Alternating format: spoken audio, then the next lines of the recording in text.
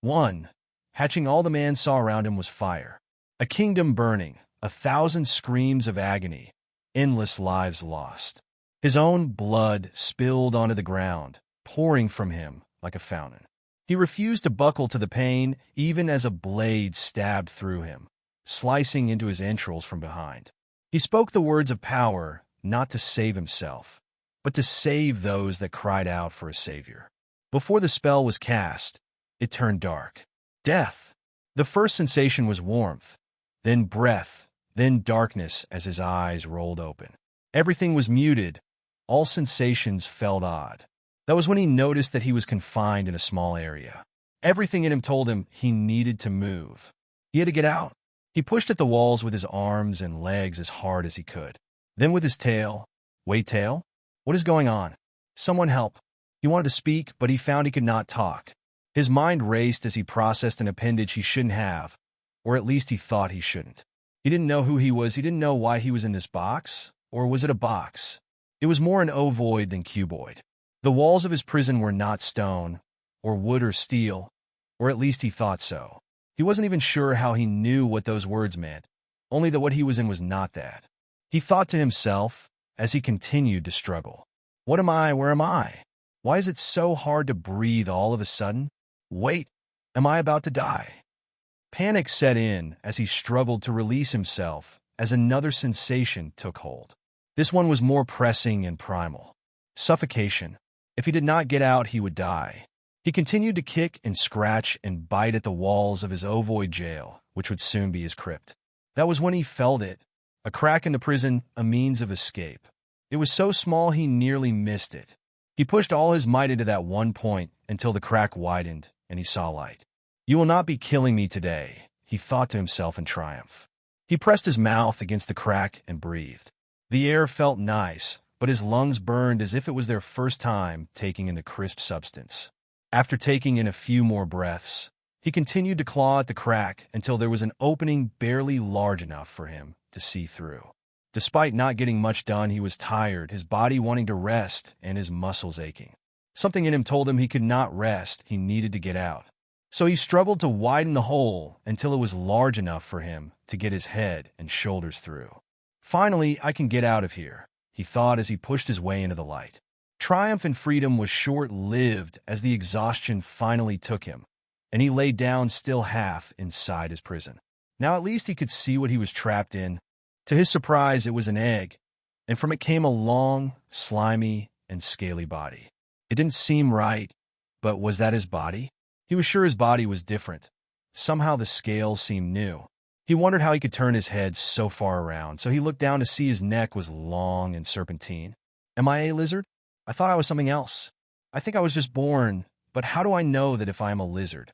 Shouldn't I be all instinct and no thought? True dragons are smart. Am I a true dragon? He looked back at his body, his long neck allowing him to examine what had so far escaped the egg. No wings, no dragon. He finally turned to look at his surroundings.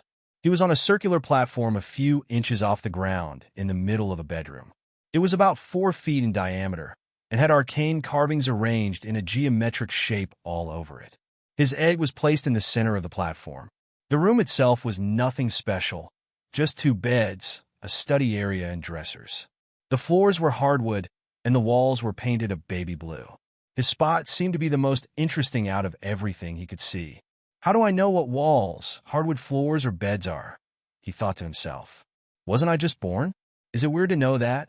I mean, I'm the only newborn I know, and I know it, so I guess it is normal. A new voice said abruptly, "Hello, sir." It would appear everything was a success.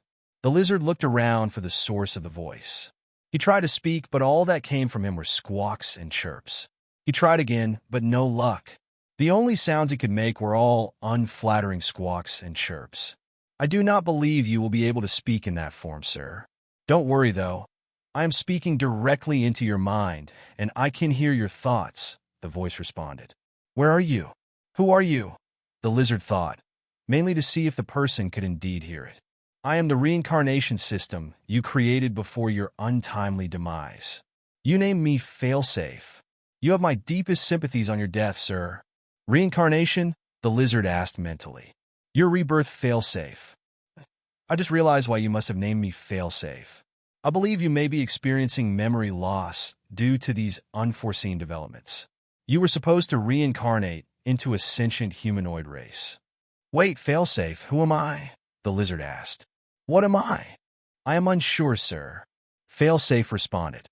My main function is to restore your reincarnated mind and spirit back to how it was.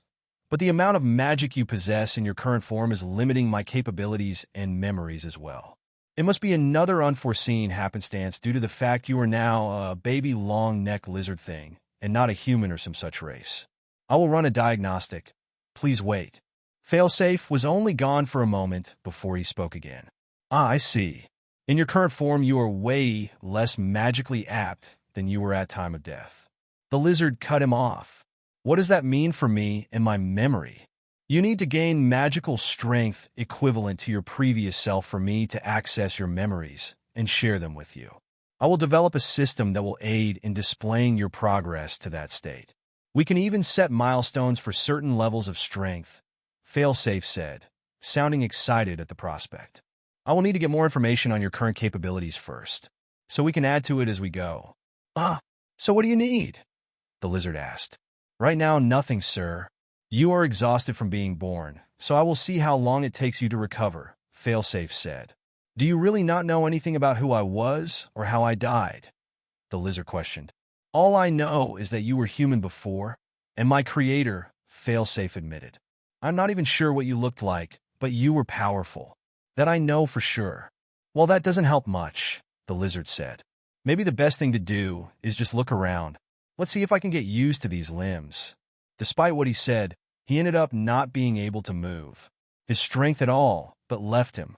The most he could do was kick at the shell that still covered half his body, freeing the last of his form. He found his body to be more dog-like than that of a lizard, aside from his neck, which was long and snake-like. His front arms, or legs, whatever they're called anatomically, had dexterous fingers. Not as adept as human hands, but they were capable of some manipulation. His hind legs, all lean muscle, looked powerful. His tail was longer than his entire body, making him look almost like a snake. If not for the long neck, he would assume he was some type of drake. He wasn't a dragon, nor was he a normal lizard. With his current memory, he didn't recognize what he was. Failsafe didn't know either, so there was no point in questioning it. He pushed himself back into his egg, which seemed safer than just laying on the table. Drained of all of his strength, he laid his head back down and closed his eyes. 2. A new name, he woke up to Failsafe buzzing in his head. He yawned, which came out as a chitter and a tongue flare. The movement seemed rather natural. That led him to think maybe he was a chimera of some kind. Maybe he was someone's science project to combine a snake and a drake. His thoughts were interrupted by the continuous buzzing in his head, so he decided to turn his attention to Failsafe. I have completed your analysis, Failsafe said, his voice full of pride. Until we know what you are and what you are capable of, some places are blank, but he held the last word for a while and paused for suspense. Ta-da, look at this. A square menu appeared in the lizard's vision, causing him to jolt awake. It was magic. Somehow he recognized the sensation and understood that only he would be able to see this. It was a mental projection, but he didn't know how he knew that. He wanted to understand how it worked and how Failsafe managed to do this without it taking what little mana he had. He was so intrigued it took nearly 5 minutes before he even looked at the words. Name. Species. Unknown level. 0.01 vitality. 1 restoration. 1 constitution. 1 strength. 1 dexterity. 1 stamina. 1 magic. 1 magic regeneration. 2 page 1 of 2. Well, good job, but what is that level? The lizard asked. So while I don't know much about who you were, I have a good feeling about how powerful you were, Failsafe said cheerily. So I divided that hypothetical magical strength into 500 milestones. I didn't like how milestone sounded, so I called them levels instead. He started to sound less confident. It is like you're, rising up, leveling up on a new level of power. He paused. It sounded better in my head, but now that I'm saying it out loud, he coughed nervously. I can change it. It's not set in stone or anything. No, that's not what I meant. It's fine. the lizard assured him. I just didn't know what the term meant in this context. So essentially, according to your gut feeling, which is all I have to go on, I am about, let's see, 0.002% as powerful as I was when I died. Huh. WL. Yeah, but I was trying to make it sound nicer, Failsafe said. Did you take a look at the second page yet? No, I was getting to it. First, why out of 500 instead of 100? Well, by my calculation, at each level you should gain enough magical energy for me to access more of your locked memories. So, each level requires twice the power of the previous to unlock. It doesn't mean you would be twice as strong, though. The unlocking of the memories is the main reason for the number of levels. Are the other statistics like magic and vitality based off of the 500 rule? The lizard asked. No, those don't technically have a limit, just kind of a general observation, Failsafe said. Ignore them for now. I need more observation data and something to compare you to. But you know what I don't need more data for? Page 2. You should look at it. Okay. Skills analysis, reincarnation, failsafe, an incomplete reincarnation magic construct, and your best friend that has your back no matter what. Venomous bite magic cost. 0. You have a neurotoxic venom, which can be injected through a bite with your fangs. Poison puff magic cost. 1. You can mix your venom into the air using magic, creating a small area of poisonous gas. This gas will reduce the health of those inside the area. The wider the area of effect, the less effective the poison. Poison scratch magic cost. 1. You can infuse your claws with neurotoxic venom, making even small scratches fatal over time. Mysterious magic connection magic cost. -1. You are connected to an outside entity, which is feeding you power. More study needed. Page 2 of 2 skills. Does that mean what I think it does? The lizard asked. Failsafe said with pride. Yep, in fact. Failsafe was cut off by the sound of someone entering the room. Everything seemed to stop for a moment, as what sounded like 2 girls chatting in an unfamiliar language drew closer. Then, without warning, a high-pitched squeal rang out. If it was of excitement or terror, the lizard did not know. He peeked his head from the now sizable hole in his egg. Staring back at him were 2 faces, both flush with excitement. They spoke with one another, still staring at him, until one quickly dashed out of the room. Something about the girl that stayed resonated with the lizard. It was something the lizard could not quite place. An aura, an attraction. No, it was more like an arcane compulsion. Something about the girl's presence felt right. It was like he was supposed to be near her, protect her, befriend her, even raise her as his own daughter. It was odd to feel such a strong paternal instinct towards a stranger. For some reason in her presence he felt stronger and less tired. He had so much renewed energy that he uncurled from his hiding spot in the egg and started to emerge. The girl held out her hand. A smile stretched across her face. The girl seemed to only grow more excited as the lizard drew closer, stumbling over himself a few times as his muscles adjusted to carrying his weight. He didn't notice before, but he didn't know what the girl's race was. She looked humanoid, sure, but not quite human. She had a human face, young with brown, unblemished skin and large circular glasses. Her hair was raven black. Most striking were her antlers, a feature humans most certainly did not share. They were small and barely peeked out of her hair, but something told the lizard they were going to grow as she aged. Bjorn, the girl said as if calling him by name. Bjorn. Somehow the lizard knew that this was his new name. As he reached the girl, he stretched out his paw. The girl took his paw, then suddenly wrapped herself around him in an embrace, tears rolling down her face. She did this while saying something in the language he did not understand.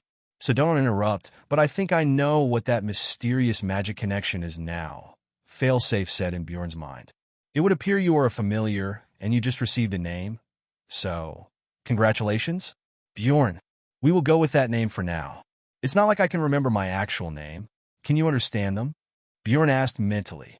I will after I hear them talk for maybe an hour or 2, Failsafe said. I got a few words down so far, but not enough to translate anything meaningful. Good news, though. The magic connection between you two seems to be rejuvenating you at an accelerated rate. The familiar contract you are under is symbiotic. What do you mean? Bjorn asked. You two are connected through a magical link, Failsafe stated. obviously proud of his deduction skills. That link shares magic between you. Her magic is stabilized and amplified by being around you, while at the same time you get a steady supply of that new excess mana. The girl finally stopped crying and picked Bjorn up by the armpits. She held him in the air for a moment, spinning around before placing him back on the ground and sitting down beside him.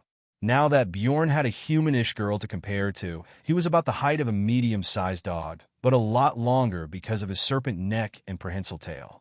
Bjorn took the opportunity to look around and get used to his new legs, now that he was strong enough to walk thanks to the girl. Walking on all fours felt right, but at the same time different. Every few seconds he flicked his tongue, which he realized was automatic. He noticed that he could literally taste the world around him, including magic. Now, that was unexpected. It didn't take long before the first girl returned with a plate of meat cut into small chunks and a young man that looked to be about the same age as the girls. Probably around 16 or 17.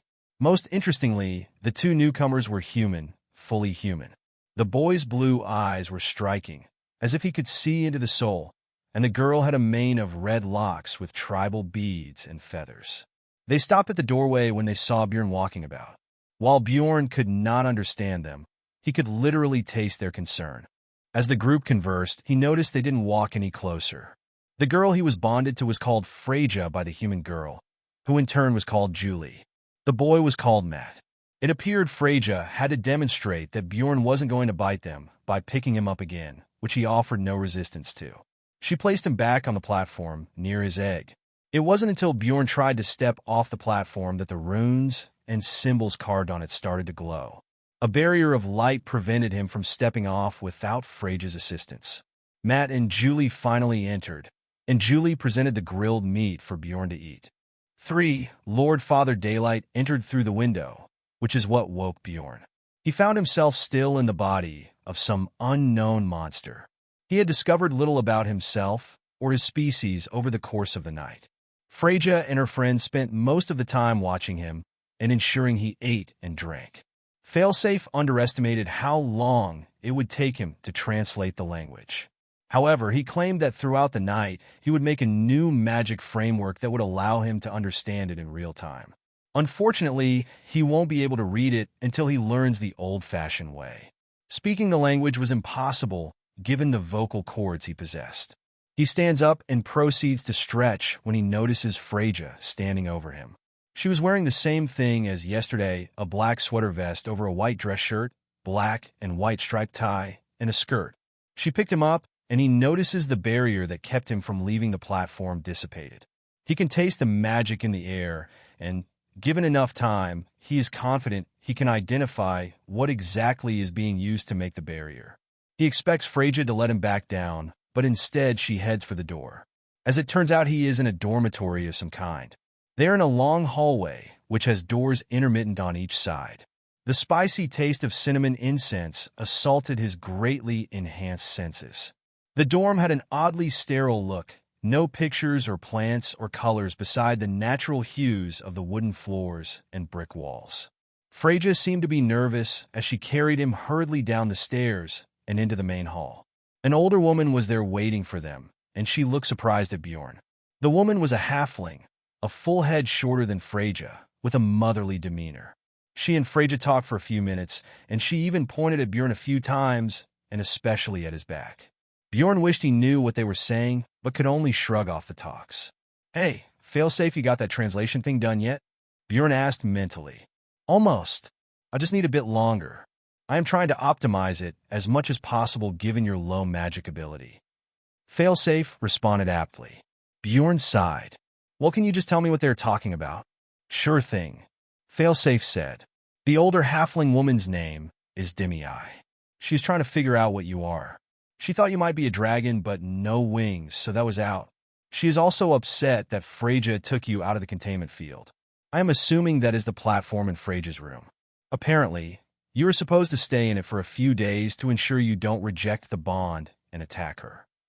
It suddenly made a lot more sense why Julie and Matt didn't want to come into the room while he was free. Any bonded familiar can reject the bond and then be no different than any other wild animal. The fact no one seems to know what he is means that Freyja is taking a big risk to her life, carrying him around like she is. While he has no intention of harming her, if he was just another wild animal, one bite, and his venom could kill her. So I could reject it. Bjorn asked. Yes, you could cut the connection if you focused on it hard enough. Failsafe stated. Oh, now the woman seems to have told Freyja that her father is on the way to see her, and she should stay at the dorm today. As Failsafe spoke, Bjorn could taste fear in the air.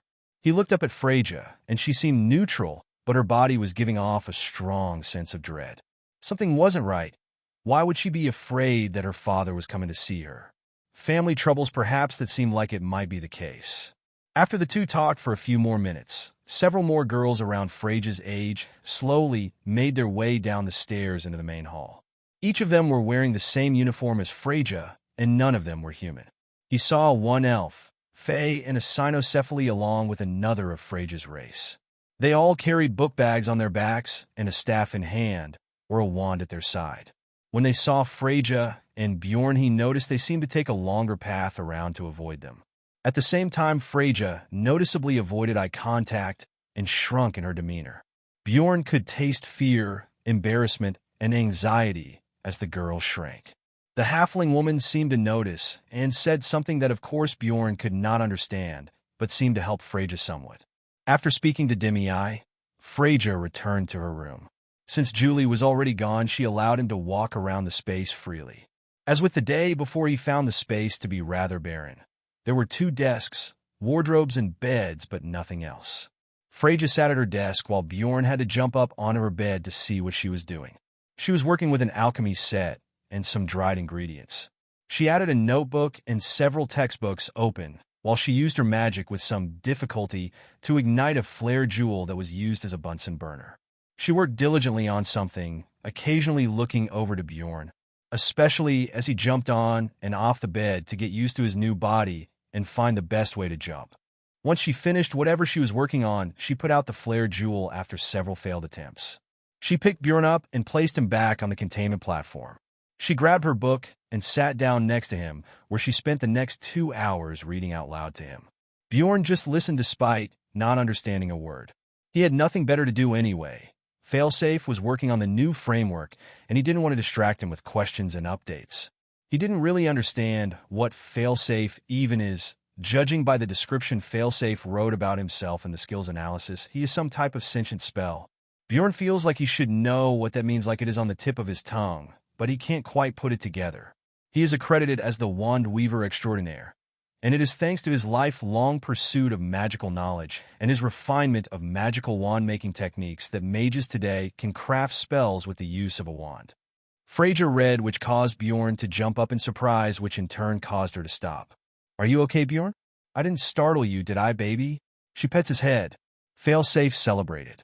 Heck yeah. Guess who just solved one way interspecies communication magic? Come on, guess. You, Bjorn said mentally. That's right. Failsafe said proudly. Not only that, but it uses ambient magic, meaning you won't even have to worry about it draining you. Bjorn immediately tried to talk out loud, but all that came out were the usual squawks. You hungry, baby? Freyja asked as she stood up. I will be right back. I thought you figured this out? Bjorn thought frustratedly. Why am I still squeaking? It is one way. Failsafe stated matter of factly. The translation is happening in your head. You can't speak. That would be sound magic or something like that. As Freyja reached for the door, it suddenly swung open. The taste of anger, disappointment, and disgust carried in the air, which caused Bjorn to immediately turn to see what was going on. He could also taste Freyja's terror, which put him on edge. On the other side of the door was a man who towered over Freyja, his antlers adorned with rings and jewels. His skin is as dark as a starless midnight, only broken up by the red suit and long shoulder cape, which itself had the crest of a dragon. Authority and mana flowed from the man like a typhoon, although controlled and pressing down only on Freyja. This was a tactic used to show dominance on those around you. It is not a physical nor a magical attack, just the manipulation of the mana in the air. If one cannot defend against it, then it will make the person feel vulnerable and under pressure, as if they are standing before a superior. It is considered rude, and even an insult to do, but the man at the door did not seem to care.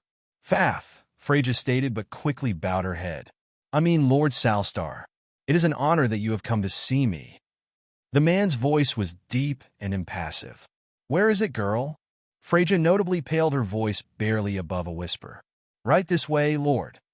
4. Goodbyes. Freyja turned from the door, clasping her hands together to stop from shaking. Her terror was palpable. The girl looked as if she might burst into tears any minute. The man, her father, Lord Salstar, walked up to the platform. With every step, his anger rose. His face was full of wrath as he stared daggers at Bjorn. Without warning, he spun around and slapped Freyja across the face, so hard she fell to the ground, blood running from her nose. What is this thing? You have brought even more shame to my house, Lord Salstar said, his voice uncomfortably calm for how angry he appeared to be. Are you trying to embarrass us? I gave you strict instructions. Keep your head down, do not speak my name, and do not embarrass the Salstar name. We are Dragon Keepers. For generations our family has only summoned and tamed the mightiest of all beasts. He shook his head in disbelief. And you failure, not only have the audacity to not only be a pathetic wizard, the only one in our family lineage, but now this? He pointed to Bjorn. Bjorn pressed himself against the barrier keeping him on the platform. He tried everything in his power to help Freyja, but all he could do was claw and hiss, which of course accomplished nothing. He could not believe that the man would come here just to belittle her. Everything in Bjorn just made him want to see just how effective his venom was on that man. Freyja cried. I'm sore. The man pulled out a wand made from black metal and inscribed with golden runes. It only took a single flick of his wrist, and his magic weaved masterfully into a complex array to produce a chantless spell. In an instant, a ring of soft light formed around Freyja's neck, choking her. The ring slowly lifted her into the air, just high enough that she had to stand on the tips of her toes to keep from being hanged. I don't want to hear your excuses. I am sick of them, Lord Salstar stated coldly. Pack your bag. You have 30 minutes. Do not make me wait. He dismissed the magic, and Freyja fell to her knees, coughing and gasping for air. Your magic hasn't improved in the 4 years you've been here, and your sister isn't around to defend you anymore. Pathetic. The man turned as his wand floated back into its case at his side. He looked at the hissing Bjorn with equal disdain and hatred. He walked to the door, which opened under his magical manipulations. Julie, standing outside, bowed her head. Obviously terrified of the man, she stammered out a greeting. Lord Salstar didn't even acknowledge her before continuing on his way. As soon as he was out of sight, Julie rushed into the room, checking on Freyja. Are you okay? You're bleeding, Julie said as she knelt down beside the coughing girl. I'll go get a healer or Ms. Dimmy-Eye. No, Freyja said as she wiped the blood from her mouth.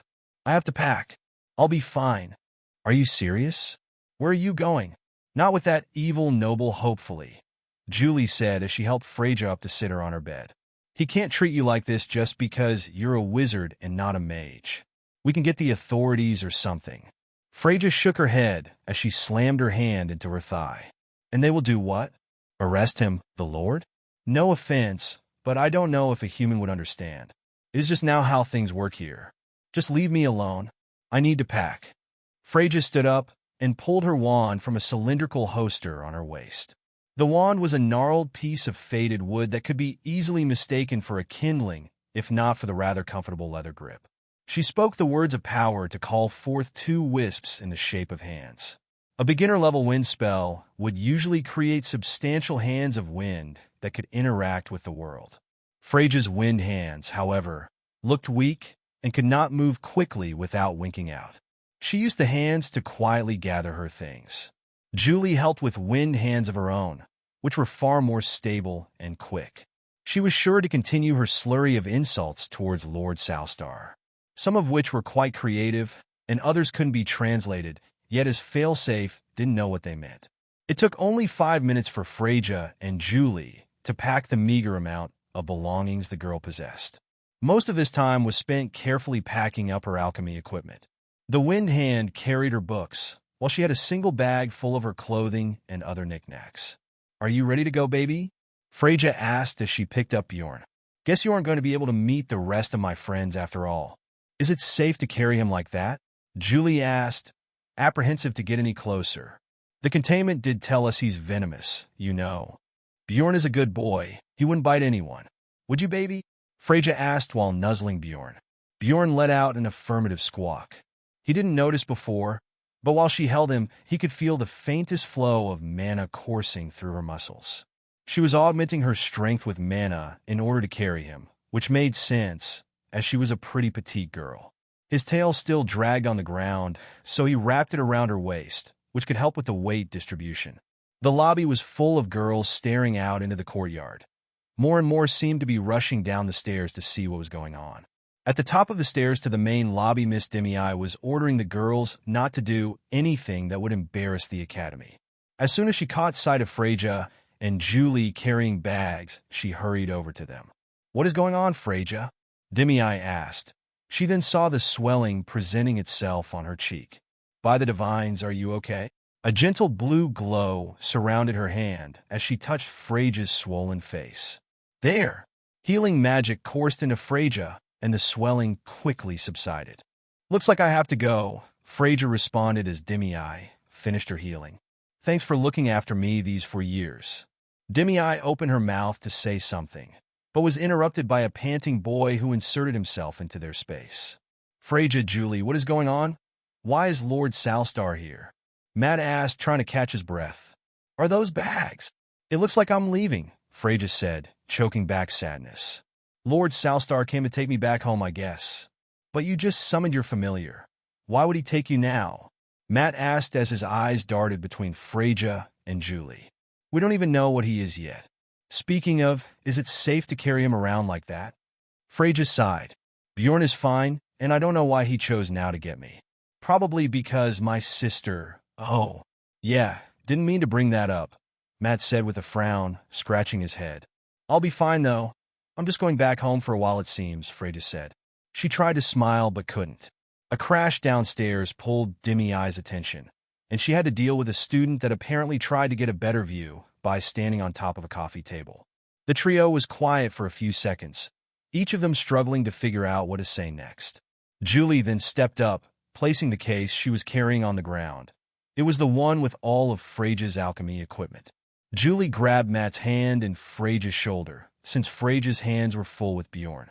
"It's not like this is goodbye, guys," the red-headed girl said. "If you are ever in the Misha Kingdom, come see me. I may not be from nobility or whatever, but my family knows how to cook up a feast. Also, Matt has a crush on you." Matt and Freyja both perked up at the last statement. Their eyes locked for a second before they both averted eye contact. Matt stammered, "What'll be fun?" His eyes locked on Freyja, cheeks turning nearly as red as Julie's hair. "Well, you see, He cleared his throat. "If you're ever in the Force Isles, you're always welcome." "Oh, that is kind of you," Freyja said. "The invite, I mean. Both of you. Thanks." After a few minutes, the crowd opened when they noticed Freyja and her friends making their way to the door. Outside, Freyja finally saw why the crowd had gathered. A single figure clad in red was standing next to a massive lesser red dragon. The dragon was Lord Salstar's familiar, Thrand, and he had a large enclosed carrier on his back with enough room for 20 people to sit or stand comfortably. Freyja steeled herself with a deep breath and squeezed Bjorn a little tighter. 5 Dragon Repellant. The courtyard was full of spectators, both students and instructors. None approached the large lesser red dragon or Lord Salstar, the nobleman who ruled this domain. The sheer weight of Thrand, the lesser red dragon, would have crushed the bricks that made up the walkways had they not been magically reinforced. Most of the students here had never seen a lesser dragon before, and even those that had were awestruck by the majestic animal and its master. Julie grabbed Freyja's wrist, spun her around, and gave her a long, emotional hug. She reached out and dragged Matt into the embrace as well. "Be sure to message me and Matt," Julie said as the trio released. "And don't let that asshat get his way. Promise me you'll be all right." "I promise. As soon as I can, you will hear from me," Freyja stated. Freyja's wind hands, which had been dutifully following with her books, also took the bag Julie had been carrying. She turned and approached her father. When she was just a few feet away, a figure jumped from the dragon's back. He landed with surprising grace and looked at Freyja with a self-satisfied grin. He was a few inches shorter than Freyja, but was a spitting image of Lord Salstar. That was to be expected, as he was the Lord's only son and Freyja's younger brother, Ragnar. The boy had on a blue suit to his father's red, and instead of a wand he wielded a staff with a large orb at its end. "Ah, sister dear, it is nice to see you again," Ragnar said with a vicious smile. "I heard you successfully summoned your familiar." The boy sounded like he was reading from a script, and Bjorn could not help but notice how staged everything seemed to be. There was something going on, and Bjorn liked it less and less with each passing moment. Freyja stopped in front of Ragnar and bowed her head. "Master Ragnar, the pleasure is all mine." Bjorn got the sense that Freyja knew what was going on. She tensed up, and Bjorn could taste the fear and shame in the air. Ragnar seemed to be displeased in Freyja's response, as if he was prepared for a different outcome. Bjorn got the feeling that Ragnar was prepared for Freyja to stand up to him, and was disappointed she didn't. Ragnar's smile vanished. "What is with the formalities, sister? Oh, let me guess. You heard I am next in line to take over his head after Dad, since Big Sis Helga is no longer with us." He paused for a moment. "You know what that means, right, Shia? Don't worry, we are siblings. Please let me see your dragon." Of course, as a member of the Salstar family, you summoned a dragon. Performance seemed to have reached the zenith as he paced around Freyja, eyeing her up and down. "I mean, it would be a complete shame and dishonor that a Salstar would even attempt to summon anything else, right?" He pretended like he just noticed Bjorn. "Oh, what is this little ugly thing? Don't tell me you disobeyed father." "His name is Bjorn," Freyja whispered. Ragnar grabbed Freyja by her antlers and threw her to the ground in front of their father. Freyja had to hold on to a hissing Bjorn, who was eager to fight in her defense. "I'm sorry, what was that?" Ragnar yelled. "Don't talk back to me. You're a failure. From today on you are a Shia, and I have taken the right to be an heir from you. I will show you what a real Salstar should be able to summon." He snapped a finger. "Vilja here." A dragon pup flew down from atop the red dragon. It soared through the sky around the courtyard before landing, without so much as a thud next to Ragnar.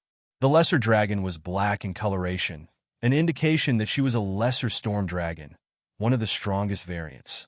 While still a dragon pup, she was half as tall as Ragnar, and when matured she would be larger and stronger than Thrand. Bjorn managed to free himself from Freyja's grip, and he stood in defiance of the two men, inserting himself between Freyja and her kin. Ragnar merely laughed at the display, seeing the small, long-necked drake thing as an odd, unimpressive creature.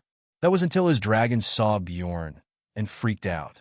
She backed up, squawking cries of fear, even threatening to take off flying if not for Ragnar holding on to her to calm her down.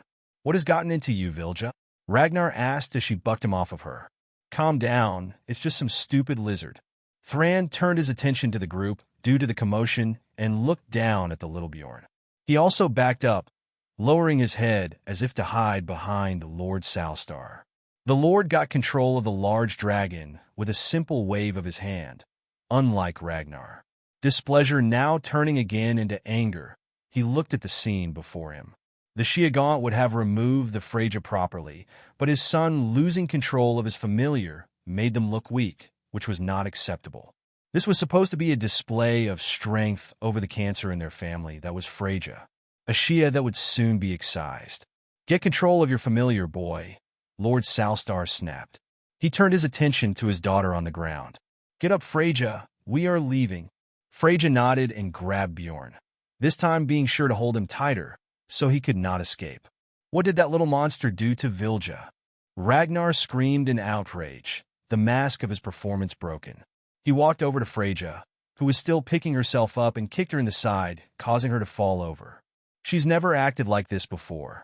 What did your freaky little familiar do?" Ragnar, enough. "Or do you mean to further shame yourself?" Lord Salstar said in a deep rumble. "But it was her. She did something," Ragnar protested. "Excuses, Ragnar? You think I want to hear them from my heir?" the man asked in a rhetorical tone. "Take Vilja and get out of my sight.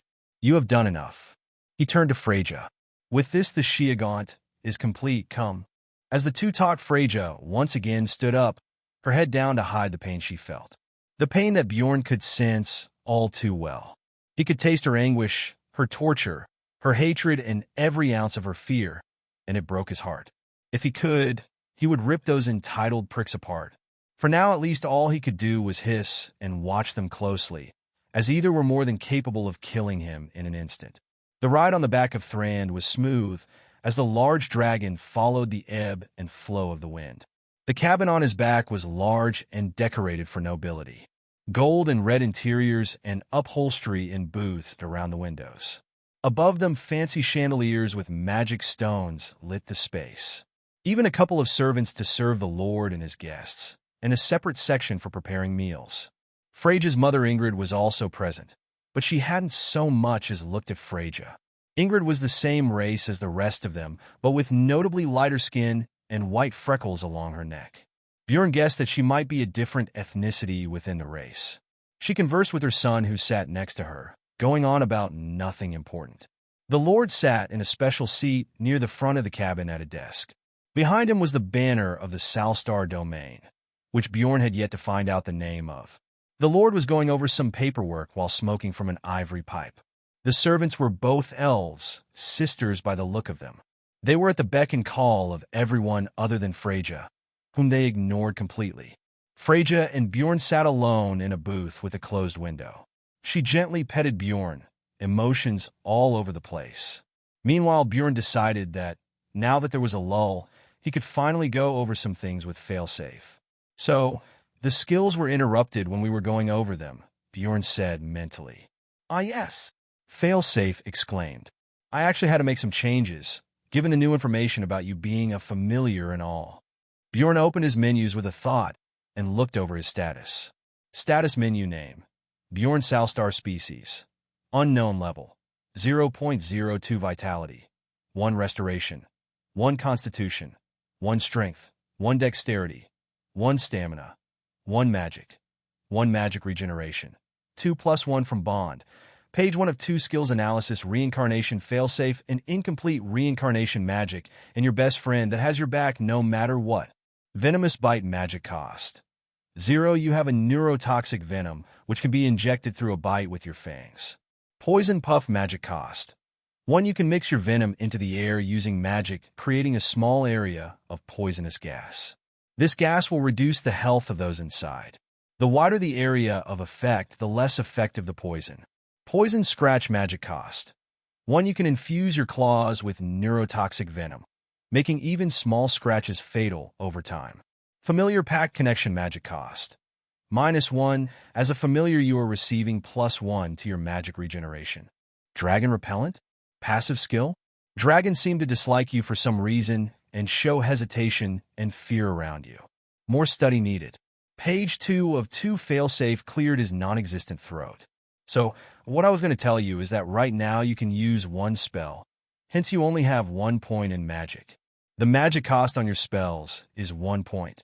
As long as you are near Freyja, you should regain that point of magic once every 12 hours. Should you be separated, you will lose that bonus, and it will take probably twice as long. That is ridiculous, right? Why does it take so long? Bjorn asked. Did you forget you were just born yesterday? Failsafe responded. You are a newborn. The fact you can use magic at all is crazy. So only my natural venom doesn't cost any mana. What's that dragon repellent thing you added? Bjorn asked. Just an observation. Ignore it for now, Failsafe stated. Do you have any idea how potent my venom actually is? Bjorn asked as he stretched on Freyja's lap. We won't know until you use it, Failsafe said. Some experimentation would be nice if only I could talk, Bjorn sighed. Right. Remind me, I might have come up with a way for you to get stronger faster, but we'll need to kill something for me to test it out, Failsafe said. We need to kill something? Will a bug do? Bjorn asked. Not unless it can use magic, Failsafe responded. Because I'm a magical construct, I can actually absorb and manipulate mana. It's not much, but that's how I'm able to function without draining your mana constantly. Right now, I am running on free mana out in the atmosphere, also called ambient mana. But when something dies, its remaining mana can be absorbed. I'll even gain some of their experiences as well as a memory or 2. If I can store some of that mana, I can introduce it to you in a manner your body will absorb. That sounds like cultivation, Bjorn said without even thinking. He then lifted his head and thought about it. How do I know what cultivation is? That is cultivation, right? I believe so, or something like it. Maybe? Look, both of our memories are incomplete, so either it is or it isn't, and I just invented a brand new way to grow stronger, Failsafe said almost dismissively. The important part is getting stronger as fast as possible, so we can get our memories back. Bjorn set his head back down on Freja's lap. That reminds me, if I die before that, can you reincarnate me again? Once you reach level 410, I should be able to. If you die before that, we're just going to be regular dead, Failsafe said. However, if you hit level 410 and croak, in our next life, both of us will lose all of our memories and we won't be able to recover them. This you and the you from your first life will be dead in a sense. The smooth motion of the dragon's wings came to a stop as Thran landed abruptly. Lord Salstars stood up from his desk, smoke pipe in hand. He walked over to Freja, standing over her, and before she could even react, a soft, white light ring appeared around her and Bjorn's necks. The ring dragged both of them out of the booth as they struggled against it. The door to the cabin was opened, and the two were thrown out. Six broken, they rolled down Thran's back, his massive wing creating a ramp to the rocky ground below. They were in a clearing in the middle of the forest, facing the base of a crag in the landscape.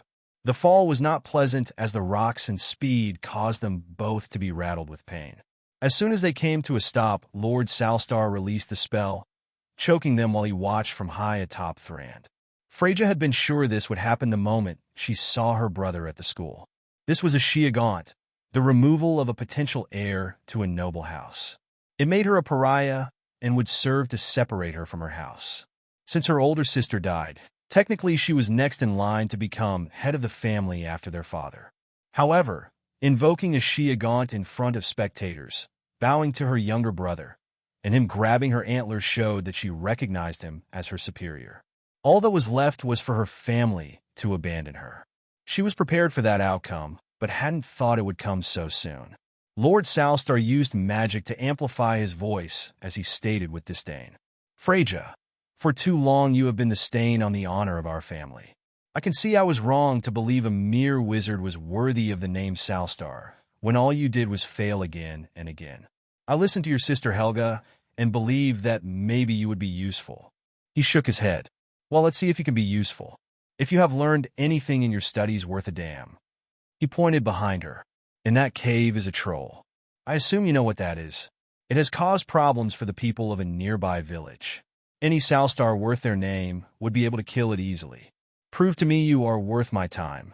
Thran's wings flapped hard, and in seconds the dragon was far off in the skies above.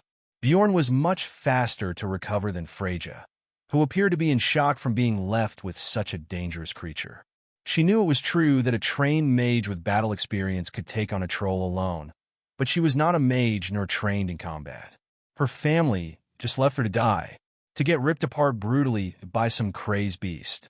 She was still reeling from the tumble, the choking, the slap, and now this. Before she could even stand, the world went silent as all animals in the area fled. A thunderous roar came from the cave a little over 300 feet away. The beast stepped out into the sun, irritated that some weak intruders dared step into its territory. The brute stood over 8 feet tall, its muscular form hidden under a thick hide.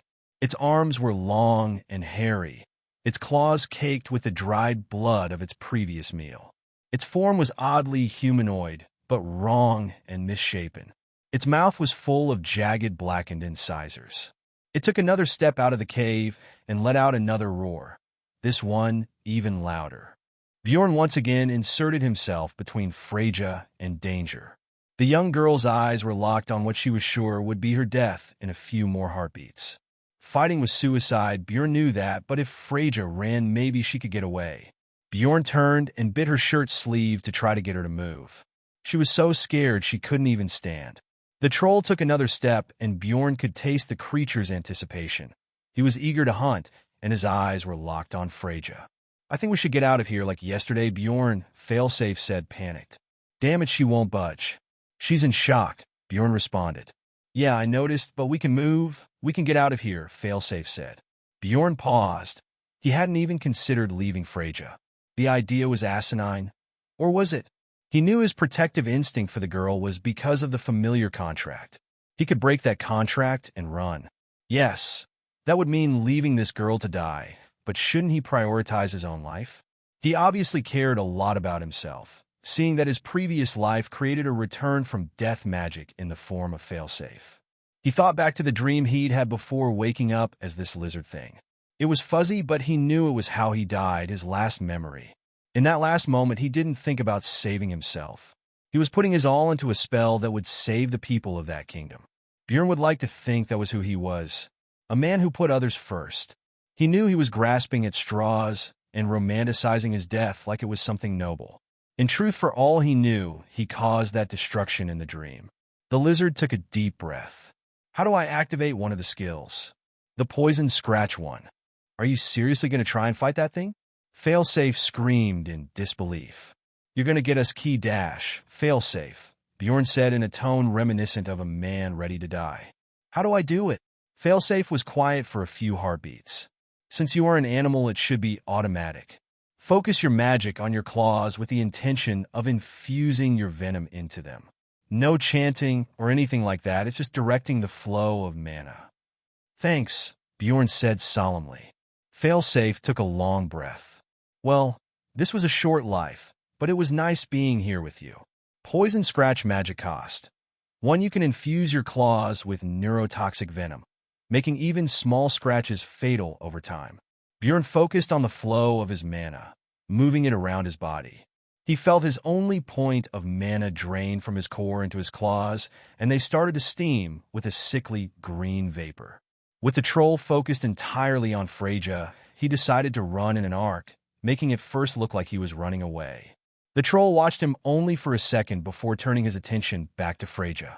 The beast hunched over and began running on all fours like an ape. Freyja screamed as the creature drew closer, snapping her out of her frozen state. She frantically looked around for Bjorn, only to see him running away. She turned her head, knowing she was going to die alone, abandoned by her family and her own familiar. She tried to get up and get running, but slipped as she tripped over herself, only managing to crawl in a pathetic mess of frantic, terrified motions. That's when she heard the troll scream in agony. It howled as the running thumps of its footsteps stopped. The sound of it wrestling with something drew her eyes back around. She saw Bjorn on the creature's back, biting and scratching as many times as he could. The cuts were superficial at most, barely drawing any blood. Besides that, she knew trolls had an extremely fast healing factor. Cuts and bites would heal up in minutes. Bjorn, run, she called out as she finally reached for her wand. The troll thrashed his arms wildly, trying to reach the nuisance on his back. His animal intelligence didn't allow for him to think of any better strategy than wild rage. It was all he needed after all, and soon Bjorn was knocked free. The troll whirled around with speed unbefitting its size. His ape-like hands clasped tightly on Bjorn's torso while his claws dug deep into the lizard's ribs. The monster's other hand quickly reached for the lizard's neck, and with a twist and a shower of blood, decapitated the struggling Bjorn. Freyja chanted her spell, but when she saw the troll drop Bjorn's body, her words petered out. The spell failed, which was expected since she'd never tried offensive magic before. The troll rushed Freyja, and with a slash of its claw, she was sent flying. Her body burned with pain as flesh tore. Her vision blurred as she breathed in a mountain of earth. She found herself face down in a muddy red pool of her own blood. She rolled on her back, but could not sit up. The troll stepped on her right leg as it approached, shooting blinding pain into her. The creature raised both hands over its head, ready to bring them down on Freyja and end her life in one quick and decisive blow. Freyja looked up, past the hulking giant into the sky where Thran circled overhead. She reached out her right arm since the other was broken. She only had one thought in her head. Through the pain, through the sadness, through the abuse, the torment, the years of hatred. She didn't want to die, not like this, not to this beast in this field. Her heart darkened, and all she could think was to curse her fake fucking family. She cursed them over and over again. She screamed all of the rage she'd built up over the years. Every profane thing she could think she wished upon them. Even through it all, there were no more tears. Not for her sad life. That's when she noticed the beast had not brought down its hands. She turned her attention back to her executioner as he stumbled dizzily off of her pinned, broken leg.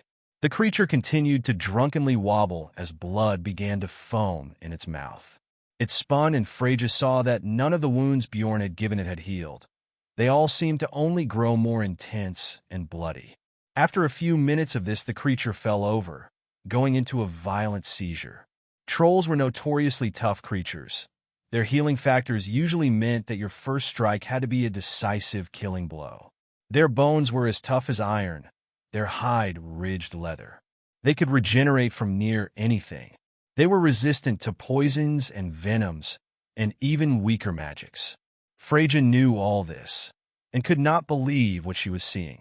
A troll fell by venom. It was unheard of, it was damn near impossible. As the creature let out its last few death throes, Thrand landed in the clearing with a tremor that shook the landscape. Moments later, Lord Salstar, Lady Ingrid, Ragnar, and a few servants descended the dragon's back. Ingrid still refused to look upon her daughter.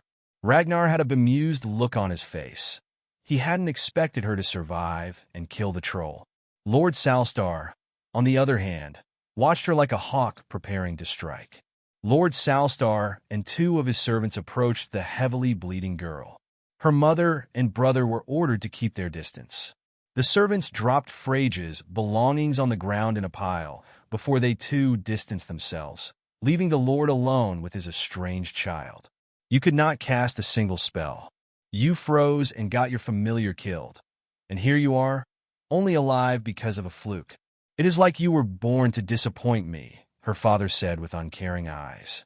I cannot believe Helga convinced me to keep you around for so many years, may she with the forest father. It looks like your mother was right all along. We should have removed you long ago. The Salstar family will be all the brighter after today. Fuck you, Freyja said. Her mouth was dry, dirty, bloody, and was barely able to speak. You tried to kill me. You killed my familiar. You ruined my life. Fuck you, Ulfr Salstar. The Lord clicked his tongue in disapproval. You are stripped of any nobility my blood would have granted you. You are no Salstar. You are trash. You are disowned. Never use the Salstar name. Never return to the Salstar territory or any of our towns. He bent down and placed a small potion and a silk bag on the ground.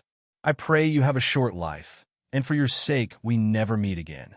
It only took a few moments before her family was gone, back on Thrand and into the skies. Freyja laid there in agony and rage. She looked at the potion her father left her. A small health potion, not enough to fully heal her wounds, of course, but maybe enough to set the bones and stop some of the internal bleeding. She reached for the potion and drank it in one gulp. The girl screamed as her broken arm, ribs, and leg bones reset but didn't heal. Her body grew hotter, and some of the more grievous wounds stopped bleeding. The pain was quick but unforgiving, and as soon as it was over she passed out. 7 Night is for the monsters. It was always the same. The first sensation was warmth, then breath, then darkness as his eyes rolled open. This time, however, things seemed a little different. The sun was setting, but the crag face caught the light, giving the area a few more minutes before night. Bjorn found it difficult to focus, his vision now split between 4 eyes. Now that was new. The last thing he remembered was being caught in the grasp of the troll, then nothing but darkness and pain. He coughed, his throat dry and scratchy. He tried to focus on his vision. He was still seeing double. It was starting to become more normal to him. It was less like an affliction caused by injury and more of a new natural. He rolled over onto his paws, now laying on his stomach instead of his side. His muscles were sore and felt as if he had been shredded from the inside out. That's when he noticed his neck was touching something. He turned and saw himself staring back at him. Startled, his neck reeled back, getting a good look at what he was seeing. He was seeing himself from 2 different angles at the same time. He had sprouted a second head, which only made him confused. He looked around and saw the troll lying dead not too far from him. His other head also swung around and saw something concerning.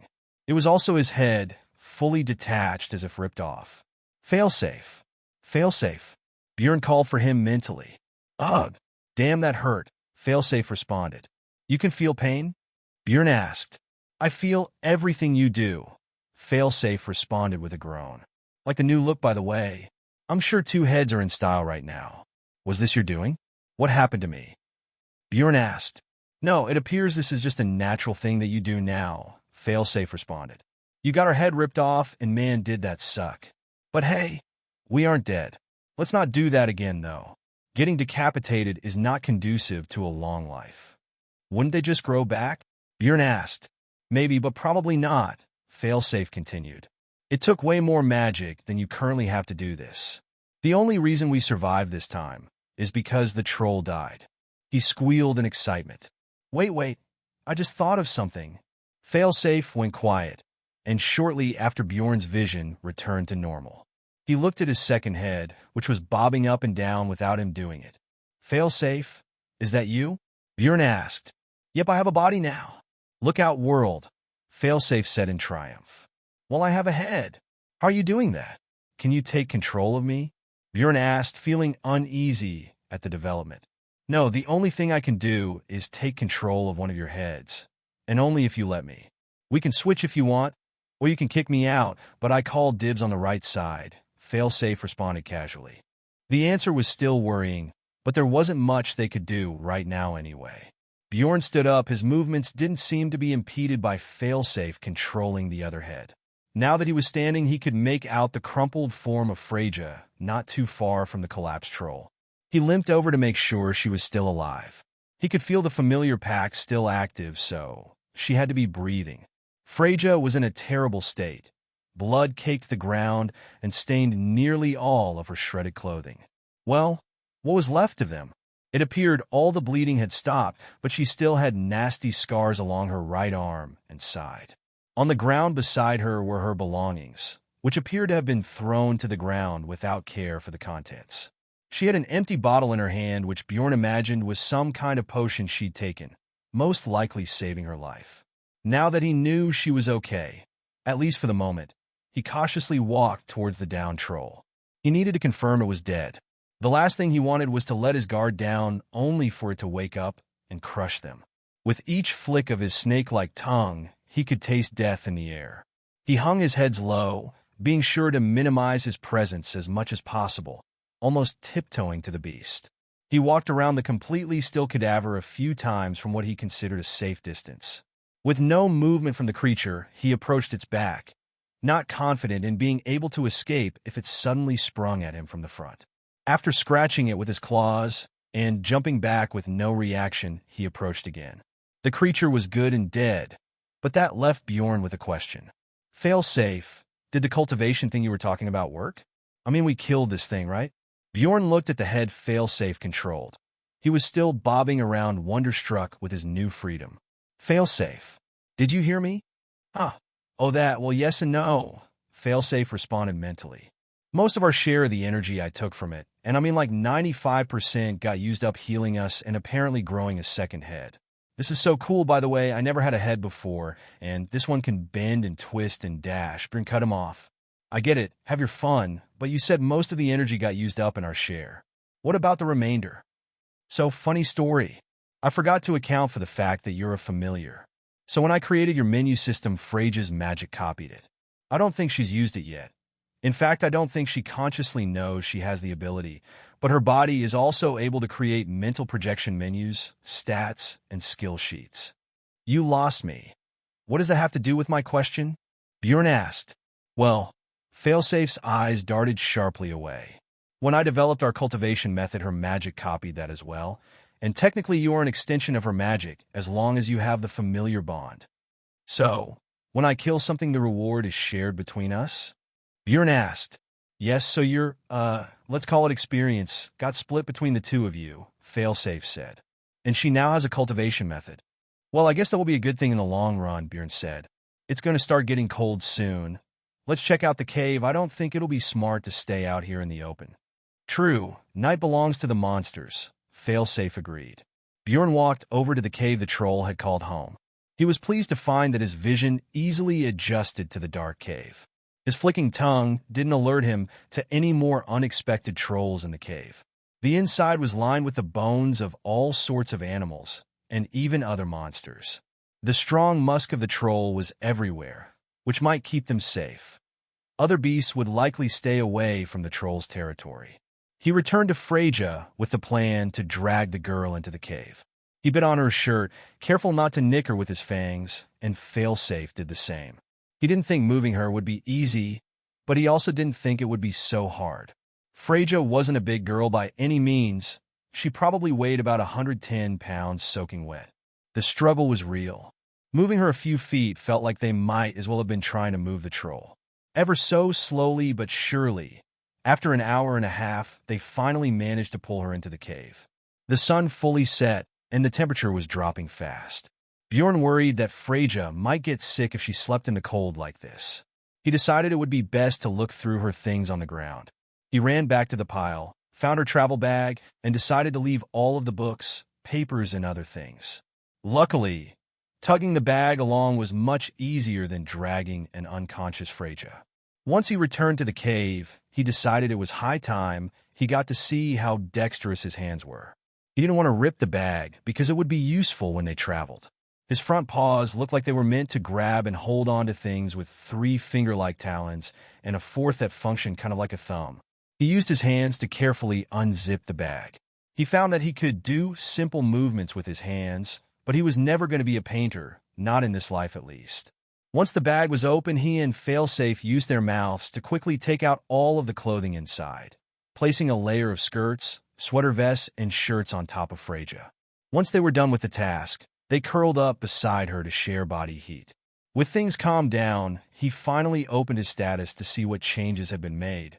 Status menu name: Bjorn Salstar species, unknown level, 0.5 vitality, 1 restoration, 10 constitution, 1 strength, 1 dexterity, 1 stamina, 1 magic, 1 magic regeneration, 2+2 from bond, page 1 of 2 skills analysis, reincarnation failsafe. An incomplete reincarnation magic construct, and your best friend that has your back no matter what. Venomous bite magic cost 0. You have a neurotoxic venom, which can be injected through a bite with your fangs. Poison puff magic cost 1. You can mix your venom into the air using magic, creating a small area of poisonous gas. This gas will reduce the health of those inside. The wider the area of effect, the less effective the poison. Poison scratch magic cost 1. You can infuse your claws with neurotoxic venom, making even small scratches fatal over time. Familiar pact connection magic cost -3. As a familiar, you are receiving +3 to your magic regeneration. Dragon Repellant. Passive skill: dragons seem to dislike you for some reason and show hesitation and fear around you. More study needed. Head regeneration magic cost 40-ish, was kind of decapitated at the time, so numbers may be off. Currently only usable if fallen beast powers the regrowth. Major wounds, including decapitation, can be healed. More study needed, but not recommended we try again. Page 2 of 2. 8. Hunted morning came with the sound of a scream, which caused Bjorn to spring awake. He looked around with both heads under his control, which he soon relinquished the right one to failsafe.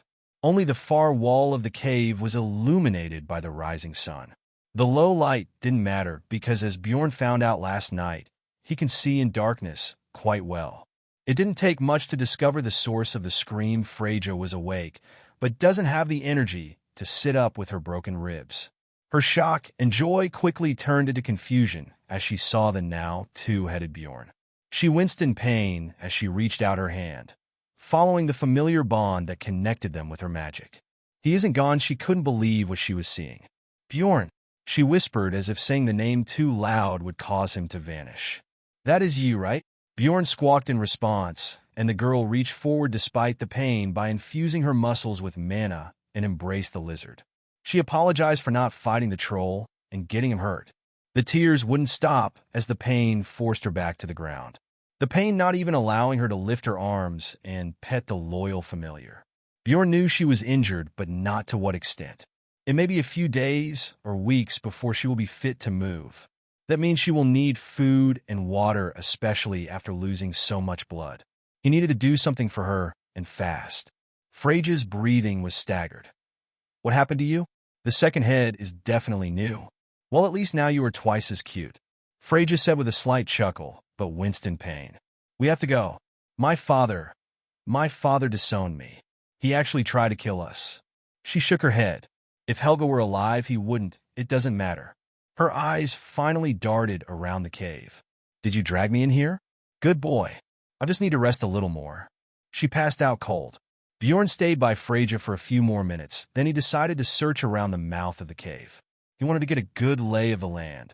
He decided to finish gathering the test of Freja's belongings, which included her alchemy set in a rather nice leather-bound case, along with several notebooks and textbooks. It was a few hours from midday, and aside a couple of vultures circling the dead troll, not much had changed from the day prior.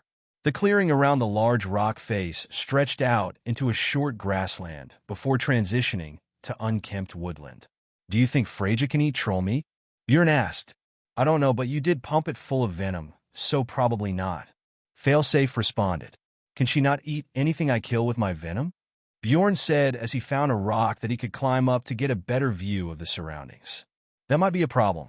I am pretty sure I am supposed to be an ambush predator that strikes and wraps my prey up with my long body. We just have to hunt something small like a bird or rabbit after we find some water. Failsafe added. Bjorn's two heads swing around looking for any signs of monsters skulking around. With each tongue flare, he could literally taste the decomposition of the troll, along with the frustration of the vultures trying to get to the meat beneath the thick hide. He decided to watch for a few hours just to make sure nothing would show up while he left Freja alone in the cave. He was satisfied and returned to check on the sleeping girl before he left for the grassland.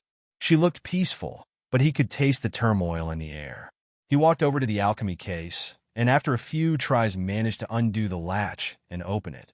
Inside were vials, beakers, a mortar and pestle along with a host of tools, potions, and ingredients. Bjorn could tell that the girl was passionate about her use of alchemy, and he felt she most likely wanted to learn to cover her deficiencies as a magic caster.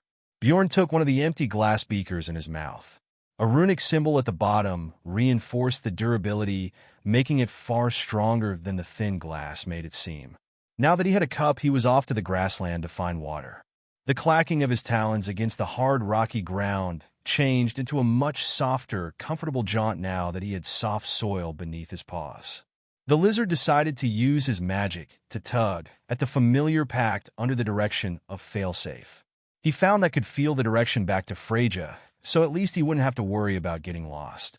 The grass was tall, or at least taller than he was, meaning he had to rely on his sense of the familiar bond like a compass to know he was going in the right direction. Soon enough, he reached the entrance to the forest. The canopy was thick, making the passage look menacing. Bjorn wanted to test out a theory to determine a possible escape should he encounter any predators. He placed the glass beaker down and walked up to the closest tree and sunk his claws into the trunk in an attempt to climb. His first attempt looked more like he really just wanted to give the tree a hug. He tried again, this time with a bit of a hop, using his front arms to grab, and then his hind legs to push up. He found that doing this he could climb pretty well, and made it about 12 feet up the trunk, but it was too tiring to keep trying until he found water. He used his long tail to wrap around the tree trunk as added safety as he slowly descended. Now that he had an escape, should something happen, he felt confident enough to enter the forest with his glass. The darkness didn't impede his vision, and he used his heightened senses to smell out the location of water. Every few minutes, he would have to set the glass down and flare his tongue, then continue. While he walked, he noticed Failsafe chewing on something. He swallowed and looked back at him. What? Failsafe asked. We stopped moving. What were you eating? Bjorn asked. A beetle we nearly passed. Tasted all right, I guess. Failsafe stated. I've been doing it this whole time. Are you just now noticing? Yes. Why are you eating bugs? Bjorn asked incredulously. Because we need to eat to keep up our strength. Lizards eat insects all the time. Failsafe responded, and his head squawked. Bjorn hadn't considered insects as part of his diet, but the magic construct wasn't wrong. This was a survival situation, and if he could fill his stomach while searching for water, in this case, 2 heads really was better than 1. He continued for a half hour until he finally picked up the taste of water in the air. He tugged at the magical connection he had to Freja just to make sure he could get back home, then continued. "We are not too far from water now," Bjorn said mentally to Failsafe. "Stop," Failsafe responded as his head swiveled around. "I think we're being hunted." Bjorn froze in place, then got low to the ground as both he and Failsafe used all of their senses to observe the area. Everything looked normal, the canopy blocking most light, but a thick carpet of leaves making nearly every step crunch. He didn't smell anything but the natural musk of the forest. His tongue tasted the air, and sure he could pick up the faintest trace of other animals. They all seemed far away. Then something jumped out at him, the taste of magic so faint he only noticed it because he was focused so intently. "Run!" Failsafe screamed in Bjorn's head. Bjorn picked up the beaker in his mouth and took off running in the direction of the water, just as something lunged out at them, so close they felt its breath. As soon as they started running, the forest erupted into life. Bjorn heard the sound of several things chasing them. He didn't dare turn around. He needed absolute focus on where he was going. The last thing he needed not was to trip on a root and stumble. "Shadow wolves." Failsafe said he was able to turn and look around without impeding Bjorn. "Go right now," Failsafe said right, as Bjorn narrowly avoided the jaws of the leading wolf. Left. Bjorn quickly changed directions again and again, following Failsafe's guidance. The sound of more wolves joining in the hunt painted a grim picture, especially when the sound was coming from ahead. Bjorn made a last-second decision and turned to the nearest tree and jumped as high as he could. His claws sunk into the trunk as he pulled himself up as fast as he could. It wasn't fast enough, as he felt one of them bite onto his tail, sinking their teeth in deep, and start pulling him down off the tree.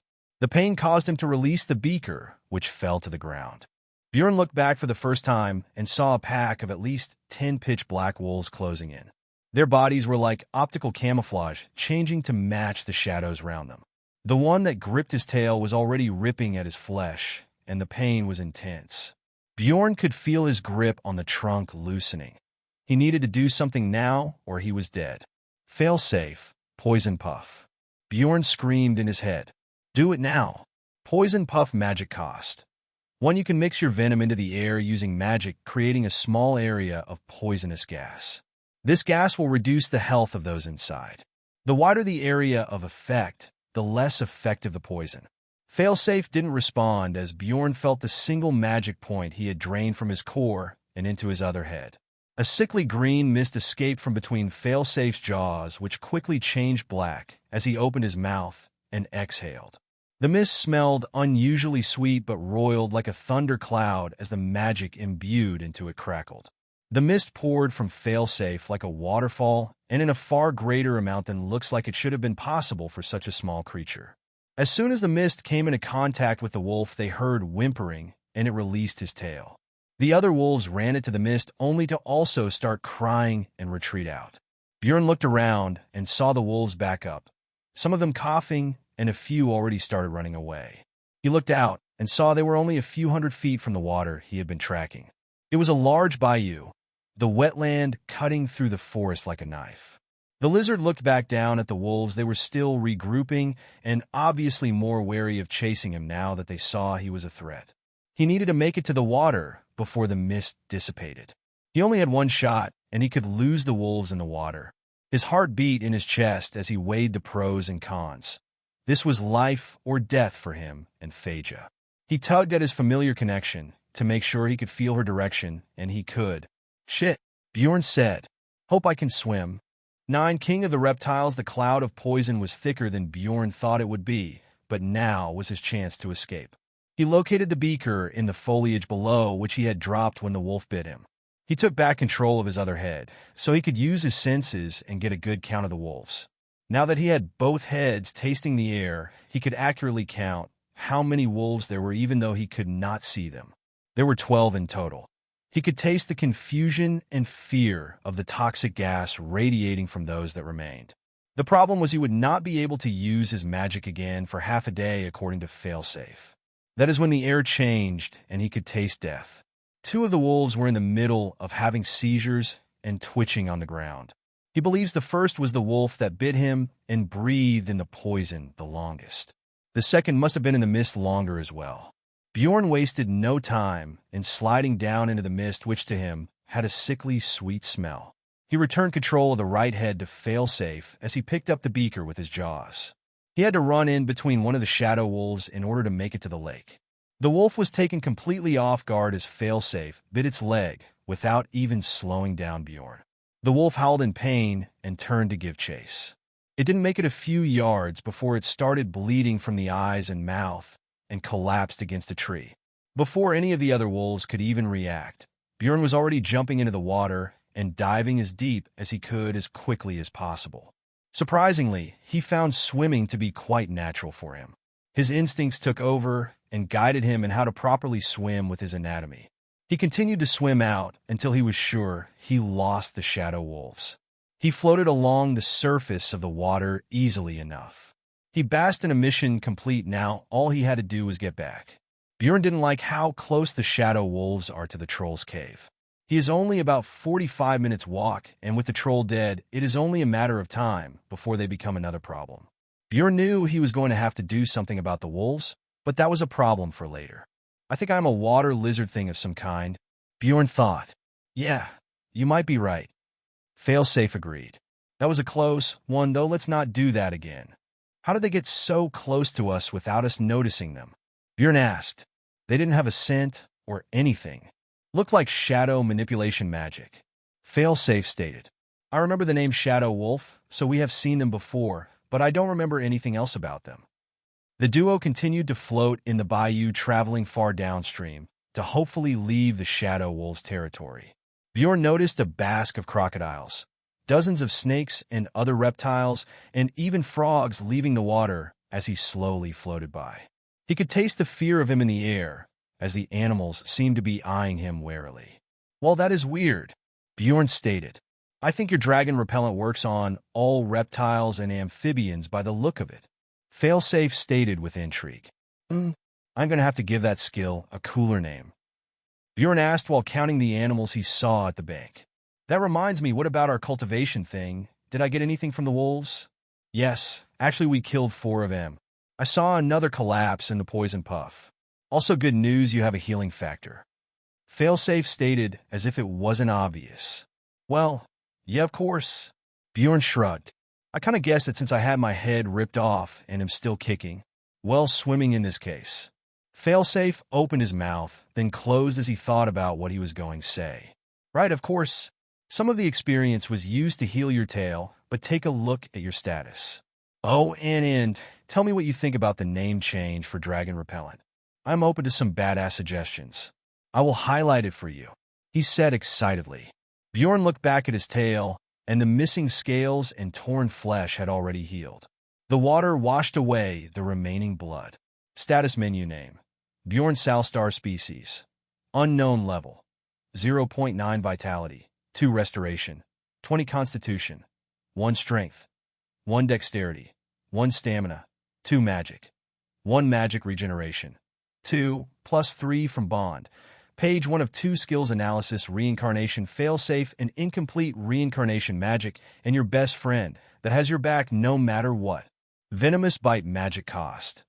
0. You have a neurotoxic venom, which can be injected through a bite with your fangs. Poison puff magic cost. 1. You can mix your venom into the air using magic, creating a small area of poisonous gas. This gas will reduce the health of those inside. The wider the area of effect, the less effective the poison. Poison scratch magic cost. 1. You can infuse your claws with your neurotoxic venom, making even small scratches fatal over time. Familiar pact connection magic cost. -3. As a familiar, you are receiving +3 to your magic regeneration. King of the Reptiles. Whatcha think? Passive skill. Dragons, lizards, amphibians all show hesitation and fear around you, going so far as to run away from you. More study needed. Head regeneration? Magic cost. 40-ish, was kind of decapitated at the time, so numbers may be off. Currently only usable if Fallen Beast powers the regrowth. Major wounds, including decapitation, can be healed. More study needed, but not recommended we try again. Page 2 of 2. Wow, a little more, and we unlock more about who I was, right? Bjorn stated as he looked over the status. Restoration jumped up, but my vitality stayed the same. The two are close in meaning, but not the same. Restoration is how fast you heal, while vitality is how much life energy you have. On the same note, constitution is how durable you are physically and mentally. Failsafe paused for a second. Actually, I should probably change that one. How does willpower sound for mental fortitude? I think it would be fine. The more accurate these are, the better, I am assuming. Bjorn states, yeah, and it is also pretty fun, right? Failsafe said with a head bob. When we get stronger, probably around level 10, no, level 15, you should have enough mana for me to scan and calculate other people's status and skills. We'll know how strong someone is just by looking at them. Won't that be crazy? Yeah, that would be really helpful in a fight. Bjorn stated as he looked over the status again. But why did the amount of mana I am getting from the familiar bond go up? Huh? Oh, I didn't even notice that. Weird. Failsafe admitted, his head turning to look out blankly. I don't know, maybe it is just how the bond works. It would make sense. The more you two interact, the stronger the bond would become. Bjorn thought about it. Strengthening the bond would eventually make it so I couldn't break it. The containment back at the academy was supposed to do this, right? Yep, I imagine there is a point of no return. I will keep an eye on it, so when we reach that point you can make the decision if we are going to stay or go. So what do you think of the name of the skill? Failsafe said cheerily. King of the Reptiles sounds pretty cool, right? Bjorn didn't really care about the name, but thought it was a little on the nose. Well, it's not bad. He saw Failsafe's expression dropping. It's not bad, because it's great, buddy. SOSO cool. Failsafe lit up, bouncing and bobbing his head, going on about how he thought of the name. The two continued floating for a few hours before returning to land and immediately climbing a tree. Now that they had the beaker full of water, he had Failsafe carry it in his mouth. Bjorn wanted to look out for the shadow wolves, and now that he knew the taste of their magic, he knew what to look out for and needed to be thorough. The last thing he wanted was to lead the pack to Freyja. After watching his surroundings for an hour, he felt it was safe to move. He climbed down and began his walk home, this time far more cautious than his arrival. It took another hour and a half for Bjorn to make it back home. He wanted to give the wolves' territory as wide a berth as possible. He tasted the air as he arrived and could detect no changes aside from the increased numbers of vultures. He arrived back at the cave and saw Freyja still lying on the ground. She was crying and didn't seem to notice him until the clacking of his talons against the cave floor roused her. She turned her head with a wince, and some of her worries seemed to melt with his return. Bjorn, Freyja said, her voice was weak. You really do have two heads. I thought I might have been hallucinating that. 10. I will survive. Bjorn walked up to her and proceeded to set down the bayou water, which of course Freyja couldn't drink as it was, unless she wanted to get sick. Bjorn proceeded to go through her alchemy equipment, using his talents to the best of his ability, but found that simply using his mouths was far easier and quicker. Bjorn, what are you doing, baby?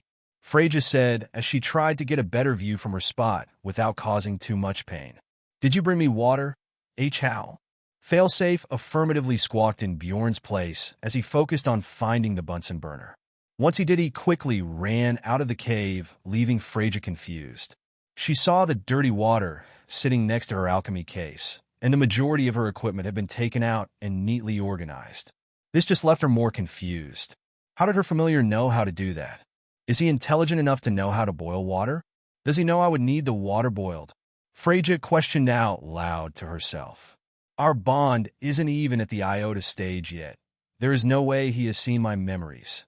She continued to question what she was seeing as Bjorn returned with a few sticks in each mouth.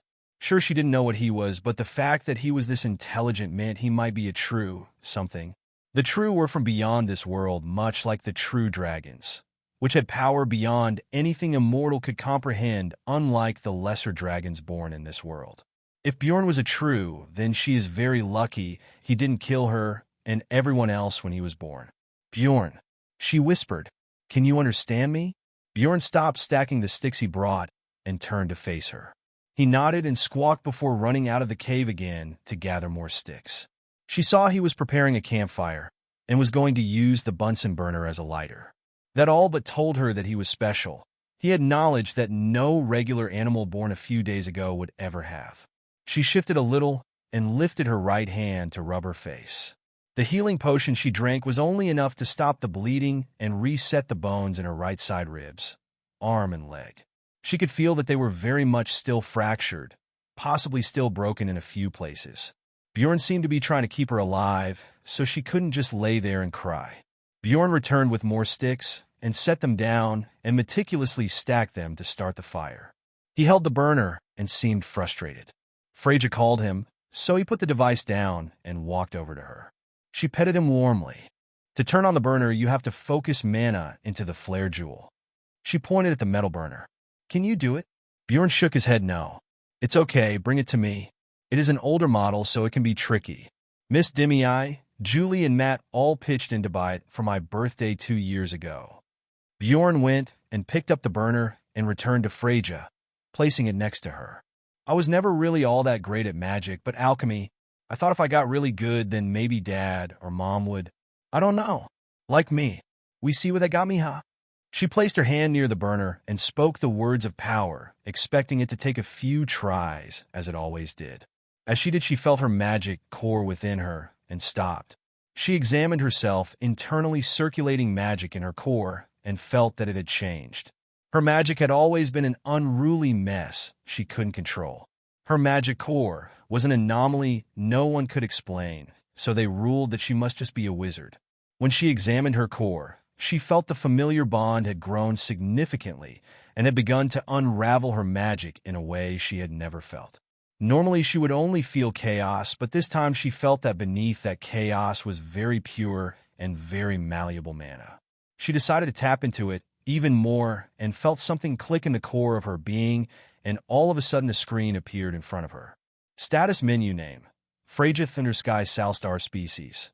Wendigo level: 7 vitality, 9 restoration, 2 constitution, 2 willpower, 8 strength, 2 dexterity, for stamina, 2 magic, 16 magic regeneration, 25 plus 3 from bond. Page 1 of 2 skills analysis. Familiar contract: you are bonded with a named familiar. You gain plus 3 magic regeneration. Mystic Wind Hands magic cost: 3. Speak the words of power and call forth the mystic hands created from the wind. These hands can interact with the world and will act out the caster's will. Mana manipulation magic cost: variable. Manipulate the pure mana inside and around your body. Allows you to circulate your mana and use mana-dependent tools. Mana muscle saturation magic cost: 1. Push your mana into your muscles and bones to temporarily increase your physical attributes. Page 2 of 2. Freyja looked at Bjorn, who watched her expectantly. She held her hand to the burner again and focused her mana, and it flowed at her command in a way she has never felt before. She watched the flare stone ignite instantly, and tears came to her eyes again. She had done it with ease, like a normal person, like a mage would have, like Matt or Julie or anyone else. Bjorn's 2 heads watched her for a moment, so she reached out her hand and petted him again. I am okay. You can start the fire. Be careful not to burn yourself, she said as a pained smile graced her lips. Thank you, Bjorn. She watched as Bjorn carefully picked up the burner and stood up rather awkwardly on his hind legs as he waddled over to the sticks and lit them. He placed the beaker with the water close enough to the fire to heat up. He then returned to Freyja, laying down beside her and watching the fire as it crackled. They just laid there for a while, listening to the sound of the fire. Bjorn, Freyja broke the silence. I can make a healing potion with my alchemy supplies, but I will need a few things. Do you think you can get them for me if I show you what I need? One of Bjorn's heads rose, and he squawked. She directed him to one of the books, which is a Floria, and contained a large compendium of herbs and other plants. He had to help her sit up against the cave wall, which was painful, but she needed to endure. She was going to survive this and figure everything else out after.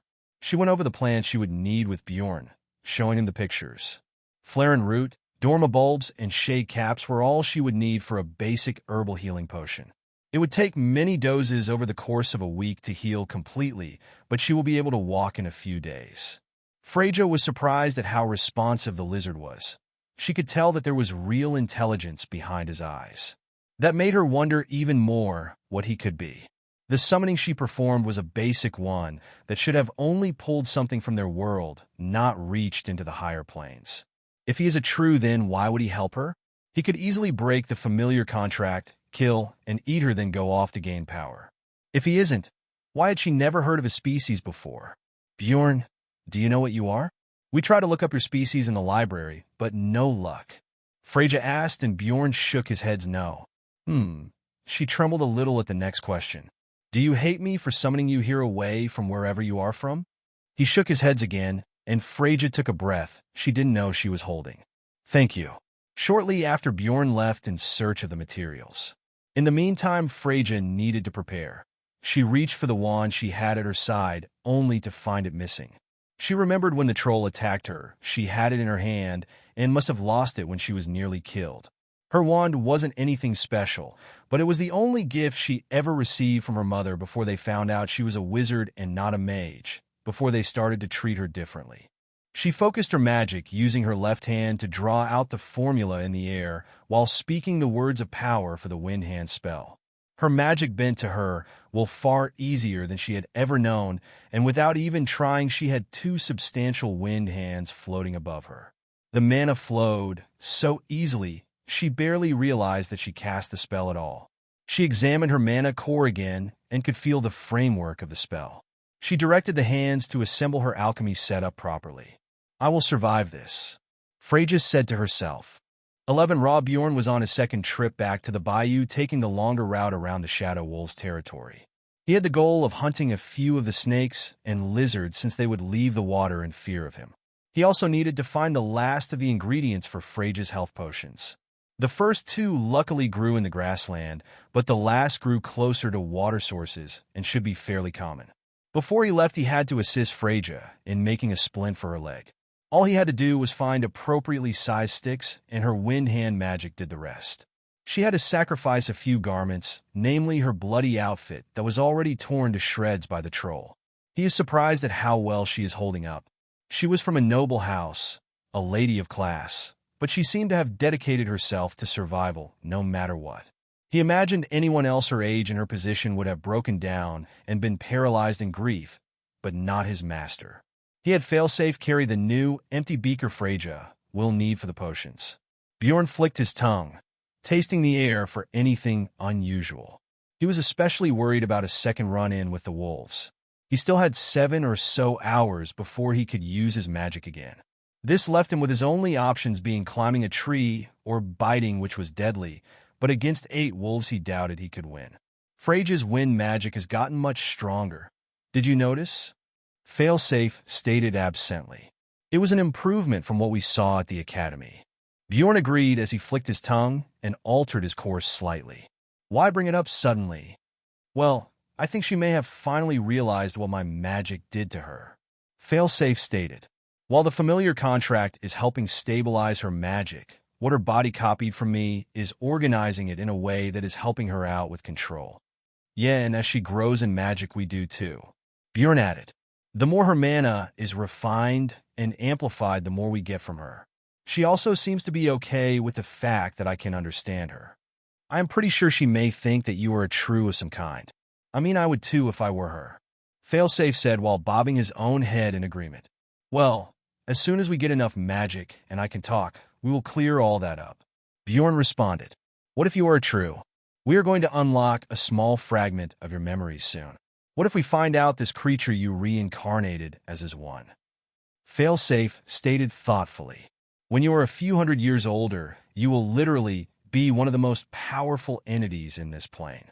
Freyja will too, if she lives that long, or rather if you keep the familiar contract. Both of you might be pulled into the higher planes. That is thinking so far ahead, it doesn't even matter. Bjorn stated. Right now we need to focus on getting out of this forest alive. The Shadow Wolves will expand their territory now that the troll is dead, and we are at least a week or 2 away from being able to leave. Right. I'm just excited about being that powerful. I have a vague image of you before you died, but you would have been limited by the fact that you were mortal. Being a true would mean not only will we inevitably reach that level of power again, but we will grow far beyond it. If I am one that would make you obsolete, I will live forever, so why have a reincarnation system?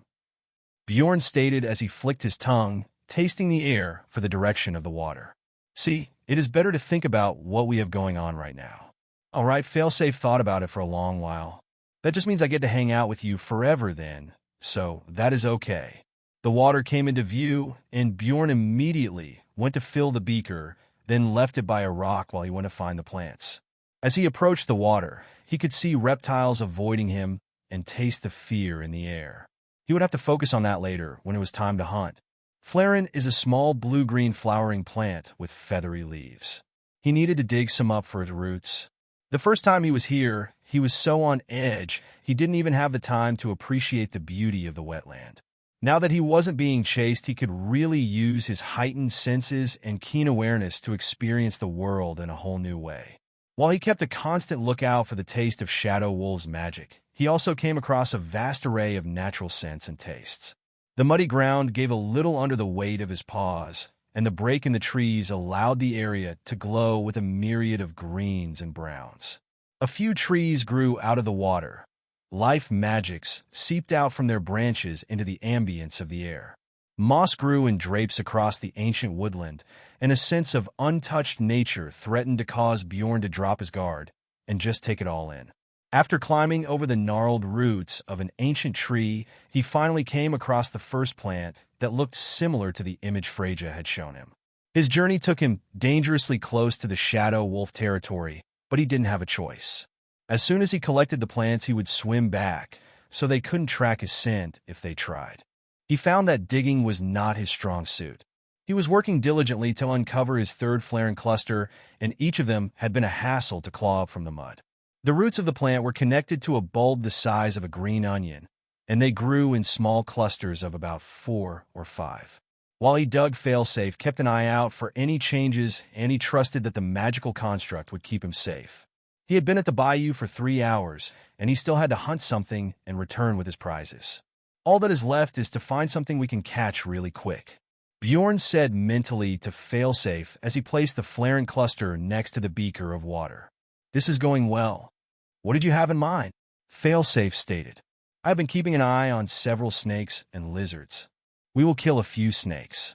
Bjorn said thoughtfully as he turned to look at the sky. We should be able to carry them easily enough. We need to hurry, though it will be getting late by the time we return. Failsafe easily guided Bjorn to a snake, which he had been keeping an eye on. The coiled-up brown snake was almost invisible amongst the dead vegetation and fallen leaves. If not for the strong taste of fear in the air, Bjorn would have missed the creature altogether.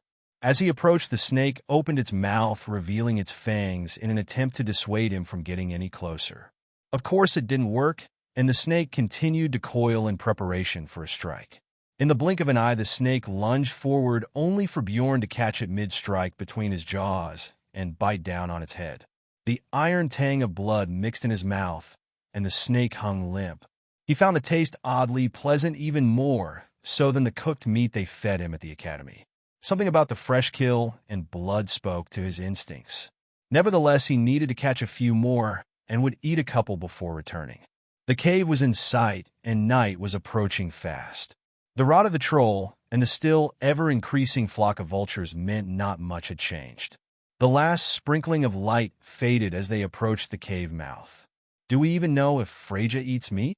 Failsafe stated as they entered. I mean, she does have antlers like a deer. What if she is vegetarian? You have a point. I don't know. Well, if we bring her animal corpses, she'll either cook and eat or send us to find something she can eat. Bjorn responded, thinking back and remembering he never saw her eat before. Freja was asleep when he arrived, but the sound of his claws clacking against the rock floor roused her awake. The fire was little more than embers, but the stack of firewood had decreased.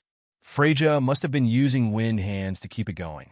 She greets Bjorn and inquires about the Flaren roots, which he presents along with the beaker of water and 3 snake corpses.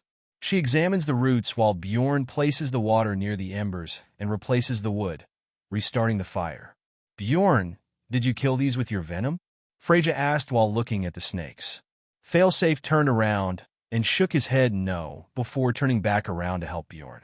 He was stoking the fire when he heard crunching behind him. He turned, and to his surprise, Freyja was eating one of the snakes raw, scales and all. He never noticed before, but her teeth weren't that of a herbivore or really even an omnivore. Her teeth were sharp, and she had 8 canine teeth, 4 top and 4 bottom to drive the point home. Freyja's species was most certainly not vegetarians. She seemed more comfortable eating the snake raw than he did. Failsafe said mentally to Bjorn, "I think we know what she eats now." Freyja picked up the second snake and opened her mouth ready to bite when she noticed Bjorn watching her. She lowered it slightly embarrassed. "What?" she said as she looked between Bjorn and the snake. "Were these for you?" 12 steel wolf familiar Freyja could sit up without help for the first time in 3 days. Things had been progressing like she had hoped, but the smell of the rotting troll corpse was starting to get to her. She had been successfully creating herbal healing potions and had to take them once every few hours. The added benefit to these were the fact they also numbed the pain. She was in the process of creating what felt like her 100th potion and infusing a bit of mana into the boiling brew over the Bunsen burner. "By this time tomorrow, I should be able to walk," Freyja said to herself as she gagged. "For the Forest Father's sake, that smell.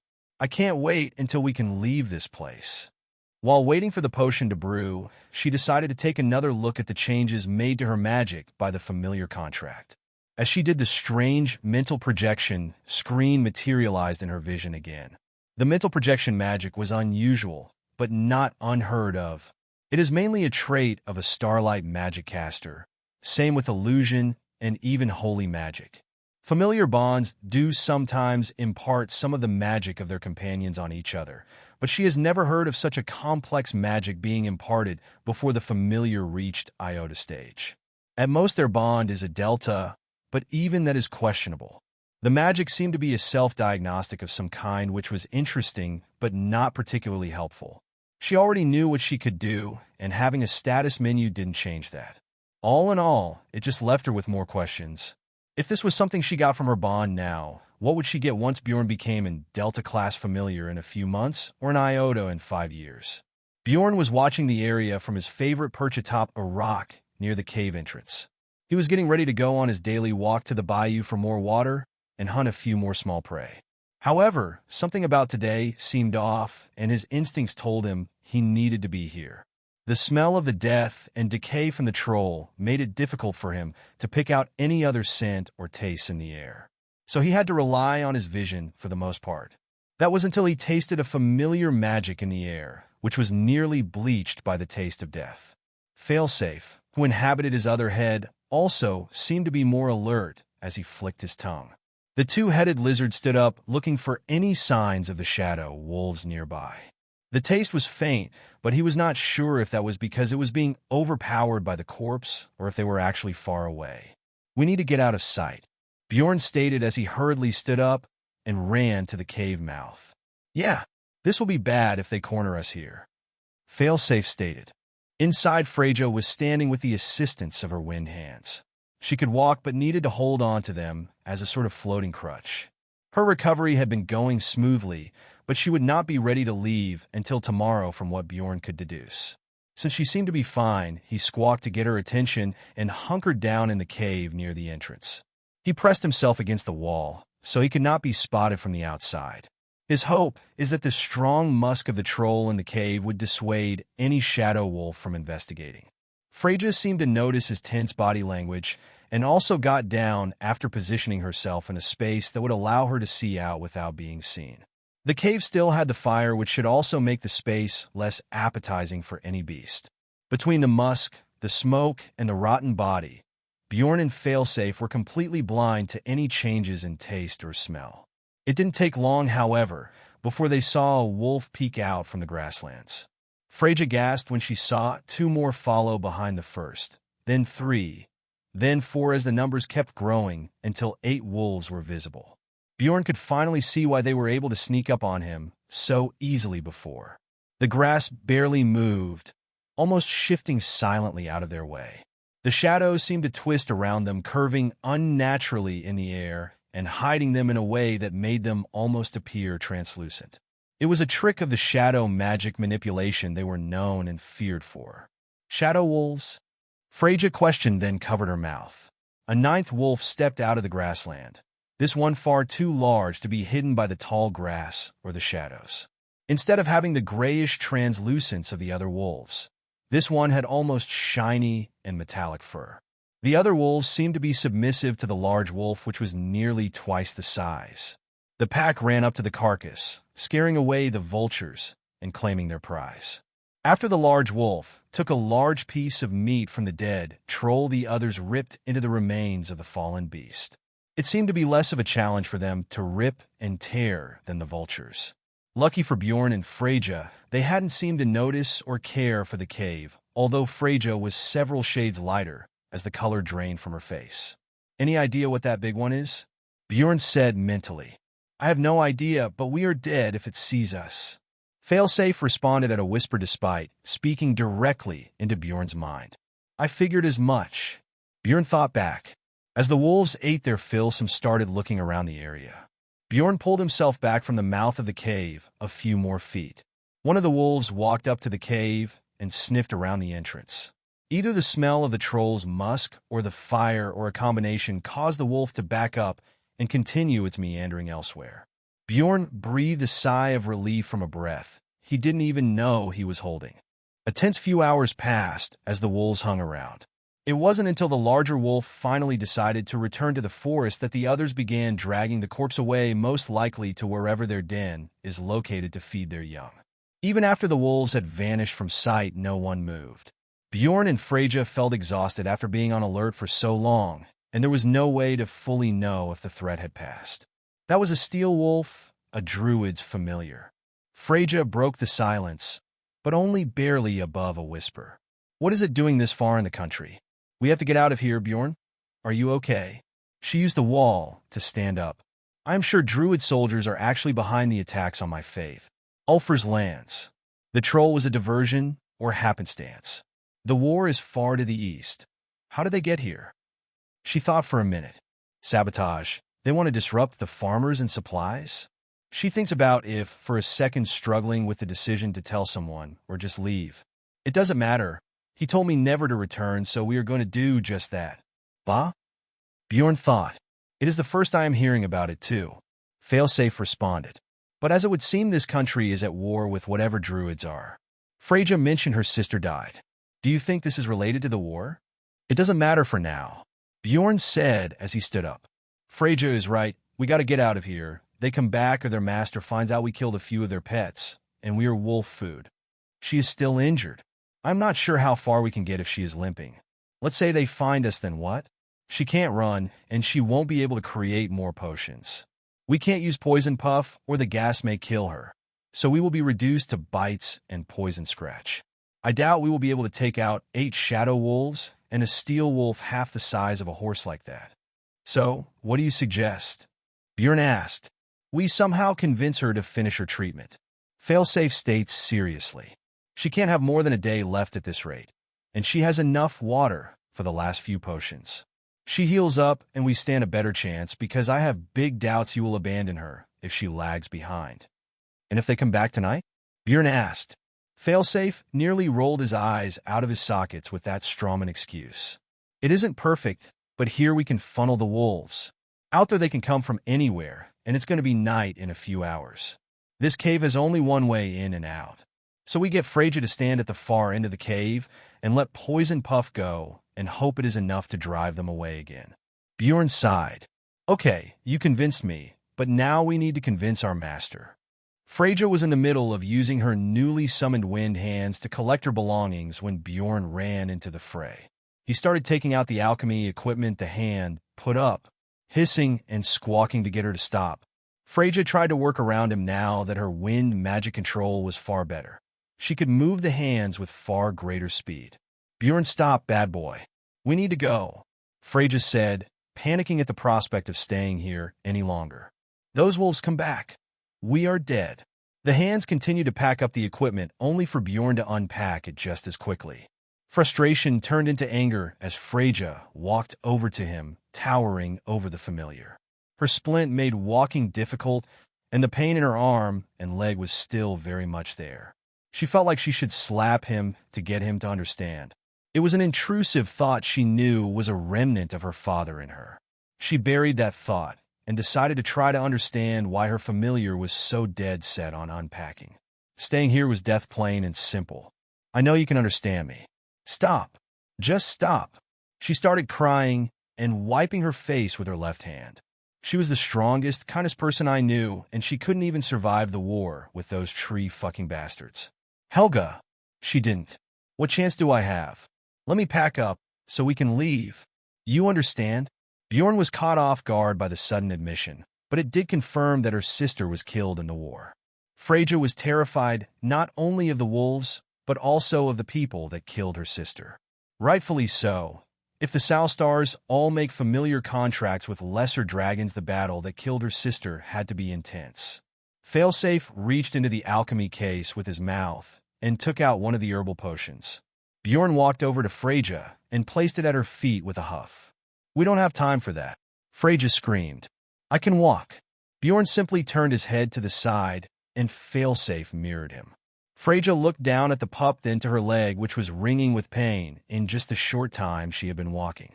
She took in a deep breath and exhaled through her mouth, then again and again until her heart calmed a little. She eased herself to the floor and picked up the potion Bjorn had brought her. 12 hours and I will be able to run, she said calmly, but Bjorn could taste her apprehension. You will need to help. I'm going to brew a lesser health potion instead of the herbal one, and it is going to require much tighter tolerances. If I do that, will you let me pack up so we can leave? Bjorn squawked in affirmation, bobbing his head. Then let's get to work, Freyja said while cracking her neck. 13-1 Evil SOB Freyja is a few hours into making the new potions, which is something she has made countless times, but in the comfort of her own room or in a lab as part of her education. Freyja found comfort in the fact that she could rely on her skills despite the dire situation. Having Bjorn there definitely helped her to calm her nerves. If she'd been on her own, had that troll really killed him, she too would have died, whether it was by thirst, starvation, or the shadow wolves. She looked at the familiar as he dutifully guarded her from the entrance of the cave, his tongues tasting the air while both heads on a swivel looking out into the darkness. She could not help but smile at the fact that someone cared about her so much that they would literally jump onto the back of a troll for her. She then realized that Bjorn must be confused as to what is going on. He is intelligent, and she just mentioned a war and really only talked vaguely about herself and what was going on. She wanted to vent and for him to understand their situation. The war has been going on for the better part of 3 millennia, Freyja said while using her mortar and pestle on the ingredients for the last potion. It changes in intensity from small skirmishes to large city-busting battles with years of nothing in between. It is mainly focused around the Doridian forest. The Druids and the Wendigo share a common ancestral home. Of course, the Druid claim to that land is false. Our true, the Forest Father, descended upon the mortal plane in Doridian and made us, his real children, the Wendigo, in his image. The savages of that land, the Druids, used their wild magics to steal the image of the Forest Father and claimed our home for their own. Because of that, a war for control of Doridian repeats over and over. We have held the Holy Land for 200 years now, but they recently attacked and reignited it all over again. Helga, she was my older sister. She believed that she could make a difference in the war. She was the Prodigy, the Golden Daughter, the next in line of the Salstar house. A starlight mage without peers, whose talent far outstripped even my Ulfr Salstar. Freyja emptied the finely crushed content of the mortar into a beaker. It would be enough for 2 lesser health potions, one she would take to heal right away and the other as a backup. She used her wind hand magic to carefully place it on the Bunsen burner. The potions would be done after the arduous distilling process, which will require Freyja to regulate mana in the brew every few minutes. Freyja worked all throughout the night to refine the herbal health potion into a lesser health potion. The mana infusion process is the most sensitive to failure. Up until recently, she would have had to have a professor or classmate assist her in this part because her magic was so unstable. Thanks to the familiar contract and this new magic that she was given, she can do it on her own. It felt quite surreal to, after years of failure, be able to actually create the lesser potion on her own. If she had better ingredients, she could have probably made a petty potion, but one could dream. Freyja guesstimated that they only had a few hours before sunrise, and they would have to sleep for at least a few hours before heading out. Shadow wolves are deadly creatures, and the last thing they need is to be caught off guard and exhausted. She watched the potion heat and pushed a little mana into it, and its color shifted slightly. This was going to take a while. She looked at Bjorn, who had been dutifully standing watch at the cave mouth for the past few hours. One of his heads would turn around and look at her every few minutes just to see what she was doing. When we leave, we have to go west. I doubt we could climb the cliff face, and even if we did, we'd be going back into the Salstar domain. Freyja said, as she pushed more mana into the brew. Can you get us around the wolves' territory?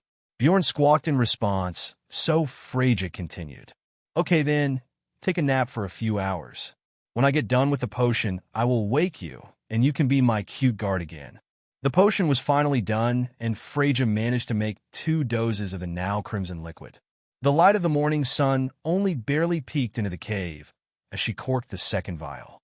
She had been waiting until both were done before taking one of them, just in case it knocked her out, which was possible with the level of injury she had.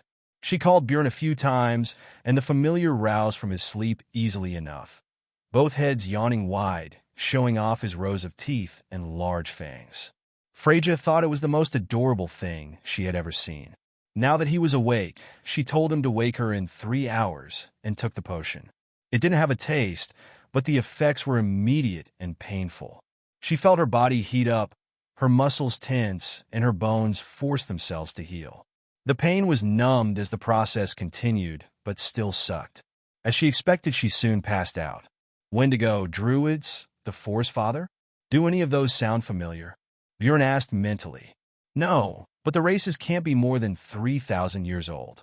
After all, this Forest Father guy is a true Wendigo that descended to this plane and created them according to her. Failsafe responded with a yawn that Bjorn heard in his mind. But we don't have enough information or your memories to come to anything conclusive. Bjorn looked at his other head, which Failsafe inhabited. Did you just mentally yawn? Never mind. You knew what shadow wolves were, which means we know this region, but not the people that lived here. I am pretty sure that means I was alive before the Forest Father descended and created Freyja's race.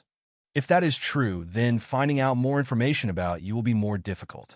Failsafe agreed. He thought for a second. Well, we will get a little bit more answers after you level up. Bjorn looked at Freyja for a long moment. I hope so, but for now let's focus on getting out of here. Bjorn gave Freyja 4 hours to rest. She woke up groggy but fully healed and ready to go. The young woman was so ecstatic to finally not have any pain that she picked up Bjorn and spun him around in a hug. The moment, of course, couldn't last as they had to pack up. The first thing was her alchemy kit. It had already proven its worth and would be going wherever she would. The leather-bound case wasn't too heavy and she could easily carry it. In her backpack was only her unsoiled clothing, as she would be leaving the bloody ones here. She also had a few toiletries in her notebooks on alchemy and 1 textbook. Everything else was staying. As they were walking out of the cave, Freyja noticed the small silk bag her father left her when he gave her the health potion. She had all but forgotten about it, and part of her wanted to just say fuck it and leave it unopened. However, her rational mind would not let her disregard a potentially helpful item despite who it was from. She knelt down and picked up the bag that was once white but had been dirted by the ground and appeared to be dingy gray. The jingle of the content told her what to expect even before she opened the bag. Still, the contents surprised her as she saw 16 golden coins. She was expecting bronze or possible silver at the highest, but gold. According to the tradition of the Shiagantha family that has removed an heir should give them a coin for every year of life, so they may start over. However, her family left her in a position they no doubt thought she would die. In fact, she should by all accounts be dead. Why would he waste so much money on her? A gold coin is worth 3 months' wage for most people. She wanted to throw up. They spent more money for her to rot in a field broken and alone than they ever have as their daughter. Her father gave her a fucking lesser health potion, knowing full well that at most it would prolong her suffering. allow her to starve to death or be eaten alive by scavengers instead of bleeding out. She bet that she was supposed to find the silk bag and open it just to give herself hope, only to realize she was dead regardless. She chuckled to herself in disbelief. What an evil son of a bitch. She tossed the coins into her book bag. You ready to go, baby? Outside on her own feet for the first time in nearly a week, she stretched out, letting the morning sun's warmth baptize her. She spoke the words of power for the wind hand spell and summoned 2 floating hands. The maximum weight the hands could carry was 20 pounds, so she looked around for a decently sized rock for each hand to carry. Now that she had much better control of her spell, she could swing the rocks around with frightening speed.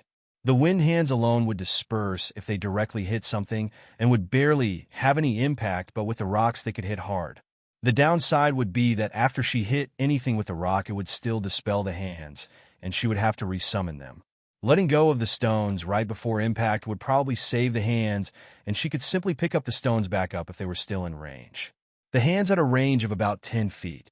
It was the best she could come up with as a self-defense weapon since she didn't have any offensive spells. She was hopeful that she wouldn't need them at all, and they could safely travel around the wolves' territory.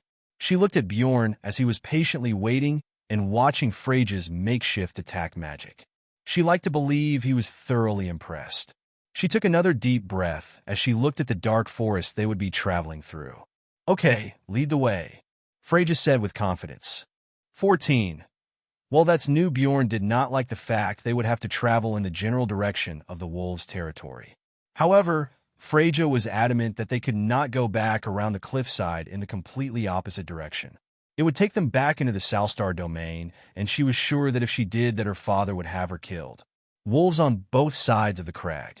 Bjorn was meticulous in his role as her guide. The last thing he wanted was anything that would further endanger her.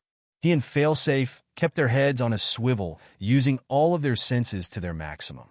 The canopy overhead kept the view largely shaded, which wasn't good when you were looking out for shadow wolves. The forest grew so dark that Freyja had to hold onto Bjorn's tail. She nearly tripped multiple times on roots hidden beneath the layer of leaves and brambles. A skirt was definitely not the best thing to wear out in the middle of thick forest. Not that Freyja had a choice. Bjorn heard her curse a few times when something scratched against her legs. Bjorn found it more difficult to navigate now that he no longer had his compass. He would use the connection to Freyja in the cave as a means to point him in the right direction. He didn't realize how much he had been relying on that to keep away from the wolves' territory.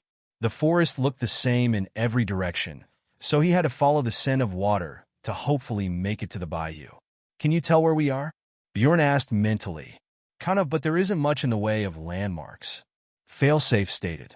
Maybe that is a future design for our system, a mental map or something. Oh no, that would require divination magic? Or would it? Remind me to come back to this subject later. Yeah, definitely, that sounds incredibly useful. Bjorn thought, but heard the snap of a twig. Shoo, he stopped, which caused Freyja to nearly run into him. She knelt down beside him when she noticed he was looking around even more furiously. The air grew tense, almost hard to breathe, when Bjorn noticed there were no birds chirping or the sense of other animals nearby. That is when he saw a large silver wolf observing him in the distance. There was no scent, no trace of magic, no sound accompanying the beast. It was simply out of his range and watching him downwind. Bjorn hissed, which caused Freyja to look around for any sign of danger. She didn't see anything between the brush, but knew there were shadow wolves and probably wouldn't until it was too late.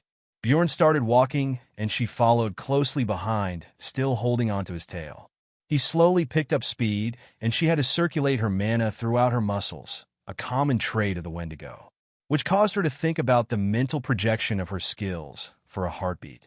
Mana muscle saturation magic cost. 1. Push your mana into your muscles and bones to temporarily increase your physical attributes. She never considered mana muscle saturation a spell, as it was just a natural ability of her people. Julie and Matt were amazed at how strong her people were.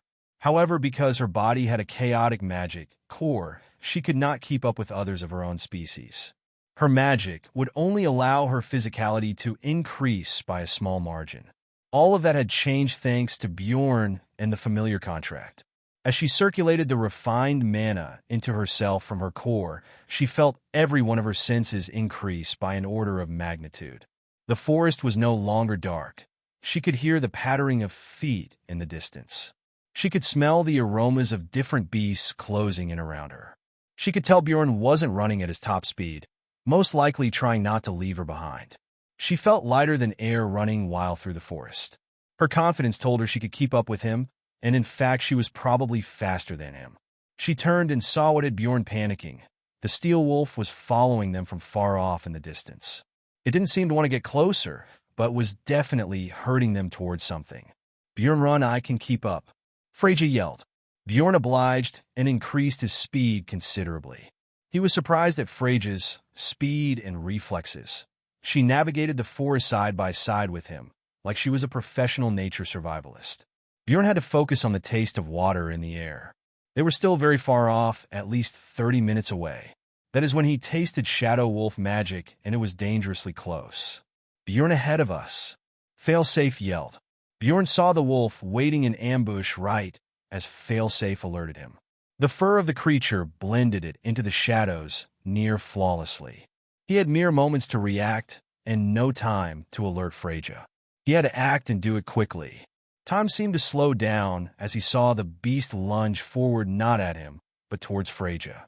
Bjorn jumped into the air, catching a tree trunk and jumping off, changing his trajectory in an instant. Blood and pain erupted as Bjorn crashed into the wolf, nearly twice his size. The jaws of the wolf only missing Freyja's neck by inches. The creature was caught completely off guard, but its instincts were sharp, and it snapped and clawed as Bjorn wrapped his body around the wolf, and they fell to the ground. Bjorn bit the creature over and over, but his venom isn't instant. Freyja directs one of the 20-pound stones into the wolf's head, which popped like a watermelon under a hammer. In her haste, she forgot to let go of the stone with the wind hand, causing it to disperse. "Fuck. Bjorn, are you okay?" Freyja said as she picked the dead wolf up off of him, so he could crawl out. Bjorn squawked as Freyja frantically resummoned the wind hand and picked up the now bloody stone. As soon as she was done, Bjorn started running again, Freyja right behind him. The fight had been short, but he didn't get out of it unscathed. He had several lacerations along his body, but adrenaline and his healing factor kept him going. He knew that the most important thing to do now was to keep going. The Shadow Wolf magic was everywhere now, and the Steel Wolf was drawing closer. Bjorn knew the Steel Wolf was also a familiar thanks to Freyja, and it seemed to have some intelligence in its organization of the other wolves. That surprise attack was meant to kill Freyja, who between the two of them could be a bigger threat, given she is a magic caster. He also believed that might be the reason it is staying back and corralling them towards something. Shit, Bjorn, ahead of us," Freyja exclaimed. 2 more wolves were waiting ahead of them, not even using their magic to conceal themselves. They didn't get any closer, and instead stood there growling and baring their teeth. They were there to stop them from running towards the water, and with the Steel Wolf now charging towards them, they had no choice but to turn and go deeper into the wolves' territory. "They are leading us somewhere," Failsafe stated. Yes, I know," Bjorn responded. "Well, what are we going to do once we get there?" Failsafe asked. "Poison puff," Bjorn stated. "We get Freyja to climb up a tree or something out of the reach of the searing pain," is all the familiar felt as he was lifted into the air.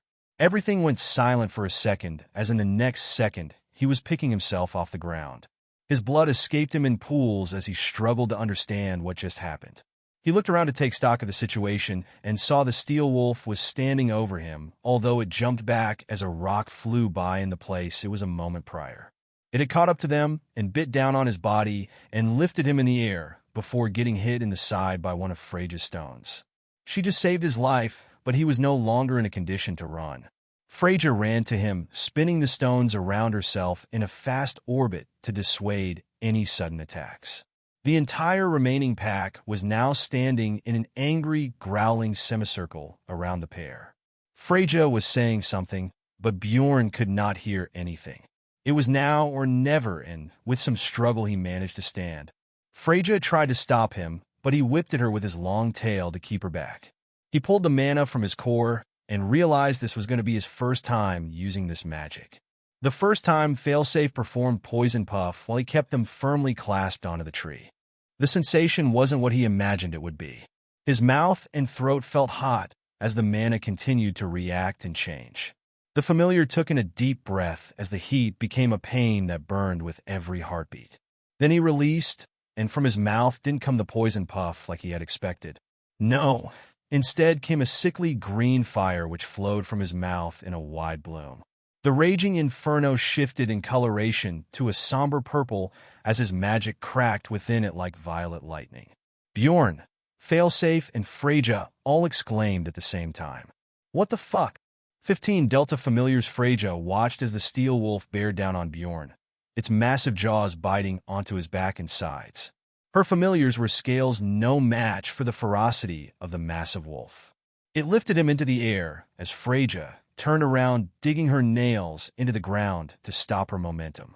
She rushed at the beast, not concerned at all with the other wolves which were slowly surrounding them. Her eyes were locked onto the druid familiar that was currently hurting her Bjorn. As soon as she was in range, one of the wind hands flung forward with all of the speed she could muster. The stone it was carrying smashing right into the head of the steel wolf with a loud crash. Steel wolves were tough, pretty obvious given the name, but their ability is to harden themselves against kinetic attacks. The wolf was more surprised than injured as it dropped Bjorn and backed off before the second stone could land its strike. Luckily this time, she had remembered to have the hands let go right before impact and didn't have to resummon them. She ran to Bjorn while using the wind hands to orbit her in a makeshift shield to keep the wolves at bay. Bjorn was bleeding heavily. His sides were a wreck of torn flesh and even exposed ribs. Bjorn, baby, you're going to be okay, Freyja said, trying to keep her voice calm. We're going to get out of here. As she got closer, Bjorn started to whip at her with his tail to keep her away. He struggled to stand as he faced the steel wolf and its pack. None of them at all. Freyja wanted to believe that they could get out of this alive and that someone would save them. That her surviving the troll meant something, that her life meant something, that Bjorn's trust in her meant something. She couldn't see a way out of this situation. Sure, Bjorn killed the troll, but that was one monster, one stupid lumbering thing. The druid's familiar wasn't dumb. It had some intelligence and was well trained. It was fast and had a pack at its disposal. She looked down at her familiar as he continued to walk closer to the semicircle of wolves. She realized she didn't need anyone to save them. She had Bjorn, and that was all she needed. She felt like she could trust whatever he was planning. That is when she felt a swell of magic and heat erupted from in front of her. A wave of green fire that shifted as magic permeated throughout the blaze. What was at first an unruly plume of fire quickly shifted into an unnatural purple stream of heat that sparkled with violet lightning. The wolves were completely engulfed in moments as howls and cries echoed throughout the forest. What the fuck? Freyja exclaimed as the display caused her to fall backwards on her butt. Waves of fire stopped spewing from Bjorn as the familiar toppled over to his side. Freyja wasted no time crawling over to him to get him away from the now raging forest fire he had caused. Several wolves stumbled out of the fire only to start convulsing and spewing blood while burning alive. Freyja realized the flames were toxic. They infected whomever touched them with the same venom that killed the troll. She needed to get them away from this place, and quickly. She allowed one of the wind hands to drop the stone it was carrying and pick up her alchemy case while she carried the unconscious Bjorn. As soon as she did, the steel wolf burst out of the fire with half of its fur burned away, exposing bleeding blackened skin beneath. It snapped at her half-heartedly as it whimpered and started to limp away in a sad jaunt. She could tell it was going back to its master. Rage filled her heart as she thought about how some druid fuck was out here in her country targeting her people and trying to kill her. She couldn't just leave knowing that whomever was out in the forest was just going to heal this familiar who has killed who knows how many people. Most of all, she wanted the wolf and whoever sent it to pay for hurting Bjorn. She knew it wasn't the smartest move. It was most likely a trained soldier or even a cell of druid terrorists. Even so, she wanted blood. She kept at a safe distance, but didn't have to follow the wolf for longer than 20 minutes before it collapsed. It tried to continue crawling, but soon after that the seizure started. It continued to whine and howl so Freja didn't approach as it could have been trying to alert its master. She knelt behind a tree and placed Bjorn on the ground to look at his wounds, only to find light scars and new scales quickly growing in to replace the ones he lost. She felt the familiar bond reach out to her, and she examined her core again. The bond had grown by an order of magnitude. What would normally take months happened in only a few days. Bjorn was now a Delta-class familiar. The Delta was the first class, which meant that their bond was far more stable. She could feel his emotions and vice versa. More importantly, the bond was harder to break, and more of her mana could be stabilized. Status menu name: Freja Thundersky Salstar species. Wendigo level: 8 vitality, 9 restoration, 2 constitution, 2 willpower, 8 strength, 2 dexterity for stamina, 2 magic, 16 magic regeneration, 25 plus 100 from bond. Page 1 of 2 skills analysis. Delta familiar contract. You are bonded with a Delta class familiar. You gain plus 100 to magic regeneration. Your bond has grown, allowing you to convey your emotions though your bond is more resilient to outside influences and cannot be forcibly severed by outside parties. Your familiar's life expectancy is extended by 5 years. Mystic Wind Hands magic cost 3. Speak the words of power and call forth the mystic hands created from the wind. These hands can interact with the world and will act out the caster's will. Mana manipulation magic cost. Variable manipulate the pure mana inside and around your body. Allows you to circulate your mana and use mana-dependent tools. Mana muscle saturation magic cost. 1. Push your mana into your muscles and bones to temporarily increase your physical attributes. Page 2 of 2. She blinked at the information, finally seeing the benefit in the mental projection magic. Before she could close the window, a second one appeared, which caused her to open her eyes wide at the implications. Unassigned cultivation points distribution. You have 10 UCP. Please assign all UCP within 10 days, or it will be automatically assigned. Assign.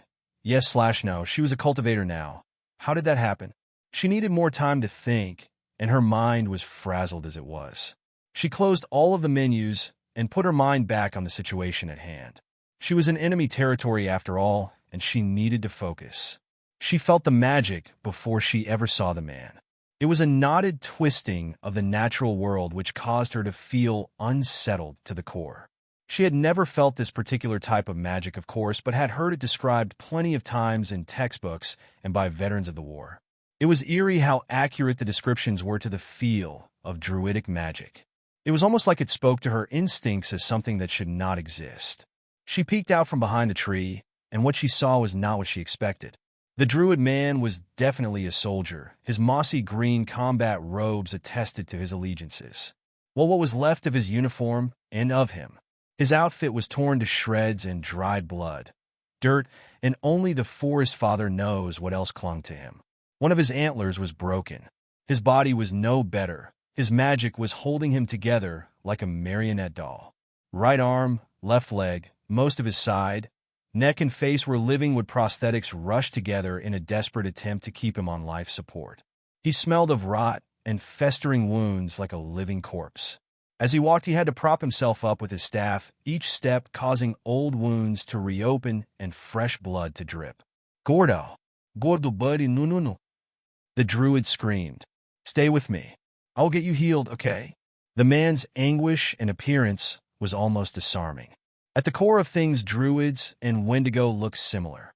Both of them have the form of the forest father. The most striking traits to tell them apart are their antlers and teeth. A druid's antlers can be more accurately described as those of a moose, large and flat, while the Wendigo have those of deer. The druids are herbivores that can only eat plants, while the Wendigo are obligate carnivores that only eat meat. Where are you? You fucking cannibal savage. The druid screamed, enraged. I can feel your cursed fucking magic. I know you are there. Get out here, coward, savage. Look at what you have done. Fuck. Gordo, don't close your eyes. 16. Why does it still hurt? The druid was not what Freja imagined, but at the same time he is an enemy that has been attacking people. His familiar was hunting them and had hurt Bjorn. It didn't work out for him, so tough shit his wolves died. He looked like he had 1 foot in the grave already. So, Freyja wondered what she was going to do. She never killed anyone. Was she going to attack him? Her life had been relatively peaceful. Of course her family was the worst, but she didn't live with them. She lived at the academy. She never even got in a fight before now, and the top of her worries were about grades and fitting in. Up until the troll and the shadow wolves attack, she had never even considered learning combat magic or getting into a fight. For all intent and purpose, she was a normal girl placed in a shitty situation. The druid was already on death's door. In a few more days his magic would no longer be able to hold himself together. She hated him because his people killed her sister, because he attacked, but she was not sure she actually had the resolve to kill another person. She looked at the unconscious Bjorn curled up on the ground. He looked peaceful. It was hard to believe that just a few minutes ago he was grievously wounded. He fought to protect her tooth and nail and was unafraid even in the face of that steel wolf. He had the resolve to kill to survive. Shouldn't she? What if the druid doesn't die and he goes off to kill more people and attacks indiscriminately just because she didn't want to take him out? No, she pet Bjorn's two heads and stood up. He dies. She steps out from her hiding spot behind the tree, locking eyes with the druid whose attention snapped to her. Well, he had one eye. The other was missing and covered by the living wood prosthetics. For a moment, he was in disbelief as an array of emotion washed over him before once again landing on determination and rage. You did this to him? You fucking killed my familiar. The druid said. Well, he tried to kill me first, and he hurt my familiar. Freyja said, with equal resolve. You don't matter. You and your cursed fucking people deserve nothing more than to be fertilizer for the forest. The man stated with spittle escaping his lips. If it wasn't for those trolls wiping out my squad, you would be hung from the branches of 100 trees. Your entrails splayed for all to see. It wasn't supposed to be this way. He looked down at the steel wolf as it gave up the ghost and finally went still. You got what you deserve, tree fucker. Freyja said with just as much rage. And you will get what you deserve. Trust me, savage, he said as he stood up. The druid rushed toward Freyja with surprising speed. He was no athlete anymore, but the fact he could run at all with his injuries was shocking. He reached her in a few heartbeats and swung at her with his staff. The wind hand holding her alchemy case intercepted the blow. The force carried through anyway, dispelling the wind hand and knocking her back and the alchemy case into the brush. Everything was ringing for a moment as Freyja tried to recover her balance, only for the druid's staff to sweep her legs out from under her. The air was knocked out of her as her back hit the ground. She only had moments to regain her bearings and see that the druid was swinging his staff towards her head. She rolled to her side, and she heard the clunk of the staff hitting the ground where her head was a moment earlier. She continued to roll as again and again the staff hit the ground. She directed the second wind hand to strike with the stone, and it crashed into him with a hearty thunk. She was so flustered she forgot to have the hand to release the stone, leading it to be dispelled on impact. The druid was on the ground, his staff having been dropped when he was hit. Freyja realized that he couldn't use any of his magic while he was holding himself together. Every ounce of his strength was being used to keep himself alive. Freyja wasted no time in standing up. She needed to capitalize on his injuries. She found his staff a fusion of wood and metal which twisted together in artistic but military elegance. The staff was heavy and obviously used by a war mage who needed practicality over form. The druid wormed in pain on the ground as blood rushed from his side, her blow having reopened several wounds. Freyja didn't care. She needed to end it and fast. She lifted the staff above her head and brought it down using every bit of her strength. She hit him in the head and felt as well as heard the sickening crunch. He wasn't dead, though, and he kept squirming, which started to grow over the new injury and protect his head. He lashed out with his arms and legs, one lucky kick with his wooden leg catching Freyja in the stomach. She stumbled backwards using the staff as support. Force Father, help me. Deliver me from this savage. The druid called out as he attempted to crawl away, realizing this was a losing battle. Curse her, strike her dead. Father. Freyja regained her composure and runs over to the crawling man. She lifted the staff again, aiming for his head and neck. She struck him again and again until he finally stopped moving. Then she continued, letting all of her rage, sadness, grief go as she screamed herself hoarse. She then looked at what she had done. He was dead, his mind spilled across the ground. Blood and gore caked her hands, the staff, and sprayed her clothing. She backed up, her mind spinning, and the forest seemed to become darker and more constricting. She turned around from the body and dry heaved until she threw up bile, as there wasn't much in her stomach. Tears came to her eyes, but she didn't understand why. He deserved it. He had to die. It was her or him, or some other innocents would probably be killed. Why would she cry for an evil druid soldier that wanted to kill her? She continued to try and rationalize it, but it came back around to the fact she just killed someone. A real person. Justified or not, she killed him. A cold wind caused her to shiver as she attempted to wipe some of the blood and tears from her face. She tugged on the connection to Bjorn with her magic and found him shortly after, still unconscious where she had left him. Freyja dropped the war mage staff and sat down beside the sleeping familiar, picking him up and placing him in her lap. They survived, they won, and they killed an evil man. The world went wobbly as tears again formed. She petted the sleeping lizard with a bitter smile across her face. He was going to kill us. His people are the enemy, right? So, why does it still hurt? Freyja asked, her voice trembling. All of the veterans always talked about it like it was a good thing to kill a druid. Honorable. But that? Honorable? She balled her fist and hit the ground beside her. I should feel vindicated. I killed one of those. They killed my sister. She couldn't think about it anymore, so she turned her attention back to her magic. More so an escape than actual curiosity. It only took a moment for the mental projection of her status to reappear. Status menu name: Freyja Thundersky Salstar species. Wendigo level: 9 vitality, 9 restoration, 2 constitution, 2 willpower, 8 strength, 2 dexterity, for stamina, 2 magic, 16 magic regeneration, 25 plus 100 from bond. Page 1 of 2, she had risen another level, although she didn't really know what that meant. Until the second pop-up appeared. Unassigned cultivation points distribution. You have leveled up again before assigning your UCP. You have 20 UCP. Please assign all UCP within 5 days, or it will be automatically assigned. Assign yes/no. So, level has something to do with how powerful I am, or at least how many points I can use. I get points by killing things? The number of days I have dropped in half too. Freyja wondered out loud. I don't know much about cultivators, but I am pretty sure my great-great-grandfather was one. She thought about it for a little while.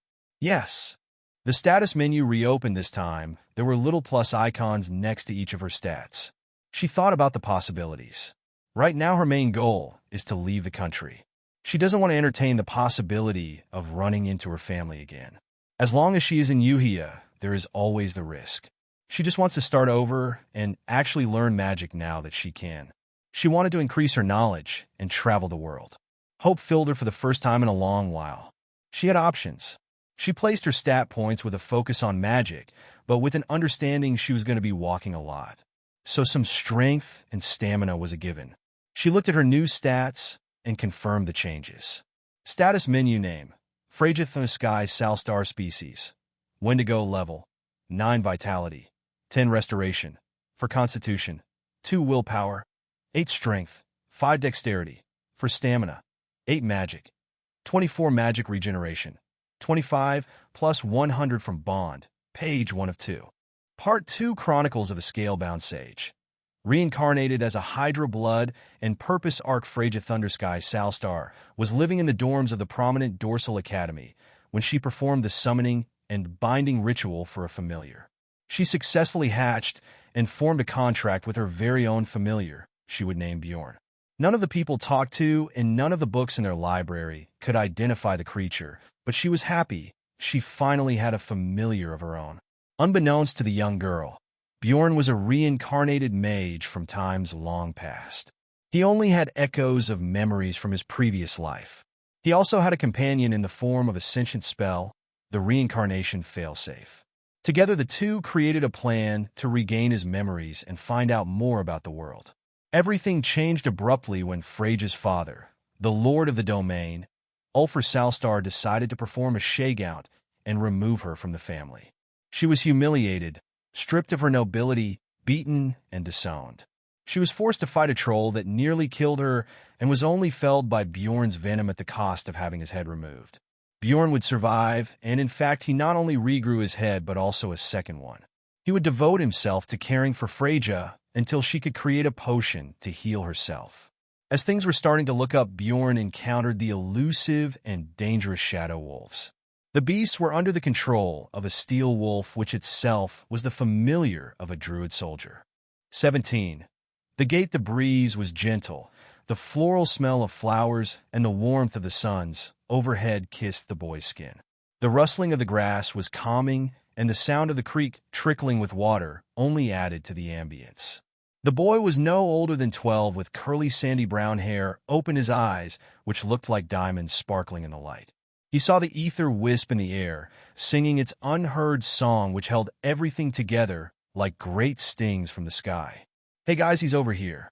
A familiar voice called, and the pattering of feet soon drew closer. The boy smiled, and the ether vanished, his eyes returning their normal dark brown. He sat up and saw his friends rushing down the riverbank to join him. Martin, the oldest by 2 years, and often the leader of their group.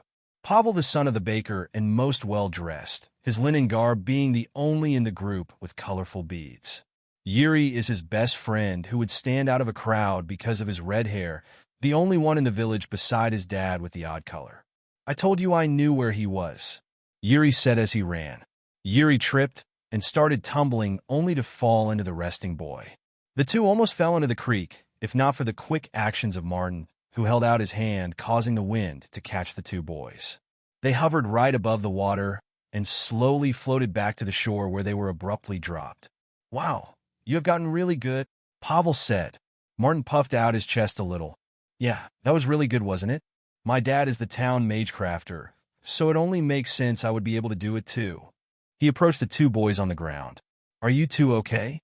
The boy with sandy brown hair sat up, untangling himself from Yuri with sparkles in his eye. "Can you do that again, Martin?" "Yeah, I was floating for a minute." Yuri agreed. "I can't. We will need magecraft to do you know what today," Martin stated.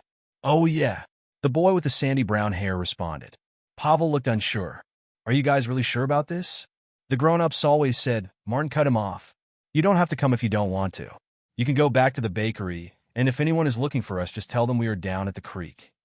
Pavel looked towards the boy with the sandy brown hair, no doubt looking for backup and saying it was a bad idea. However, the boy with the sandy brown hair wanted to go see the gate for himself.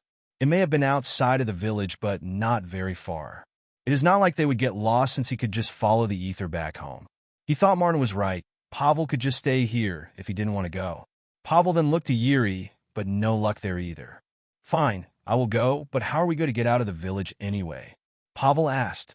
Martin smiled and walked up to the boy with sandy brown hair and threw a hand over his shoulder. "Okay, show them," Martin said.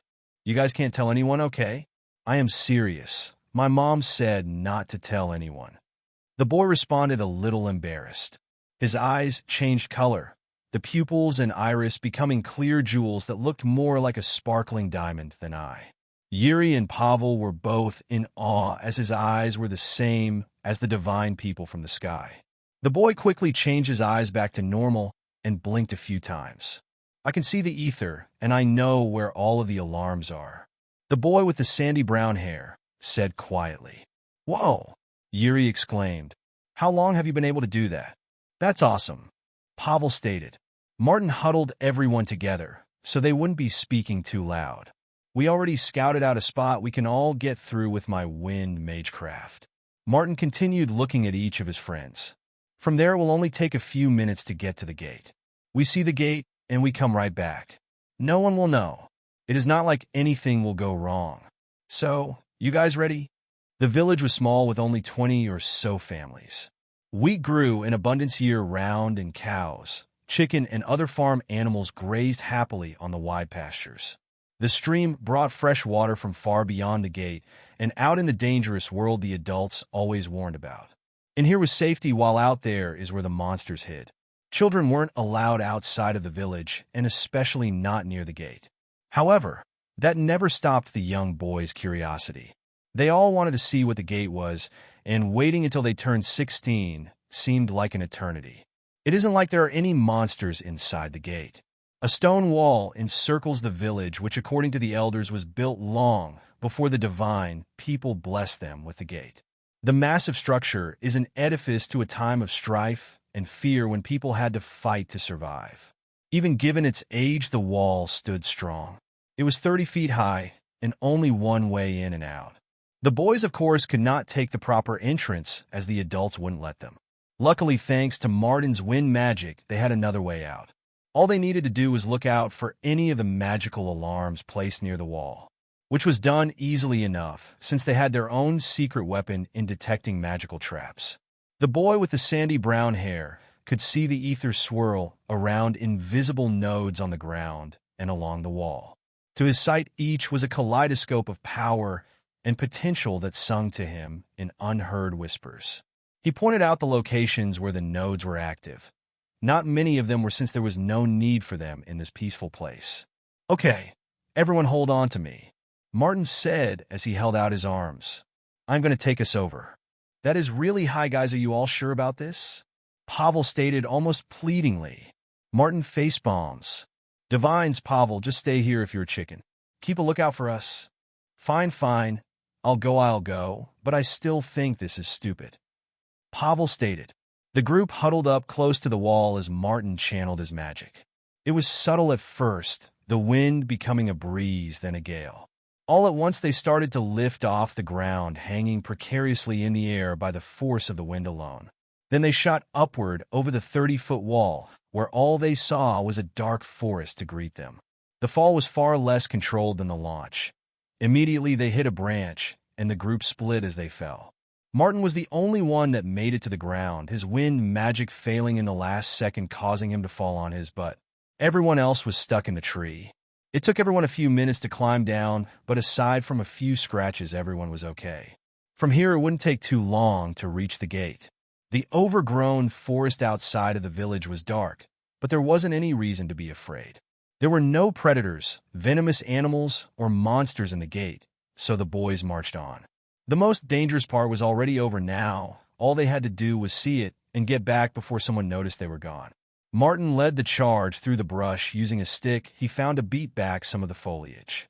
There were no paths or roads to get them to the gate, but it didn't matter since they could feel it in the air. Ether saturated the world in color. Bright streams of magic crackled. The gate was impossible to miss at this point, and soon they saw it. The edge of the gate. It looked like a nearly clear dome of rainbows which shimmered with the celestial symbols of the divine people from the sky. Unknown, etheric formulae from the higher planes winked in and out. "We made it, guys," Martin yelled in celebration. "See, it wasn't that bad, was it, Pavel?" Pavel didn't respond. He was wonderstruck with his mouth wide open. Yuri found a rock and threw it at the gate, only for it to bounce right back and hit him in the chest. The point of impact on the gate caused waves like water to spread out in every direction. "Ouch!" Yuri exclaimed. "Oh, let me try," Martin said as he dropped his stick and found a rock. Soon everyone was finding rocks and throwing them at the barrier, even making a game of it by seeing who could do trick shots by bouncing rocks off the gate and hitting trees and sticks they set up. "Think I can touch it?" Yuri asked as he walked up to the barrier with a stick. Before anyone could stop him, he was already poking at the barrier. He then dropped the stick after there was no reaction and reached out with his hand. This time the boy with the sandy brown hair stopped him. However, now that he was so close to the gate, he couldn't help but use his etheric eyes to look more closely at it. He hadn't attempted since the ether was already so prominent here, everyone could see it. When he did, he felt a compulsion to get closer, and soon he was the one touching the gate. Something felt familiar, like he had come into contact with this exact ether before. No, more like he had come into contact with the source of this ether. The divine person that made it, the creator of the barrier. With his jewel eyes, he could feel the ether bend to him. It recognized him just as much as he recognized it. He probed the gate with ether of his own and felt something inside it shift, then wink out of existence. The gate vanished all at once, and on the other side, they didn't see forest, they saw monsters. 18. The Caravan. Bjorn jumped awake, hissing and confused. He needed to protect Freyja from the wolves. They had to get out of there now. Why was he asleep? What happened? What about the wolves? What about the gate? He quickly looked around with both of his heads, and it was darker than normal. Okay, night had already fallen. He was on Freyja's lap, and his sudden jostling woke her as well. He tasted the air. There was blood and death, and the faint char of smoke. Luckily, magic fires don't spread like normal ones, and it seemed they were all out. Bjorn, thank the Forest Father you are awake, Freyja said as she nuzzled the confused lizard.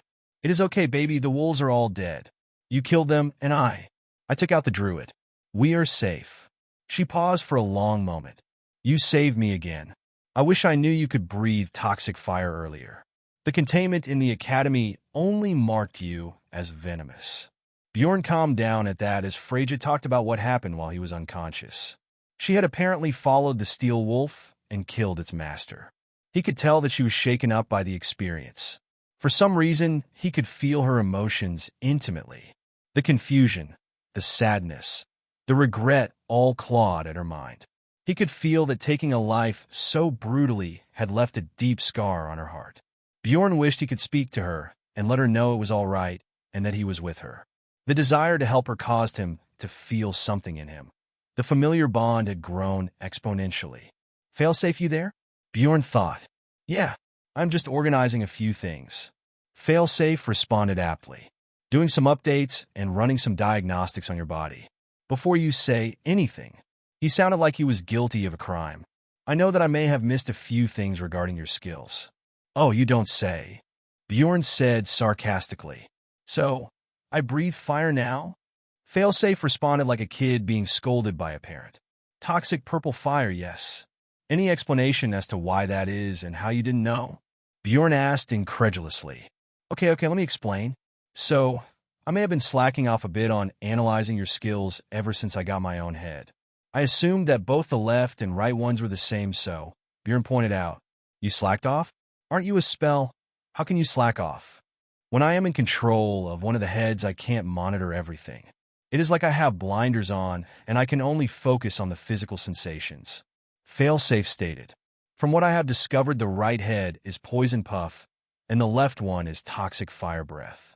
Also, you leveled up, you should take a look. Fine, but we're going to be limiting the time you get you to control either head. Bjorn stated. Fair enough.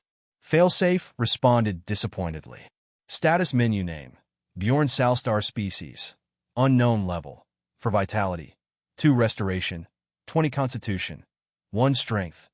1 dexterity. 1 stamina. 2 magic. 1 magic regeneration. 2. Plus 100 from bond. Page 1 of 2 skills analysis, reincarnation, failsafe, and incomplete reincarnation magic, and your best friend that has your back no matter what. Venomous bite magic cost. 0. You have a neurotoxic venom, which can be injected through a bite with your fangs. Poison puff magic cost. 1. With your right head, you can mix your venom into the air, using magic creating a small area of poisonous gas. This gas will reduce the health of those inside.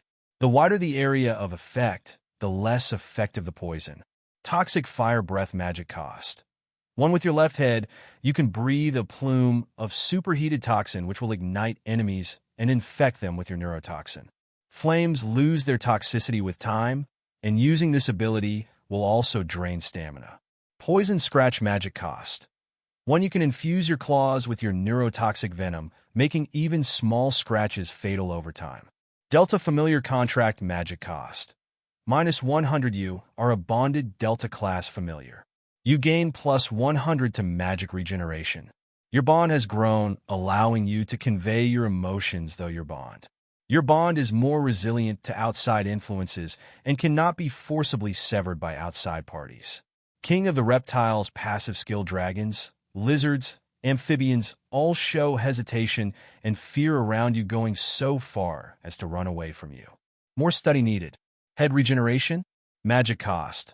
40-ish, was kind of decapitated at the time, so numbers may be off.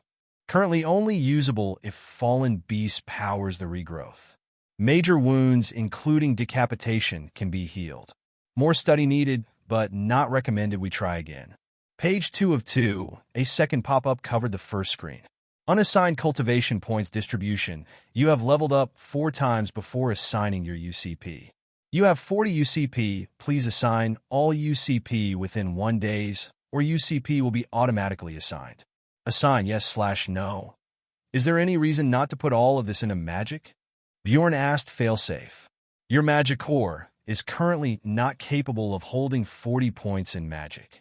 Failsafe said with some consideration. Your body is too immature right now. At most you can hold 5 points in magic. Only 5? Bjorn asked. You are only like a week old. Failsafe responded. 6 maybe, but that would be pushing it. You are currently the strongest newborn I know. I guess you are right, and I don't want to stress out this young body too much. Bjorn stated as he thought about it. That leaves 35 points. Do I have any other limitations on where I can place them? Yes. All of them with the current amount of points you have. Failsafe said. Add an automatic limiter to prevent me from being able to put more in one stat than my body can handle. Bjorn stated. Failsafe responded cheerily. That shouldn't be a problem. I will make it so the first number is your current stat and the second is the limit with your maturation. If you ever reach a point that you level faster than your maturation, I can burn the extra point on maturing you faster. Sounds good. And what about the familiar contract? Bjorn responded. 100 to my magic regeneration isn't causing any issues? Bjorn asked. Failsafe responded in a dismissive way. No, but that is only because of the contract itself. Any magic you can absorb from it is just being recycled into the bond, making it stronger over time. You still have a while before it is irreversible, but unless we get Freyja talking about it, anything I say is based on observation. Bjorn selected yes, and placed his states so he would be able to make best use of his body. He needed to be able to move faster and strike with his venom without being hit back in return. When he wrapped himself around the first shadow wolf, it managed to react and claw at him. If he had been faster, he could have escaped the troll and not gotten his head ripped off. Then again, he had his regeneration, which could even regrow his head. For now, he needed to be all around better. His pup body could not keep up, and at least for now, a strong foundation would be the way to go. Status menu name. Bjorn Salstar species. Unknown level. For vitality. 7/20 restoration. 25/50 constitution. 8/15 strength. 6/15 dexterity. 7/20 stamina. 7/15 magic. 5/5 magic regeneration. 5/20 plus 100 from bond. Page 1 of 2 there, all set. Bjorn said. So, we gonna talk about that dream you had? Failsafe asked. You know, when you were a kid and all. Bjorn looked at Freyja, and she hadn't stopped slowly petting him since he woke up. Her eyes were hollow. She needed to get out of here. Well, then he didn't want to talk about the memory he uncovered. Something about how it ended brought him so much shame and fear. Like he was on the precipice of doing something horrible and everything was his fault. Later, Bjorn said with a breath. For now, we need to focus on getting out of here. Bjorn uncurled himself from her lap, stretching his body as he did. He could immediately feel the difference in strength, flexibility, and magic in his core. It wasn't overwhelmingly different, but everything felt crisper, each motion slightly more deliberate. Freyja just got up and chanted the words of power to resummon her wind hands. She picked up the staff she got from killing the druid. It took a few minutes to find her alchemy case, which luckily survived the assault. While she looked around for the case, Bjorn examined the corpses. He started with the druid, or what was left of him. The body was being held together by his magic, so when he died, things started falling apart. The fact his head was smashed in only slightly added to the already grisly scene. What Bjorn was looking for was on the man's waist, a combat knife, the common companion to many soldiers, spellcasters or not. This one was a large blade forward with a full knuckle guard and several runes that allowed it to be used as a wand if necessary. When he rejoined Freyja, she took it from him. She had the wind hand that carried the rock drop it, and take the blade while the other carried her alchemy case. She quietly held onto Bjorn's tail, allowing him to guide her through the dark woodland. 20 minutes later, he tasted something in the air. A different aroma than the water, and the natural sense of the forest. It was pack animals and someone cooking. He led Freja in that direction, and after another few minutes they saw a light in the distance and heard the sounds of a group of people laughing and talking. A deep, hearty voice said loudly, "And you should have seen him." Swore up and down he could push the cart out of the mud. Then I turned around and turned back just to see him sunk in. Wait. You hear that? A second man said. Don't stop the story just because you're embarrassed. The first man said, No, seriously, you hear that? A woman's voice this time. Bjorn and Freja got down low, peeking from behind one of the bushes. They saw a small caravan, 3 horse-drawn carts in a semicircle, and 6 people huddled around a fire. They were settled in a small clearing beside a road. We know you're out there, might as well come out. The woman said, Yeah, you behind the bushes. You can see whoever it is. The first guy asked, They ain't exactly masters of stealth over there. The woman said. Bjorn didn't know what to do. The people didn't seem hostile. None of them even got up from their seats. Freja took a breath and stood up. Bjorn followed suit. The group all turned to face the newcomers as they walked out of the brush. 19. A new start. The camp was a rather eclectic mix of races, only 2 of which Freja recognized. The first was the small goblin woman in the group. Her green skin, tail, and a beauty that would make a supermodel jealous was a dead giveaway for the lesser elf. There were also 3 male goblins, 1 older and 2 younger, who, unlike the female, were some of the ugliest creatures Freja had ever seen. However, that is what goblin females like, so there is no judgment from Freja. The second was a tall gnoll male that was roasting meat at the fire, which made Freja's mouth water. His spotted fur was largely covered by fine robes. He was slouched while he watched her, his ears up and at attention. Despite sitting down, Freja could tell he was the tallest out of the group. His pseudo-canine face reminded Freja of the wolves, and it made her uncomfortable. The last person was a race Freja had never seen before. He looked like a humanoid tiger and was built like a strong man. What threw her off on pinpointing his race was the 4 horns that grew from his head. He was the only one standing, but he hadn't made any moves towards her. Instead, he casually smoked with a long metal pipe and wore the finest multicolored robes she had seen on a foreigner. In fact, all of them were dressed like merchants, which is the reason Freja decided to reveal herself. Sebek thinks that as a child. The gnoll said, Oh, I think you are right, Sebek. The horned tiger man said. He then smelled the air. "I smell blood? Hey, are you all right?" He was a bit more apprehensive. "Come me." Freja approached slowly. "My name is..." She froze for a second, thinking if she should give them her real name. "My name is Sif. I was lost and injured in the woods with my familiar. I don't mean to intrude. I heard someone talking and She started crying.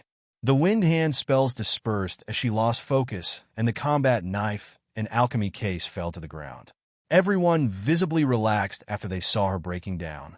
Attention in the air was cut, and suspicion of the mysterious blood-covered Wendigo girl subsided a bit. Everyone got up, but only the goblin woman walked towards Freja. The others stayed back after the small woman waved them down.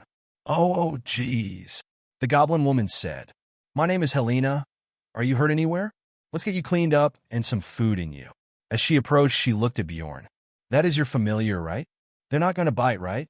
"His name is Bjorn," Freja said between sniffles. "He is sweet and wouldn't hurt anyone." "Sebek, do you have any more meat besides what you're cooking there?" Helena asked as she led Freja by the hand over to the group. The large gnoll produced several steaks from a bag way too small for the amount he pulled out.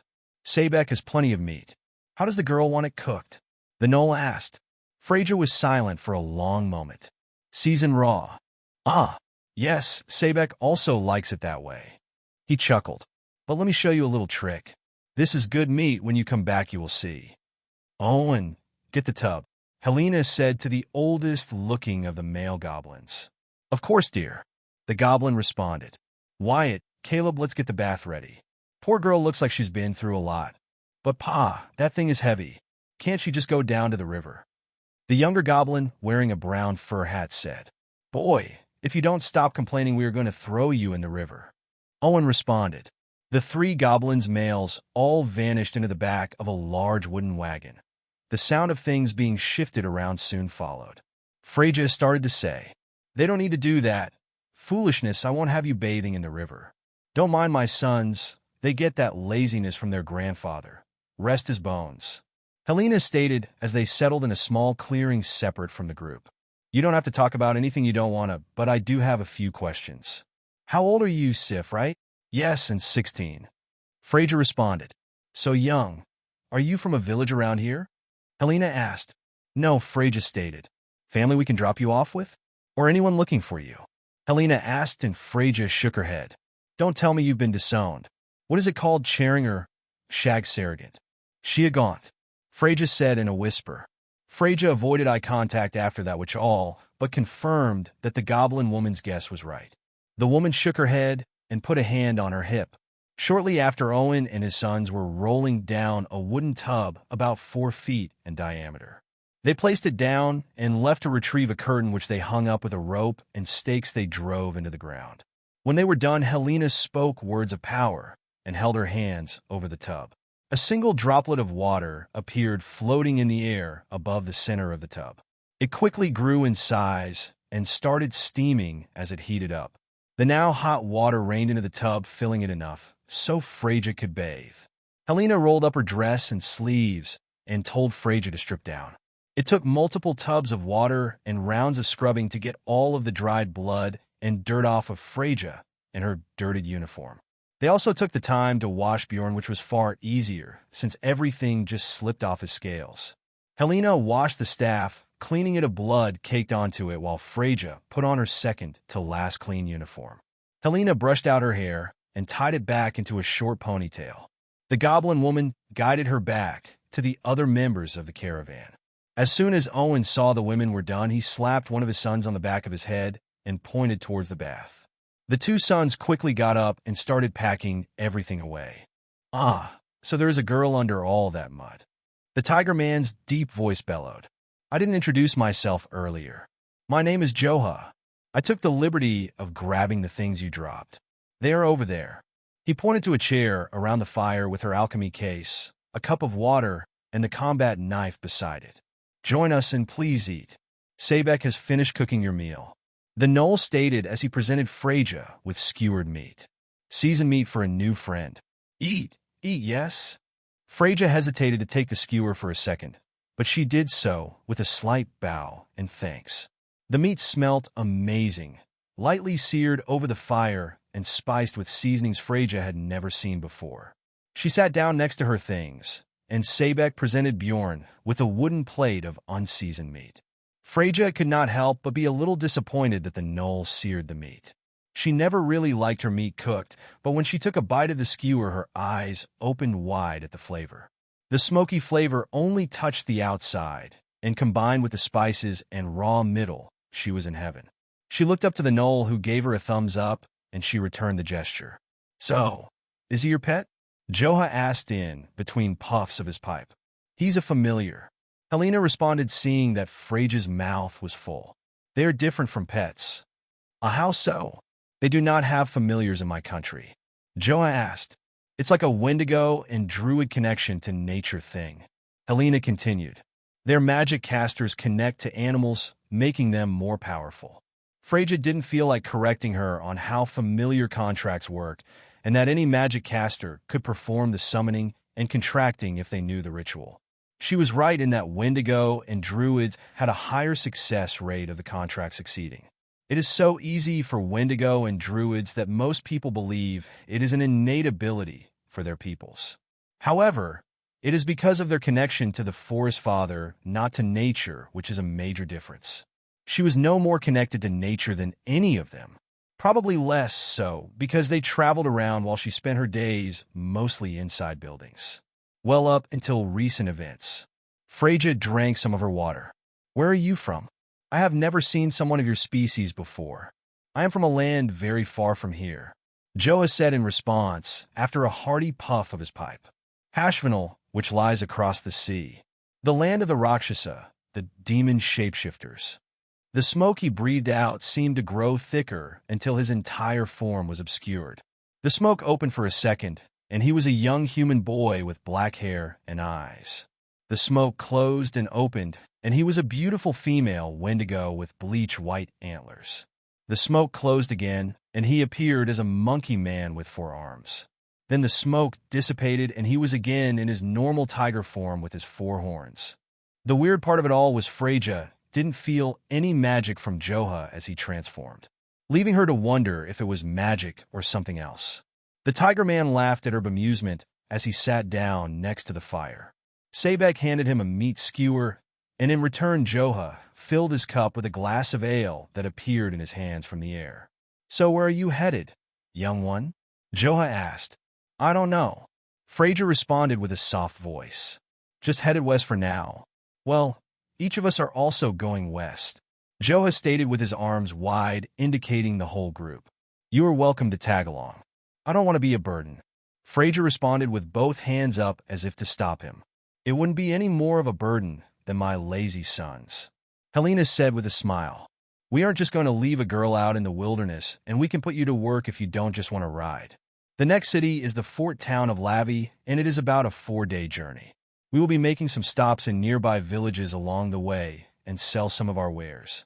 If any of those villages suits your fancy, you're free to leave the caravan. Joha adds with another puff of his pipe. "How does that sound?" Freja looked over the group around the fire. They were doing a lot to help her already, and she felt like she should return the favor. Work off the food and bath and transportation. She looked at Bjorn as his 2 heads tore into his meal. A small smile graced her lip, and she looked back up at the group and took a deep breath. "I will be in all of your care," she said with a bow. "I have never worked in a caravan, so please be patient with me." 20. A Real Caravaneer. Freja woke up to the sound of Wyatt and Caleb, the Goblin brothers, complaining about having to clean up the campsite so early in the morning. She was in a small 1-person tent, and even had a sleeping roll lent to her by Sebek. Bjorn was curled up with her, though he was already awake. She had to force him inside the tent when they went to bed as he wanted to stay up and guard her all night. She doesn't know if he actually got any rest, but having him with her helped. Now that she could feel his emotion through the familiar bond, she knew he was apprehensive, but not hostile to the people in the caravan. She felt about the same, but mostly felt thankful they had been treating her so well. With a new perspective into his emotions, he felt more like a father figure always looking to protect her. Given the fact that he had been doing that since he was born, it was no wonder he felt that way. She hoped being in the caravan would allow both of them to have some normalcy for a change. She knew damn well she was ready for something normal. She reached for her glasses, pleased with the runes carved onto them that had protected them all this time. She crawled out of the tent and stretched. Bjorn did the same thing. The Goblin brothers approached, but not for her, which she didn't mind, as Goblin males were not handsome. They were known for their appearance being an acquired taste to most other races. Goblin females loved every bit of their partner's ugliness, and in fact have not been known to date outside of their race. The brothers are more easily distinguished by their hats. Wyatt always seemed to wear a brown fur hat, while Caleb wore a blue leather one. They pulled out jerky from their pockets and ran over to Bjorn. They only seemed to notice Freja after he walked around her, and they nearly ran into her. "Oh, good morning, Sif," Wyatt said. "Can we give these to Bjorn?" "Good morning. Let me see it," she said as she held out her hand. "What is it?" Wyatt handed her one of the strips, Chavon jerky. Freja smelled the jerky and bit off a small corner, her teeth easily slicing through the jerky like scissors. She then handed it back to the waiting goblin. "It should be fine if he wants to eat, that is," Freja said. Freja stepped aside, and the 2 boys reached out their hands for Bjorn. Each head took one of the strips. The goblins lit up with excitement, their long tails wagging in the air. "He is so cool. What is he?" Caleb asked. "Honestly, I don't know." Freja shrugged. "I couldn't find anything on him in our bestiary. He is only about a week old, though, so he is probably going to get very big." The boys continued to ask questions about Bjorn. How big is he going to get? Is he venomous? Can he breathe fire or something? And why does he have 2 heads, among other questions? Freja told them that he was venomous and that, yes, she found out yesterday he does in fact breathe fire. She kept the fact he grew a 2nd head after being decapitated to herself. "Since you don't know what he is, you should talk to Joha. He knows a lot about monsters," Caleb says with a snap. "I think he used to hunt them a long time ago." The boys wanted to ask more questions, but their dad, Owen, quickly found them and told them to get back to work. Freyja looked around, and it seemed like everyone was already awake and packing up their campsite. She saw Joha walk off to where he tied up his horse. Freyja knew she needed to get to work too, so she could ask him later. She started by disassembling her tent and folding up the cloth. Everyone's wagons were different. Sebek had the least impressive-looking but largest standard merchant wagon. Cloth top on wooden frame, but with some notable reinforcement runes carved into the wood. It would make the wagon much harder to damage and allow it to carry more cargo as long as he had the horsepower. Which he did. There were 2 healthy chestnut-colored horses. Joa's wagon was by far the most impressive and also the smallest. His was colorful, with exaggerated lines and curves following the motif of a different culture than what Freyja was used to. It was all wood and metal, with a double door on one side like what she would expect on a carriage, not a cargo carrier. The goblin family had a large wagon that looked like a big wooden box on wheels. It was all natural colors, fully business, and no pleasure. Freyja knew they were all merchants but realized she didn't know what any of them sold. She would have to ask about it later. For now, she summoned her wind hands to help her carry everything to Sebek's wagon. The large gnoll was in the process of hooking up his horses when she approached. "Ah, good morning, Miss Sif," Sebek says. "How did you sleep, Best sleep I've had in days, honestly." Freyja responded. "Where do I put this stuff? And I am ready to help. Sebek will show you, yes?" He said as he finished tightening the straps on the horse. "Come with Sebek and watch your step," he said as they walked along the side of his cart. "I know you all are merchants. What do you all sell?" Freyja asked. Sebek sells tools. Wood, iron, steel, and orichalcum for any need. All orichalcum tools are enchanted. He noted Freyja perk up a bit at the orichalcum. Wendigo loves enchanted tools. They have a large population of those who can use magic, yes. Freyja nodded and Sebek chuckled to himself. Joa sells spices from his homeland. You liked the food yesterday, it is because of some of his spices. The goblins, they sell a little bit of everything. Sebek doubts all of it is legally acquired goods, so watch your things. They have not stolen from Sebek, but I catch their scent around my cart time to time. They are thieves? Freyja asked as she looked over to her bag that she left out in the open. Sebek is not sure these are only observations. He said dismissively. Children are curious, are they not? The goblins have too, and they like to snoop. She believed Bjorn must have picked up on her concern through their bond because he ran over to her stuff and inspected it. She turned her attention back to Sebek as he opened the back of the transport. Inside was filled with shelves stocked everything from hammers and nails to saws, anvils, and farming equipment.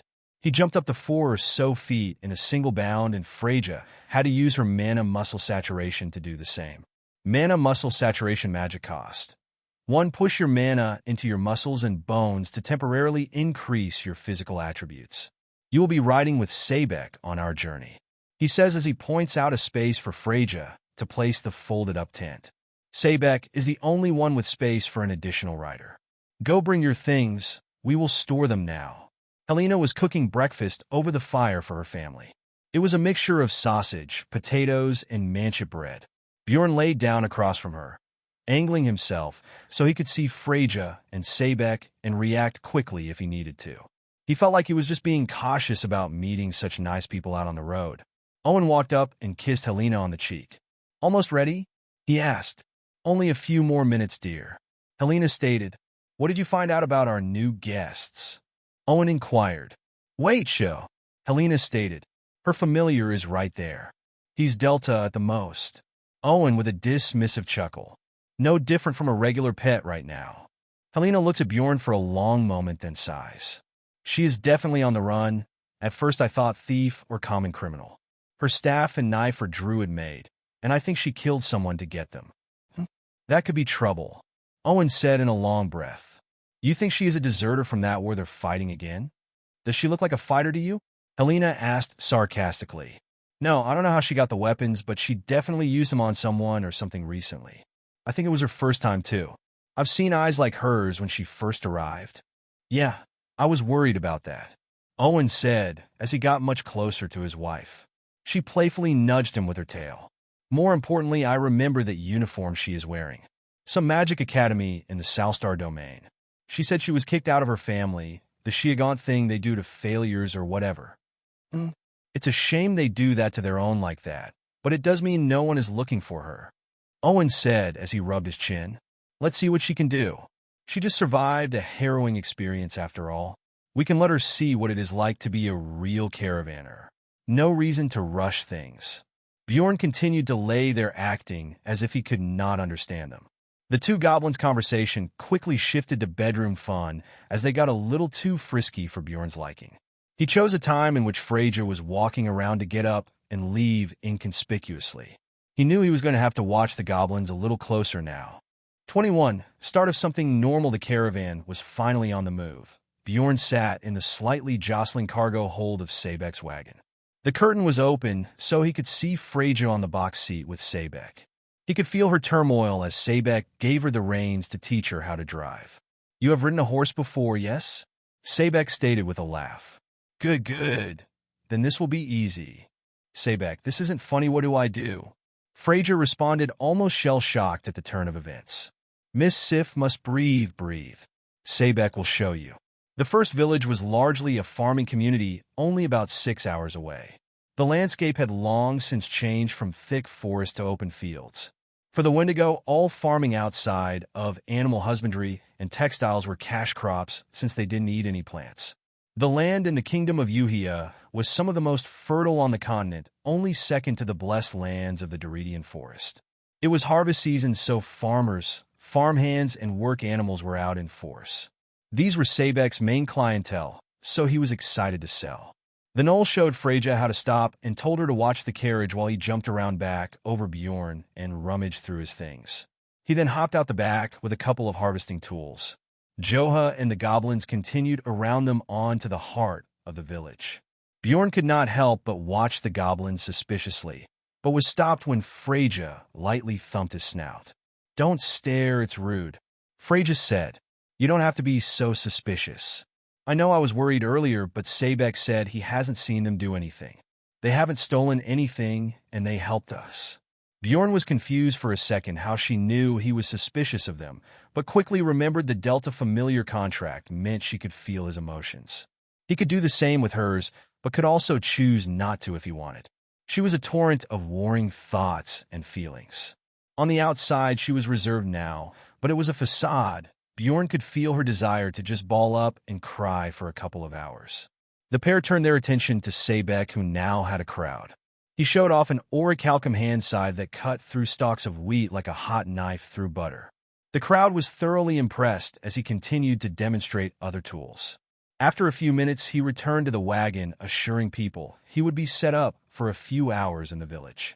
The village of Vatnaby itself was situated close to a lake. The village square was just a larger than normal dirt road with a well in its center. Curious villagers had already congregated around the quickly setting up Joha and the goblins, who were all setting up stalls to show off their wares.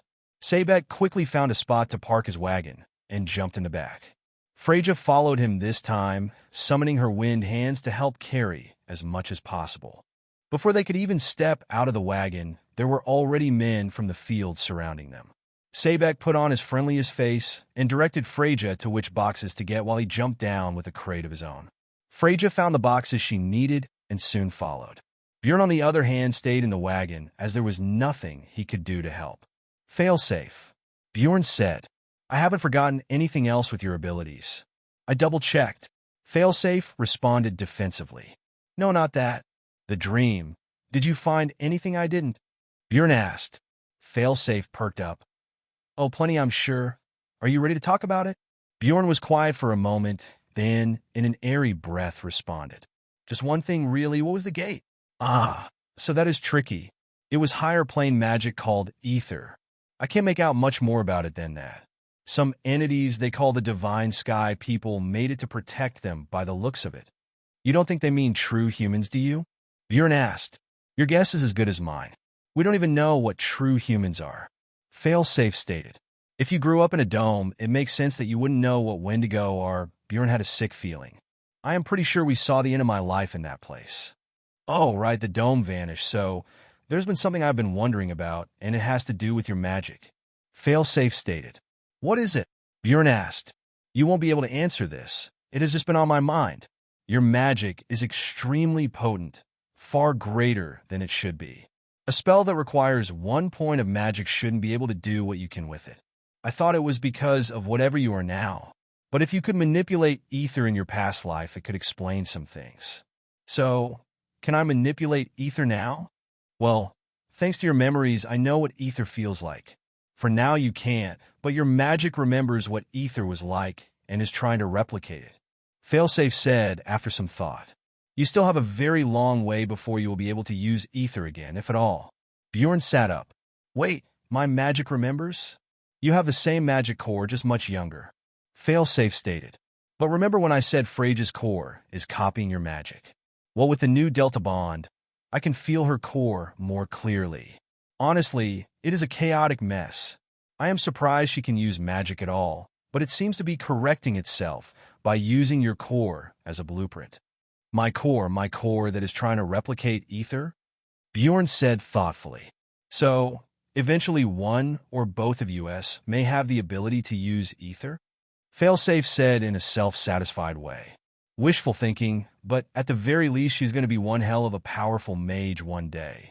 The Salstars really missed out on that girl. But again, this is all based on observation.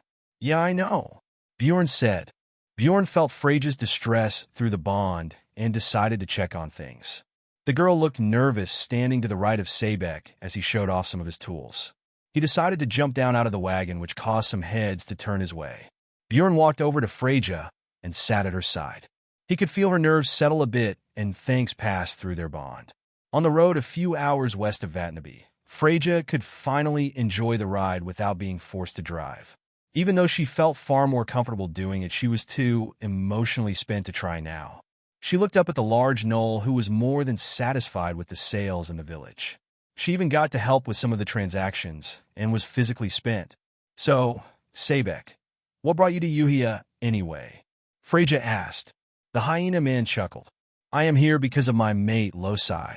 She is a mercenary, and her company was hired by your king to assist in the war. She is a strong and powerful warrior, and Sebek is proud to be her mate indeed. Freja paused at that. Can you fight? All gnolls can fight, but none like gnoll females. Sebek said with a smile.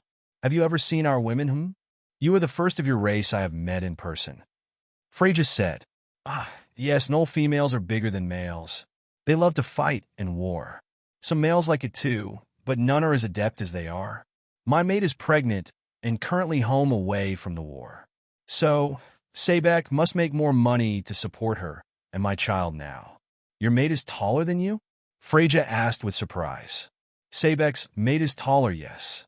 He laughed. Wendigo are different. Your men are big and women are small. Sebek finds this funny. He looked at Freja and pointed at her arms. With your tiny arms and frame, how will you attract a mate? Men like strong women, stronger than themselves, yes? I think that is a gnoll thing, Sebek. Freja said, then flexed her arm a bit. But when it is time for me to find a mate, I will keep it in mind. Night approached, and everyone was setting up camp a few hours west of Vatnaby. Freja was exhausted physically and emotionally. She didn't realize traveling in a merchant convoy would be so demanding. Still, she felt like she didn't do much, but help unpack a few tools here and there and drive the wagon. She still felt uneasy about driving, but Sebek was a good teacher. While she was trying to figure out how to set up the tent, the sound of a startled horse followed by a scream rang across the camp. Everyone's head snapped to the sound of the commotion. The whinnying of the distressed horse tied to a tree quickly allowed them to find them. Freja ran over, and by the time she had gotten there, Sebek was calming down the horse while the goblins were all around Wyatt, who was on the ground unconscious. He was bleeding from the head and mouth, which wasn't good. Joha grabbed a garden snake in the bushes near the horse that must have startled the creature, causing it to kick the young goblin. Helena was hysterical, and Owen wasn't much better. I have a potion. I will be right back. Freja yelled. She used her mana muscle saturation to move much faster as she ran her belongings near her uncompleted tent. She rummaged around in her bag for the lesser health potion. On a goblin, it would be more than enough to heal him completely. Damn, where did I put it? She said as she panicked. Oh, I found it. She ran back to the group potion in hand. Owen had to pull his wife away so Freyja could get to Wyatt. Joha knelt down beside her as she uncorked the potion. He held out his hand to stop her. "He will choke if you try to get him to drink," Joha said in a deep, bellowing voice. "Hand it to me." Freyja handed the potion to him, and the liquid inside turned into a mist which he directed around the nose and mouth of the unconscious boy. As Wyatt breathed, the mist would enter his body, and soon he opened his eyes. Joha directed him to take deep breaths as the last of the mist entered his nose. Joha and Freyja stood up, seeing that the potion worked. The boy sat up only for his mother to nearly tackle him in a hug. Freyja was happy at the scene, but looked up at the large tiger man who merely winked at her. He then threw the dead snake to Bjorn, who snapped his jaws on it out of the air. This was the second time she has seen him use his magic, but felt no mana at all, something that shouldn't be possible. He walked off, and Freyja continued to watch him until Helena grabbed onto her, ugly, crying onto her shirt and thanking her for saving her son. 22. The village by the river. Emotions were high for most of the evening, although the two goblin boys were up and getting into who knows what like nothing had ever happened. Freyja returned to her tent to try and finish setting it up. Sabek showed her how the night before, and she felt like it shouldn't be too hard to do. It was just ropes, poles, cloth, and stakes. After struggling for a few minutes, she heard footsteps approaching. "Sif, do you need help?" Owen asked as he grabbed one of the poles to stop it from falling over. "You aren't going to get it to stay up like that." Freyja was slightly hesitant with her answer. Yes, thank you. Look, I wanted to thank you for what you did for my boy," Owen said as he secured his side of the tent. "I know lesser potions aren't cheap, so how much?" Freyja opened her mouth to respond, but he raised his hand to stop her. "And I don't want to hear it was free or anything like that." Freyja opened, then closed her mouth and said, "I don't know what the going rate is for lesser health potions.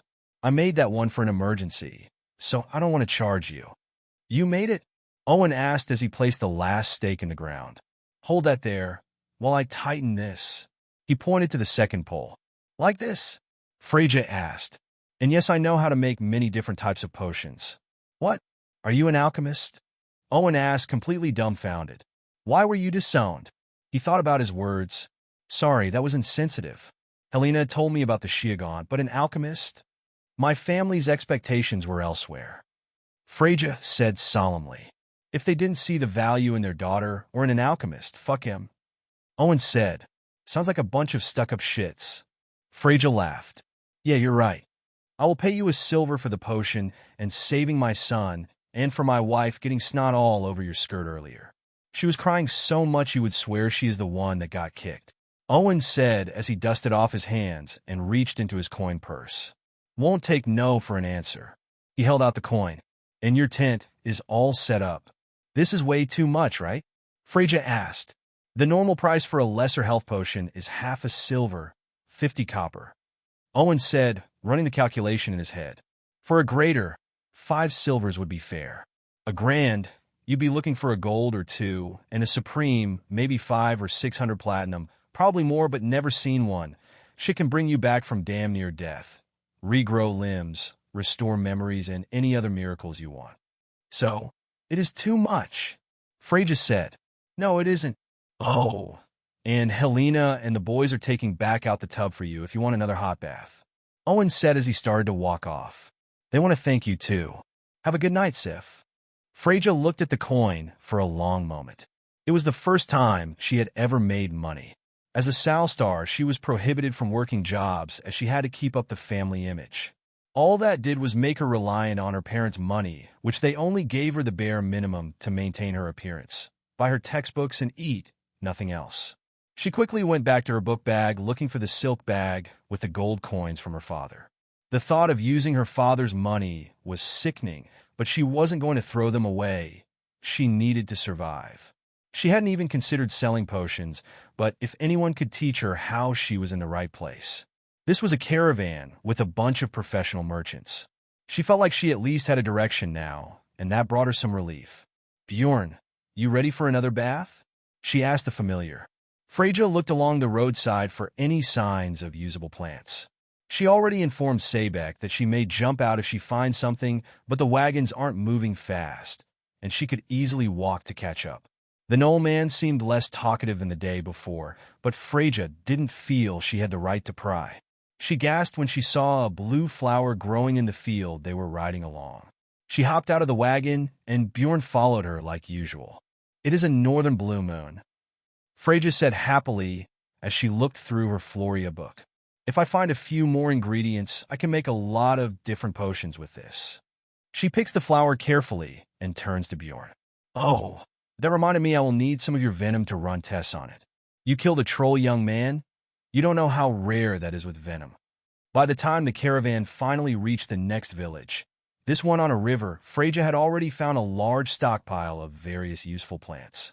She still needed to prepare them for use, but she told herself she would do that after work.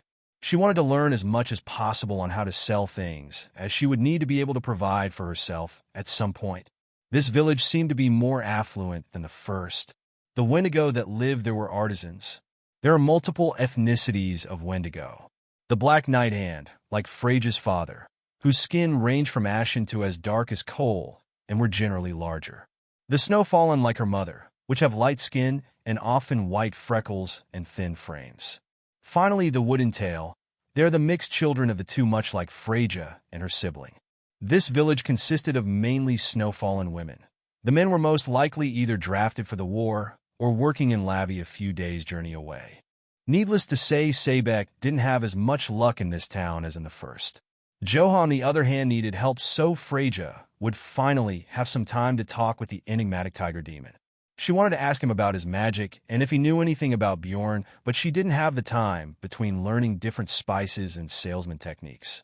Most of her time was spent watching the large tiger man in action and processing transactions after being told how much different ingredients sold for. "Oh, do you go to Dorsal Academy, a young mage in the making?"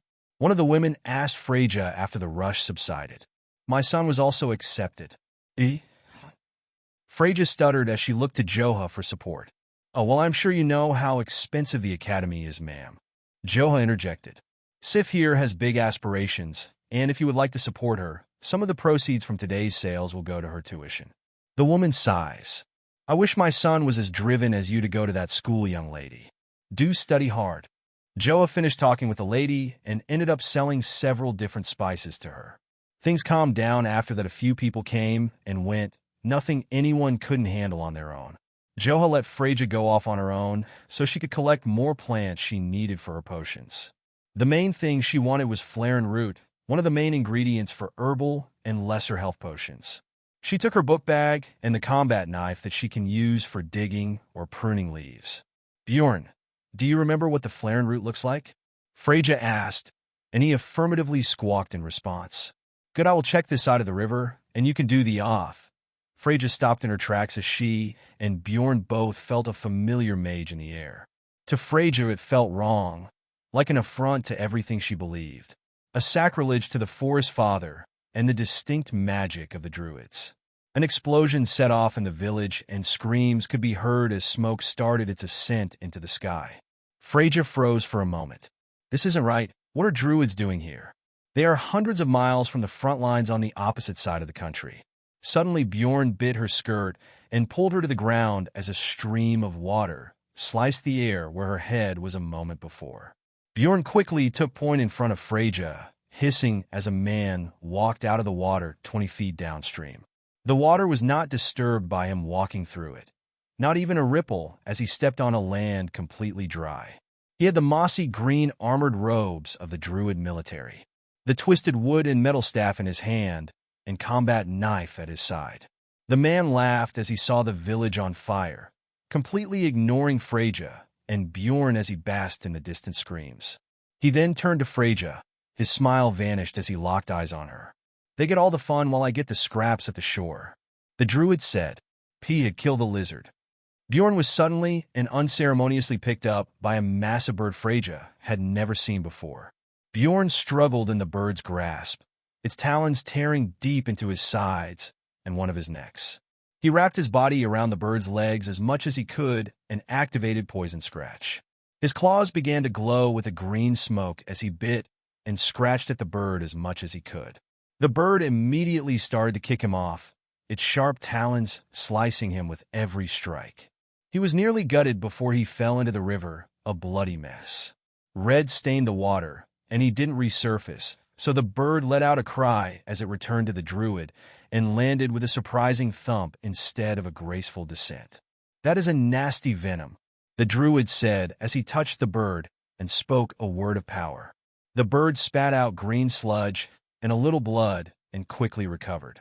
It flapped its wings in triumph as it stood next to its master. "Remind me to get that creature's body when this is over. I want to dissect it," the druid said. "And don't get bit next time we fight an obviously venomous creature." He turned his attention to Freyja. "Now for the little cannibal savage. I will be sending you to see your familiar now." 23. How to kill a mage. Freyja could feel Bjorn's connection and his emotions. There wasn't a hint of quit in him, even as he fell into the water. She looked at the bloodied pool, the familiar bond telling her he was still very much in the fight. She readied herself, using his emotions to bolster her own survival instincts and suppress her fear. This was one of the main purposes of the Delta familiar emotion sharing. They could strengthen each other's resolve in the face of any odds. She had no reservations that this was a losing battle. This was a real druid war mage and his Delta familiar. Nothing like the dying one she killed in the forest that was more dead than alive. She had no offensive magic, nothing that could even come close to an actual war mage's power. However, she would do whatever it took to survive. She reached into her book bag and took out the combat knife, charging herself with mana and letting it permeate every fiber of her muscles, every tendon and bone. She heightened her senses to the limits of her current capability and stood up, facing the druid with determination. If she was going to die, she was going to die standing. "Bring a tree, fucker," Freyja said. The druid laughed, raising his staff as water condensed around him, forming 3 orbs. The druid's magic reacted without even needing to speak words of power. Freyja dodged to her side, narrowly avoiding a stream of water aimed for her head. She had to jump again immediately after to avoid more streams, which struck the ground behind her with enough force to dig holes through rock. "Maybe this will be fun after all," the druid said with a smile stretched across his face. The druid spoke words of power, and Freyja was lifted into the air by a gust of wind. She didn't even have time to react as she was pulled towards the druid in seconds. He spun his staff around his body with practiced grace, and as soon as she was in range, he hit her square in the chest with a baseball swing. Freyja's trajectory was instantly stopped as she flew backward from the mage, the blow having sent shockwaves of pain through her body as she skittered to a stop, unmoving. Or maybe not. Is that all she had? The druid questioned. "Here you were getting my hopes up, savage." Freyja felt something in her bond as she struggled to breathe, the wind having been completely knocked out of her as she laid on her back. She looked at the river and saw Bjorn had made it to the shore only about 6 or so feet from the druid while going completely unnoticed. His mouth was open and magic gathered as visible heat. Freyja turned away and balled herself up to make herself smaller. Heat erupted from the injured Bjorn as green fire lit up the area, slowly concentrating and becoming purple as it crackled with magical energy. The wave of fire was stopped as a blast of air split the flaming torrent, striking Bjorn and sending him flying across the river, where he only stopped after hitting a tree. The druid laughed as his familiar was interposed between him and the flames, wind magic circulating around the beast. Its magic is what protected the druid and sent Bjorn flying. "Bjorn!" Freyja screamed as she turned back around. "Kill it this time," the druid said to his familiar. "As for you, don't worry, you'll both be dead soon." The bird opened its wings to fly, but before it could, a red mist surrounded them. No one had noticed because of the fire, but now it became more prevalent. The mist was thick and didn't react to the wind, but also didn't have any magic within it. A clawed hand reached out of the mist and grabbed the head of the bird. Before the bird, the druid or Freyja, even processed what was going on, the hand squeezed and the bird's head popped. Feathers, blood, bone, and gore sprayed the air as the bird's body fell to the ground. The druid screamed. "What the foo?" The same hand that killed the bird balled into a fist, pulled back, and hit the druid so hard in the ribs he was lifted up into the air. Then a second hand appeared, grabbed the druid before he was too high, pulled him back down as the first fist reared back again, then came crashing down. It struck the druid's head this time, sending him into the ground. The soil and mud gave in beneath him as he struggled to retain consciousness. Tendrils of water flew from the river and wrapped around the druid. The tendrils threw him out of the mist, giving him distance from the assault. They then whipped fruitlessly at the mist before they all were destroyed by the unknown assailant obscured in the mist. The druid landed on his feet, but instantly fell to his knees, spit up blood, and struggled to breath.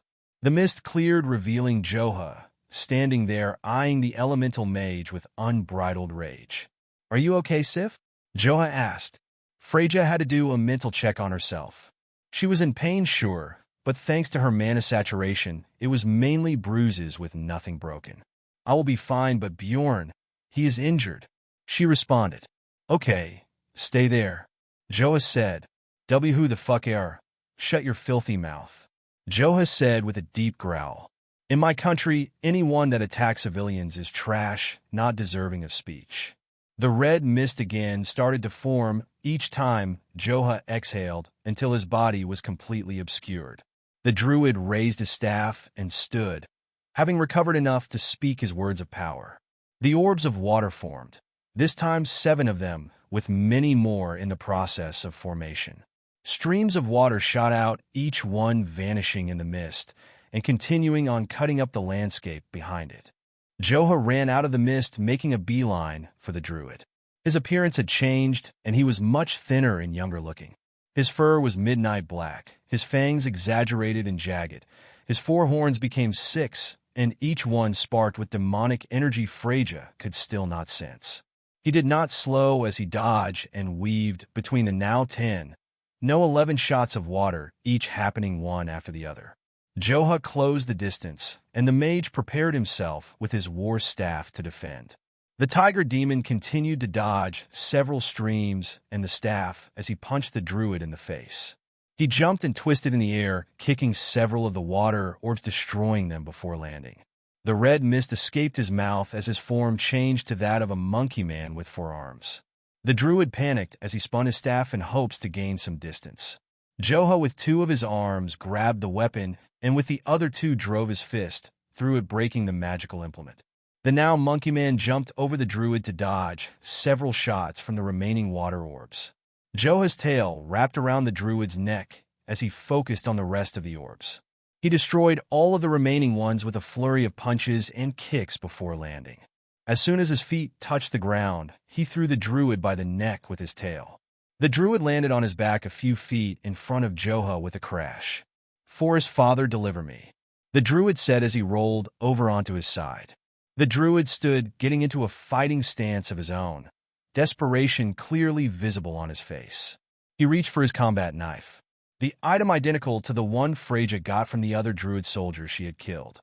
When it comes to mages, they are harder to kill than normal people. The mana in their bodies becomes so dense that even previously grievous wounds on a normal person may heal over time. The druid Freja killed was only alive because his mana was trying to turn him into a lesser druid, the Treant. There is only one way to ensure a mage is dead and not coming back. The red mist again surrounded Joha as he rushed the druid. The knife sliced into the mist, only for his hand to be caught by Joha's massive clawed hand as he returned to his normal large tiger form.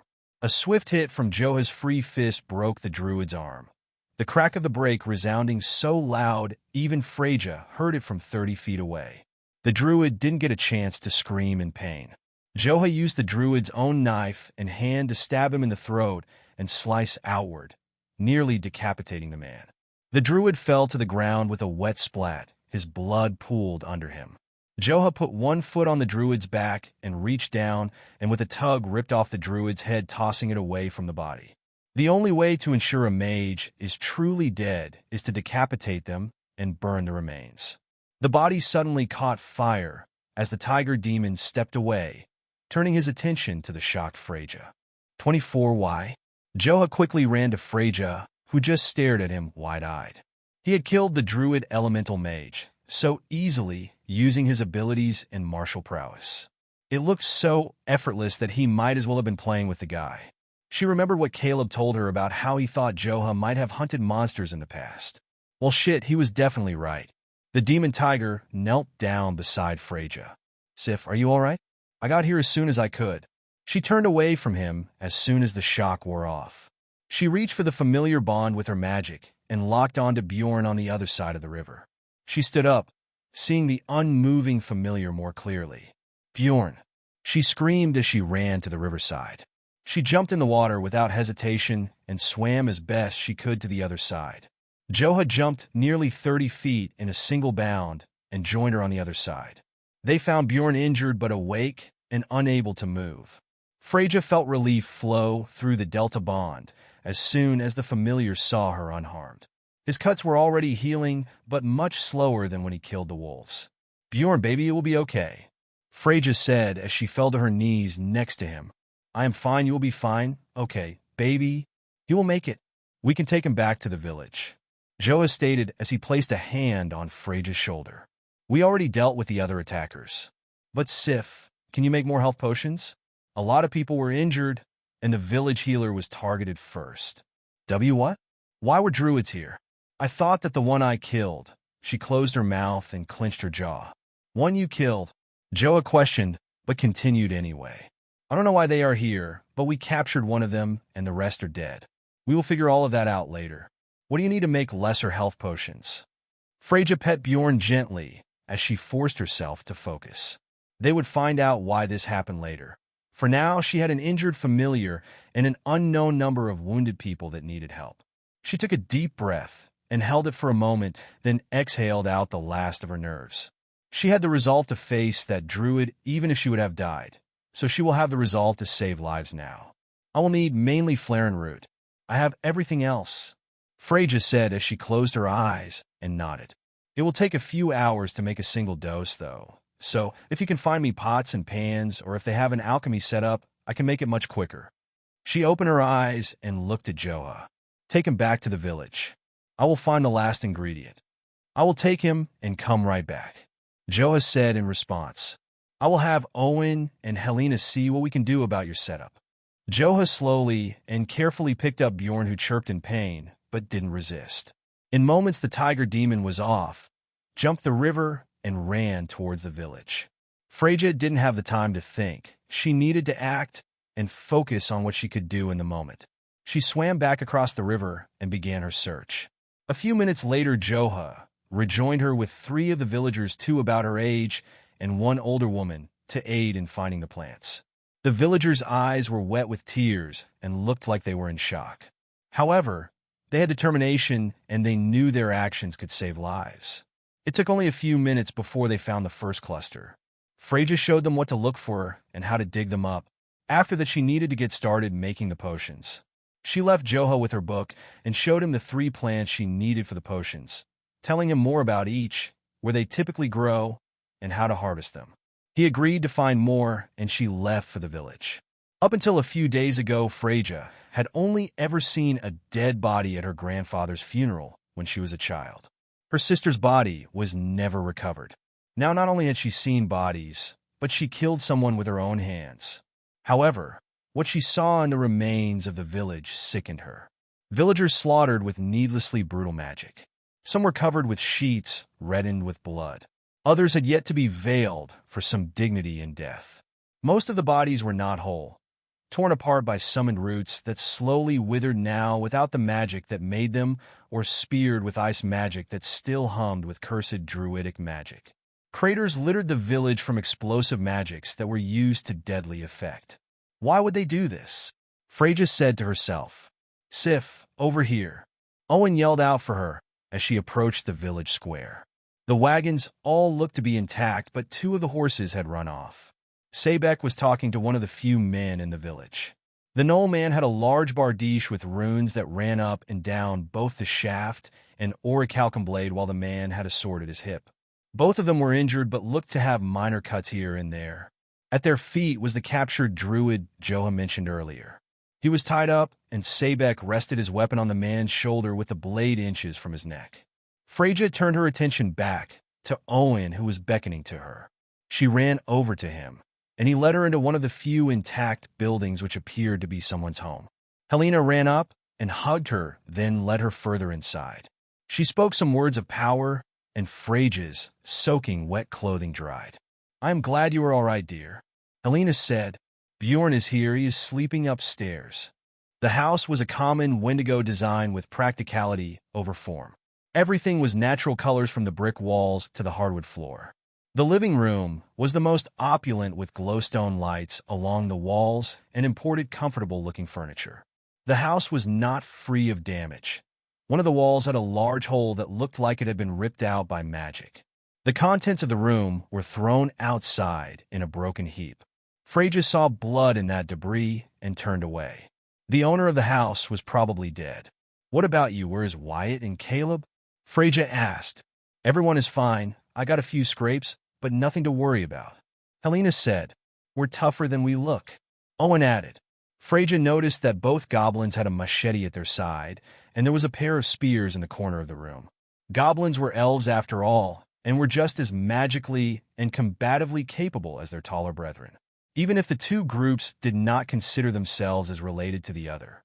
She followed the familiar bond and felt Bjorn upstairs. She didn't have time to check on him, but his emotions were calm, meaning he was probably asleep.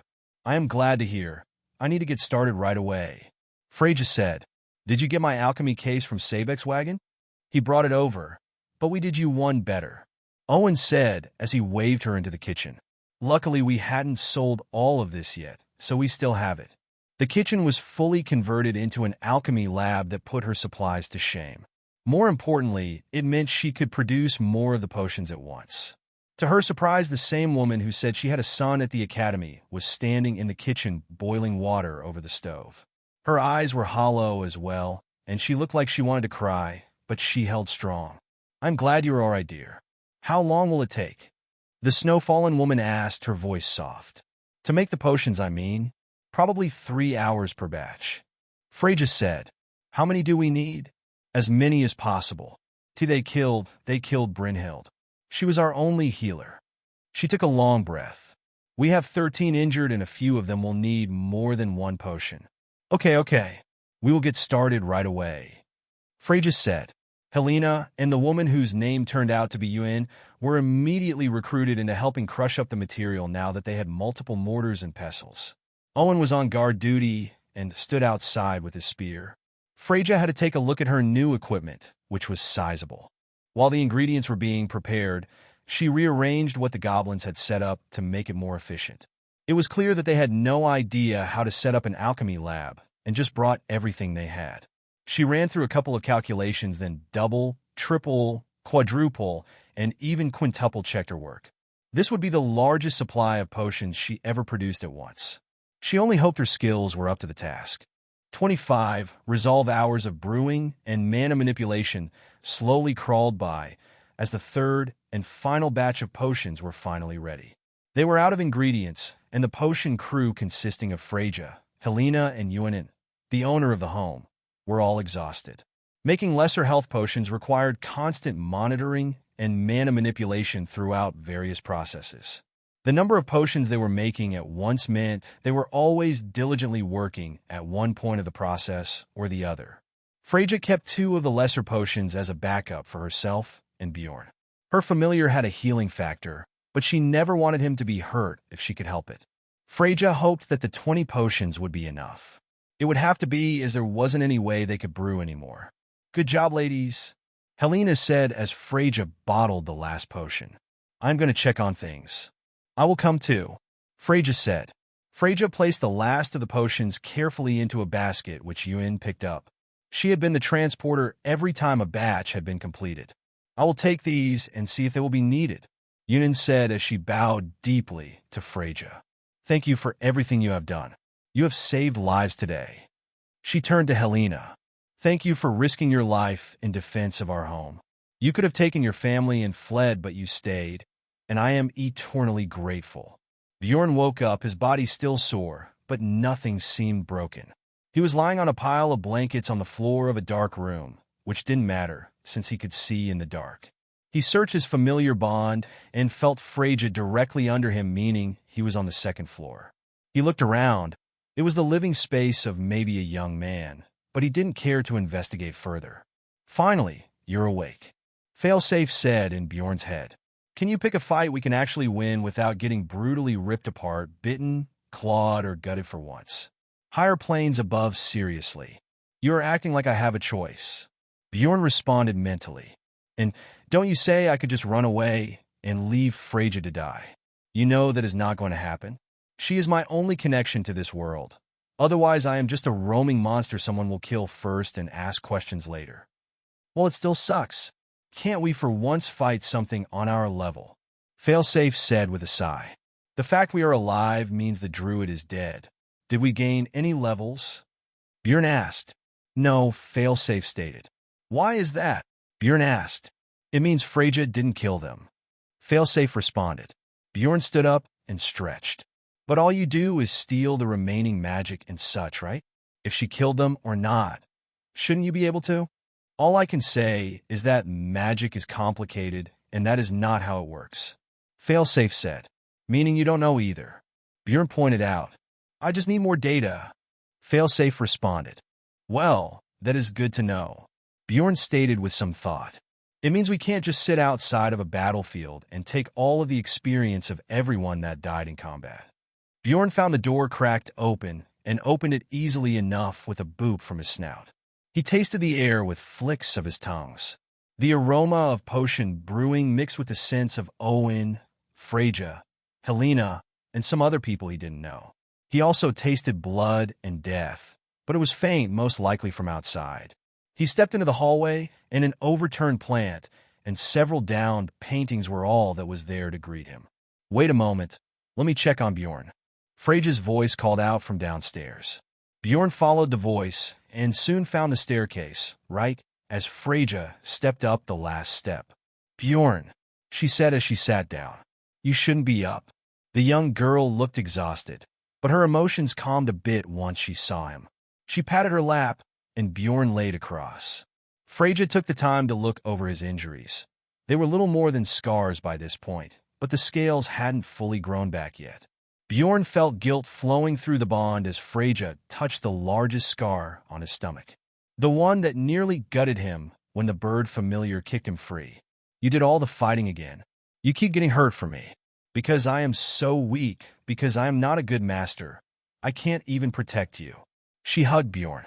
You're only a few days old, barely over a week, and you felt so much pain because of me. I swear this will never happen again, baby. You will never have to fight alone because I am weak. She had resolve in her voice. Are you ready, Sif? Helena called. You want to come, Bjorn? Freyja asked, and Bjorn squawked affirmatively. I am coming. Darkness did little to hide the devastation in the town. Most of the survivors had gathered in the square where pyres were constructed to send off those who died. One for each person with the exception of the druids who were all thrown into a pit, their bodies cut into pieces to prevent the possibility of them becoming undead. Helena led them around the mass funeral to another house where a guard was posted outside. The man was a villager armed with a sword and in his prime. Since Bjorn didn't know how long Wendigo lived, he could have been in his 30s or 70s for all he knew. The man looked at the group and bowed slightly before opening the door. Inside, Sabek and Owen were sitting in the living room, styled much the same as the house Bjorn just left. Joho was in the corner smoking his usual long metal pipe. There was an elder with a long white beard and decorative wooden cane alongside 8 other men Bjorn had not yet seen before in the room. The druid was also tied up on the floor. He looked to have been beaten to near death. Freyja nearly stopped when all eyes shifted to the group as they entered. This is the young lady? The elder asked. Yes, father. The man beside him said. The man beside the elder had silver strands hanging from his long antlers. A fashion choice Bjorn hadn't seen, although he thought it looked rather nice. The elder made a dismissive gesture to the druid. Please remove that filth from here. We have esteemed guests. Several men grabbed the druid that was too beaten to even resist, and they roughly dragged him out. Please, ladies, enter. Helena walked over to Owen where he had saved her a seat. The man beside the elder made one of the other men stand so Freyja would have a place to sit down as well. The elder looked at Freyja and Bjorn for a long moment as he stroked his beard. To Freyja's surprise, everyone bowed as she sat down and picked Bjorn up to sit in her lap. "We have already given thanks to your comrades, young lady," the elder said, still bowed. "We are thankful to all of you for defending our town and to you for the work you have done to save those injured in the attack. You saved not only my life, but also that of my grandson and many others that would not have survived without your potions." There is no need to bow, elder," Freyja said in shock. "There is need to do much than just bow," the elder said as he lifted his head. "My name is Colbian. I am the elder of this village. On behalf of everyone, I offer you this." The man, his son with the silver strands, stood up, head still bowed, and knelt in front of Freyja. He held out his hand with a small red bag. Freyja hesitantly took the bag and opened it. Inside were 3 gold coins and 16 silver. Freyja gasped, even accounting for all of the potions she made. It would only equate to 10 silver at most. "This is too much, Elder Colbian," Freyja stated. "Does anyone believe 3 gold 16 silver to be too much for what this young lady has done?" the elder asked out loud. "No," everyone said in unison. The man knelt in front of Freyja, lifted his head. "My name is Rolf. Your potions saved my father and my son. I would give more if I could." He stood and everyone lifted their heads. Rolf stood in front of everyone, taking the floor where the druid once laid. "Now, it is time we decide," Rolf stated as he looked over each of the men. "Our village is in ruin, and if what the druid said is to be believed, more of them will come. We need to warn the other villages and get our people to Lavi." Another man, this one with a missing antler, stood up. "And abandon our homes to these tree fuckers. What would you have us do? If not for our visitors, we would all be dead," Rolf said. "I don't believe we should risk the lives of our families on pride or on brick and mortar that can be rebuilt.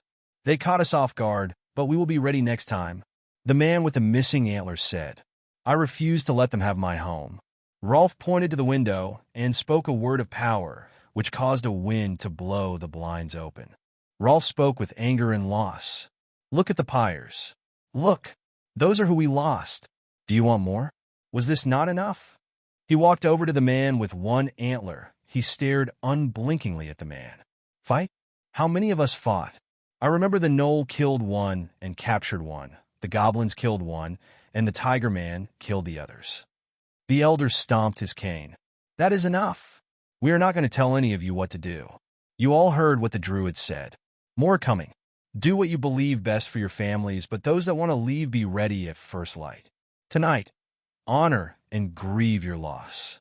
There was grumbling amongst the crowd, but one by one the men dispersed, heading out to the pyres or to find their families. The elder was helped up to his feet by Rolf. The two of them bowed to Freyja again before they too left, leaving only the merchants inside. Freyja walked over to one of the other couches to get closer to the group. "Well, what do you all think?" Joa said as he walked over from his corner. "Sebek will travel to Lavi, then head east to the front lines for Sebek's mate," the gnoll stated.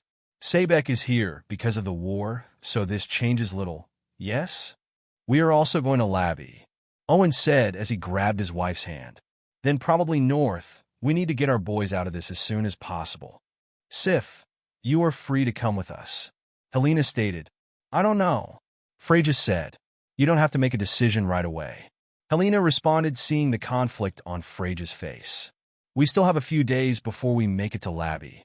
"Thank you, Helena," Freyja stated. "But Joha, what are you going to do?" "I will leave the country after Lavi, head west," Joha said after a deep puff of his pipe. "I have no intention of being in a country at war when there are much more peaceful places out there." Bjorn could feel Freyja's conflicting emotion at the answer. It wasn't what she expected. There was a brief moment of fear, uncertainty, then resolve. She stood up, placing Bjorn on the ground as she walked to Joha and bowed her head. "Thank you for saving me." She started to cry. "If you hadn't showed up, I would be dead. Bjorn would be dead, and there was nothing I would have been able to do. I am weak. I am scared, but every time I am in danger, Bjorn is the one that is hurt. He is the one that fights." "So, what do you want, Sif?" Joha asked, his voice calming. "I want to fight like you did," Freyja said with conviction. "I want someone that can teach me how to defend myself. So, the next time I can be the one that protects Bjorn." Joha kneeled down. Any student of mine can also be lying to me. Who are you? You mentioned you killed a druid before. Your staff and knife are the same as theirs. Why? Freja looked up at the tiger demon. His eyes were locked onto her. My name is Freja Thundersky. Freja looked into the demon's eyes with equal resolve. I was removed from the Salstar noble house, stripped of nobility, and left for dead. 26. Am I a demon now? Freja told the group everything from pseudo-banishment to dorsal academy. The death of her sister, and the Shiagaunt that disowned and embarrassed her as a result. The fight with the troll that nearly killed her and left her crippled in a cave for nearly a week. She told them about the Shadow Wolves and the Steel Wolf familiar. She ended her story with the druid she killed, the first and only life she had taken only hours before she met them. Freja did not waver even once in her retelling of the events. She looked the tiger demon in the eyes with resolve as she spoke. She was done being weak. She was done being pushed around and looked down on. She wanted to show herself that she was worth it, compared to what she had already faced telling Joha and the rest of the merchants who she was felt freeing. There was a silence in the air as she finished her story. Helena wanted to run up and hug her, but was stopped by Owen. Joha just looked Freja up and down, giving her an assessing look. He smirked as he stood from his kneeling position. You are aware I am leaving this country. Do you not want to fight for your homeland? Joha asked pointedly. I have nothing here. Bjorn and me, that is it. Freja said without skipping a beat. The war has been going on for thousands of years. They won't miss one girl. I will expect you to earn your keep. Joha said. I made 3 gold 16 silver today. Freja said. Joha laughed. That you did. He placed his hands on his hips. I will tell you now, I cannot teach you how to wield magic, only how to sharpen your instincts, train your body, and fight with martial skills.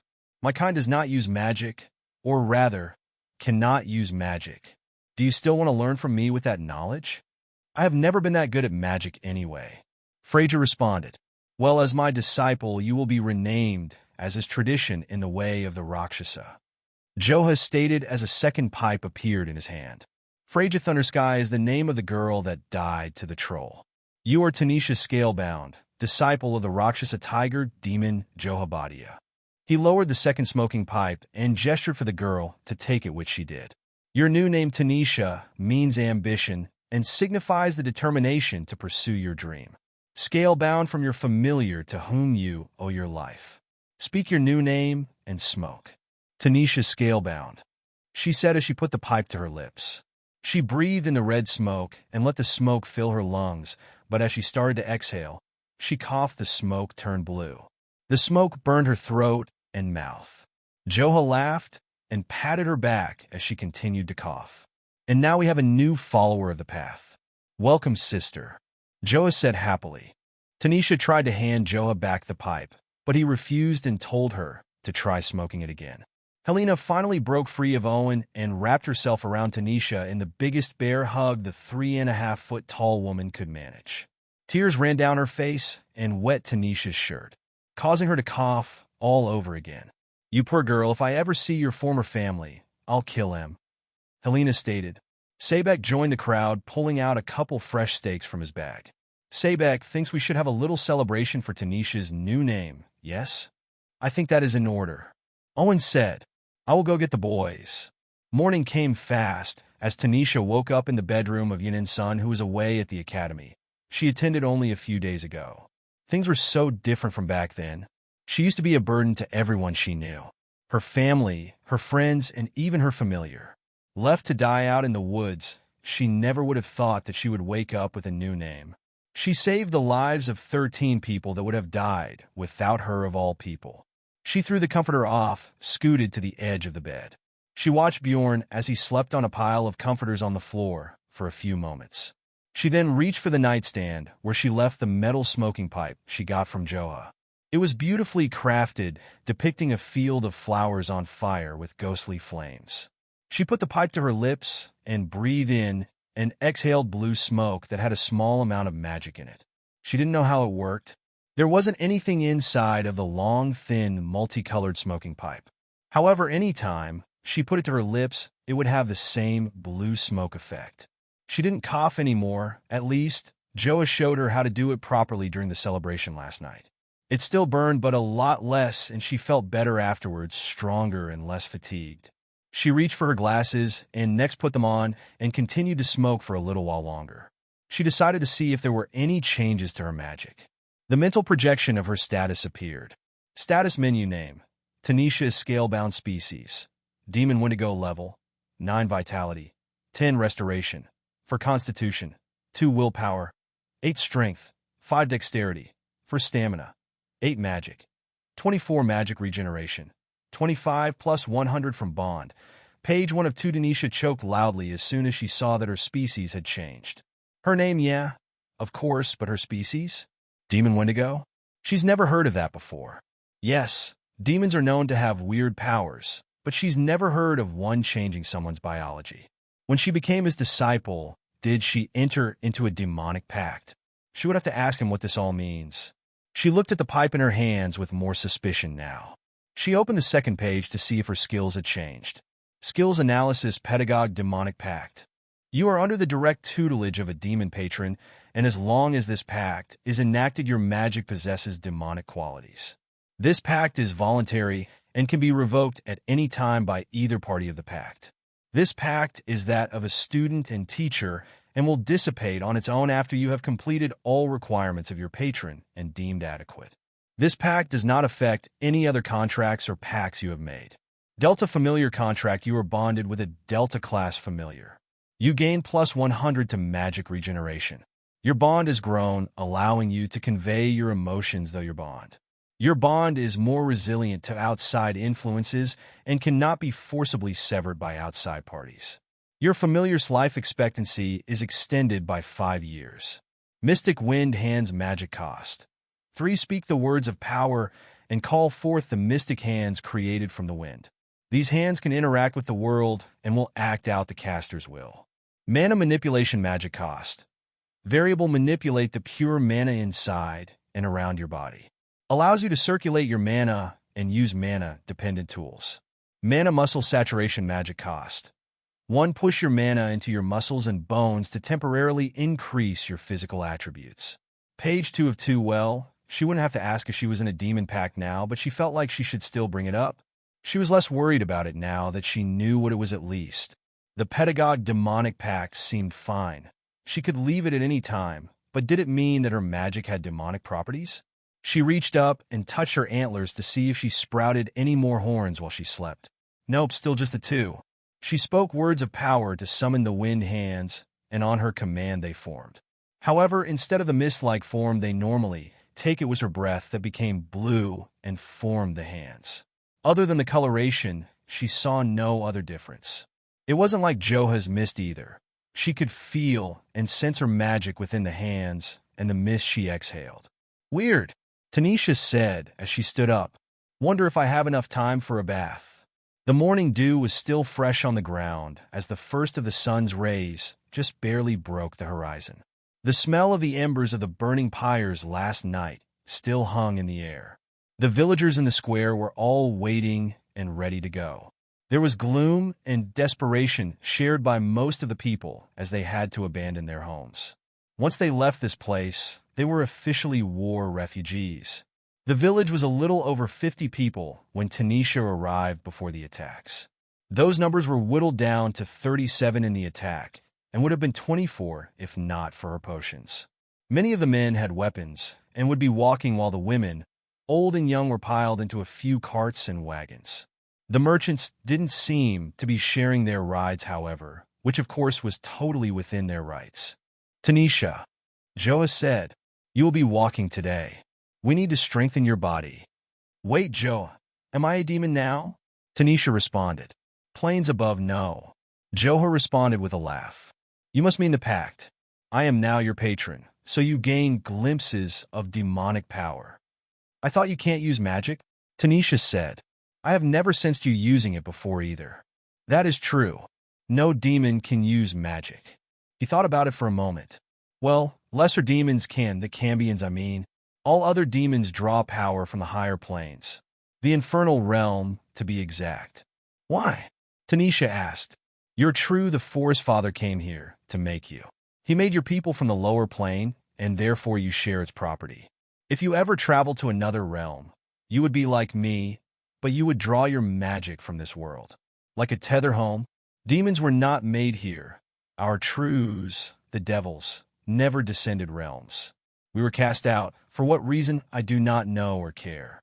But the tether home is still strong for us. In a few hundred generations a demon may be able to use magic, but I will be long dead by then. Tanisha snapped her finger. That is why I could not sense your magic even when I saw it in front of me. Demons call it Maya, most others call it demonic energy, but yes, Joha said as he took a puff of his pipe. Now for your training. You will also need to carry this. A large bag appeared in his hands. It was nearly the same height as Tanisha herself. What? Why? Tanisha asked. I was told Wendigo were stronger than they look. Joha set the bag down. You need to be challenged. Carry this and keep up with the group. Tanisha's shoulders were hurting just looking at the new bag. But this was what she wanted, and she wasn't going to start complaining now. Oh, there was something I wanted to ask you for a while. Tanisha said as she pointed to Bjorn. Do you know what he is? Have you ever seen anything like him in your country or anything? No. Is he not a creature from here? I assumed since you are his master, he was another beast of this country. Joha stated. Two-headed monsters are rare, though. Did I not tell you last night? He had one head when he was born. Tanisha said she put a hand on her hip. The troll decapitated him, and then the next time I saw him, surprise, he was twice as cute. Wait. Are you sure of that? Joha said his demeanor changed, and he stared at Bjorn. Tanisha is taken back. Yeah, is something wrong? Lernian? No, that is not possible. Joha said as he turned back to Tanisha, his deep voice serious. Do not tell anyone of your familiar's ability, especially no other demon. I will look into his origin on our journey. Okay, thank you.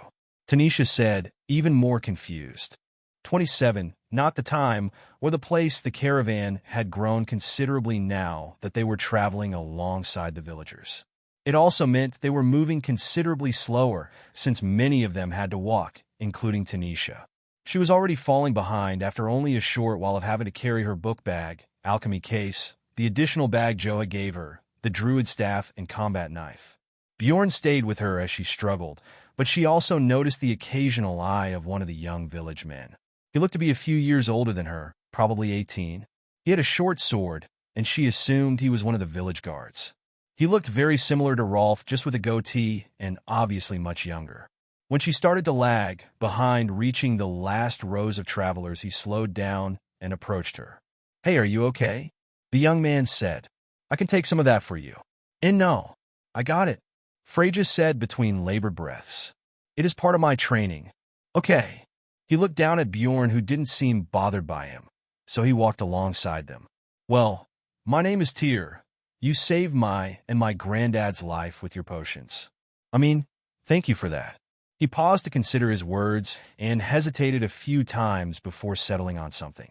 My dad is the village leader, Rolf, by the way. Oh, not bragging or anything, just so you know. He scratched his head. Are you sure you don't want me to take some of that?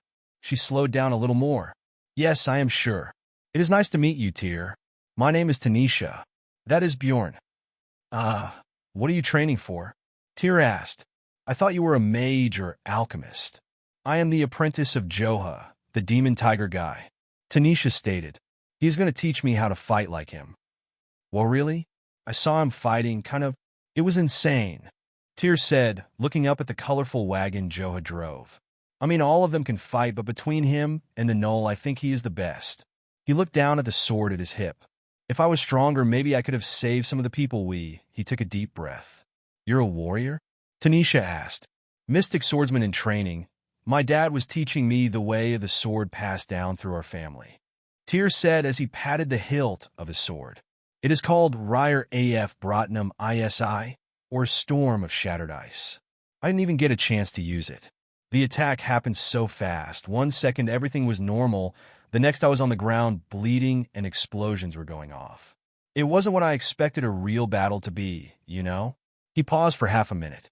Your master was the first to act. Everyone else was, I don't know, frozen in shock. What about your dad? Tanisha asked. He was away when the attack started, out hunting, I think. Tyr sighed. I was supposed to protect the village while he was gone. He arrived sometime during and helped the knoll capture one of the druids. I was unconscious at the time and would have died if not for you. The two were silent for a long moment, and as they continued to walk, Tyr matched her pace as she continued to slow down. He didn't offer to take her things anymore, but instead started to cheer her on, telling her she could do it and to keep pushing. It was a long few hours, and finally at midday the convoy took their first break. It took Tanisha and Tyr an additional 30 minutes to catch up to the rest site. There, I made it, Tanisha said as she threw up her hands and fell into the soft grass. I'll get you some water, Tyr said as he ran off. She had a canteen of her own, but he ran off before she could tell him. Tanisha rolled on her side, taking off the heavy bag, then rolled again on her back, now free of all the extra weight. Bjorn, can you carry me the rest of the way? Tanisha said with an exhausted groan as she petted him. Everything hurts already. There you are, Joha's deep voice bellowed. We will be here for another hour or two, judging by the group. It will be a good place to see if you can find more ingredients for your potions. A plate of seasoned meat appeared in his hand. Be sure to eat slowly. Tanisha sat up as Joha handed her the plate. There was more than she would normally eat, but it smelled delicious. She was going to give Bjorn some, but Joha had already produced a second plate for him. She happily dug into the meal, feeling more ravenous than usual. Joha petted Bjorn before he continued. Training your body will require more food. I suggest you have Bjorn hunt in the future. It will sharpen his instincts and provide ample meat. He is venomous, Tanisha responded. Ah, that will make it easier for him to take down larger prey. Joha nodded approvingly. Tanisha shook her head. No, we can't eat what he kills. She said it like a question. So, he is poisonous? Joha asked. No, I don't think so, Tanisha said as she tilted her head. He has poison fire, though. Have you ever seen something else eat what he has killed with his venom before? Joha asked as he sat down in the lotus position. Vultures were eating parts of the troll, and the wolves, now that I think about it. Tanisha agreed. Did they die? Joha asked. Tanisha thought about the vultures and the wolves. None of them seemed sick or died from eating the troll meat.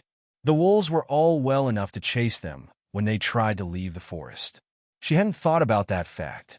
No, she responded. Joha rubbed his chin. Venomous bite, poisonous breath. The bite is natural venom. He can most likely enhance it with magic temporarily. There is a creature in my country called a basilisk. They are terribly venomous and have similar abilities. Venom must be injected to work. Poison, well, poison does not. Breathe it, eat it, let it come into contact with your skin. Depending on the type, any or all of these could work. It is important to know the strengths and limitations you have. For you, that is knowing your own and your familiars, what is safe around him and what isn't. Even the venom of the basilisk could be drunk like fine wine. I wouldn't recommend it, but that is the difference between venom and poison. He can kill your meals with or without the venom, and you will be fine. I recommend cooking the meat to be safe. What about the poisonous fire? Tanisha asked between bites of her food. More than likely, it is magic infused into the blaze. Joha responded. He is essentially a toxin mage. Once the magic has run its course, the toxin dissipates. Whatever he kills will be safe to eat. Safer even than what he kills with his venom. You won't even have to cook it if you don't want to. Tyr ran back up with a canteen in his hand. He bowed to Joha, who nodded in response. You are the son of Rolf, right? Joha asked. Why, yes, sir. The young man responded. My name is Tyr. Joha looked between Tanisha and Tyr and smirked. Thank you for looking after my apprentice. If she is any trouble, let me know. He looked at Tanisha, who had already finished her food. Be sure to use the pipe I gave you. We will continue your training tonight once we stop for the evening.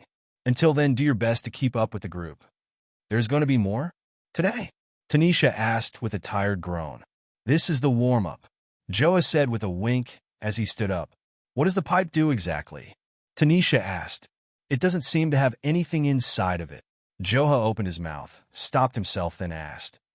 If you don't know what the pipe is, why did you ask if you were a demon? Tanisha sat up a little straighter at his response. I have mental projection magic. I think it came from my familiar bond with Bjorn. I can see my status and skills. Bjorn perked up at that, and Joho watched the lizard with renewed interest. Interesting, but I cannot speak on the ways of your magic. Especially with familiar bonds, demons cannot form them, and I know little about magic. Joa said with some thought, I will ask Helena to assist in assessing your magical abilities. As for your training, this discovery will help in monitoring your progress. The tiger demon smiled. The smoking pipe is attuning you to the Maya. You gain Maya from me as your patron, but those energies would be useless if you cannot attune your body to them.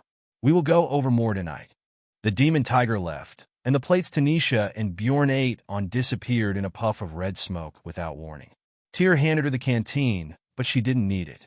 She thought about it, and instead of dashing his goodwill, she thanked him and drank. The two talked for a while, but not about much. The road, whether, how much longer they would be traveling that day, which would be about another 5 hours. Tanisha groaned at that, but accepted her fate carrying the heavy bags. At some point Bjorn had wandered off, and Tanisha thought that she might as well look around for any useful herbs. Tyr seemed like he wanted to go with her, but was called for guard duty. Well, he's nice, Tanisha said as she waved him off. She couldn't help but think of Matt, her human friend from the academy. They looked nothing alike, of course, Tyr being a snow-fallen Wendigo and Matt being a human. They weren't even built the same. Snowfallen were naturally lean, and Tyr was in better shape and quite muscular. She thought to herself, why did she think about Matt just then? She then remembered Julie told her that Matt had a crush on her, and he didn't deny it. Tanisha patted her face with both hands. Not the time or the place, Tanisha. She stood up and took out her pipe. Let's look for some herbs while I have the chance. She smoked, letting blue smoke escape her lips. The smoke didn't burn anymore. It just felt numbing and kind of nice. She could feel the magic within it as usual, but for a moment she swore she felt something else. Something darker, but just as quickly as she felt it, the sensation was gone. She wondered if she felt anything at all. The smoking seemed to be revitalizing her and making her less sore and giving her more energy. Knowing now that it was attuning her to Maya, an energy from the higher planes, was intriguing to say the least. 28 Maya channels and pounce now. Failsafe said in Bjorn's head. The lizard jumped from a bush at an unsuspecting rabbit he had been tracking for half an hour. The little fur ball jumped back in surprise and zigged when Bjorn zagged. His two heads crashed into one another, and he went tumbling into another bush. Things were easier when he hunted reptiles. At least they would be too scared to run. Rabbit 5, Bjorn 0. Failsafe stated. Shut up, Bjorn said as he uncoiled himself. The tiger was right. I am still not used to this body because I haven't been hunting. I think I am still thinking like a mage most of the time despite not having most of my memories. You have to use every part of the beast. Failsafe stated. So, Tanisha is definitely a cultivator like I predicted. Failsafe stated.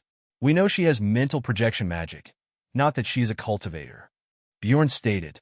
If her magic copied part of the magic, I made it most likely didn't skip the most important part. Failsafe responded. So, she is being attuned to demon magic. Will that affect us as well? Bjorn asked.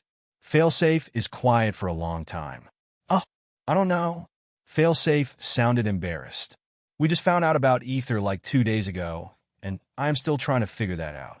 Maybe true humans or whatever trapped the kid version of you in that dome used ether. True demons use Maya, and every reality within the higher planes uses some new flavor of magic. Or ether is Maya, just a different name for it or application of it. Not to mention we have no idea what a demon pact is. Oomph, Bjorn sighed. Well, one mystery at a time. For now, I will focus on getting more used to this body. Bjorn tasted the air with his tongue flares.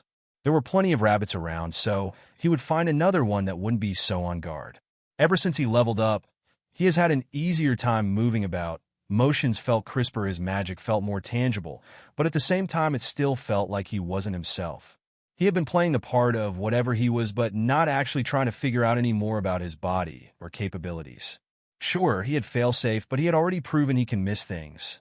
Not to mention there were things he just didn't note in his skills at all. His night vision, sense of smell, and taste were absent from his skills analysis despite being just as part of him as his venom. So, what else could the spell have missed? He hadn't let failsafe control either of his heads since he found out he could breathe fire. It seemed like it would have been a distraction from his other duties. After the attack with the bird familiar, he is reconsidering. He was too focused on the mage to even think to look for another familiar. Failsafe might have spotted it before it attacked, and they would have been ready. What if the bird went after Tanisha and not him? Its talons and magic would have made killing her child's play. The second head gave him a new perspective, but he found it difficult to focus on two different tasks at the same time. You can have the right head on this next one, Bjorn said as he relinquished control to the spell. It is temporary. I am still upset about the fire-breathing thing. Failsafe immediately started bobbing with the other head and looking all around. His joy at having the other head made Bjorn want to reconsider his choice. However, in combat, maybe it would be better to have him control it. He thought back to their first encounter with the Shadow Wolves. Failsafe was able to direct him from being stuck. It wasn't a bad trade-off, but only during combat, he thought. Okay, let's hunt, Bjorn said. Let's go right. Failsafe responded. There is one over there.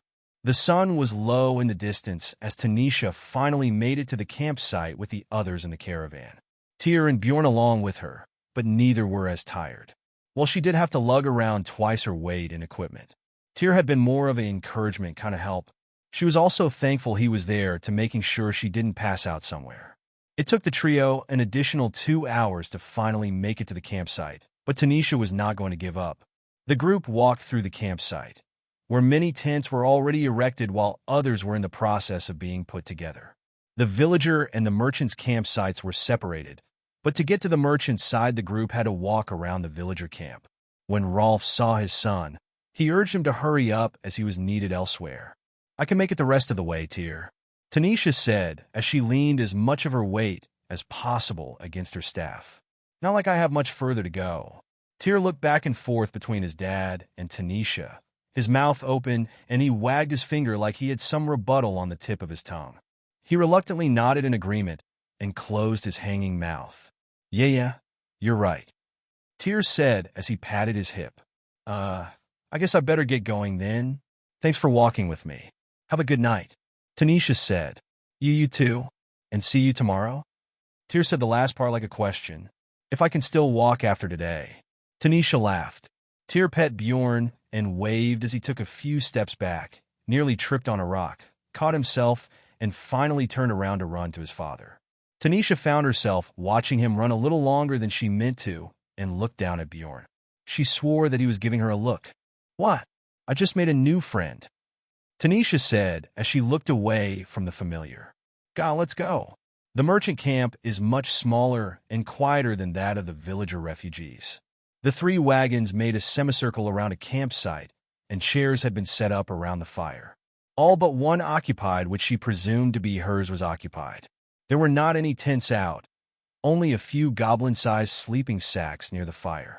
Sebek looked to be cooking a few skewers of something that made Tanisha's stomach rumble. Everyone cheered at her arrival, but she only had one thing on her mind, rest. She dropped her bags, alchemy case, and everything else but her clothing. She found her chair and sat down next to Joa. Everything hurt, or at least everything that mattered. She was low on mana since her mana muscle saturation was active the whole day. Her muscles screamed, and she would like nothing more than to just curl up and sleep for a week straight. Good job on your first day, Joa said with a laugh. Before you eat, we need to begin. How are you feeling? Like I was carrying a bag of rocks all day, Tanisha stated. Really, you need to start now? It looks like the poor girl is going to pass out, Helena stated. It needs to be done while her mana is low and her body exhausted, Joa stated calmly. Sebek took 2 of the skewers away from the fire. Sebek will save these for Tanisha for when her training is complete. Good. Thank you, Sebek. Joa nodded. And how much mana do you have left? Tanisha closed her eyes and looked inwardly, examining her mana core. Most of her core was still unruly. It was like a knotted mess she could not control. She instead followed the familiar contract and found something else there as well. It did not interfere with the contract, but instead stayed localized within the pure mana that she could use. It was another tether of power. This one was far weaker than her own mana and the familiar bond.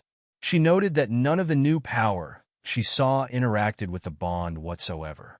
She refocused her effort into identifying how much mana she could still use. She was surprised to find that maybe she could have used mana muscle once more, but she was pretty much out of mana entirely. She told Joha as much, and the tiger demon smiled and clapped his hands together. "That is great news," Joha said happily. "Can you stand?" Tanisha thought the question was rhetorical until she tried to stand up.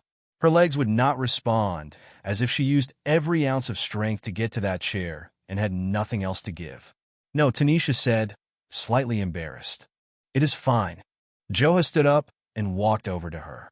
"I'm going to increase the presence of Maya in your body. It will root inside of your mana core, but will be expelled by your body's natural defenses against foreign magics. When that happens, it will coalesce into the new Maya veins the smoking pipe has created in your lungs and throat." He held up his hand to stop Tanisha from asking any questions. "The burning sensation you were feeling when you first started breathing in Maya, that was the beginning of the process to create new Maya channels. Maya is breath, and how you utilize that breath will determine how strong you become. Without a patron, you would not have been able to access Maya to create these channels. It is for that same reason that you need a patron to continue to utilize Maya. You are connected to me, and I, the infernal planes. The process will not be pleasant, but should be over relatively quickly. When the Maya is expelled from your core and first enters the new mana channels, you will feel the infernal planes for a moment. They are not pleasant places, and remember that no matter what you see or hear, just know you are safe. We are all here right beside you." He knelt down, placing a hand on her shoulder. "Are you ready?" "Wait, how will this affect Bjorn or the familiar bond?"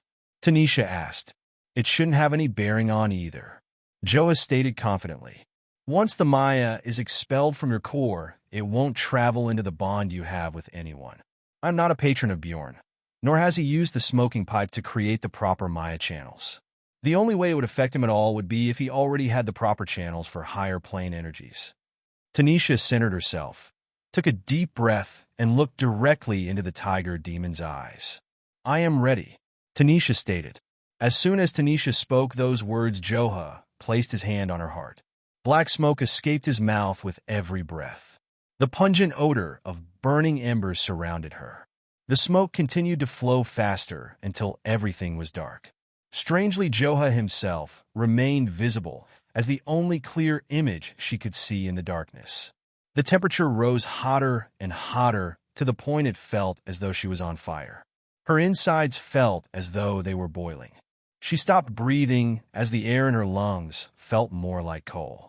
She heard whispers in her mind of secrets she shouldn't know or understand.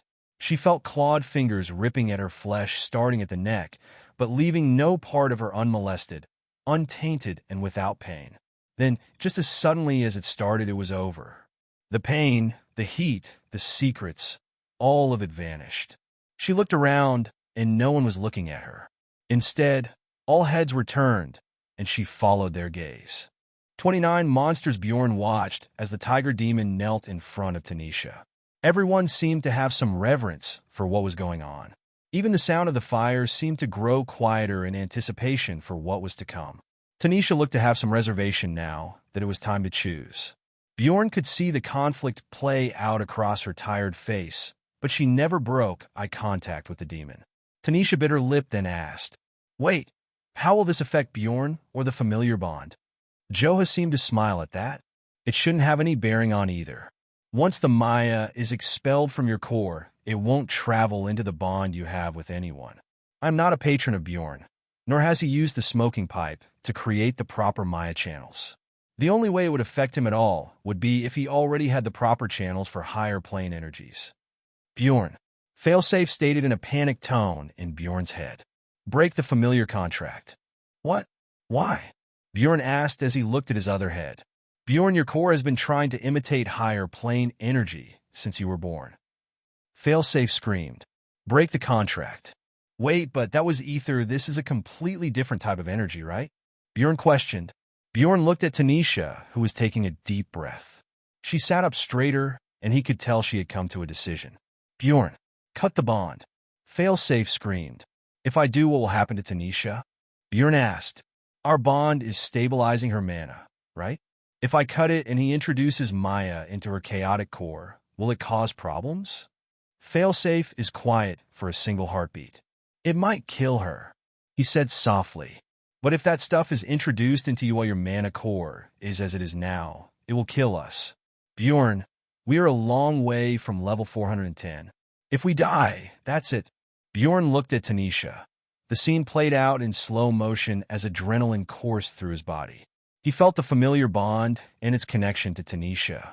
It would be so easy to cut and to let her die so he could live. He felt the bond with his mana, the trust, the emotions, the pride, and the love Tanisha put into it and to him. All he could think about was the last memory he felt in his first life. He was a mage of incomprehensible power, and he wept for a kingdom burning and even for his enemies all around. Yet in those final moments, he chanted a spell that would have saved those too weak to save themselves. He failed, he died, and he had his chance to live again.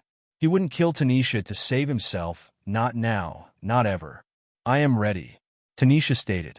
Failsafe screamed. Bijo, everything went dark. What happened? Run. Everyone run. Martin screamed.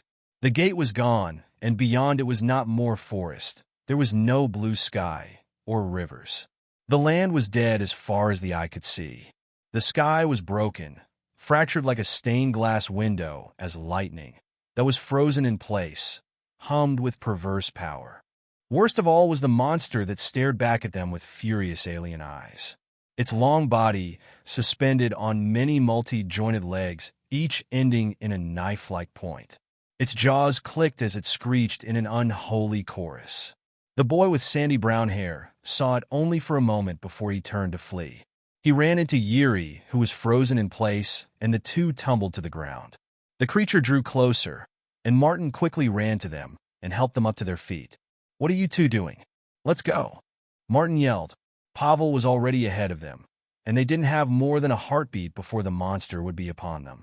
Its many jointed legs sliced into the forest after the boys. It thumped and clicked as it drew closer. The only reason it hadn't caught up was because it was hard for it to find big enough paths for it to fit between the trees. The boys ran as fast as they could and quickly caught up to and passed Pavel, who was the slowest and grew tired the fastest. He tripped on a root and plummeted to the ground in a heap. Keep going, Martin yelled as he stopped. The boy with sandy brown hair and Yuri listened to him and kept going. The boys only looked back for a second and saw not one, not two, but now dozens of monsters crawling through the brush. No two monsters were the same species, and each one was a terrifying amalgam of nightmare and flesh, chittering carapaces, claws and limbs too short or too long. Howls, cries, and screams rang throughout the forest in a cascade of death. The boys broke through the last bush, thinking they had made it only to realize the wall lay before them. Impossible to climb and too late to run around. All they could do is wait for the monsters to come. The bushes rustled, and they closed their eyes and held out their hands in surrender. Guys, hold on to me, Martin yelled. Yuri and the boy with sandy brown hair opened their eyes. Tears streamed down their faces in both relief and panic.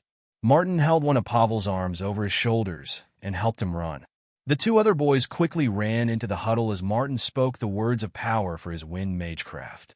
The chattering sound of the long-bodied monster drew closer, and it broke past the last tree with renewed vigor, as if it knew what was about to happen. It closed the distance on the boys in less than a heartbeat right as Martin finished his last incantation. The creature raised its forward-most scythe-like arm and swung right as the wind lifted the boys off the ground. The boys flew up over the wall and landed softly on the other side. They all fell to the ground, exhaustion finally taking the last of their strength. The boy with sandy brown hair looked up at the sky. His eyes no longer saw the ether, only the fractured sky above. It looked more like a festering wound than the clear blue he saw less than 10 minutes earlier. It was all a facade. The peaceful world he thought he knew was a manufacture by the gate. It took a few minutes for him to notice anything beside the sound of his own heartbeat in his ears. There was a scream from one of his friends. He looked up at the wall, expecting to see something up there staring back at them.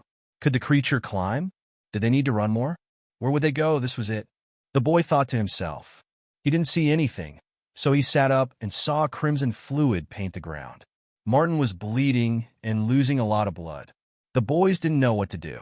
They needed to get him to the healer, and quickly. The last swipe of the long-bodied monster did find its mark and cut off one of Martin's legs at the shin and halfway through the other. We have to carry him. Get the other arm. Yuri said. All right. The boy with sandy brown hair responded.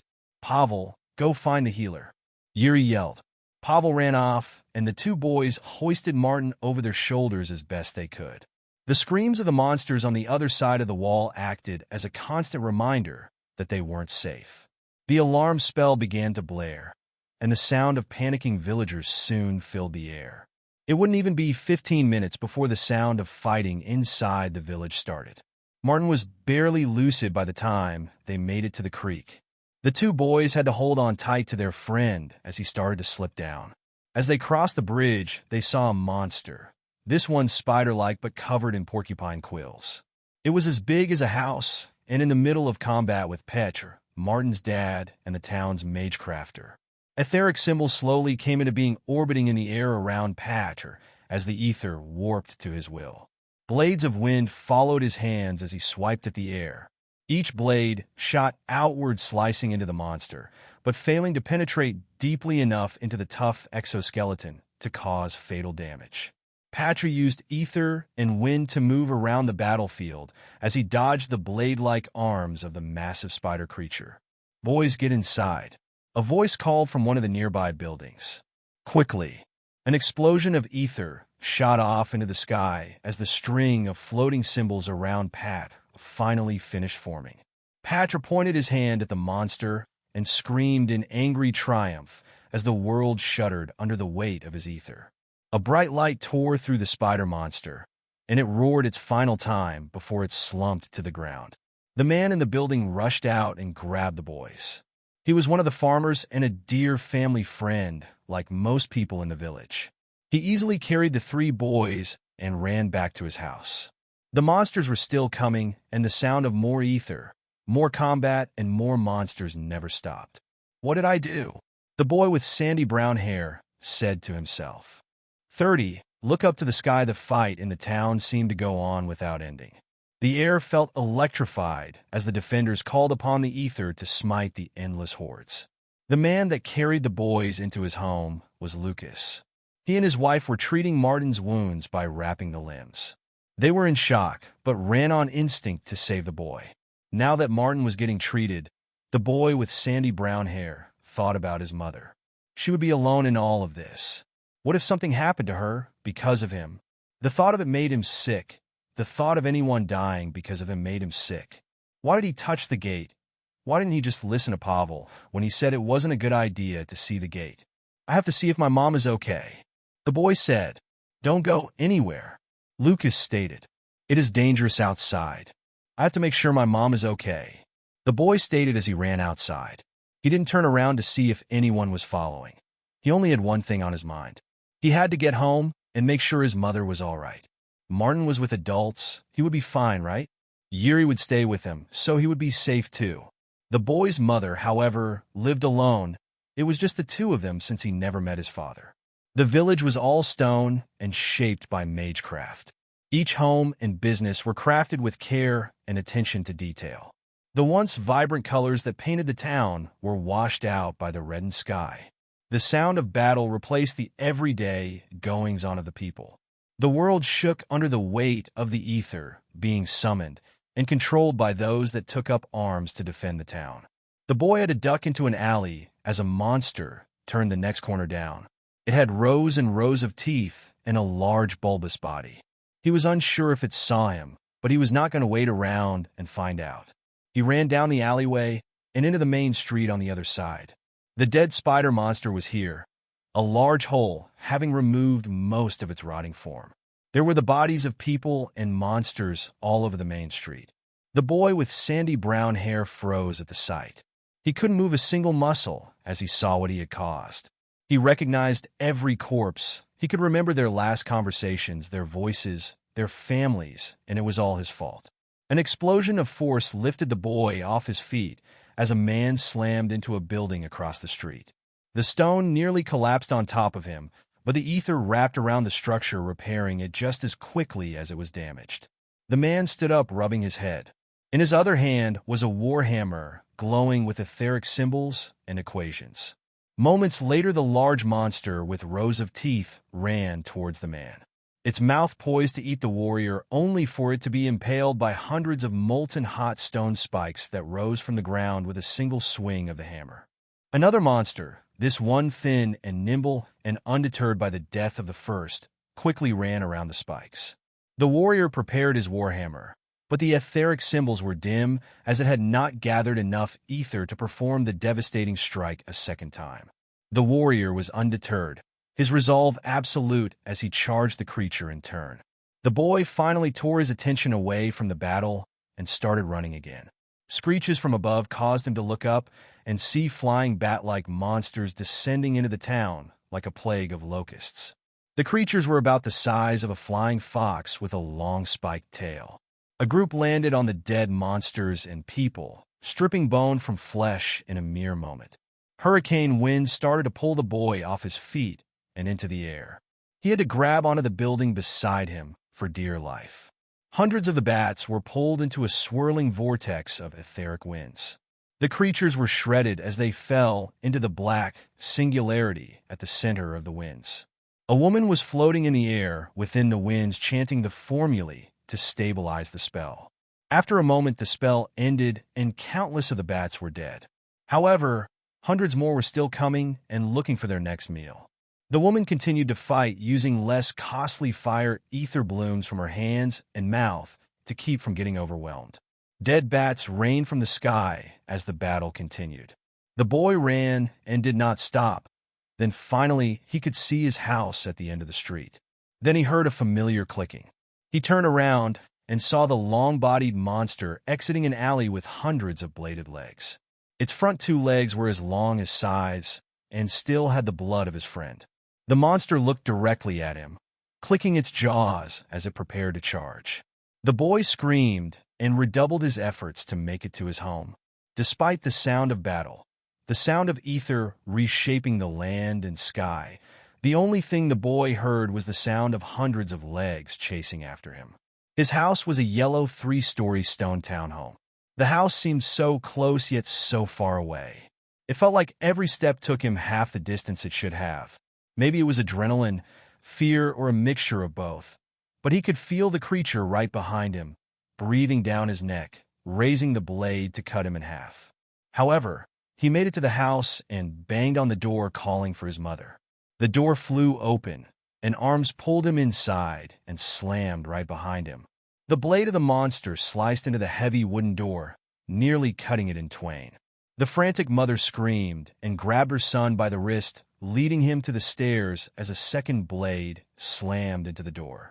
Another 2 strikes, and the creature forced its way into the house. The mother and son ran up the stairs as the creature curled its long body inside. It needed to reorient itself to fit into the small space. Its knife-like legs dug into the floor and cut through furniture. As soon as it saw its prey escaping, it gave chase, squeezing through the stairwell after them. The mother and son ran into her room, where she started barricading the door with anything she could find. A dresser, her bed, the nightstand, anything at all that could be placed against the door. She then ran to her son, looking him over for injuries. Tears streamed as she held his face, then hugged him. "I thought you were lost to me," the mother stated. "I thought you were gone." The boy curled into his mother's embrace. He was unable to say anything as he just wept uncontrollably. Then they heard the sound of the monster using his scythe arms on the door. There was less space in the hall for it to swing, so the blade only barely pierced the door. The sound of the creature clicking impatiently and swinging again and again became constant. The mother wiped the boy's tears and picked him up. She placed him in the corner of the room and covered him in as many blankets and random items as she could to make it so the monster would think she was the only one in the room. Stay quiet. She placed a finger on her lips.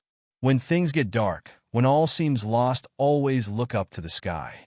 The divine ones will always save us. Your father will save us.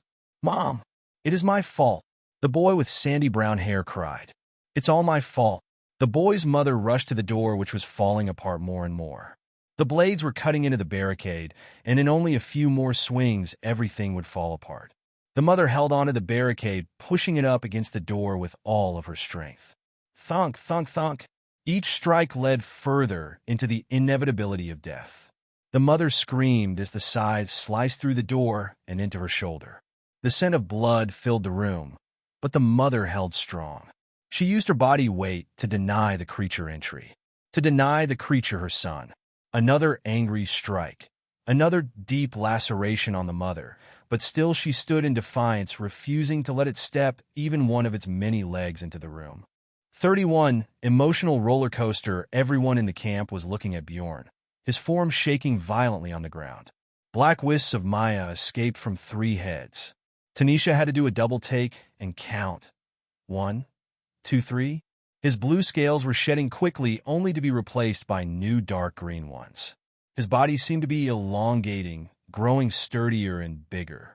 His skin was splitting along his back and necks as sharp-looking spines protruded outward. Web skin connected each spike all the way down to his tail, which ended in a small spiked thagomizer. Antlers started to grow from his heads, each one creating what Wendigo would consider a beautiful crown. There was little blood in the transformation, but the convulsions looked painful and didn't stop. Bjorn, what's wrong with him? Bjorn. Tanisha panicked, but couldn't move. I thought you said nothing would happen. Bjorn, I'm here. She tried with all her might to shift her body to reach her familiar. Through the bond, she felt he was afraid. No, terrified. His emotions were all over the place. She couldn't even lift her arms. Her body felt like she had run a few marathons and wouldn't respond. Stop moving, Tanisha, Joha said with force. Your core is unstable right now. If you move too much, it may cause more issues. Bjorn continued to grow, going from about the height of a medium-sized dog to the point where his shoulders would reach half of Tanisha's hips. From snout to the tip of his tail, he was 9 feet long. He shed more scales as he grew, only for those to be replaced with fewer larger and stronger-looking ones. The black mist Maya he exhaled was absorbed by the new scales, darkening them to a greenish gray. It kept going for a few minutes. He lost claws only for them to come back larger and stronger. He lost his baby teeth and fangs for new, terrifyingly sharp rows of teeth to replace them. As time went on, the black Maya subsided, and Bjorn continued to lay there, unconscious. His emotions calmed, as did his breathing. What the fuck was that? Tanisha screamed. You said? I thought he would be unaffected. Joha nodded and took his hand from her heart. This should not have happened. Do not move. The Maya is still settling in your lungs. I will check on. Don't you fucking touch him, Tanisha yelled. Blue Maya escaped her mouth as she did. Not until you tell me what happened. I think everyone should calm down, Helena said. Tanisha, you really shouldn't move much right now. He lied, Tanisha stated. I miscalculated, Joha said. You think? You're a bit calm for someone that almost killed my familiar. Tanisha shook her head in disbelief. You know what he is, don't you? This was a possibility, wasn't it? He is a Hydra, the killer of serpents, the poisoner of worlds, the consumer of dragons. Joha took a deep breath. I thought he might be a lesser Hydra. They have no connection to the higher planes, like any other beast of this world. Now that I have seen this, I believe he may be a son of the Lernean Hydra, the true Hydra and queen of 1,000 heads. So, Bjorn is a true? Tanisha asked, her eyes narrowed on the tiger demon. He is a true? Owen questioned. What? Sebek finds that hard to believe, the Null stated. Sure, Bjorn is an unusual creature, but no more unusual than any monster, yes? It doesn't matter, he is my friend, Tanisha stated. I'm going to suggest something, and you are not going to like it, Joha said as he stood to his full height. Break the contract with Bjorn. Tanisha was flabbergasted by the audacity. He would tell her to abandon him. What the fuck was that? She forced what little mana she had left into her muscles and gritted her teeth when the Maya in her body protested. "Stop, Tanisha," Joa said. "Listen to me." Tanisha stood up despite the aching in her body, despite the world spinning around her, despite the Maya's opposition to every move and every muscle. "I will never abandon my familiar. Bjorn is mine." She never broke eye contact with the demon. "They took everything from me and succeeded. He is all I have left. So you better have a pretty good damn reason you said that." Joa chuckled and shook his head disbelievingly.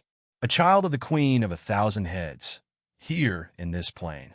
He closed his eyes and hung his head for a moment to compose himself. "You have no idea what is going to happen because of him. People are going to come after him. Beings from the higher planes, too. Assassins, kings, trews, mages, demons.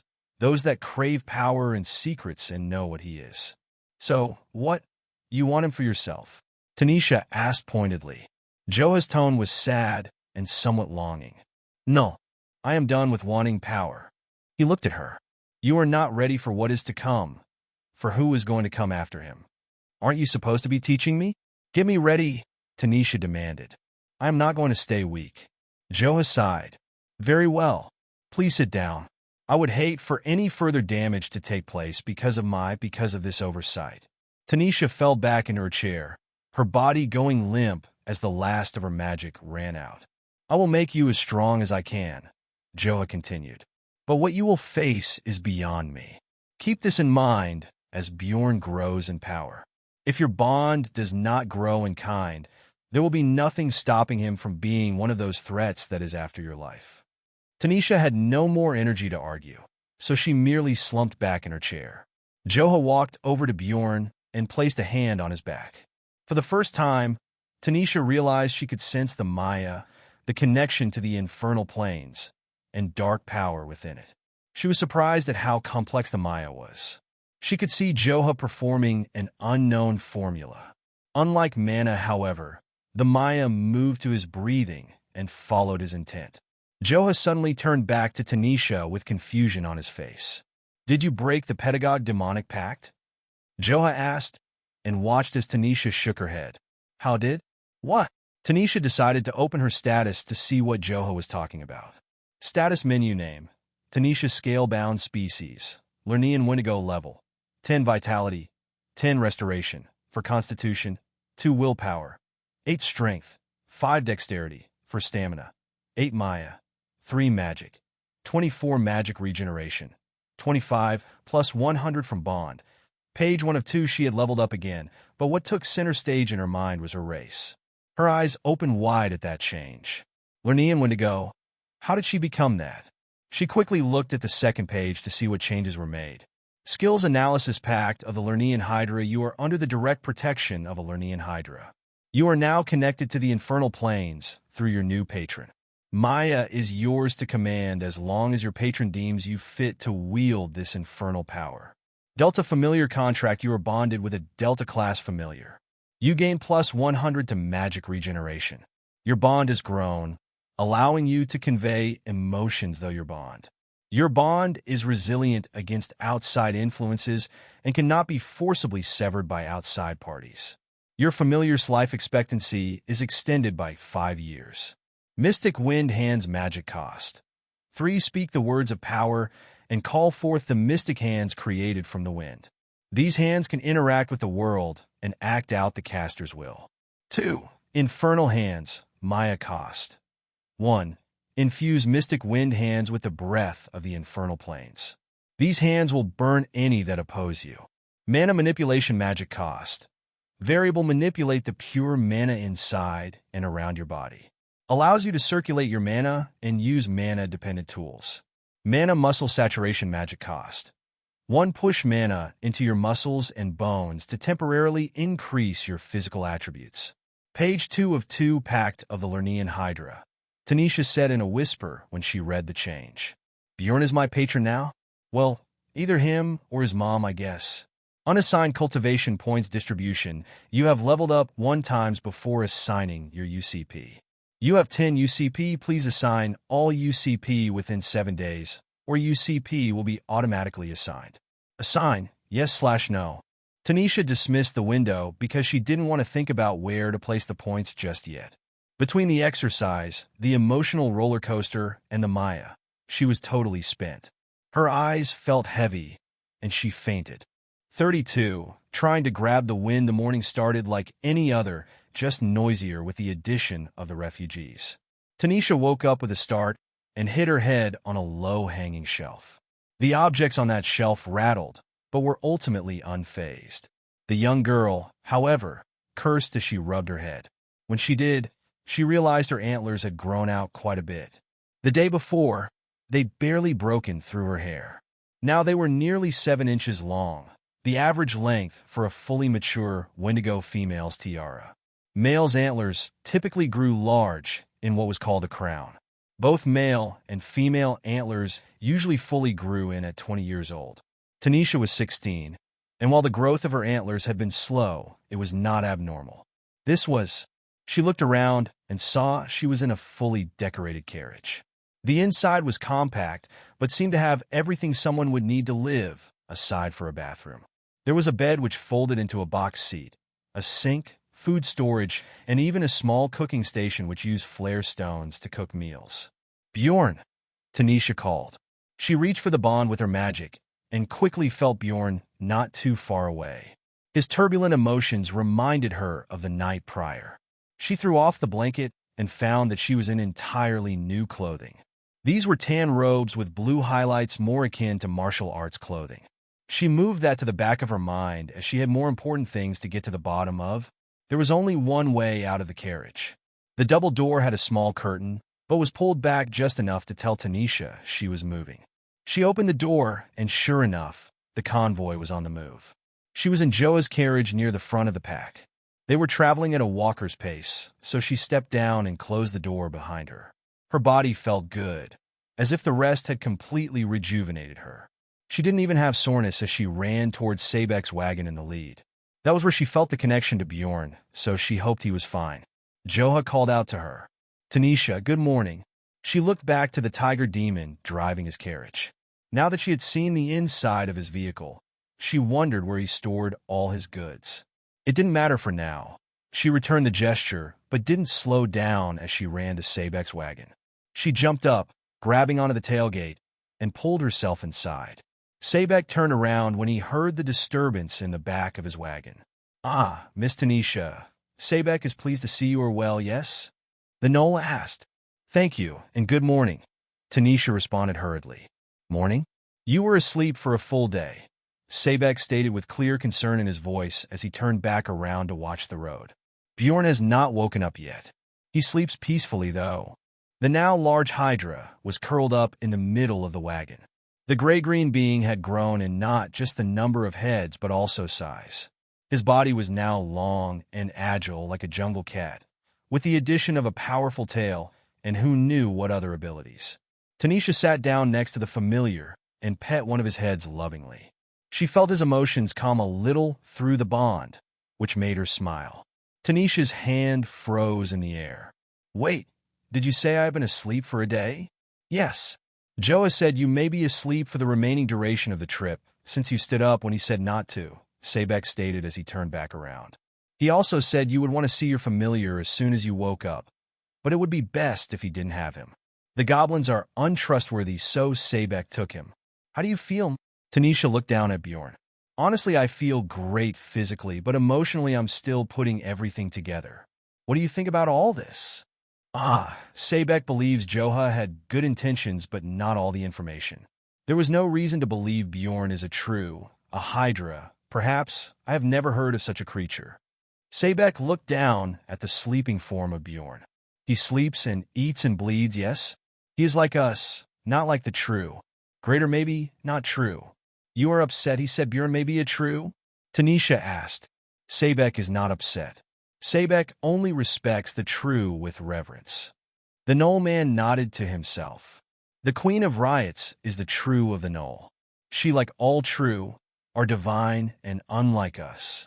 Joha is right about one thing, though. Bjorn is special, and many will want him. You need strength to protect yourself and him from those that want him. Even those in this convoy will covet what they now know you possess, yes. You mean the goblins, don't you? Tanisha asked. They have been nothing but nice to me. Yes, but Sebek saw them covet you from the beginning, Sebek said as he turned to face the road for a second. You ruined their plan when you chose Joha over them. Now they want Bjorn. Sebek saw it in Owen's eyes. Tanisha thought about it for a long moment. She couldn't think of a single time they had been suspicious. She couldn't help but think they were nice and helpful. Helena was the first to help her. Owen had been nothing but nice. Even paid more for her potion than necessary when she helped their son. Caleb and Wyatt were fast friends with Bjorn. She just couldn't see them as the thieving, conniving bunch Sebek said they were. I will keep that in mind, Tanisha said half-heartedly. Tanisha stayed with Bjorn for a few more hours. She hoped he would wake up during that time, but there was no luck. The silver lining was that he seemed both physically and emotionally peaceful. She finally ate. She hadn't realized how ravenous she was until Sebek handed her a perfectly seasoned and lightly seared steak from his bag. During the first rest stop, however, Joha came to the wagon to retrieve her for training. She had slept an entire day and would not be let off the hook now that she was better, nor did she want to be. Luckily, they were in the flat grasslands, so there was plenty of space for whatever they were going to do. Tanisha was still upset with the demon, but she needed power for herself and Bjorn.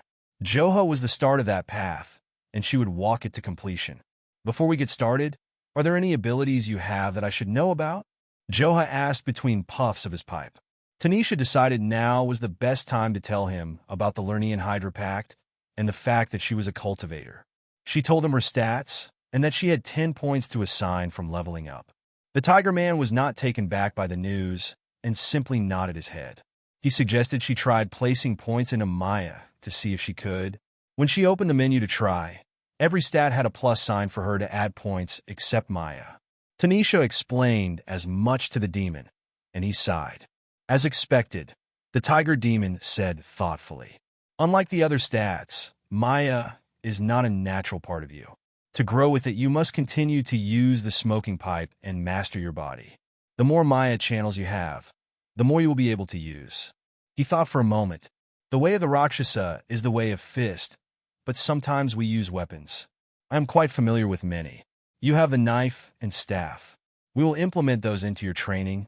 Place 5 points in Constitution and 5 in Dexterity. The next time you level, do the same. Tanisha did as Joa suggested, but asked, why so much in Constitution? Status menu name. Tanisha Scalebound Species. Lernian Wendigo level. 10 Vitality. 10 Restoration. For Constitution. 7 Willpower. 8 Strength. 5 Dexterity. 9 Stamina. 8 Maya. 3 Magic. 24 Magic Regeneration. 25 plus 100 from Bond. Page 1 of 2. Joha seemed amused by the question. If your stats are to be believed, Constitution will be your body's general condition and sturdiness. Those with weak bodies cannot follow the way of the Rakshasa.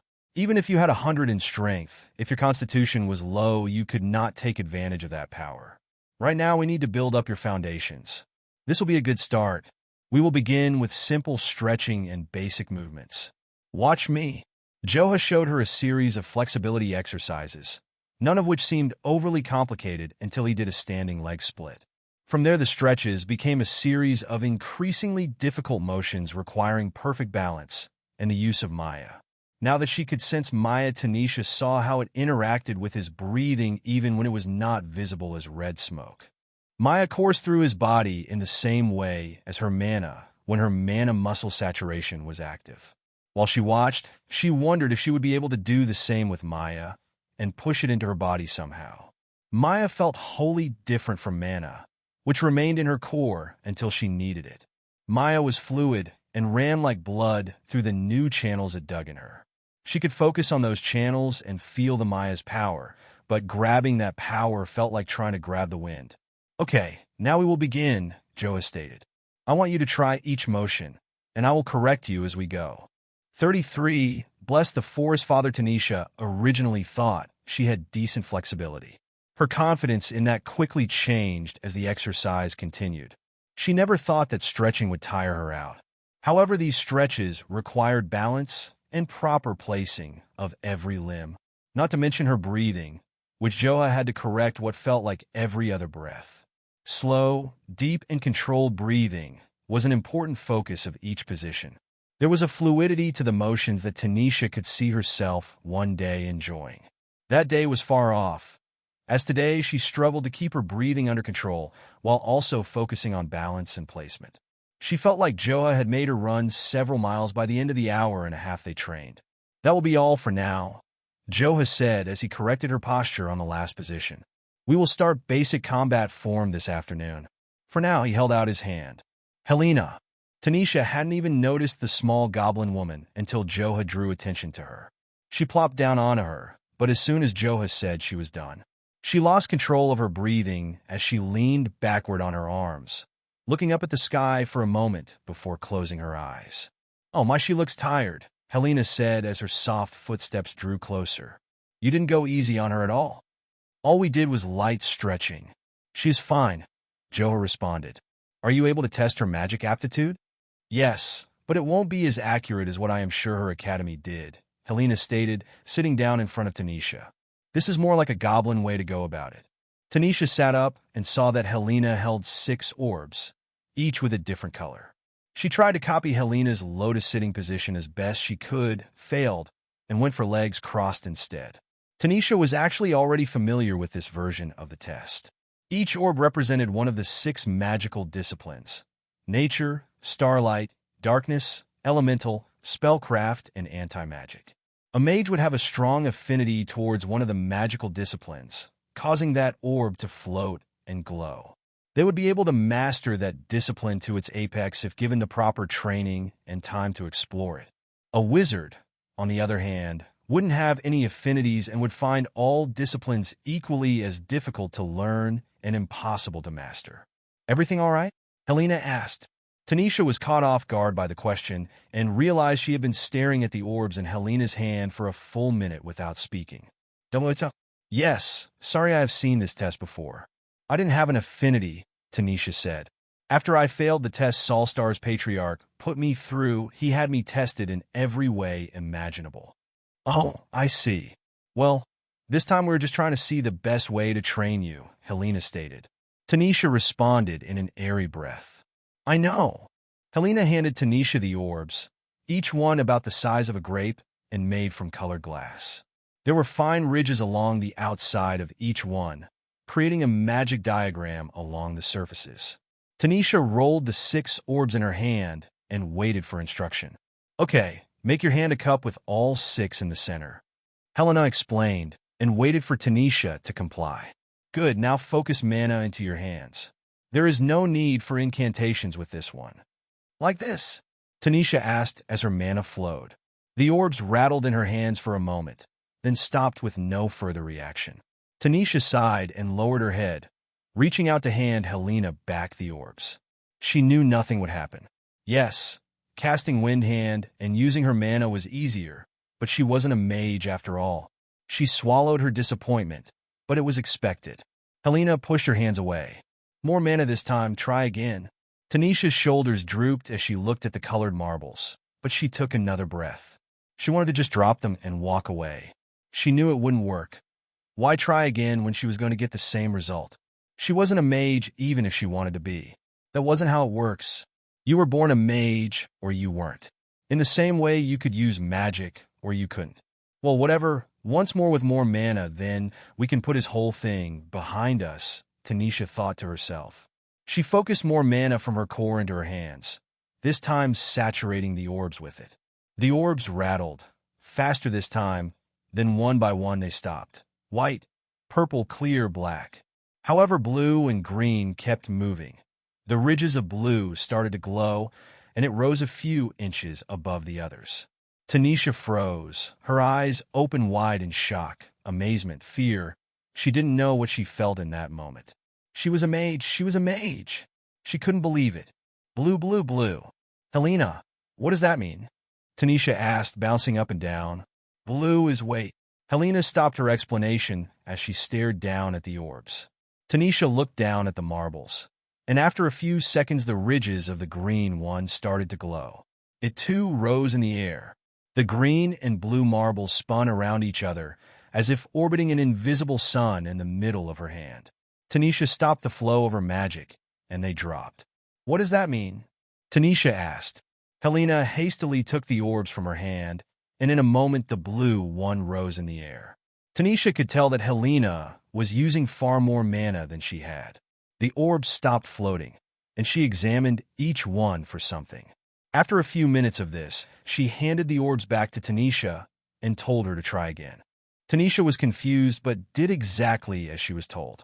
This time, she put even more of her mana into her hand, and the blue and green rose together almost immediately.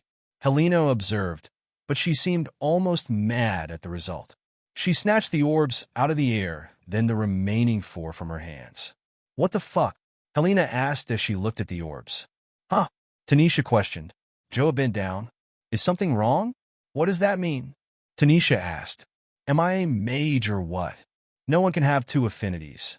Blue is nature magic and green is elemental. White, starlight. Purple, spellcraft. Clear, anti-magic. Black, darkness. 2 rows, what does that mean?" Joa asked. 2 affinities? That's impossible, Tanisha laughed. No one can have 2 affinities. That's only talked about in myths and legends. Why can't someone have 2? Joa pressed. Helena spoke while she again used the orbs herself. A person's magic core is uniform. It can grow in size, it can be manipulated, but you can't change its nature any more than you can change the color of the sun. That is why it is difficult to impossible for someone with 1 affinity to learn magic in another discipline. The magics just aren't compatible that way. What would it take for someone to have 2 affinities then? Joa asked. Helena stopped manipulating her mana and looked at the orbs in her hand. I'm not a magic scholar or anything, but someone with more than 1 affinity would have a core that is so chaotic it would be a miracle to use magic at all. Helena looked Tanisha in the eyes. May I see your magic core? Ah, yes, sure, Tanisha stated. I've always had a chaotic core. The goblin woman stood up and placed a hand on Tanisha's chest over her heart. Her other hand touched the center of Tanisha's forehead. She closed her eyes. Then after a second she gasped and stepped back. How can you use magic at all with that core? Helena looked dumbfounded. I always had a hard time with it. That's why I was disowned, Tanisha responded quickly. It was only after I formed a contract with Bjorn could I use magic like I can now. Let's not say anything official yet, Helena said as she pocketed the orbs. I will ask some of the other Wendigo to try the orbs. Maybe it is because of some difference in our species. These orbs were meant to test goblins after all. Helena quickly walked off towards the camp, leaving Joha and Tanisha in the field. Tanisha looked down at her hands. The test may have been off, but she still raised the orbs, meaning she had an affinity. She was a mage. She couldn't believe it. She was a mage, finally, after all this time, and pain and rejection and ridicule. She was a mage. Bless the Forest Father, she exclaimed as she jumped to her feet. You still have so much energy, Joha asked with a smirk. The large, heavy bag she had to carry on her first day appeared in a puff of red mist. No, Tanisha slumped. I can't just celebrate a little? Joha laughed. His deep voice sounded like rolling thunder. We will have delicious meat for lunch to celebrate, but you missed a day. This will make up for it. 34. The third form Tanisha was struggling with a large and heavy bag in the back of the caravan. She was getting more heads turned her way this time. She was becoming anxious about why when an older woman in one of the carts complimented her tiara. Tanisha instinctively reached up and touched her antlers with her free hand. The other was holding her war staff. She was so overwhelmed with Bjorn, the training, and becoming a mage, she had forgotten that she now had a fully grown tiara. In Wendigo culture, once a woman fully grows out her tiara, she decorates it with colored beads, flowers, feathers, and other natural accessories. Males sometimes cover theirs in metals, but more as a status symbol. Tanisha panicked inside, as having her tiara bare meant she was looking for a mate or courtship. A suitor would add something colorful to her antlers to show they were interested. The older woman beckoned to her. Here, young lady. She untied a blue feather on a short velvet ribbon from her own antlers and held it out. I couldn't take that, elder, Tanisha stated. Puppy cook. I have plenty, see? The older woman turned her head, showing off the many bands, ribbons and feathers on her antlers. "It is thanks to you that I still have my Snorri here." She patted the hand of an equally old-looking man who nodded. "Your potions saved him." "Got my hip feeling better too," the older man added. "You honor me, elder," Tanisha said with a curt bow. "So polite. Just call me Solveig," she said as Tanisha finally took the gift. "The last time I saw you, your tiara was not so full." "Magic," Tanisha joked. The older couple laughed their understanding. Tanisha wasn't wrong. Learning magic could have effects on the body like this, so while it was a joke, it was one they would take at face value. Tanisha bowed to the couple again, then tucked the staff under her arm and quickly tied the first accessory to her left antler. She was grateful to the older couple, but at the same time felt somewhat sad. Normally, it would have been her mother or sister that would have given her the first accessory. She had even heard many families would go out together to find a feather and make the accessories. Her former family, being nobles, didn't do that. They just bought the one for her sister, and it had been beautiful. Tanisha continued her walk, and while she did get the occasional glance, now they weren't as invasive. She could focus on walking, and while she could keep up the pace with everyone else this time, it still sucked. She tried to follow the breathing techniques Joa showed her during the stretches, but that fell through after about an hour. She noticed that ever since placing points into constitution and dexterity, her body felt sturdier and more balanced. She didn't have to lean on her staff as much as she did the first day, which was also a plus. It made her wonder how much easier it would be if she placed points into strength instead of dexterity. Another hour in, and Tyr saw her. He joined her on her walk. Without Bjorn, things felt more awkward around him. Or maybe Tanisha was just more aware that she had a full tiara now. She found herself wondering what he thought about it. "A feather," Tyr said, his face reddening. "Looks good on you." "Thanks," Tanisha responded with a voice smaller than she intended. The two were quiet for a few minutes until Tyr asked what happened to her. She gave him a heavily censored version of the previous day's events. She was careful not to mention anything about Bjorn being the child of a true Hydra, or the Lernean Hydra Pact, or the faulty magic affinity test. In fact, there was so much she had to cut out, she was pretty sure he thought she was avoiding answering it all. "Learning to control Maya, the demon's equivalent to mana, will knock you out for a day apparently," Tanisha said with a nervous laugh. "Anything new with you?" "No, not really, just, I don't know, taking it all in really," Tyr said as he looked over the people in front of them. "It is weird. We're leaving our village due to this war. I know we don't have a choice, but that was home." He rubbed the hilt of his sword. "If I was stronger, then maybe we wouldn't have had to leave in the first place." "Your father is a warrior, right? Is he teaching you?" Tyr sighed and bore a complicated expression. "Yeah, me and many others as well. I'll have to take up the mantle in a dozen decades or so." Most of his students volunteered to join the army in the front lines when the war started. Not to mention, he sent 15 swordsmen to guard a convoy of our goods and taxes to Lavi a week ago, in case of bandits or monsters. They're supposed to be back next week. If we hadn't sent them, I am sure we could have held off the attackers. "Do you want to be in the war?" Tanisha asked. "I have a duty to my village first." Tyr looked over the convoy. "The war over the Holy Land is important, but I am needed here with my people. If I see one of those tree fuckers, though, I won't hesitate to cut them down." He made a cutting motion with his hand. "What about you?" "No, I am going with my master out of Yuhia after we leave the fort city," Tanisha said with a labored breath. "You're leaving the country? Where are you going?" Tyr asked.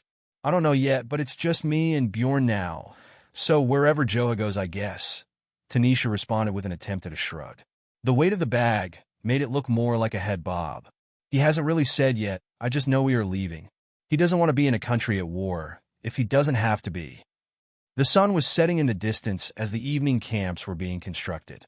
The merchants again pitched their tents away from refugees in an area they cleared out for themselves. Tyr was called away by his father to help secure the area, while Tanisha joined her camp. Tanisha checked on Bjorn, who was still asleep, then started a fire pit while the others prepared their wagons and horses for the night. There was a notable difference in attitude from the goblins since this morning. They seemed more standoffish, even assembling their camp a little further away than normal. No one else seemed to draw attention to it, so Tanisha didn't mention it either.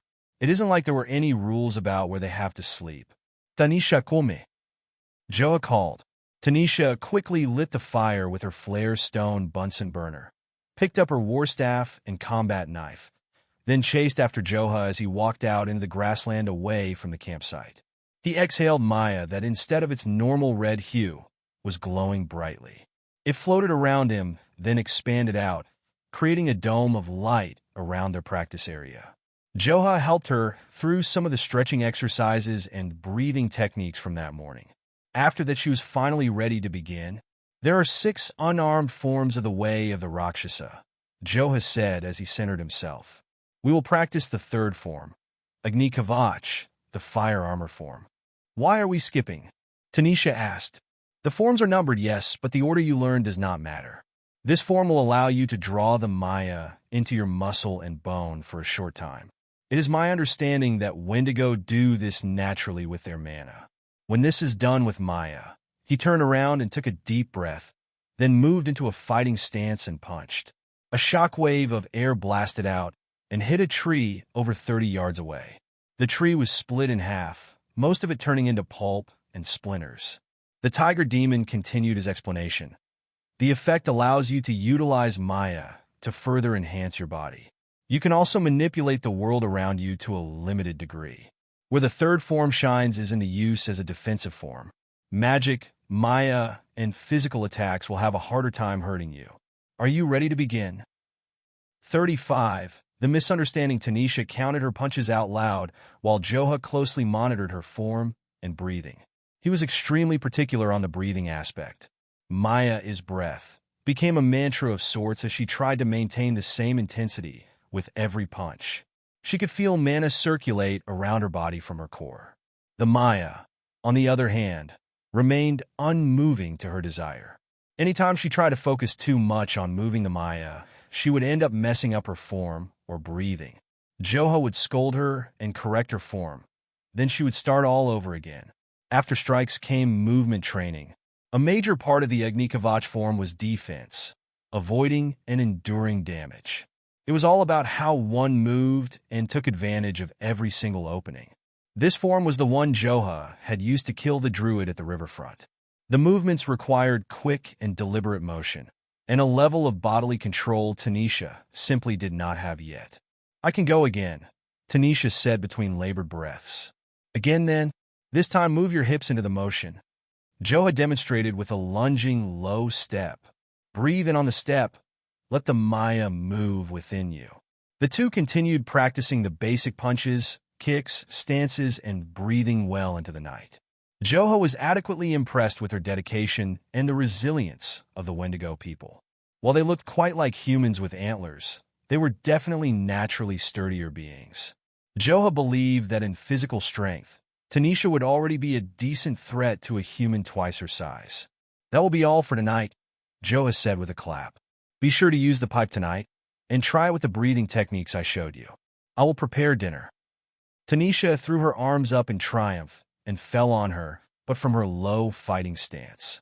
Oh, thank the Forest Father, Tanisha stated in a long, airy breath. Should I carry you back? Joha asked. No, I will be fine, Tanisha responded. I will walk to the camp in a minute. Joha chuckled. See that you do. Don't be out too long, though. We will be arriving at the fort city tomorrow evening. Traveling with such a large group didn't slow us down as much as I thought it would. Finally out of the wilderness, Tanisha said. Oh, I wanted to know where these clothes came from. Helena donated them, but I infused the garments with Maya to change their appearance a bit, the tiger demon stated. You could do that with Maya? Tanisha asked. Joha laughed. Maybe one day I will show you, but it is not a skill that will help you gain strength. No, please show me, Tanisha said excitedly. Very well. When we get to Maya manipulation, we will add it to your training, Joha stated. Also, the Rakshasa don't have a similar custom for our horns, but I did want to give you this for your antlers. He held out an orange ribbon. Tanisha panicked as her heart nearly beat out of her chest.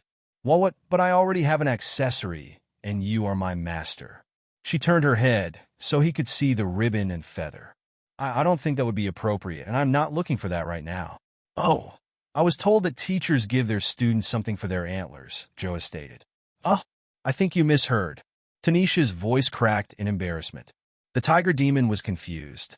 Oh, did I? What does it mean? If a male gives me a decoration for my tiara then, Tanisha got quieter. They want to court me. The tiger demon looked at the ribbon in his hand and withdrew the offering immediately. He coughed. Yeah, sorry, I see I did misunderstand. It is okay, I know you didn't know. Tanisha giggled in a harmonic melody. There is a tradition for some apprentices to get a bracelet, though. Usually it would be something to show that they are training under a master. Ah, so this would be more appropriate. The tiger demon opened his palm again, and a leather-bound bracelet appeared in his hand. They are low stones from my homeland. Tanisha stood and looked at the gift. It was a braided leather cord with 3 smooth stones, each of which was a different variety of colors and patterns. She had never seen such colorful stones before. Tanisha bowed her head. I would be honored to take such a gift, master. Tanisha sat alone in the grassy fields for an hour. With each puff of her Maya pipe, wisps of contemplation intertwined with the cool night air, gently caressing her senses. The cool night air was refreshing against her skin. The crescent moon cast down little light, but under its glow, she could see dark wilderness in the distance. The soft sway of the grass somewhat tickled. The merchant camp looked quiet, but the refugees were still up and about. Tanisha opened her status menu to see if anything changed. Status menu name: Tanisha Scalebound Species. Lernean Wendigo level. 10 Vitality. 10 Restoration. For Constitution. 7 Willpower. 8 Strength. 5 Dexterity. 9 Stamina. 8 Maya. For Magic. 24 Magic Regeneration. 25 plus 100 from Bond. Page 1 of 2 weight. Maya went up by 1. Is it because of all of the training? Tanisha asked herself as she exhaled blue Maya. The sound of someone walking in the grass snapped Tanisha from her reverie. The vestige of a curvaceous goblin pushing her way through the grass caught Tanisha's attention. A ball of what looked like glowing water floated above Helena's outstretched hand. There you are, Helena said. You've been out here for a while. Is everything okay? Tanisha couldn't help but be a little apprehensive after her talk with Sebek. However, being suspicious about someone that had shown her nothing but kindness didn't feel right. She tried to push those feelings to the back of her mind. Yeah, just looking up at the stars, Tanisha responded. It's been a crazy few days. Bjorn still hasn't woken up. The magic test this morning, and the attack on the village. Just seems like just one crazy thing after another. Helena sat down next to Tanisha, long tail wrapping around her waist in a goblin's equivalent of a reassuring hug. Yeah, it has definitely been a trip and a half, this one, Helena said with a sigh. Wish it could have been a little happier for you than the shit show it turned out to be. She paused for a moment, then smiled devilishly. Well, did you like your gift from Joa? How did you know about that? Did you set him up? Tanisha questioned. What little old me never, Helena lied with a laugh. Wish you would have done it in the camp so I could have seen it. I bet you were panicking, right? That was a cruel joke, Helena, Tanisha pouted. Helena laughed even more. I know, right? She stood up. Now come on. You stink. I prepared a bath for us. After you are cleaned up, we will retest your magic. As Tanisha dried off, Helena used her hydromancy to quickly wash their clothing. The tub and privacy curtains weren't too far from where Tanisha had been sitting in the field. It took only moments for her new garb to be cleaned and smell fresh. The goblin mother then dried the clothing with her magic just as quickly. Tanisha could not see the small goblin woman as someone who was secretly trying to do nefarious things to her and Bjorn. She had obviously been in Yuhia long enough to understand Wendigo culture. It had been either her or Owen who explained things to Sebek and Joha. They acted more like they wanted her as a daughter than something uncouth. Helena, I am sorry I didn't choose your family when you asked me to join you all, Tanisha stated. You don't have to worry your sweet little head about that, honey, Helena said as she handed Tanisha her dried clothing. You have to carve your own path. You made the choice that you believe to be the best for you. I won't lie and say I wasn't sad, but given what we know now about Bjorn, I think the demon is the best choice too. I can get by in a scrap with my magic, but neither me or Owen are warriors. Still, thank you. Tanisha bowed her head. Oh, come on, Helena said with a sigh. She smacked Tanisha's, but with a whip-like motion of her tail, which caused the unprepared girl to squeal. Ouch, what was that for? Tanisha questioned, rubbing the affected area. No reason to be all formal with me, Helena said with hands on her hips. I'm not a noble or anything. When we get to the fort city, we will have a celebration, all of us. Shame you aren't old enough to drink yet. So get dressed, and let's see those magical affinities. 36. The Servant of Riots Tanisha and Helena sat, facing each other across the now empty wooden tub. Small, glowing water droplets, controlled by Helena, levitated around the pair. Helena held out the colored orbs for testing someone's magical affinity. She pushed her magic into them, and the green orb lifted into the air. It glowed brightly along the intricate carved ridges in the sphere. This indicated she was an elemental mage, which was no surprise to anyone. Okay, I had a few of the Wendigo give it a try. They don't have any mages in their number, but I did get a better sense of Wendigo magic, Helena said as she reached out her hand for Tanisha. Tanisha took the orbs and with a breath said, "Same as last time, I am assuming." She watched Helena nod. "Well, here we go." She focused mana into her cupped hands and, just like that morning, both the green and blue marbles rose into the air. They glowed with the same intensity as Helena's own test and began to orbit around an imaginary point over the center of Tanisha's cupped hands. The other orbs rattled in her hands as if they wanted to float up too, but none of them did, no matter how much mana Tanisha put into it. Tanisha stopped the flow of mana, and the orbs indicating elemental and nature magic fell back into her hands. Helena looked confused, then concerned at the same result. "So what does this mean?" Tanisha asked. "Do you know the different types of magic casters?" Helena asked in return. Tanisha furrowed her brow, wondering where she was going with her question. She cleared her throat. "Wizards, which can tap into magic but have no affinity. Then there are mages who can use magic. They have an affinity to one of the disciplines and can master that discipline to its apotheosis. Then there are sorcerers that have magic tied to their blood, but they can't use any other magic beside that. Finally, there are those like Joha that get power from higher planes. Yes, those are the basics. And people like Joha are called arcanists," Helena corrected. "There is another one, though, that you didn't mention." Tanisha raised an eyebrow at that. There were only the 4 types of magic casters. At least that was what she had been told her entire life. She ran through the list in her head just to make sure she said all 4. "I think you were mistaken. Wizard, mage, sorcerer, and arcanist." Tanisha counted on her fingers.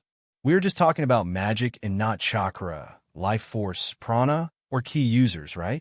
Helena chuckled at that. An argument could be made that those are also magic casters, but no, not them. Then what did I miss? Tanisha questioned. "The magic casters that make magical disciplines. The creators of how we know magic today," Helena said with some excitement in her voice. "Oh, you are talking about myths now," Tanisha said with a nod. "Yes and no." Helena took a breath. "I believe you are the 5th type of magic caster, a sage." "Sages don't exist," Tanisha laughed, expecting Helena to start as well. "You already got me with your prank on Joa earlier, but I'm not falling for another one." Helena's expression was serious. "I am not joking. No one has more than one affinity. No one except for you and the sages from Legends. You aren't a mage. You are something entirely different. That is the reason I wanted to do this away from everyone else, especially Sebek." "What, why?" Tanisha was more apprehensive now that she mentioned Sebek. "The Knoll trades in more than just his tools. He's a war merchant and follower of the Queen of Riots. They sell anything valuable, including people with unique magic. He has been Infernal Plains bent on keeping Bjorn in his wagon. He wanted you too, but Joa stepped up as your master, and Sebek stepped down." Tanisha thought about it for a long while. It didn't make sense. Someone was lying about the other, or both of them were just suspicious of each other. Helena and Sebek were both really nice to her and seemed like good people. Sebek just wanted to provide for his wife and child. Helena and Owen wanted much the same for their sons. "I doubt Joha will know what being a sage means for you. But if Bjorn has a target on his back because of what he is, so do you," Helena said as she held Tanisha's hands in her own. "I wouldn't tell anyone about your dual affinities. Choose one and only claim to be a mage of that." She snorted a little. Tanisha Scalebound Sage. The Scalebound Sage sounds better, but Scalebound is your last name. They don't call me Helena the Geraldson Water Mage. I need to get some air, Tanisha said. She gave Helena the orbs and walked off. Tanisha walked back into the field aimlessly. Sage her? That's ridiculous. But was it? She was someone with an unusually chaotic magic core. Jalmer, the sage of Nidavellir and mythical Wendigo hero, was the father of the darkness discipline of magic. He was a man of honor and action, but started out ridiculed and enslaved by the druids when they held the Doridian forest. He fought his way to power and could wield multiple magics. The girl looked up at the sky and again tugged at the magical connection she had to Bjorn. He was still asleep, just like he had been for several days now. She looked back at the merchant camp from her position. She couldn't see the fire, but the outline of the wagons let her know where it was.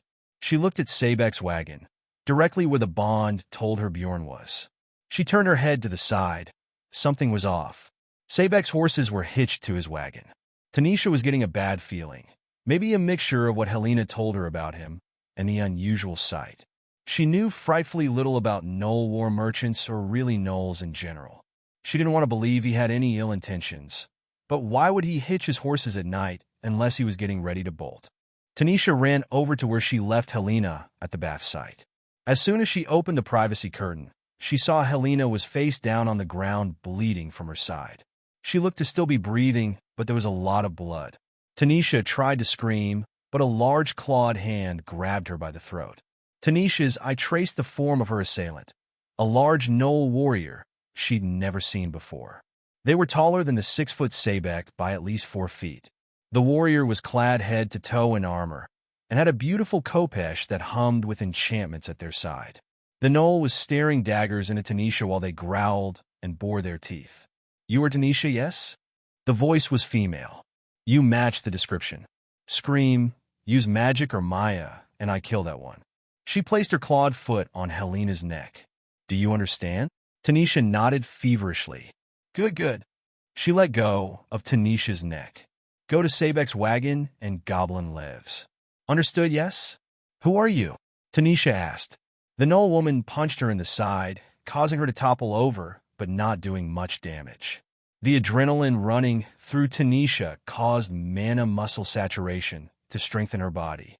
The points in Constitution once again proved their worth. "No questions," the Knoll warrior growled. "Now go." Tanisha was scared. Yes, but she couldn't leave Helena with the warrior. The Knoll warrior was another Ulfr Salstar, another troll, another steel wolf, another druid, another insurmountable monster here to beat and humiliate her. What could she do? The Knoll was trained and deadly. She could snap Helena's neck with a thought. Tanisha's mind raced for a solution. She thought about Maya and its application. Every time she had used it so far, it was visible as blue smoke. However, she had seen Joha use the Maya while it was invisible to the eye. She saw the formulae despite how complex they were. She doubted the Knoll could sense Maya. One would have to be connected to the infernal planes to do so. She thought about her wind hands. The last time she used the Maya had responded to help form them. What if she did so again, and this time cloaked her mana deep inside the Maya to be undetectable? The Knoll warrior growled again. "Did you not hear? Go now." Tanisha mouthed the words to the spell, creating the formula for the magic, but this time allowing Maya to flow and interact with the forming spell. She felt Maya and magic flow out of her, creating the two constructs. Mystic Wind Hands magic cost 3. Speak the words of power and call forth the mystic hands created from the wind.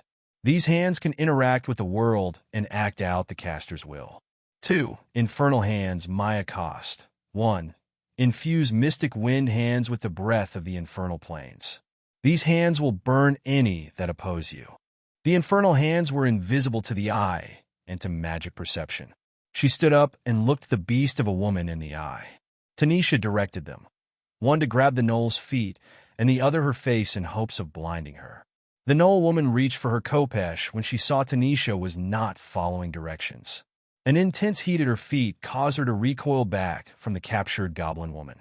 She drew her sword, prepared to kill Helena and remove a limb or two from Tanisha. Then the same blinding pain grabbed her face. She screamed as the invisible thing burned with no fire or magic. She felt her eyes boil and her face blister as she pulled her sword and swung in the direction she remembered the Wendigo girl being. When she felt no impact, she swung all around in anger and pain. "Intruder! Intruder! Someone help!" Tanisha screamed. "Fuck!" the Knoll woman muttered as she took out a health potion and drank. Her sight returned, and she saw Tanisha running away with the bleeding goblin in her arms. More and more of the Wendigo warriors were already converging. It would be difficult to kill them all alone, but not impossible. Her main concern would be the Rakshasa. She wanted to take him later, but now was as good a time as any. She licked her lips in anticipation, then howled into the night. More howls joined in from all around the camp. Sabek's wagon sped off with half of their prize. At least the other half would die tonight. The Knoll warrior bared her teeth. Queen of Riots smile upon Loci tonight. Let Loci's hunt be bloody. 37 Father the door was nearly carved to pieces. Each swing of the long scythe-like appendages crashed into the portal with angry determination. The monster clicked, its body writhing in anticipation and taking up nearly all of the hallway beyond and stretching into the lower floor. With the wood offering no more resistance, the blades began slicing at flesh. The mother held the door and makeshift barricade with all of her might. A finger gone with one strike, an ear with another, one of her eyes gouged, slashes across her breasts and stomach. Her right arm right above the elbow fell to the ground with a sickening thud. It didn't matter to her. All she knew was that she would not let this creature have her son. Not as long as she had breath. It would not get even one step closer. The boy with sandy brown hair cried from beneath the pile of items his mother placed over him to keep him hidden. Clothing, mattress, comforters, anything that would obscure his form from the eyes of the monster. He could see her through the smallest opening in the pile, and prayed they would be saved. That the divine people his mother believed in so adamantly would come to their rescue. All the boy could hear were the screams of the monster inside, and the others flooding into the city. The crashing of ether against an endless wave of abominations. Finally, the sound of his mother, as she screamed in pain and defiance at the creature that would soon be the death of them both. Then abruptly it all stopped. The creature's scythe arm hung loosely in the last spot it penetrated. The world was completely quiet, as if someone had simply turned off the sound. Ether so thick it nearly choked the boy permeated the surrounding world in a constant pulse. Heavy unknown objects hit the roof and road with a dull thud, one after the other like rain. It continued for a few minutes. The boy's mother seemed undeterred and continued to hold the barricade with her battered body just in case the creature on the other side resumed its assault. The heavy objects stopped falling, and after a few more minutes the mother collapsed. The boy frantically dislodged himself from his hiding spot. Unable to stand, he crawled towards his mother on all fours. She was breathing despite all of the damage to her form. The ether seemed to be slowly repairing her body. The boy cried out, "Ma!" He stopped as the roof and the entire third story above them was peeled back and crashed to the ground behind the building. Ether became even thicker as the world thrummed with power. A person descended into the room from the sky, which was again blue and peaceful. The gate was active again, sealing out the hordes. The visitor was tall, easily 10 feet, with a skin that looked more like marking a marble than flesh. He wore odd, skin-tight metal that shimmered like liquid with cloth interwoven throughout. Holographic screens around his head appeared to be neither magic or ether, but technology of some kind. The ether warped around him, creating a halo behind his head that seemed to crystallize the light itself. Behind him were 6 wings of various colors. None seemed to be required for flight, as all were folded as he floated down. The man looked at the woman on the ground for a long time. He pressed something on his arm, and the screens around his head vanished. He finally reached the floor, his metal shoes not making a sound, as if he were weightless. He walked towards the pair, eyes never leaving the woman's form. The boy with sandy brown hair stood between the figure and his mother. He stretched out his hands and stood tall and defiant. "You can't have my mom!" the boy yelled. "Ison," the man spoke, and his voice resonated in the ether like a gentle melody.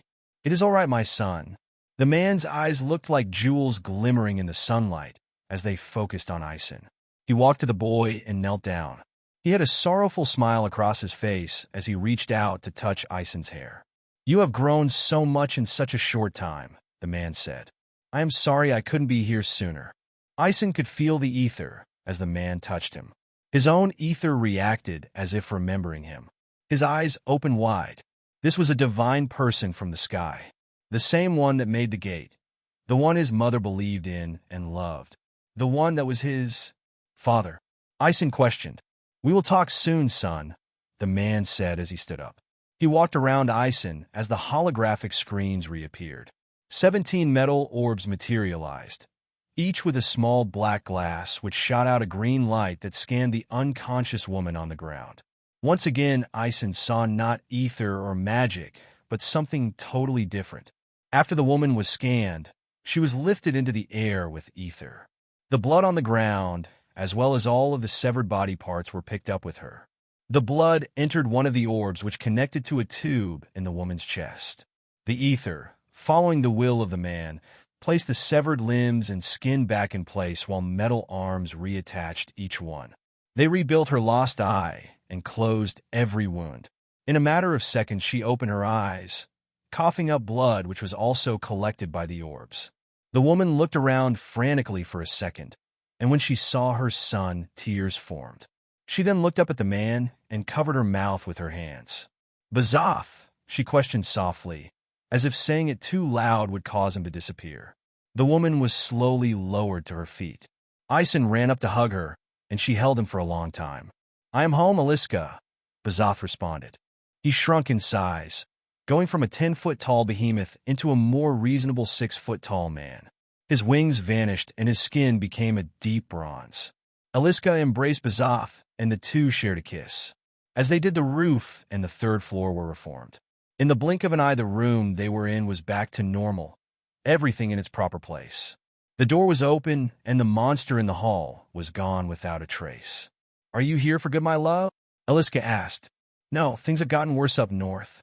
We will talk about that later," Bazoth said as he caressed Aliska. "But I can stay for a while this time." The two turned to Ison, and Aliska motioned for him to step closer. She got on her knees so they could talk face to face. "Ison, this is your father, Bazoth. He is an angel, the divine that created us," Aliska said with joyful tears. "He loves us, and I am so happy you finally get to meet him. I may have been gone for a long time, son, but I was never too far. I will have to leave again soon, but I am with you always." "My dad is a divine?" Ison asked. Bazoth stepped forward. "I am, and you are something special, Ison. Everyone here is special, but you are even more so. You are my son. You are Nephilim, greater human. In time you will know what that means, but for now there are many that need my help. Would you like to come?" Ison looked to his mother for confirmation, which she gave with a nod. "Why, yes," Ison said. The family followed Bazoth as he walked out of the room, down the stairs, and opened the front door. Outside, they saw the bowed heads of David, the heavily armored warrior with an etheric hammer, Veronica, the female wind magecrafter, and Patcher, the greatest magecrafter. All around the town were thousands of dead bat monsters, each with a single hole through their head in the same exact spot. Every monster that made it into the town and through the gate were slain. "Lord Bazoth," they proclaimed, "find the injured and bring them to me quickly," Bazoth said, his voice stern. "Prioritize the critical ones. If anyone is too injured to move, mark them with ether. I will go to them." Ison immediately thought of Martin and hoped he was still alive. "To father." Ison hesitated. "My friend was injured. He lost his leg and was bleeding a lot. I know where he is. Can you help him?" "Take me to him," Bazoth said without hesitation. 38, not without a fight, blood ran down Tanisha's arm as she carried the injured Helena, screaming for help. Helena looked pale and barely cognitive. She needed a healing potion yesterday. She winced in pain with every step Tanisha took. The warriors in the refugee camp were quick to react. Tanisha could see one person running towards her. Sabek's wagon was gone before she even made it to the camp. Her heart sank when she realized they just abducted Bjorn. She had to focus, though, Helena was dying in her arms, and she wasn't going to let that happen. Joha appeared next to her as she entered the merchant camp.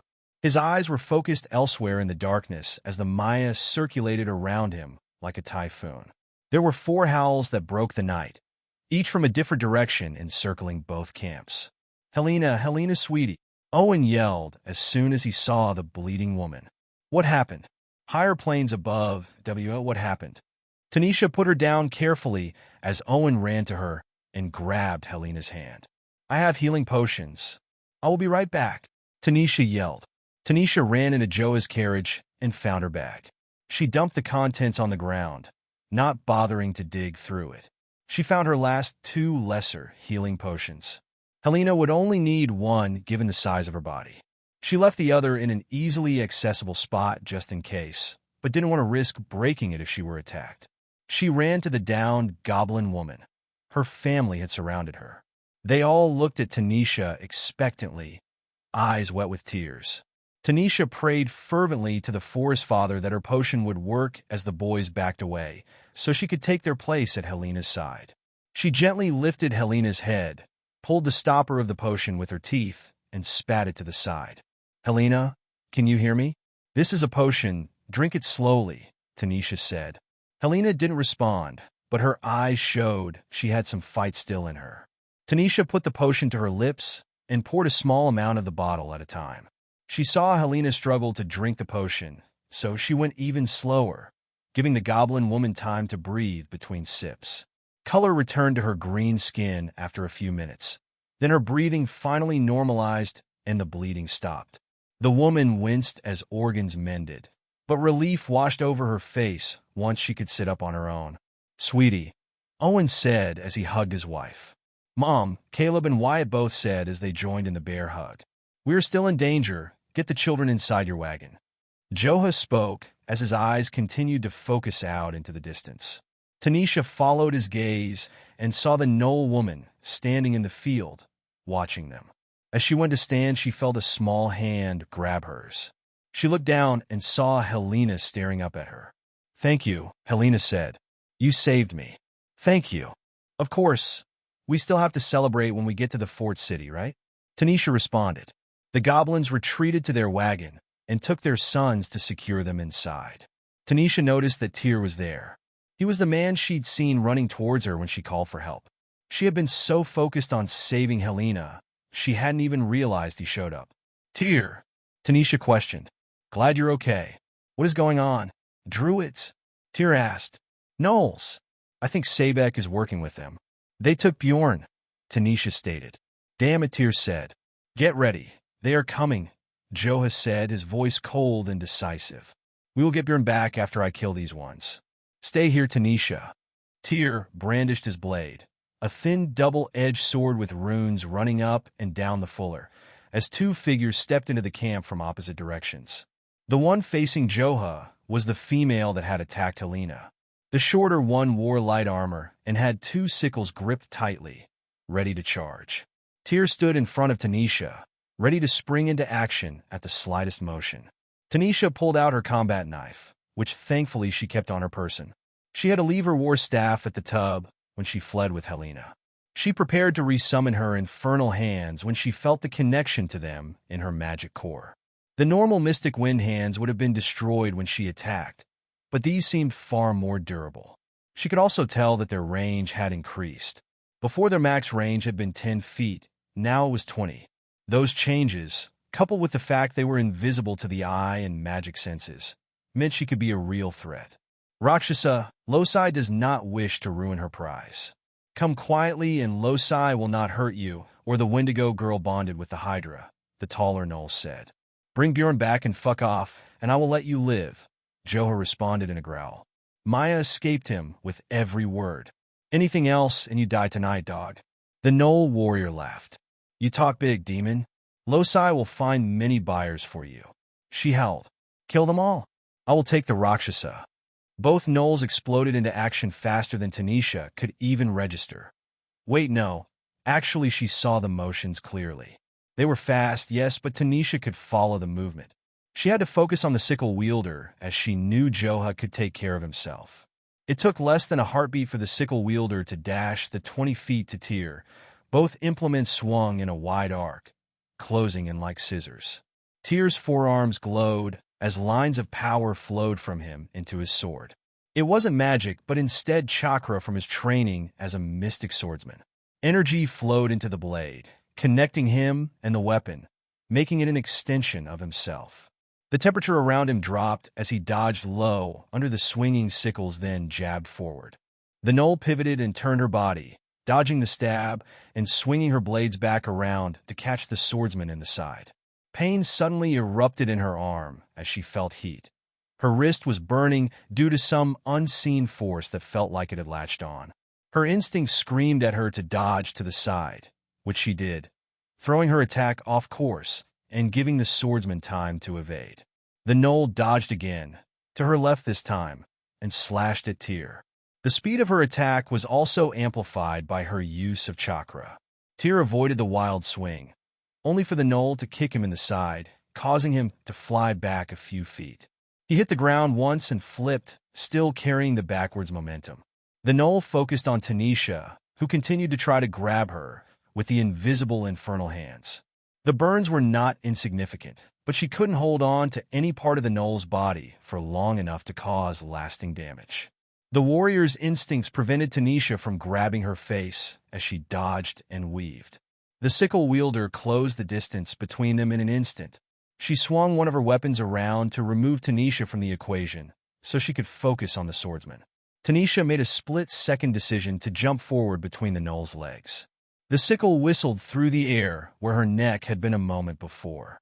Tanisha latched both of the infernal hands onto the warrior's legs. "You fucking mage! Fury will kill you!" The gnoll screamed as she whipped around. She tried to stomp Tanisha, who rolled out of the way.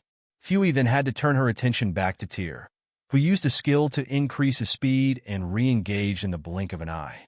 The swordsman was outclassed in strength and experience, but not in ability. Each time his blade met with his opponent's, the icy chill of his mystic swordsman's technique crawled deeper into the gnoll's form. "You okay?" Tanisha questioned. "I am. Stay back, but keep doing whatever you're doing," Tyr responded. Tanisha had to keep her distance as the two fought. The last thing she needed was to get too close when her best attack right now was her Maya. The gnoll was now used to her interference and could dodge the invisible infernal hands with instinct alone. The tide changed abruptly as she channeled chakra, causing her sickles to glow with a burning heat which countered all of the effects Tyr had managed to place on her throughout the fight. She knew his style now and was ruthlessly punishing every opening with a cut or slash. None were deep, but the heat seared his skin. The only reason he wasn't dead was because of his reflexes, honed to a knife's edge through training. He was slowing down as damage stacked up, and one decisive strike was incoming. One of Fury's sickles whistled through the air as ice and fire clashed. Tyr moved to dodge, only for the feint to leave him open. Fury's other weapon was too close to evade and was aimed right for his torso. The weapon stopped inches from puncturing his heart as a spear humming with magic flew between them and stuck into the ground. Fury jumped to the side, using speed to her advantage, reassessing the situation. Owen collected his spear, the goblin now in leather armor with a steel helmet.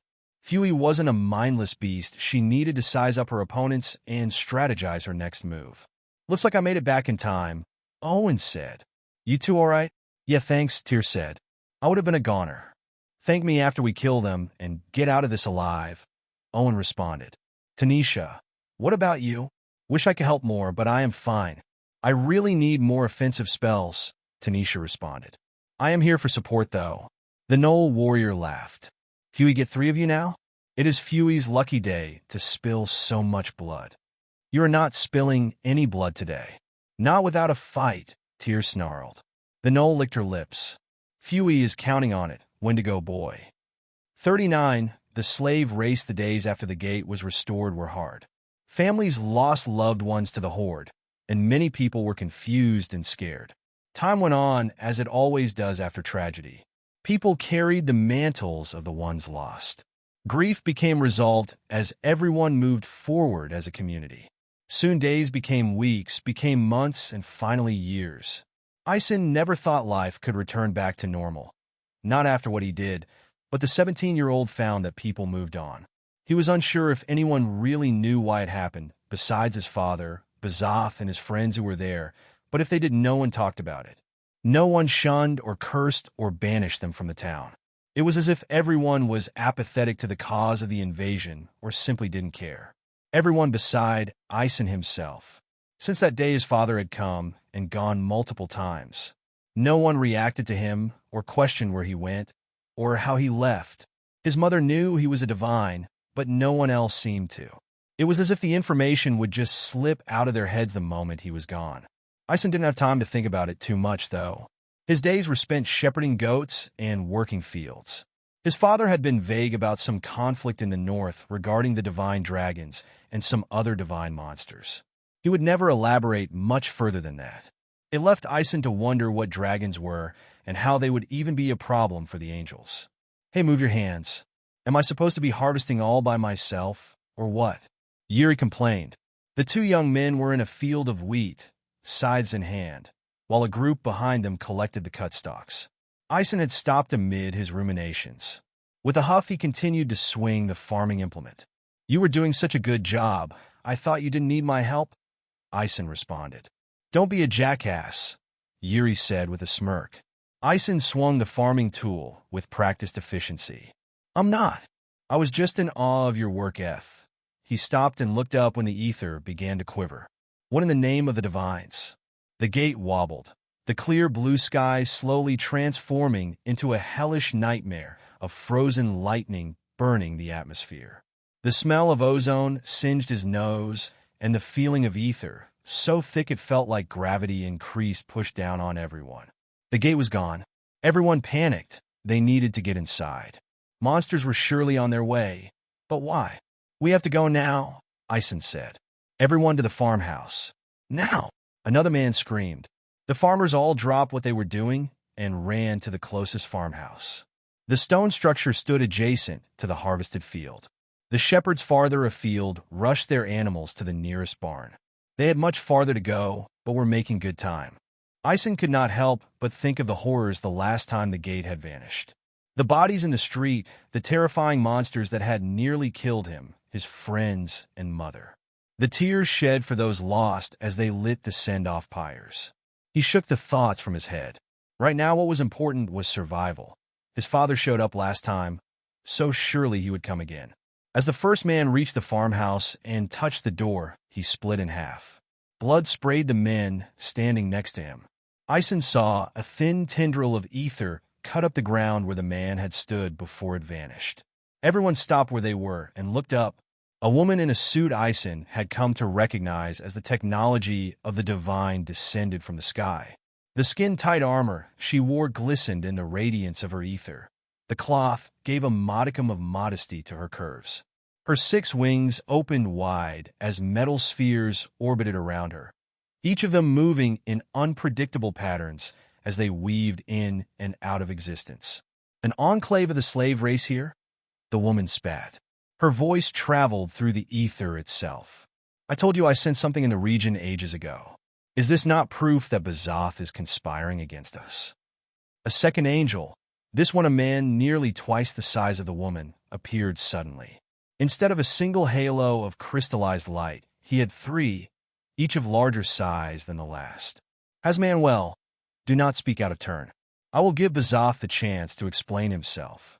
The man spoke calmly, but his voice rolled like thunder through the ether, nearly deafening everyone with its magnitude. As for the slave race, we will decide what to do with them when he arrives. Hasmanuel hissed her discontent.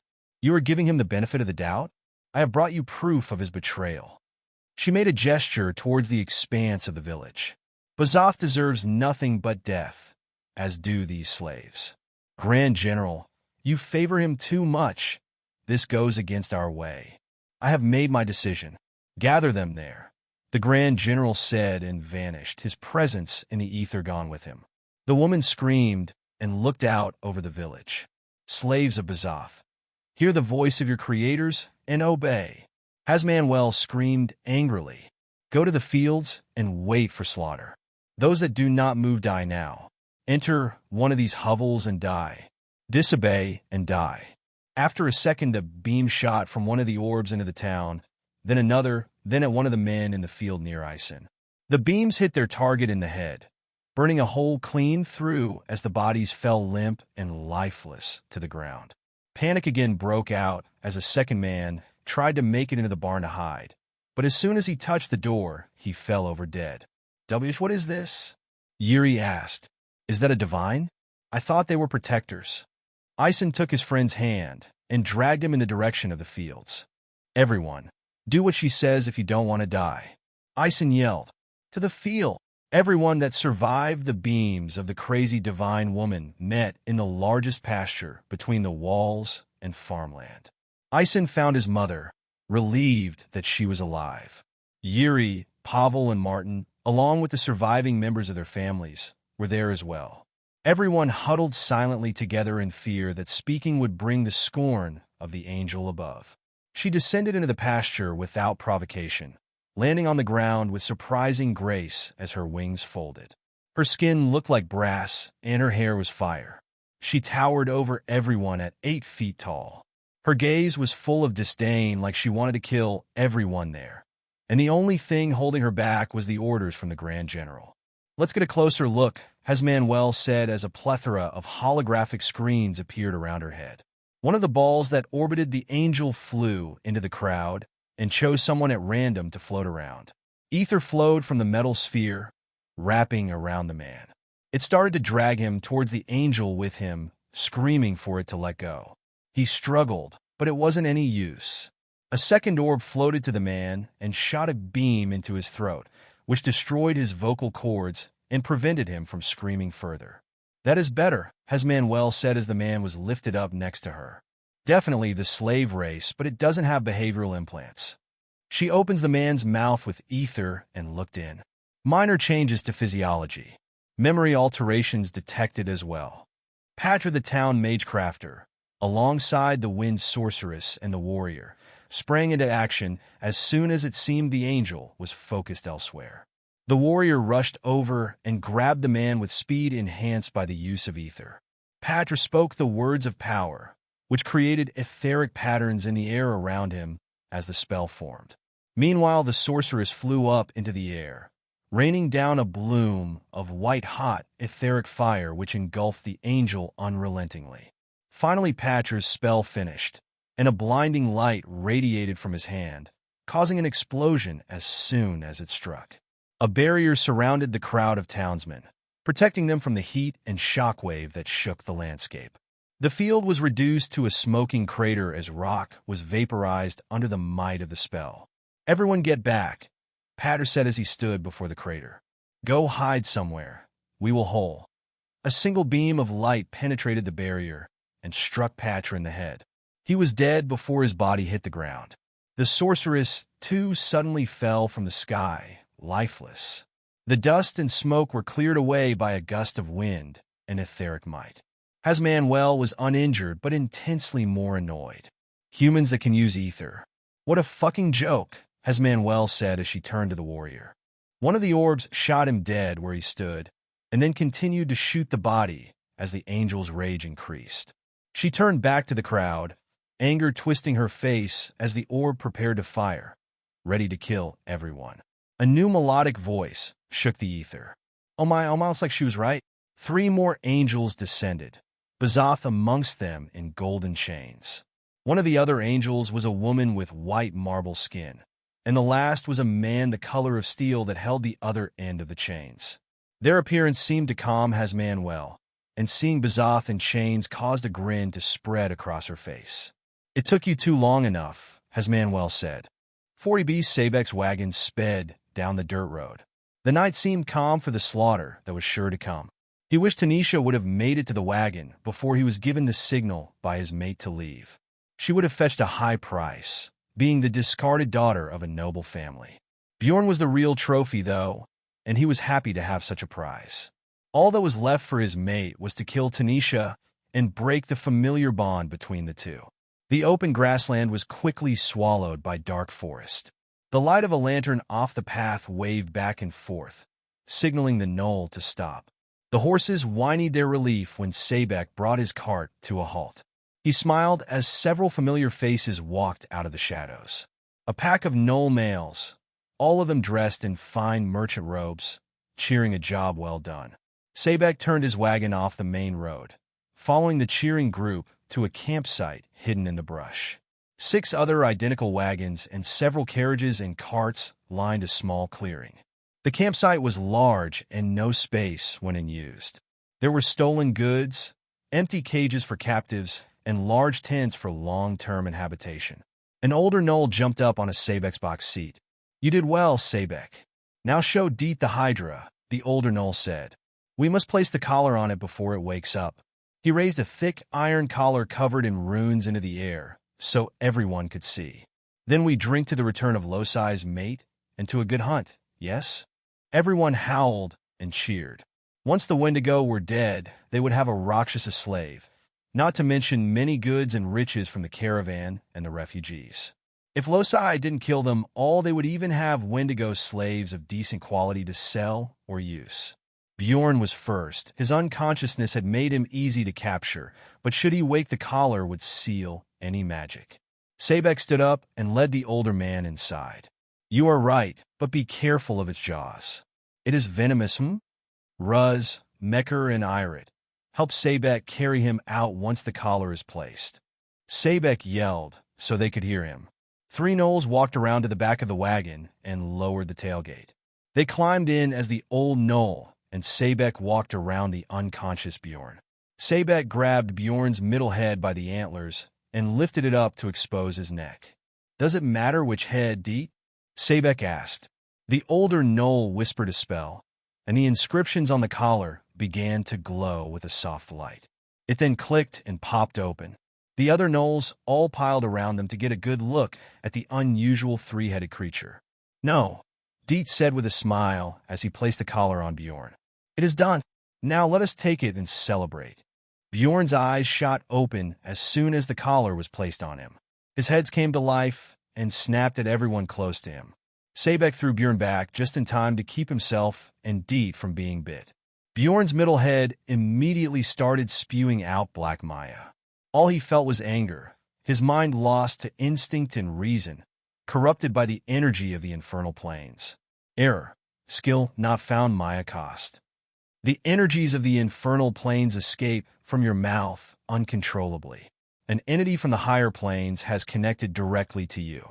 Bjorn, you're finally awake," Failsafe said in Bjorn's head to no response. "Hey, can you hear me?" Bjorn was not home. The infernal energies had uncontested control of his body and reason while his magic core was sealed by the collar. Scales once again started shedding as he continued to grow larger. Each of his heads locked on the Knolls around him as he bared his teeth. The Hydra was far more threatening now thanks to his increasing size. Sebek took an uneasy step forward. "Bjorn, it is Sebek. Do you not remember? Sebek will take you to Tanisha, yes?" Bjorn's right and left heads began to breathe in the Maya that poured from the middle like a fountain. Error. Skill not found. Maya cost. Supplement your breath attacks with the power of the infernal planes. Breathe in the Maya and let it fuel you. An entity from the higher planes has connected directly to you. He can't use magic, yes? Sebek questioned. "We need to get out of here now," Deet responded as the group ran out of the wagon. A black flame erupted from Bjorn's left head. It was crackling with infernal power as it concentrated into a plume that incinerated the back end of the wagon. Fire continued out like a wave, crashing into the forest and much of their camp. Remains of the wagon were covered in flames too tall to see if Bjorn had survived. Deet and 1 other Knoll were caught in the flame as Sebek pushed them out of his way to escape. The black flames quickly spread light, an oxymoron to its dark appearance. The flame's unusual properties washed everything in monochrome as the black fire continued to spread uncontrolled. Magic fire wouldn't normally spread like this. But this wasn't magic. This was something far darker. Deet and the other Knoll managed to pull themselves from the fire, only to start throwing up blood moments later.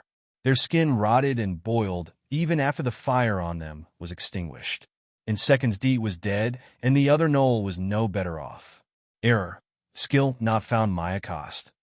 The Maya courses through your every muscle. Enchant your claws with the venom infused with the breath of the infernal plains. Bjorn jumped from the shadowy fire and tackled an unsuspecting gnoll, who was too distracted by his injured friend and dead comrade to evade. Bjorn's heads bit the man over and over, delivering lethal doses of venom. Meanwhile, his claws were enchanted with an infernal variant of his poison scratch. It wasn't needed, but in his mindless state, all he wanted was to kill. Efficiency be damned. Everyone, get your weapons, Sabek screamed. Bjorn's left head released a gas that expanded rapidly. Sabek and the two other surviving gnolls had to run to escape the radius. One gnoll tripped and was enveloped in the ominous gas. His screams told of an agonizing but short death as they were silenced by the sound of crunching and the tearing of flesh. Bjorn had gotten to him before the gas could do its job. Sabek looked over the camp from the edges of the gas. Everyone was dead, and the camp was almost entirely on fire or covered in the gas. There was no way to get to their weapons. The only option was to flee and hope they were faster than the beast they unleashed. Sabek saw one of Bjorn's heads lift up over the gas, its mouth still exhaling thick Maya as it locked eyes with him. Sabek and the other gnoll turned and ran in complete terror. There was nothing they could do, and if they stayed, they would die. Sabek split off from his pack mate, outrunning him and going in a different direction to make himself a less appealing target for the beastly familiar. Bjorn, buddy, listen to me, Failsafe said in Bjorn's mind. You got to get a hold of yourself. I think we are killing Sabek's family here, man. I don't think we should be doing that, because he is a good guy, remember? Bjorn only continued to rip and tear at the dead gnoll beneath him. His left and right heads continued to breathe in the Maya that poured endlessly from the middle head. It only seemed to fuel his growth and his anger. Bjorn suddenly fell off the corpse and writhed on the ground in pain as he rapidly grew in size again. Bjorn, if you don't stop, this is going to kill us. Failsafe pleaded this time. Your magic core can't take the strain. I'm having to force your body to mature with infernal plane energies. I have no idea what this is going to do to us. Bjorn, stop for the love of the higher planes. After 10 minutes, the scales were formed. Bjorn got back up, now as large as one of the horses that pulled Sabek's wagons. As his left and right heads tasted the air for more prey, he turned and ran. His motion started off rough as he got used to his new size and weight. Instinct took over, and his berserker rage refused to let him quit as he chased down the first of his prey. In moments, a gnoll in blue garb came into view. He turned around at the last second and attempted to put his hand up in self-defense. He clawed Bjorn and even managed to prevent the Hydra's first strike from landing. However, he failed to stop the second and third heads from biting into him with ease. Bjorn tore the gnoll to pieces. His venom, not having a chance to act before his prey, was little more than gore and bone. There was only one gnoll left now. Sabek was much faster than the other. Bjorn readied himself for the chase when he felt Tanisha's distress through their bond. She was in danger. An instinct mixed with a familiar contract told him he had to go and protect her. He had to kill her enemies. He needed to rip and tear. He turned in the direction the bond led him and started running. 41, beginning of a Prodigy. The night was filled with the sound of weapons clashing. The air was electrified as Maya, magic, and chakra battle for supremacy. Tanisha, Tyr, and Owen faced off against Fuey, the sickle-wielding gnoll. Fuey's skill and experience honed her body into a weapon. She laughed with glee as she tightened her grip on her sickles. Tanisha had limited knowledge on material users, which are those who use either chakra, prana, life force, or ki. Material users were less common than magic casters in Wendigo and Druid society, as most of them have magic. Choosing to be a material user would make it impossible to learn magic. Tanisha didn't know the reason why, since she'd never had a reason to study the material users. Now that she was in the heat of battle with a material user, she felt that was a failing on her part. The simple runes on Fuey's boots flashed red for a moment, and she was instantly in front of Tyr. It was Flash Step, a short-range burst of speed. Tyr narrowly dodged the first sickle, and the second was deflected by Owen's spear. The gnoll locked weapons with Owen and kneed Tyr in the chest. His injuries were getting to him, and the gnoll knew it. She was targeting him. Owen untangled his spear and repeatedly thrust the polearm to force her focus onto him. Tyr recovered and used Flash Step to get behind the gnoll.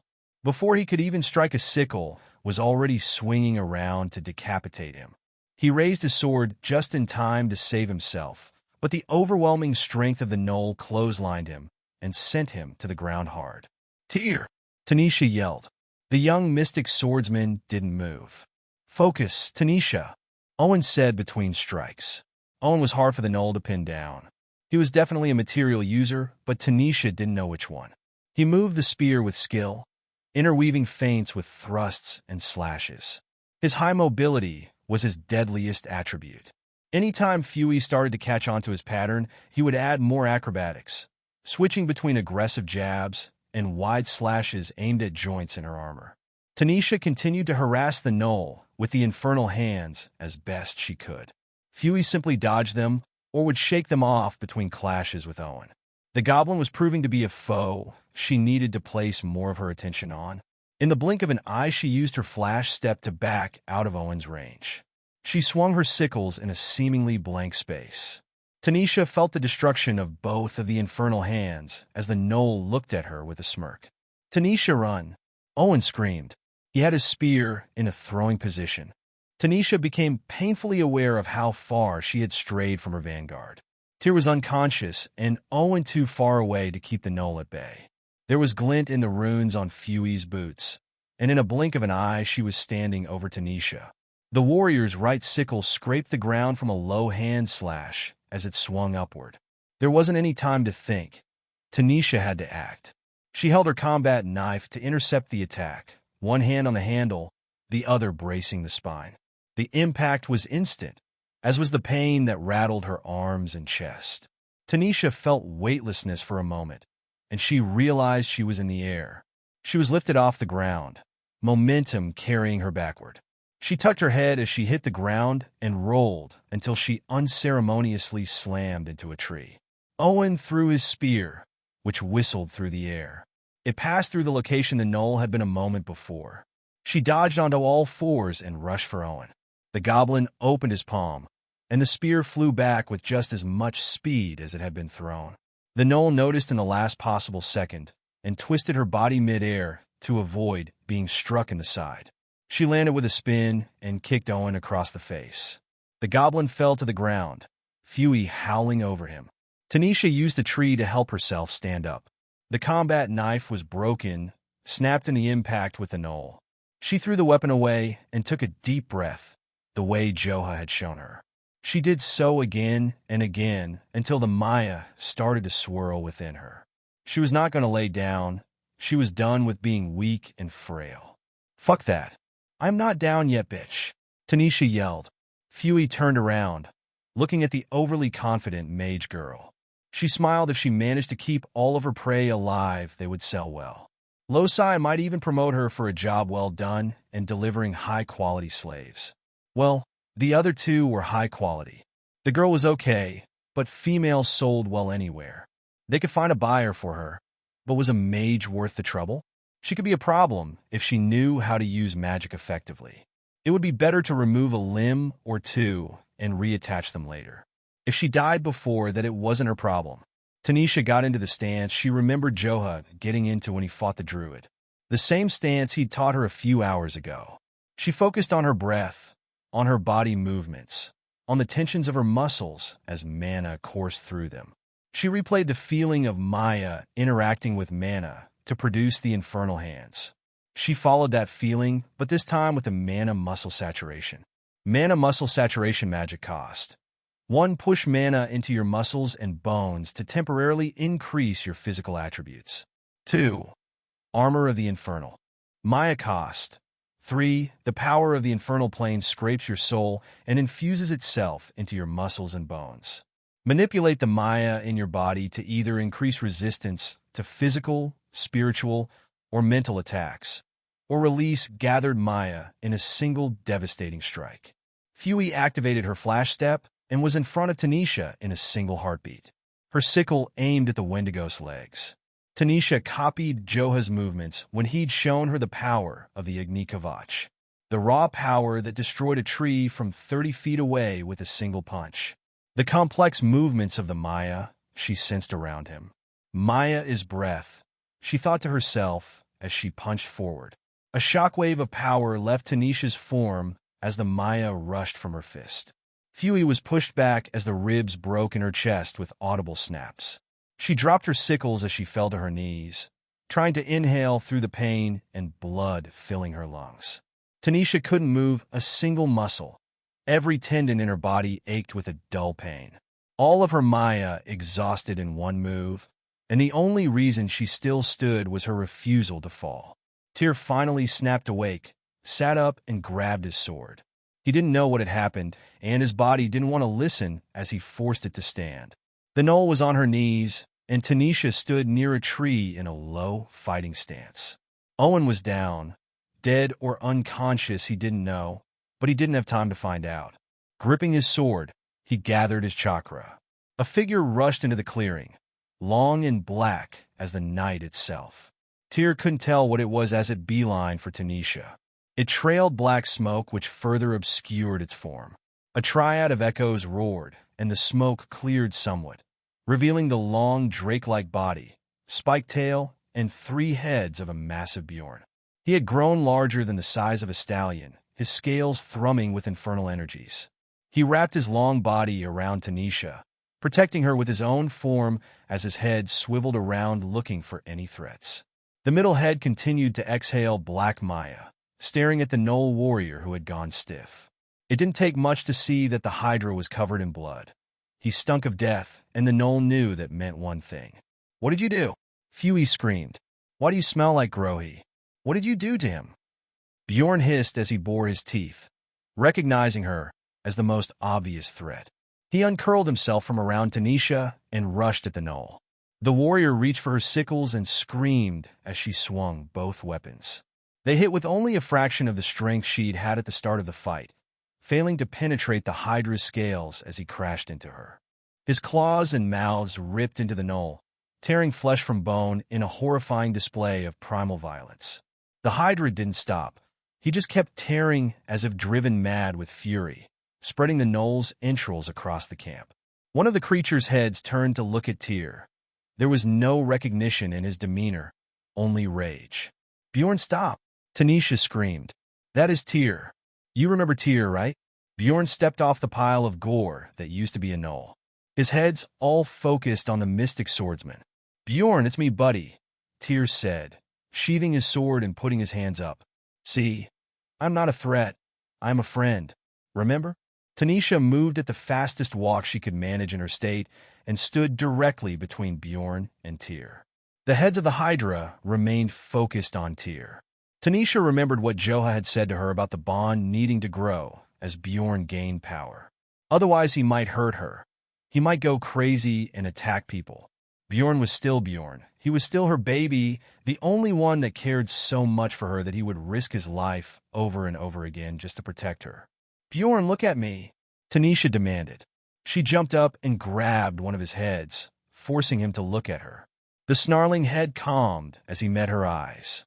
Tanisha could feel the rage roiling inside him, the Maya and the connection to the infernal planes within him. Something was latched on to him from the other side, something powerful. "Tanisha, there's an anti-magic collar on him," Tyr said. "Can you keep him calm enough for me to cut it off?" Tanisha saw the glowing anti-magic runes on the iron collar around his middle neck. "Yes, but do it quickly," Tanisha responded. She forced Bjorn's 3 heads to focus on her. Tyr gathered his chakra once again, and with a flash step was in front of the collar. Bjorn was alerted by the motion and tried to rear back to strike, but Tanisha wouldn't let go of his heads. Tyr's sword sliced through the iron with ease, and he used flash step again to escape from the enraged Hydra. As soon as the collar fell to the ground, Bjorn slumped over. The black Maya finally stopped coming from his middle head. In seconds, he was again unconscious. 42 watched. It was always the same way. The first sensation was warmth, then breath, then darkness as Bjorn's eyes rolled open. Just like the time before, his vision had again split. Now he could perceive the world through 6 eyes. He remembered all that happened to him while he was under the influence of the Maya. He remembered every brutal death he'd inflicted on the gnolls when he couldn't control himself. At the time, all he saw was red. "Bjorn, are you finally you again?" Failsafe asked in his mind. "Yeah, what in the infernal plains was that? It felt like something else was controlling me." He paused for a second. "You know what, tell me about it later. Right now I don't think we're safe." "Agreed. But don't use your middlehead's breath attack," Failsafe said flatly. "You can't handle any more Maya in your system for a while. There's a lot we need to go over, but for now look at your stats. I had to speed up your maturation a lot, so congratulations. You're now 2 weeks old going on 5 years. Bjorn wasted no time in opening his status to see what changes were made to him after that blood frenzy. Status menu name: Bjorn Ison Scalebound Species. Unknown level. 21 Vitality. 30/75 Restoration. 70/120 Constitution. 30/80 Strength. 20/50 Dexterity. 25/30 Stamina. 20/40 Maya. 50/50 Do Not Use. Magic. 10/25 Magic Regeneration. 20/50 plus 100 from Bond. Page 1 of 2, he had so much to take in with just the front page of his stats. He jumped from level 4 to level 21. He was all around a brand new him, with a new head to boot. He wondered how much of it was from the gnolls he'd killed, and how much was the new connection to the Maya. The more he thought about the Maya, the more uneasy he felt. The power that made him relive so much of his memory and caused him to kill indiscriminately came from the infernal planes. Skills Analysis Reincarnation Failsafe and Incomplete Reincarnation Magic, and your best friend, who has your back no matter what. Error. Unknown Pact. You are connected to a progenitor being from the infernal planes. They are watching you. Venomous Bite Magic Cost. 0. You have a neurotoxic venom, which can be injected through a bite with your fangs. 2. Bite of the King of Reptiles Maya Cost. 10. Your venom becomes infectious and will spread to nearby targets within 5 feet of the injected target. Allies are unaffected by your venom. Poison Cloud Magic Cost. 5. With your right head, you can mix venom into the air using magic, creating a large area of poisonous gas. This gas will rapidly reduce the health of those inside. Allies within your poison cloud are unaffected by the poison. 2. Breath of the Infernal One Maya Cost. 15. Exhale a breath infused with the decay of the infernal planes. Targets within the cloud will rot over time as long as the effect is not cleansed. Plague Fire Breath Magic Cost. 6. Stamina Cost. 7. With your left head, you can breathe a plume of superheated toxin, which will ignite enemies and infect them with your neurotoxin. Flames retain toxicity until you release the spell. Plague Fire will spread like normal fire. 2. Infernal Fire Breath Maya Cost. 20. Fire will spread over non-flammable material at a reduced rate. Hellmouth Maya Cost. Your soul. Seriously, if you use this, we die. I really don't want to tell you what this is, because if you use it, our heart is going to explode or something. I just know it. However, your middle head can exhale all of the Maya stored in your body. This Maya can be breathed in by your other heads to use Maya-infused breath attacks. It can also enhance the durability of your scales and potency of your venom. Poison Claws Magic Cost. 3. You can infuse your claws with your neurotoxic venom, making even small scratches fatal. Allies are unaffected by your venom. 2. Claws of the King of Reptiles Maya Cost. 5. Venom becomes harder to cleanse. Infernal Scale Armor Maya Cost. 25. Absorb Maya into your scales, making them more durable and resistant to physical and magical damage. Delta Familiar Contract Magic Cost. -100. You are a bonded Delta class familiar. You gain +100 to magic regeneration. Your bond has grown, allowing you to convey emotions though your bond. Your bond is more resilient to outside influences and cannot be forcibly severed by outside parties. King of the Reptiles Passive Skill Dragons, lizards and amphibians all show hesitation and fear around you, going so far as to run away. More study needed. Head regeneration and random growth. Magic Cost. 40-ish or Maya Cost. 150-ish. So funny story, we grew another head, I have no idea why. So bear with me here. We can convert experience into maturation, or healing major wounds including decapitation, or growing more heads, I guess. Honestly, I have no idea why we grew a head this time, but here we are, 3 heads in, and I am getting worried. Anyway, more study is needed. But let's not for a while, please. Page 2 of 2, Bjorn did a double take at his skills. Most of them had changed and required more mana to utilize. He also had Maya, which looked to amplify his skills even more. Everything he saw greatly improved his likelihood for survival, but he was unsettled by how quickly he came into this much power. Maya seemed to be the natural source of power for his body, but not his magic core, which was trying to recreate ether from his previous life. Memories of his family from his old life flashed through his head at the thought. He knew his old name now, his mother and father's names. He had 17 years of memories as Ison, the son of Bazoth and Aliska. In his past life, he was a greater human and a Nephilim, but what did that mean? His mind was off track. He refocused and looked at the most concerning addition to his skills. The Unknown Pact. Something was watching him from the higher planes. A progenitor being? He assumed that meant a true of some kind, but why would Failsafe word it like that? Failsafe also added several warnings about using Maya and how it was a bad idea right now. Given what he had just gone through, he had no intentions of using the enigmatic power anytime soon. What is the deal with the error? Unknown Pact, Bjorn questioned mentally. Failsafe responded promptly. What are you talking about? The Unknown Pact, the one about being connected to a progenitor and being watched, Bjorn said. It is the second one on the list of skills. Are you okay? The second one on the list is Venomous Bite, Failsafe responded. Is this a joke? Are you trying to tell a joke? Bjorn was quiet for a long while as he looked at the list. Can you see my memories? Look at the list through my memories. Huh. Okay. I will give it a shot. Failsafe was quiet for a second. Looks the same. First thing on the list is yours truly, and the second thing is Venomous Bite. Are you sure? Even in my memories? Bjorn asked while he stared at the error. You can't see it? That doesn't seem good, because it means you didn't write it. Well, I wouldn't have called anything from the higher planes a progenitor. Maybe it's your dad. Wouldn't that be something? Failsafe laughed.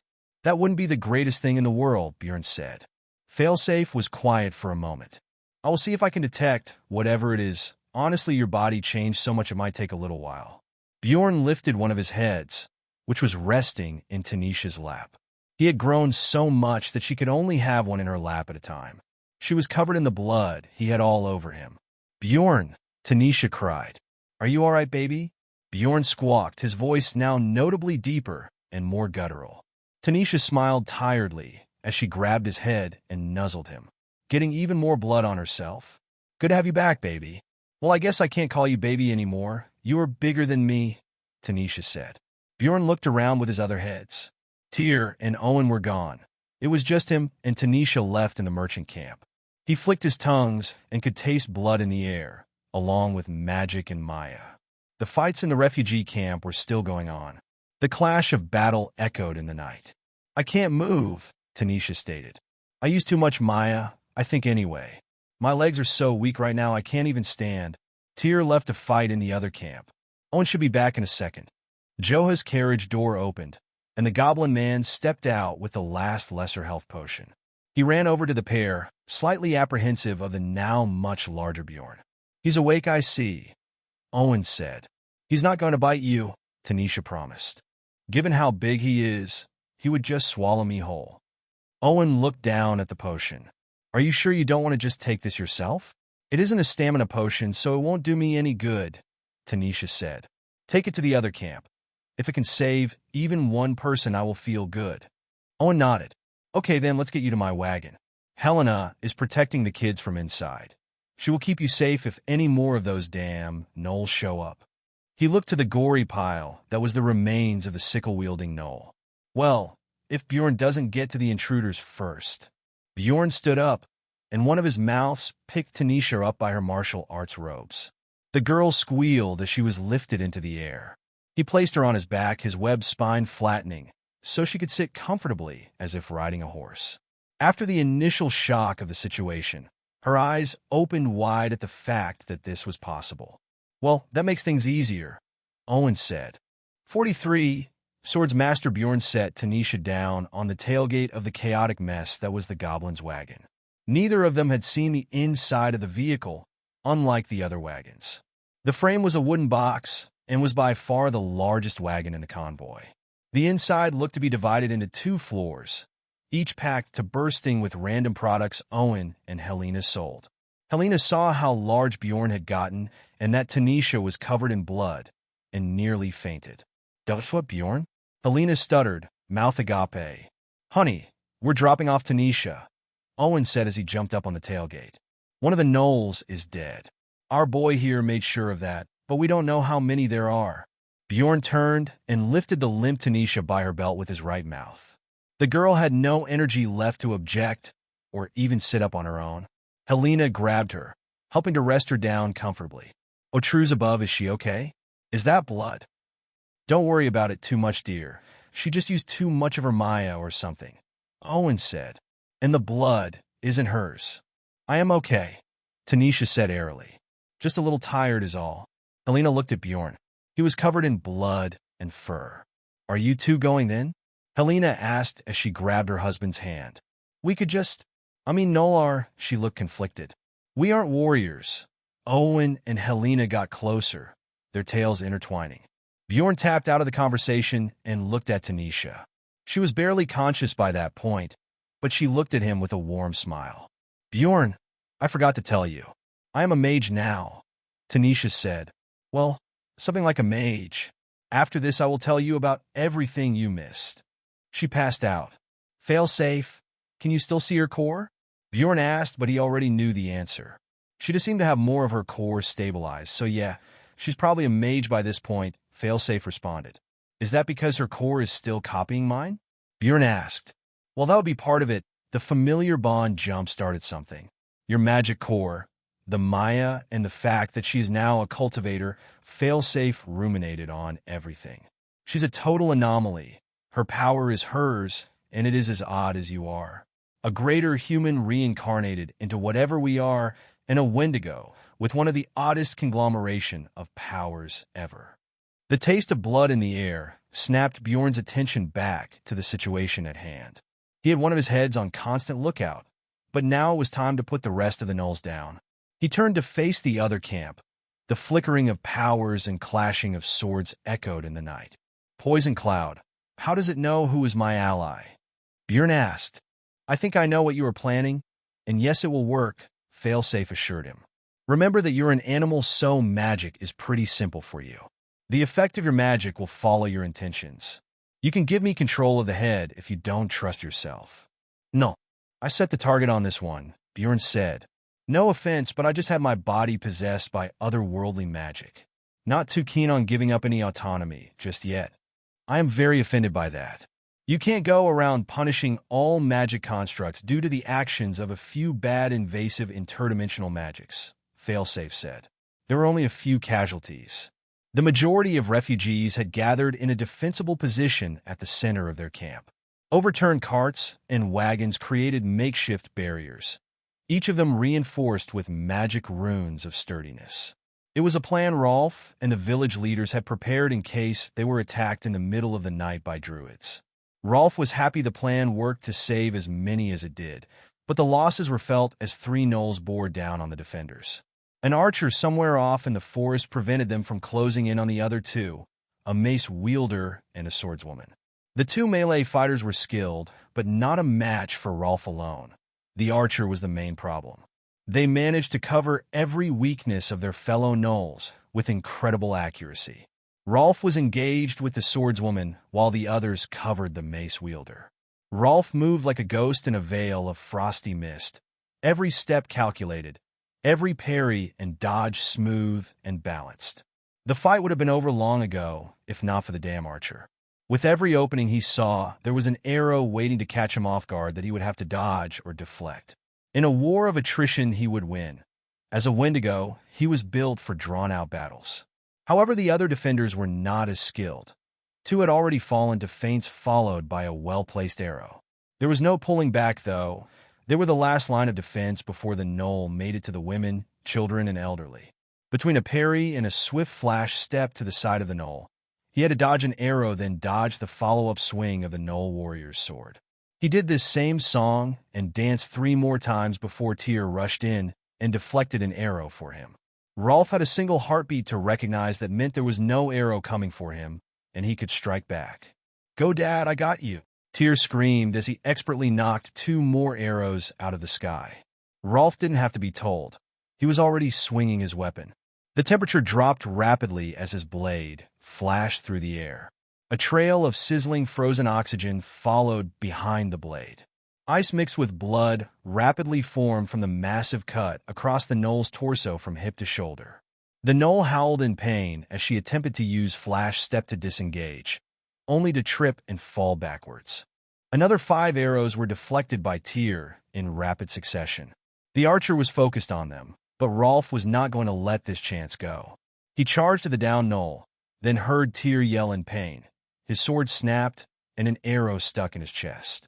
Rolf used every ounce of speed he had, every skill that he could use to make himself faster, every trick, and then some to save his son from an onslaught of glowing arrows empowered by chakra. The temperature continued to fall as he sliced every arrow out of the sky. Rolf stood between his son, who had fallen backward onto the ground, and the gnoll archer. She was visible now. The glow of her chakra gave away her position. Between each arrow, there was no time to check on Tyr. She wanted him dead.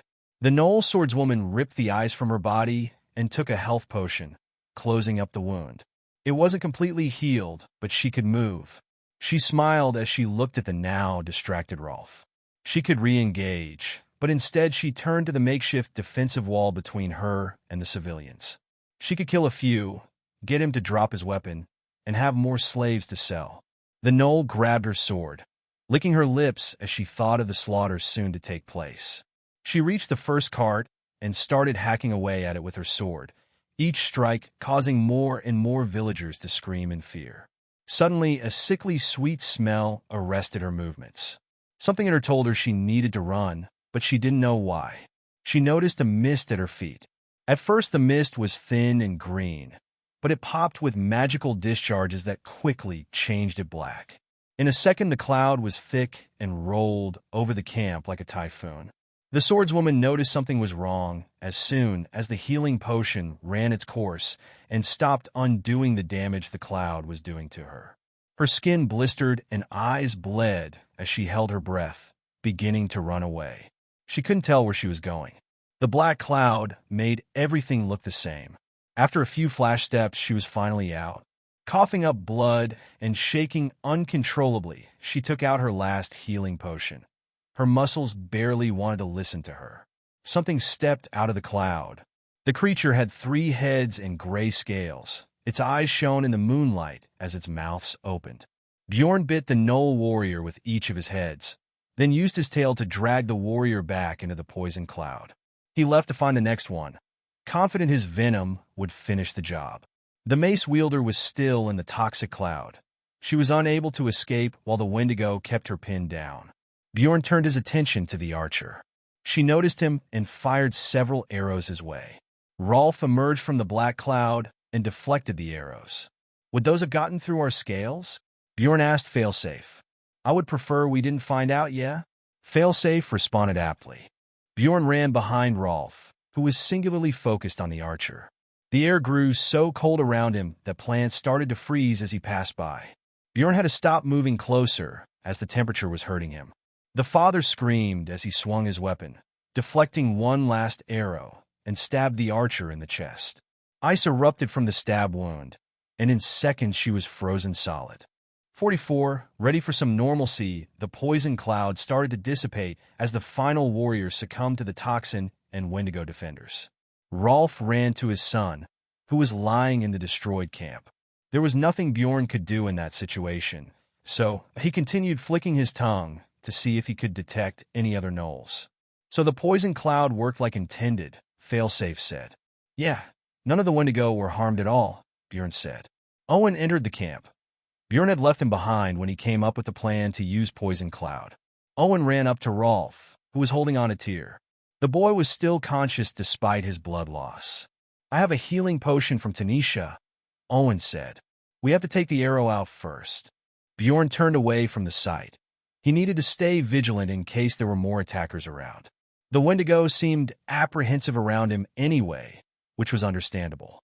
The last time they saw him, he was the size of a big dog. Now he was larger than a horse, and Tanisha was nowhere in sight. He walked around the camp, continuing his patrol, and picked up a new taste. Maya and Knowles out in the field. He took off running in their direction to find blood and craters from explosive impacts. The grassland looked more like a war zone. It wasn't long before he found the body of a Knoll spearwoman, at least what he thought might be the remains of one, in one of the craters. The spear was broken just like the body next to it. Bjorn, Joha's deep voice questioned. You have gotten taller. Bjorn looked around with each of his heads, finally noticing the tiger demon standing behind him. In one hand was the head of a Knoll warrior, a different one than the dead spearwoman, who still had most of her head. Joha was thinner with black fur instead of his normal tiger coloration. They are all dead here. This was the leader. He held up the head in his hand. The fact you are here instead of with Tanisha, I will assume means the others are dead as well. The Maya shifted around him, and he returned to normal. Let's go back. The night was long, and everyone, including Bjorn, was on high alert. He noticed that as the night progressed, he shrank slightly, and the gray coloration of his scales slowly diminished. The Maya his scales had absorbed was slowly released in the form of purple smoke, revealing new green scales beneath. Helena used her hydromancy to rinse the blood and other remains off him as he watched over the camps. He looked over his status and skill menus again. Status menu name: Bjorn Eisen Scalebound Species. Unknown level. 21 Vitality. 30/75 Restoration. 70/120 Constitution. 30/80 Strength. 20/50 Dexterity. 25/30 Stamina. 20/40 Maya. 50/50 Do Not Use. Magic. 10/25 Magic Regeneration. 20/50 plus 100 from Bond. Page 1 of 2 Skills Analysis: Reincarnation, Failsafe and Incomplete Reincarnation Magic, and your best friend, who has your back no matter what. Error. Unknown Pact: you are connected to a progenitor being from the infernal planes. They are watching you. Venomous Bite Magic Cost. 0. You have a neurotoxic venom, which can be injected through a bite with your fangs. 2. Bite of the King of Reptiles Maya Cost. 10. Your venom becomes infectious and will spread to nearby targets within 5 feet of the injected target. Allies are unaffected by your venom. Poison Cloud Magic Cost. 5. With your right head, you can mix venom into the air using magic, creating a large area of poisonous gas. This gas will rapidly reduce the health of those inside. Allies within your poison cloud are unaffected by the poison. 2. Breath of the Infernal One Maya Cost. 15. Exhale a breath infused with the decay of the infernal planes. Targets within the cloud will rot over time as long as the effect is not cleansed. Plague Fire Breath Magic Cost. 6 Stamina Cost. 7. With your left head, you can breathe a plume of superheated toxin, which will ignite enemies and infect them with your neurotoxin. Flames retain toxicity until you release the spell. Plague Fire will spread like normal fire. 2. Infernal Fire Breath Maya Cost. 20. Fire will spread over non-flammable material at a reduced rate. Hellmouth Maya Cost. Your soul. Seriously, if you use this, we die. I really don't want to tell you what this is, because if you use it, our heart is going to explode or something. I just know it. However, your middle head can exhale all of the Maya stored in your body. This Maya can be breathed in by your other heads to use Maya-infused breath attacks. It can also enhance the durability of your scales and potency of your venom. Poison Claws Magic Cost. 3. You can infuse your claws with neurotoxic venom, making even small scratches fatal. Allies are unaffected by your venom. 2. Claws of the King of Reptiles Maya Cost. 5. Venom becomes harder to cleanse. Infernal Scale Armor Maya Cost. 25. Absorb Maya into your scales, making them more durable and resistant to physical and magical damage. Delta Familiar Contract Magic Cost. -100. You are a bonded Delta class familiar. You gain +100 to magic regeneration. Your bond has grown, allowing you to convey emotions though your bond. Your bond is more resistant to outside influences and cannot be forcibly severed by outside parties. King of the Reptiles, passive skill dragons, lizards and amphibians all show hesitation and fear around you, going so far as to run away. More study needed. Head regeneration and random growth. Magic cost, 40-ish, or Maya cost, 150-ish. So funny story, we grew another head, I have no idea why. So bear with me here, we can convert experience into maturation or healing major wounds, including decapitation, or growing more heads, I guess.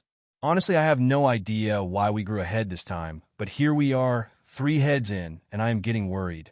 Anyway, more study is needed. But let's not for a while, please. Page 2 of 2. You ready to talk about the memories of your past life, as Ison? Failsafe asked.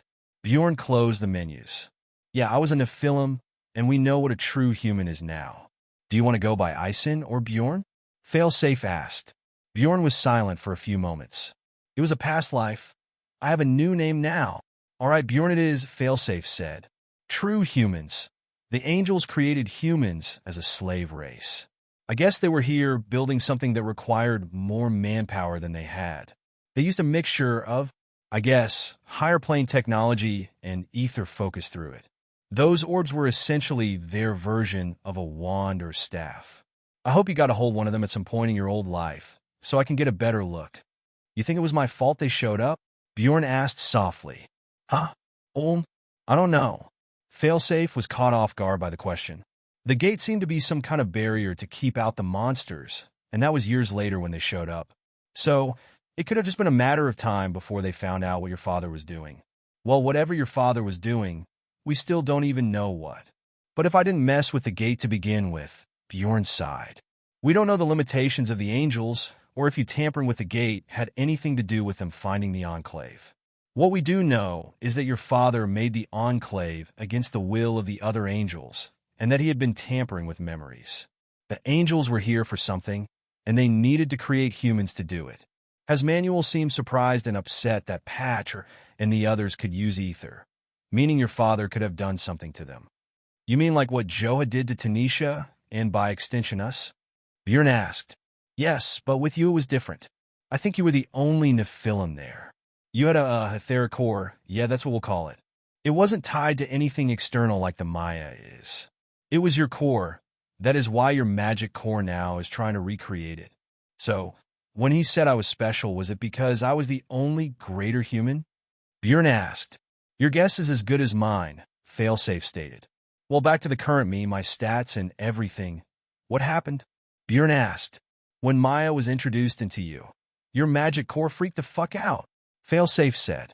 You went into shock, and I had to convert the Maya into experience and then into maturation so your body could accept the Maya veins and push it out of your core. That worked for a while. You gain a lot of levels, and I had to grow your body again to keep up with the amount of Maya being flooded into you. Why did I lose control? Bjorn asked. Everything was going well. Your magic core was acclimating to having Maya around it and starting to direct it. I believe you would have woken up in a day with barely any more changes. Then the Gnolls put a magic suppression collar on you. As soon as that happened, your magic core lost control of the Maya, and its demonic nature overpowered your reason. If what you said about the skill I can't see is right, you have a patron in the infernal planes and they really want you to go berserk.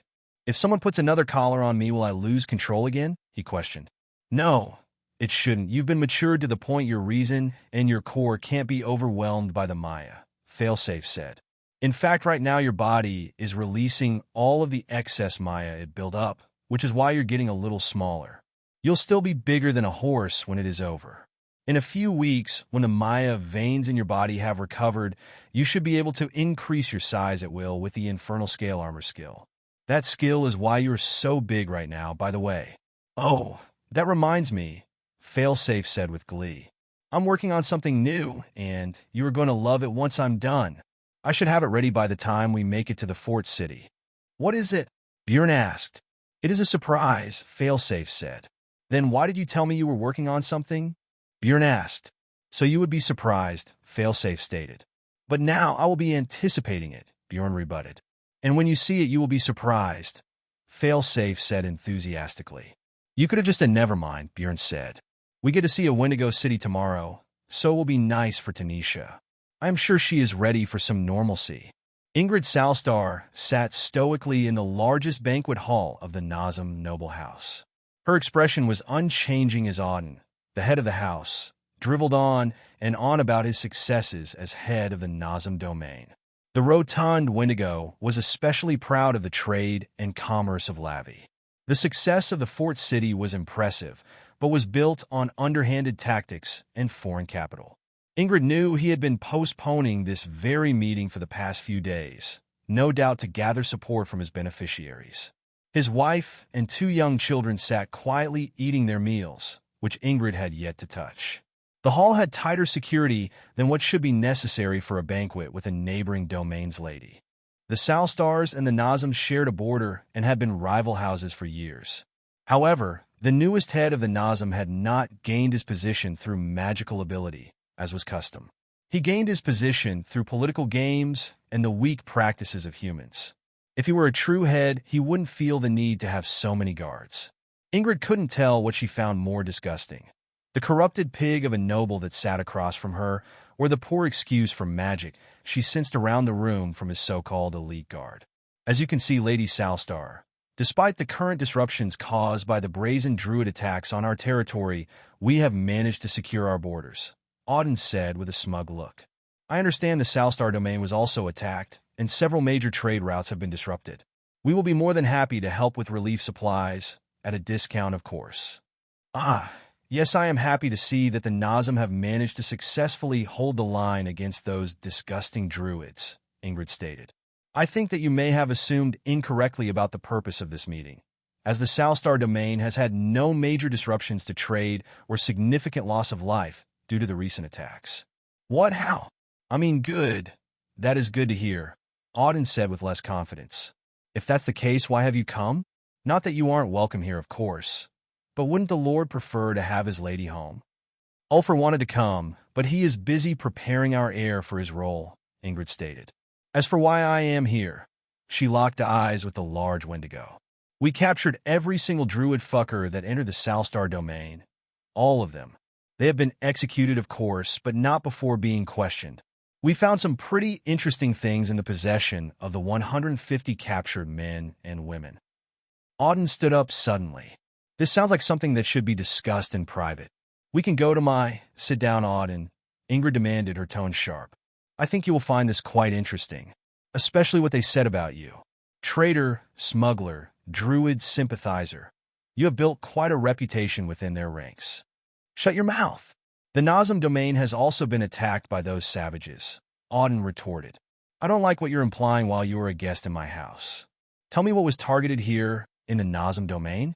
A few insignificant farms, a small fire at a nearly decommissioned and strategically unimportant outpost, a few missing Wendigo here and there, Ingrid stated, her voice just as unsettling and calm as before. Why would they be so disorganized and attack such poor targets when every attack on us has been so focused and precise, almost as if they were fed information? Incorrect information that we leaked to your intelligence officers, which you snuck into our domain. They have been taken care of, by the way. Gerd, take the children and go to your rooms, Auden said to his family. Ingrid stood up, a smile stretched across her face. It is a shame, really, your father was such a good man, she sighed. By order of the king of Yuhia, the Nazem house is to be executed. Every member is to be put to the sword. I will be that sword today. The fort city is now the Salstars domain. Part 3 Chronicles of a Scalebound Sage. Reincarnated as a Hydra, the fort city of Lavi Freja and Bjorn found themselves traveling with a caravan of merchants. Accompanying them were Joha the Rakshasa, Sabek the Knoll, and Owen and Helena's family of goblins. After some initial suspicions, things seemed to be going all right as the group made their way to Lavi. Freja believed she could start over as a merchant, selling her potions to make a living and learning the trade from her new companions. However, after a deadly encounter with a group of druids, and her feeling like she could do so little to defend herself or others, Freja decided to get stronger.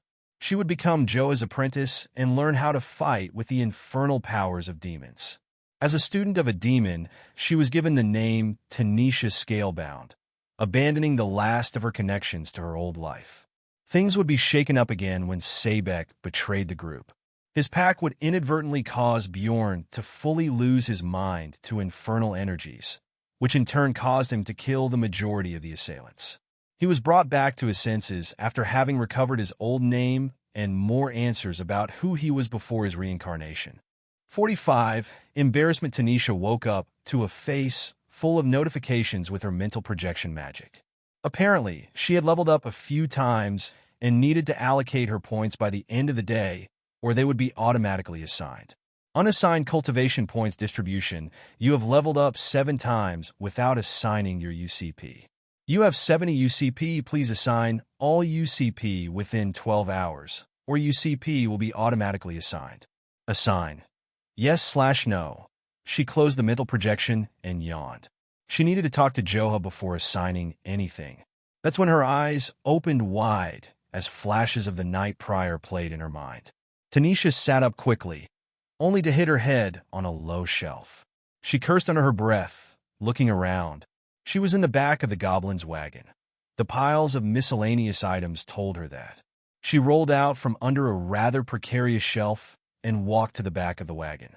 She tugged on the magical connection to locate Bjorn, but didn't need to. As soon as she opened the tailgate, she saw him looking at her with 2 of his 3 heads. The last was keeping watch. Her eyes opened wide when she saw the now large green Hydra watching her. Bjorn, baby! She jumped from the wagon and wrapped herself around him as best she could. I am so happy you're okay. You are okay, right? Bjorn was not prepared to be jumped on. He lost balance and fell over on his side. She stayed latched on him for a while before finally letting go and helping him get back on his feet.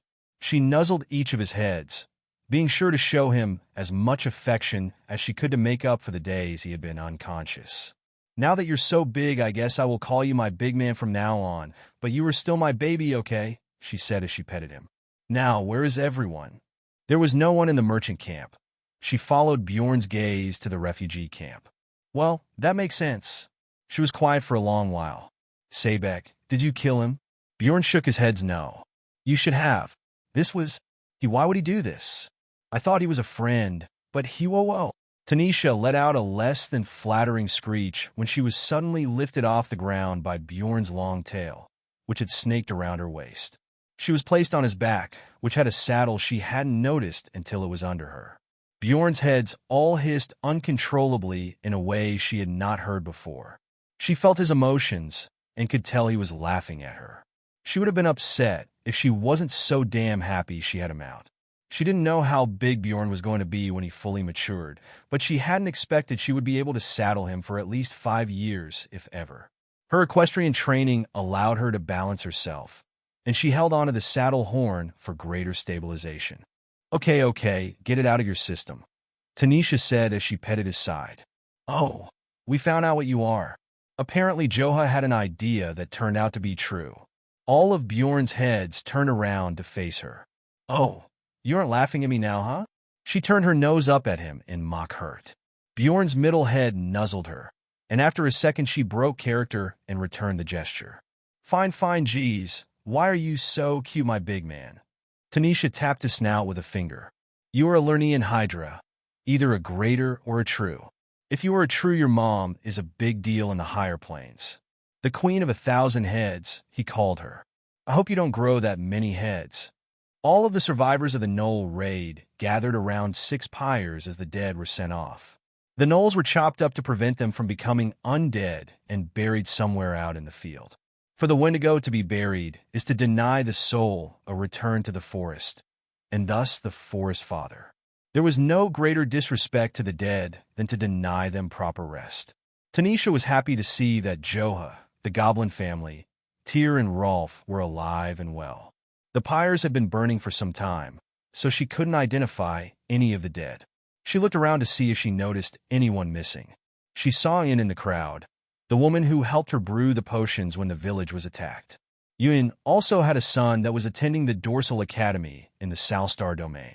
Tanisha looked around more and saw Snorri on his hands and knees near one of the pyres. Several people were holding on to the Wendigo as he wept.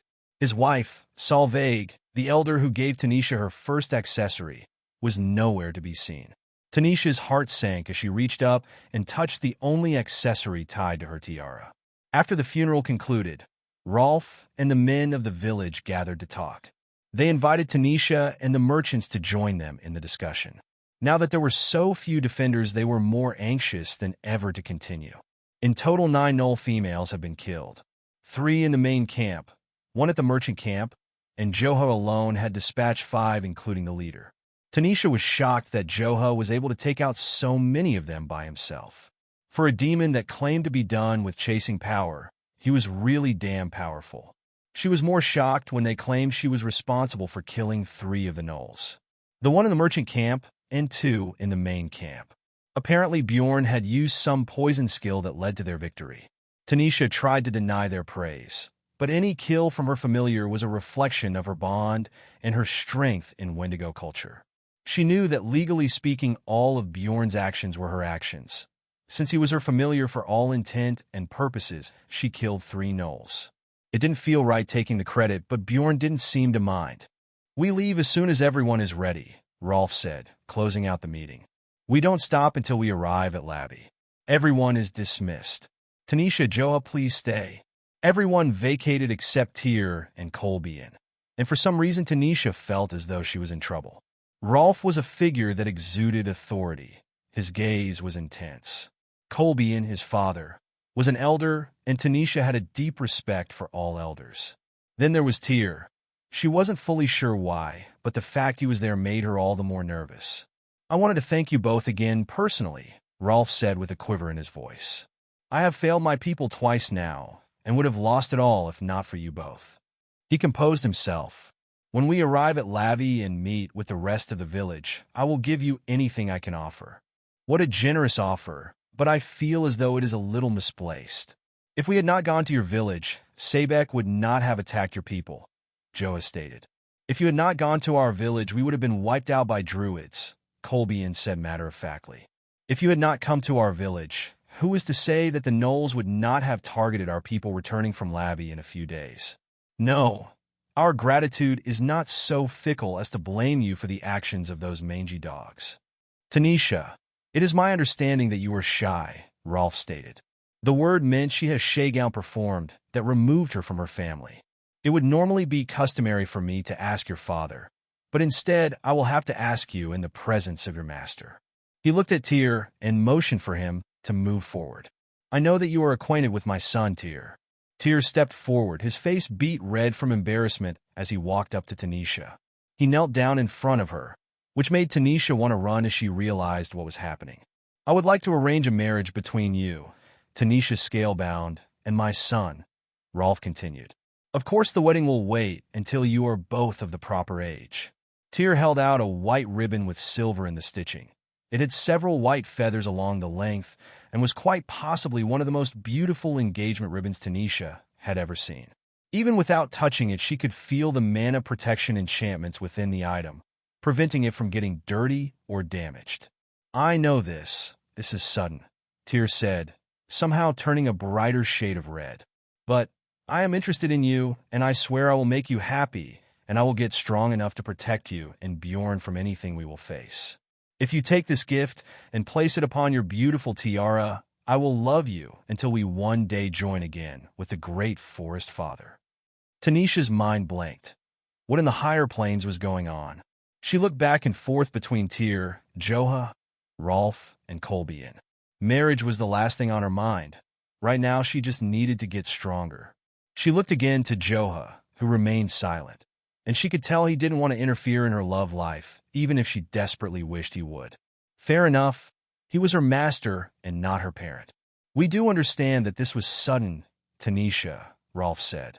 "By taking the engagement ribbon, you would acknowledge Tyr, and we will give you time to think it over. If you accept the engagement, simply put it on your tiara, and if you decline, return it." "How long will she have to think it over?" "After we leave Lavi, we will be headed to the Misha Kingdom," Joha added. "Misha? Before you leave will suffice," Rolf said. "Then, I will hold on to your ribbon and consider your offer." Tanisha said as she took the outstretched offering. I thank you all for your consideration, and you, Tyr, for your feelings. Now, please stand up. I have to get ready to leave now. Tanisha turned and ran to Bjorn. She jumped onto the saddle and told him to go quickly before she died of embarrassment. 46 bodies after breakfast, the caravan was finally on the move. They had a late start, but were moving with urgency. Tanisha rode on Bjorn next to Joa's wagon, and the two talked about where she should put her points. Her mind was somewhat frazzled by the sudden proposal, and really, she just wanted a distraction. She opened her status menu and read out her current stats. Status menu name, Tanisha Scalebound Species, Lernean Wendigo level, 17 Vitality, 10 Restoration, for Constitution, 7 Willpower, 8 Strength, 5 Dexterity, 9 Stamina, 8 Maya, 7 Magic, 24 Magic Regeneration, 25 plus 100 from Bond. Page 1 of 2, my Maya increased on its own again, Tanisha stated.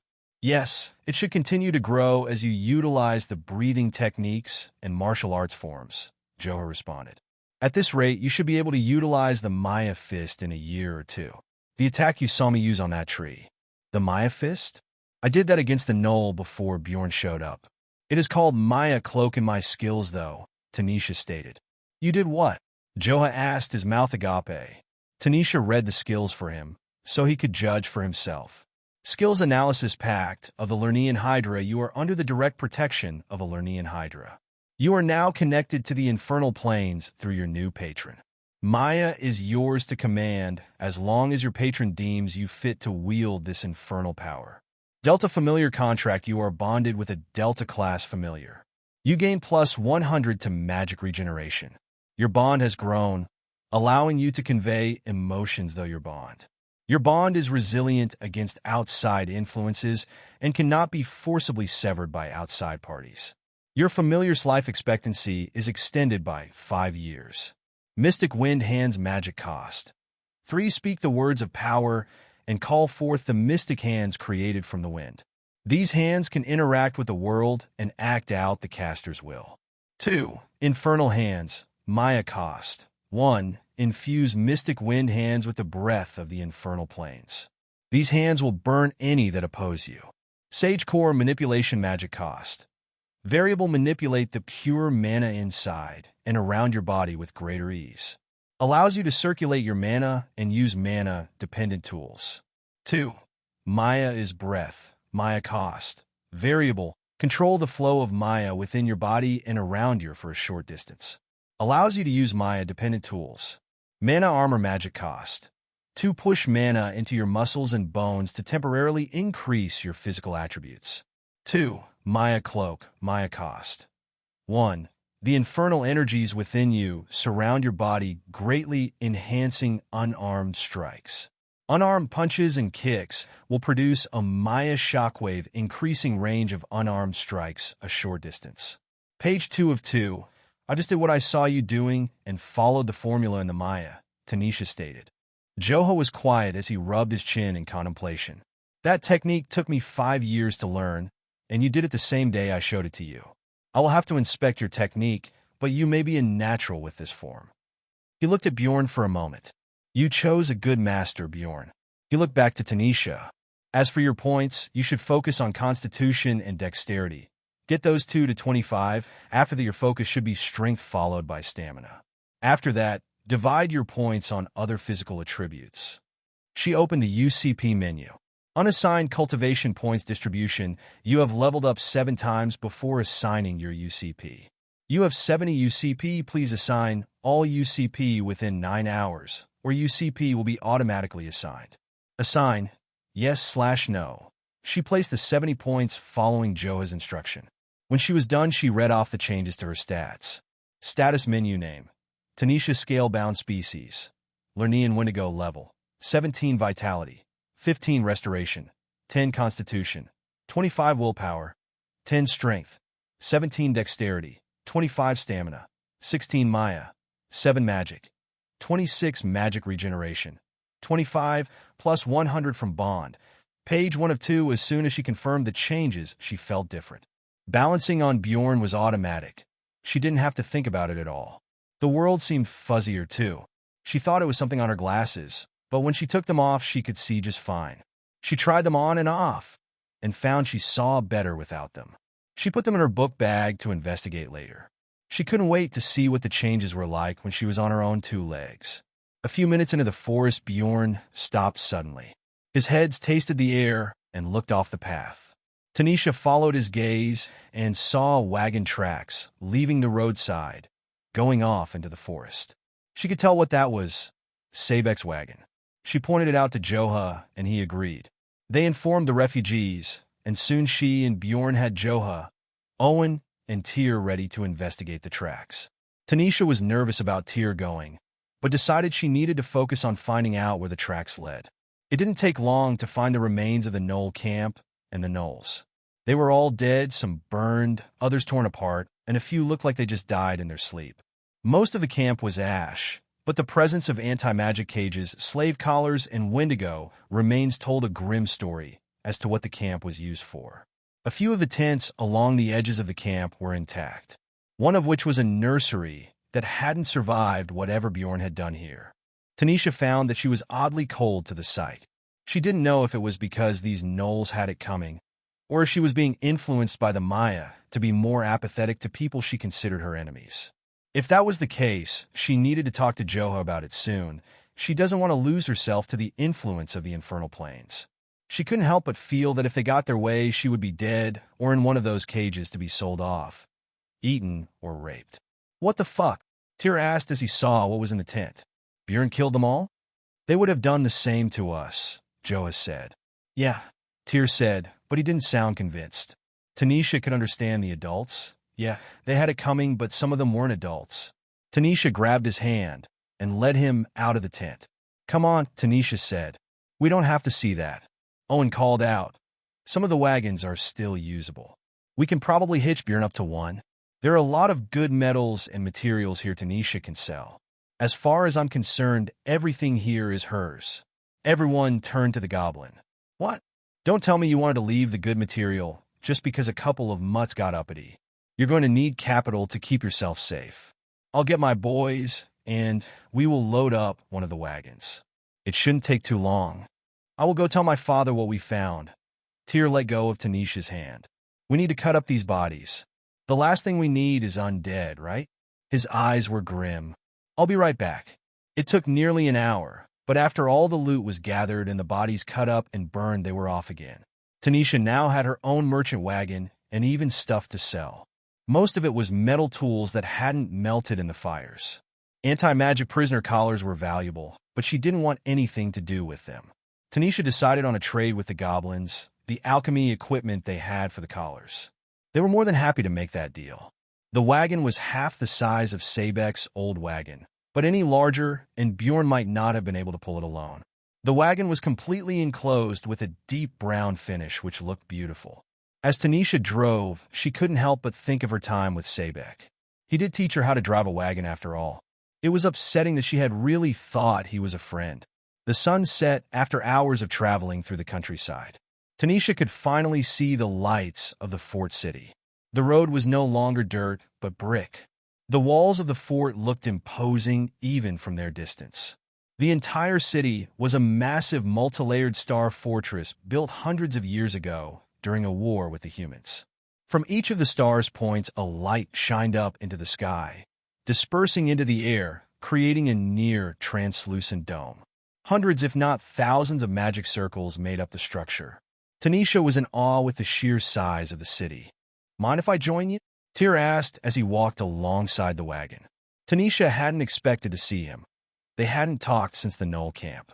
She was nervous but nodded in agreement and scooted over for him to sit. Yeah, come on, Tanisha stated as she patted the seat beside her. You've been walking all day. He climbed up onto the box seat next to her. You look different. Tanisha didn't know how to take that. Good different or... Tyr panicked and threw his hands up in the air. Oh yes, it's a good different. You aren't wearing your glasses. Did they break? Oh no, I still have them. I just don't need them anymore. Tanisha looked back to the city skyline. My eyesight has never been better, actually. I think the Maya is fixing my body or something. Have you ever been a Lavi before? Tyr asked. No, I never left the Salstar domain up until recently. It isn't as big as Jotunheim, but the lights, Tanisha responded. It is beautiful. Yes, she is mean it is, Tyr corrected himself. Tanisha looked back at the young man. Her heart skipped a beat at his red and embarrassed face. His amber eyes looked around for something to say.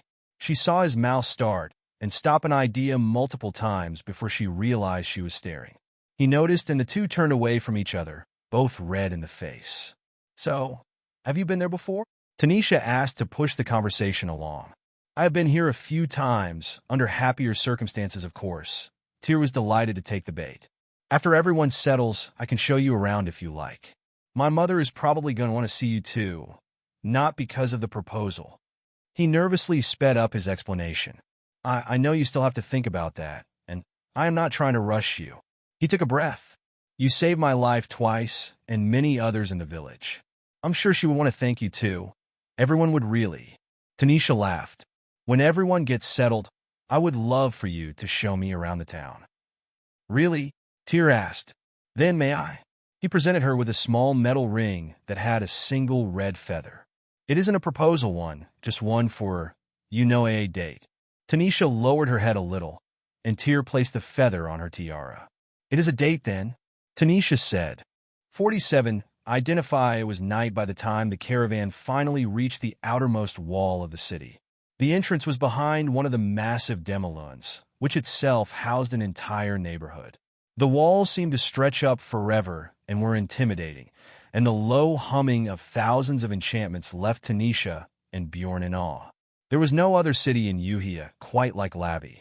Sure, there were more magically secure, but none had the same grandiosity. Aside from perhaps the capital, which Tanisha has only ever heard about. Despite how late it was into the night, there was continuous bustle at the gate. People were coming and going of all shapes, sizes, and species. It was expected, Lavi being one of the wealthiest trade cities along the border. Tanisha rode her wagon up alongside Joha's as Tyr dismounted to join his father and other refugee leaders at the front of the pack. Remember what I told you about your familiar, right? Joha called. Tanisha remembered that Bjorn was going to be a target, and the whole incident with Sabek and the Gnolls proved this was true. After that experience, she didn't have to be reminded that she couldn't tell anyone Bjorn was a Hydra. She already planned to tell people he was a chimera. He had the features of many different species after all, and most people would accept it as a viable answer. Of course, Tanisha responded. Good, Joha muttered with a nod. Tomorrow we will be going to get all the paperwork to sell in the city. It didn't take long before the refugees and merchants were at the front of the line to enter. Tanisha, Joha, and Owen were called to the guard station with the village leaders. The guards were shocked that Rolf and his people were displaced. Apparently, Rolf was a bigger deal than Tanisha knew, as most of the guards were second or third generation disciples of Ryer AF Brotnam ISI, the fighting style he taught. I will let the guard captain know right away, one of the guards said as he ran off. We will all be staying at the estate in the inner city for the time being, Rolf said to another guard. He then turned to the approaching Tanisha, Joha, and Owen. Ah, there they are. These are the ones I was speaking about. If not for them, we would not have survived the attacks on the village or journey here. Thanks to Rolf, getting through the gate into the city was easy. They didn't even search the wagons. Tanisha did get a few stares as Bjorn pulled the wagon inside. It wasn't every day a three-headed familiar entered the city. Tyr joined her again as they passed into the outer city. Lavi was divided into multiple sections. The outermost was the Demolons, which each held a small population that lived outside of the main wall. Then the outer city, which was the main district for the majority of the citizens within the main wall. Following that was the middle district, which was separated by another wall. That was where the wealthier citizens resided. There were also high-end shops and goods only available to wealthier individuals. In the center of Lavi, separated by another wall, was the Fort Palace, home to the Nazem noble house, lords of the territory. Bjorn pulled their wagon behind Joha's through the city. The diversity of the city was not what he expected it would be. There were people of all walks of life here. Humans seemed to make up a large percentage of the foreigners, but he also saw elves, goblins, orcs, a group of gnomes, and even another Rakshasa smoking a long pipe like Joha. The streets were illuminated with floating orbs that seemed to be connected through a magic network that used ambient mana. Despite how late it was, the streets were still quite lively. I finished it, Failsafe yelled in Bjorn's mind. Bjorn's heads perked up at that. The secret thing you've been working on? Yep, I did it, Failsafe said. Go ahead. Look at someone and think about learning more about them. Oh, and they have to be within 30 feet. Okay, Bjorn said, confused at the response. He selected a young man they were passing on the street to be his target. He didn't know what his species was, but he had feathered wings instead of arms and taloned feet. He only had a satchel and what looked like a skirt tied to his waist on his otherwise bare form. Identify name, Aeneas Sower race. Harpy level, 5 class. Non-combatant whoa, Bjorn exclaimed at the mental projection. You made the identification ability you were talking about a while ago. Impressive, right? Failsafe asked with pride. Now that you have more mana circulating around you, I was able to complete the basic identify function. You may praise me now. Really impressive, Failsafe.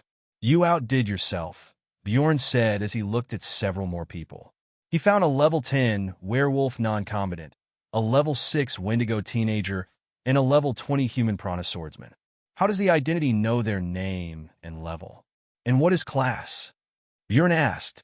So, the skill can analyze their core from a distance. I can't get too much information without you touching them, though. All the data I got from analyzing you and Tanisha allowed me to create a baseline. As for names, since the information I get comes from their core, I can obtain the pure sense of self from it. So technically, if we come across anyone that truly believes they are a different species or have a different name, they could trick the identify. I should also mention, if someone is more than 50 levels higher than you, identify may fail to work accurately.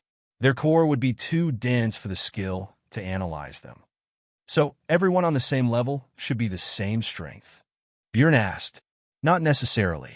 So, species matters too, like an ant for example. If you met a level 100 ant, it's still just an ant.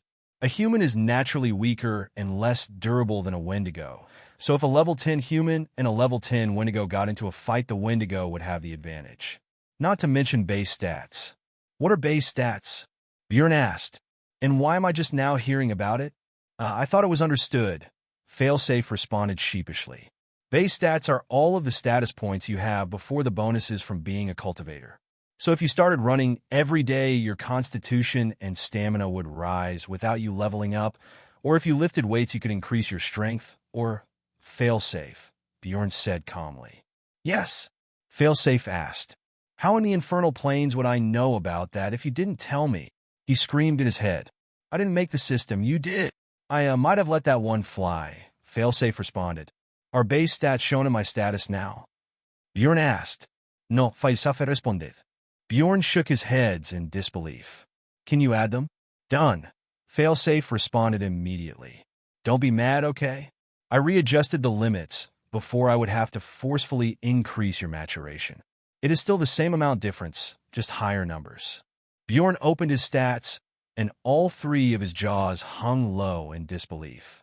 Failsafe went on to assure him that this didn't increase his strength, only showed his base stats were being shown. Status menu name, Bjorn Eisen Scalebound Species, Unknown Level, 21 Vitality, 150/195 Restoration, 220/270 Constitution, 85/135 Strength, 100/130 Dexterity, 85/100 Stamina, 95/115 Maya, 50/50 Do Not Use, Magic, 10/25 Magic Regeneration, 20/50 plus 100 from Bond, page 1 of 2. What about Magic and Maya? Bjorn asked as the shock wore off. Those don't have any changes, Failsafe stated.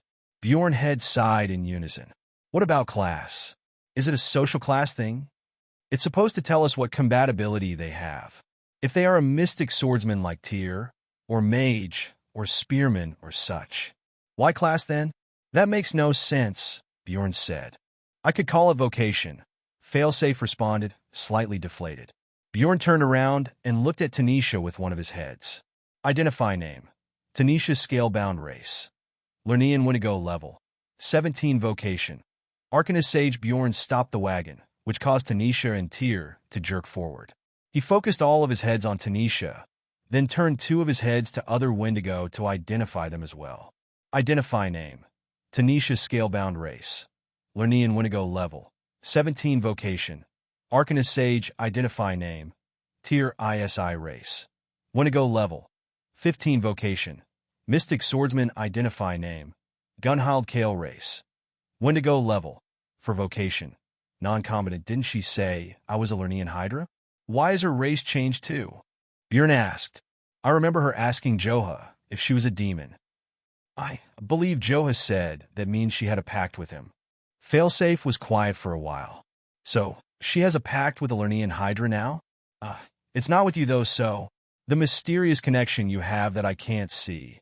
It's clearer now you have a fan with a member of your kin in the higher planes.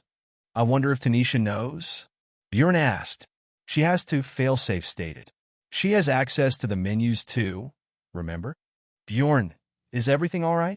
Tanisha called out. I know it's a big city. Are you scared with so many people around, baby? I mean, big man? She hopped down from the box seat. I'll walk beside you, okay? Tanisha walked alongside Bjorn as he continued along with the caravan. Failsafe. What is a sage?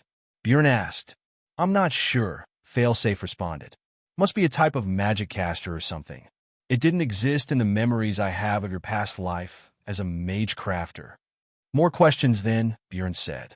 48, the Fort City Lavi. They arrived at the gate to the Middle District. The security was stricter there than at the entrance to Outer City. Having Rolf and Colby in there made the process easier. However, all the carts and wagons had to be inspected for security. The guard that walked up to Tanisha's wagon looked a little hesitant when he saw Bjorn. Identify name: Canute Garlfi Race. Wendigo level: 20 Vocation. Mystic Swordsman familiar? Canute asked as he walked past Bjorn to reach Tanisha. What is he and at what stage? He is a chimera and Delta, Tanisha said. Canute marked something down in a notebook. And your identification? I am Tanisha Scalebound. I don't have identification anymore, Tanisha said. The man looked her up and down. Are you from the village too? What happened to your papers? Tanisha broke eye contact. I am not from the village. I am shy. Ah well, that will be a problem, Canute said as he rubbed the back of his head. I'll check out the wagon, and after that we will have to issue you new papers. He looked at Tyr. What about you? My name is Tyr ISI. My father Rolf would have already shown my papers up front, Tyr responded. Ah, you're Master Rolf and Dryfa's son. I've seen you a few times at the school here, Canute said. He then sighed and looked between the two of them. Look, I heard what happened. How about this? I take a little look in the wagon, and Tanisha, you come back tomorrow and we'll fill out new papers for you. There are a few others here that lost their papers too, and we will be doing the same for them. I can't waive the entry fee for carts though. It will be 10 coppers. There was a notable difference in appearance between the outer city and the inner. While the outer city kept to the Wendigo aesthetic of function over form, the inner city catered to the opposite. The magic lights illuminated the streets brighter. The buildings were stylized to suit humans and elves, and the streets were notably better constructed. The inner city was a quarter the size of the outer, and from the gate they could see the fort palace shining like a beacon in the night. It didn't take long for the caravan to reach the ISI estate, which was a compound connected to their school for the Ryer AF Brottenham ISI fighting style. It was a large gated compound, the main house being big enough to house half of the refugees by itself. There were also a couple of dormitories for their students, aside from training facilities and courtyards. When they arrived, a host of people were waiting at the gate. Bjorn assumed they must have heard that the caravan was coming. Tyr jumped from the box seat next to Tanisha and ran up to the gate. There was relief from some, tears from others, and Bjorn knew it was going to be a long night for many of them. It took several hours before there was any semblance of order amongst the grieving Wendigo. Emotions were high, and rightfully so. Between the Druid attack and the Knoll raid, they lost 17 people. During the commotion, one of the ISI servants directed those with vehicles where to park. Owen and Helena had to help Tanisha undo the hitch from Bjorn, as she had never done it before. Once he was free, he stretched, shaking out his legs. He wasn't tired, but the straps weren't the most comfortable. He wasn't the exact shape of a horse, and they'd had to do some jerry-rigging for him to fit it all. While we are here, Tanisha, we will continue your training as my apprentice, Joha said as he walked over from his wagon. Breathing and stretching exercises in the morning and combat training in the evening like before. Tomorrow we will get all of your paperwork in order so you can sell in the city. You will be a fine merchant and combatant. Oh, let the girl rest for a day, Helena said as she joined the group. Nice red feather you got there. She winked. Owen and the kids followed behind the goblin mother. Joha looked between the women. Feather. His eyes were drawn to Tanisha's antlers. Oh, I see. Well, we will at least do the morning stretches and breathing exercises. I am sure Tyr can assist you in getting the proper papers. Tanisha waved her hands in the air. We don't have a day planned yet, so let's continue the regular training schedule for now. I still have to get stronger. Bjorn could feel Tanisha's embarrassment, but he didn't know what they were talking about with the feathers. It wasn't like he could ask anything, so instead he decided to use his identify on the group. Identify name: Joha of the Rakshasa race. Rakshasa level.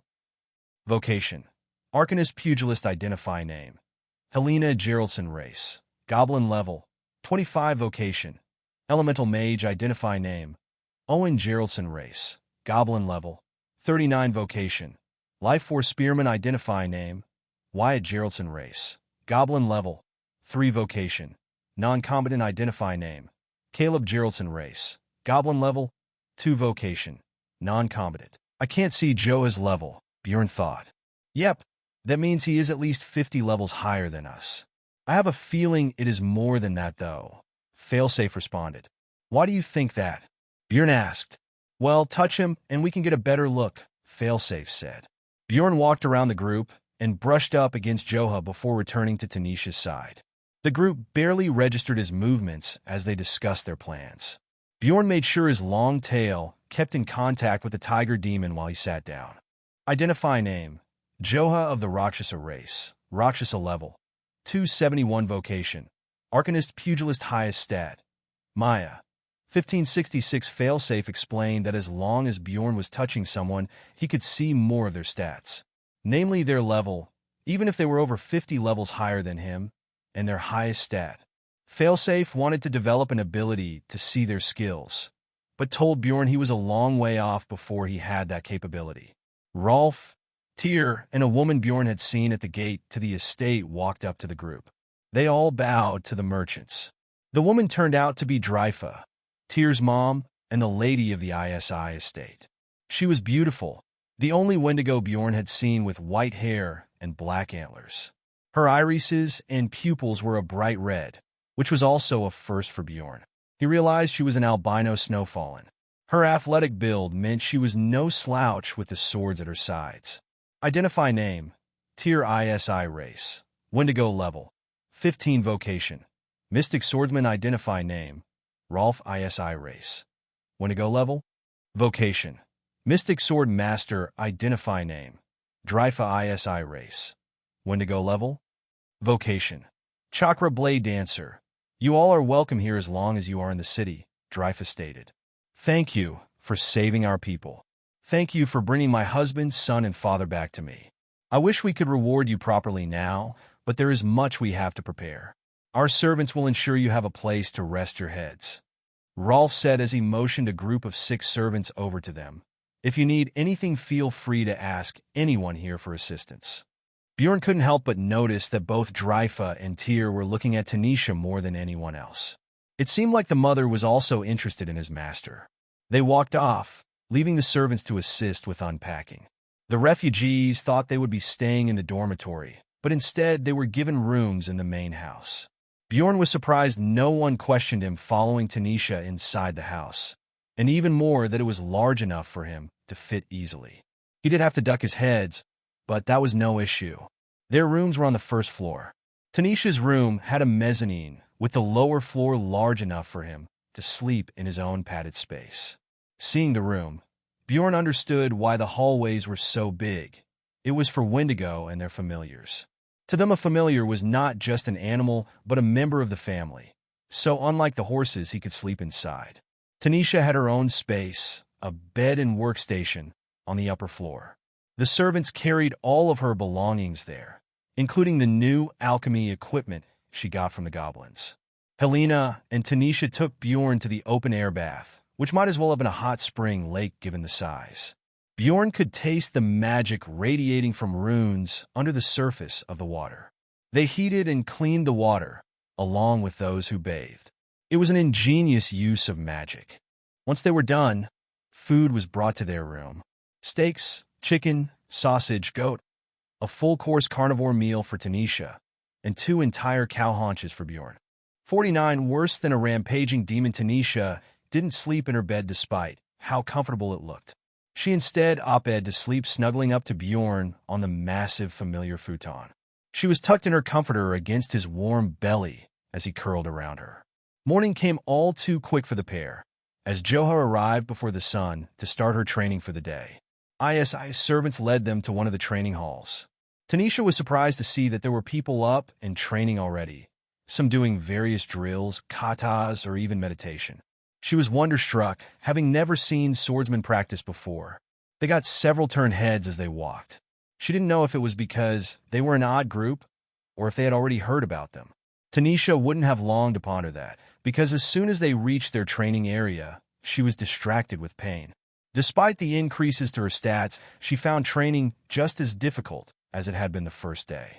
She hadn't built up the muscle memory, and focusing on moving properly, adjusting Maya, and controlling her breathing was difficult. She found herself envious of Bjorn, who had fallen asleep watching her practice. Even so, she was determined to make herself stronger. She would give every exercise, movement, and breath the respect it deserved. After 2 hours, the sun finally rose while she was in lotus position, breathing in slowly and exhaling the blue Maya. "We are done," Joa stated. "Praise the Forest Father," Tanisha said as she lifted her arms in triumph, then fell to her side. She was quiet for a second before she asked, "Why is my Maya blue when yours goes from red to black?" Joha smoked his pipe. "It is our connection to the infernal planes. I could draw energy from deeper within than you do. The darker the Maya, the deeper the energy is drawn from. The fact that yours is blue and not white is a good thing." "What if it was white?" Tanisha asked. Joa smiled. "I would not have taken you on as my apprentice. It is the weakest connection to the Maya one could have, and means you have no talent for Maya. Blue, on the other hand, is a common starting point. In fact, I started there." Tanisha sat up and looked at Joa seriously. There was something that had been bugging her. Back at the Knoll camp, she started almost at a whisper. "I didn't feel anything when I saw those bodies. I mean, I've been seeing a lot of bodies recently, but it was different. I had absolute apathy to what was inside of that tent. When I saw Tyr's reaction, it made me feel like I should have felt the same way, but..." "You were wondering if the Maya changes your personality?" Joa asked, but continued. "It does if you allow it to. Maya is energy that seeks to protect those who can use it. It isn't intelligent per se, it just follows your emotions and tries to block things that hurt you. It does this physically with the form I am showing you, and by strengthening your body with the Maya veins inside you. It also does this emotionally and mentally in different ways. The problem lies when we don't allow ourselves to feel anything." "So Maya will block emotions if I don't want to feel them?" Tanisha asked. "Yes and no. It will block some and amplify others. That is why you must learn how to control it," Joa said. "Pleasure, joy, happiness. These emotions will be amplified while others like pain, depression, sadness, and empathy can be diminished." "Seems like you should have told me this sooner," Tanisha said. "Yes, I should have, but remember I have always had Maya, and these things come naturally to me. I have never taught someone like you before, only those of my own kind or other demons. This will be a growing experience for us both," Joha said as he scratched his chin. "If you want me to, I will unblock the Maya from your mind. You will need to remember the sensation to control it yourself. I warn you, this will be an unpleasant experience the first time. You will feel everything the Maya has suppressed, and once I start the process has to finish." Tanisha looked at the demon and took a deep breath. It was kind of scary knowing she hadn't been entirely herself, and worse, she hadn't even noticed. She was worried that her newfound courage to fight and get stronger may not have really been her decision. What if she really hadn't changed and this would break her? She remembered what happened when she killed the druid what felt like a lifetime ago. The feelings were muted now, either by time or the Maya. She couldn't tell. Bjorn walked up to the pair, and his heads nuzzled against her, which she returned in kind. She looked at the tiger demon again, still scared but far more confident. She remembered that she made the decision to get stronger before she gained access to the Maya. It was her choice, and it still was her choice. "I will do it," Tanisha said. "Okay, but let us go somewhere more private. I have seen this process create quite the scene," Joha responded as he stood up. As it turned out, quite the scene was an understatement. Tanisha had never experienced such a wild thundercloud of emotions. Every one of them vivid and associated with some event she had experienced over the past few days. The loneliness and anxiety she felt when Bjorn was in a coma, the fear and confusion at the attack on the village, terror when she was targeted and Helena was fatally wounded, the sting of betrayal when Sebek rode off with Bjorn. Worst of all, there was fear in her heart. Not of the bad people. It was something that started the moment she found out Bjorn was true. No, before that, when she saw he had killed the troll, when she saw him kill the steel wolf. And it had grown when he came back larger, covered in blood, and ripped the knoll apart in front of her. When she saw the devastation in the knoll camp. When she saw the bodies of, she didn't want to think about those bodies. She was scared of Bjorn. Well, at least of what he could become if he decided to break the bond. She locked that thought away, letting the Maya have that one thing. She knew it was naive, but she didn't want to feel that way toward her Bjorn. He didn't deserve it. She could feel that he genuinely cared for her. Their bond and his actions proved that many times over. He was not Sebek, he was not her parents. He was really hers and she would do anything for him. She came to her senses in Joha's arms. They were back in her room. She had spent the last 40 minutes trying to escape his grasp and screamed obscenities and insults at him because of the cleansing.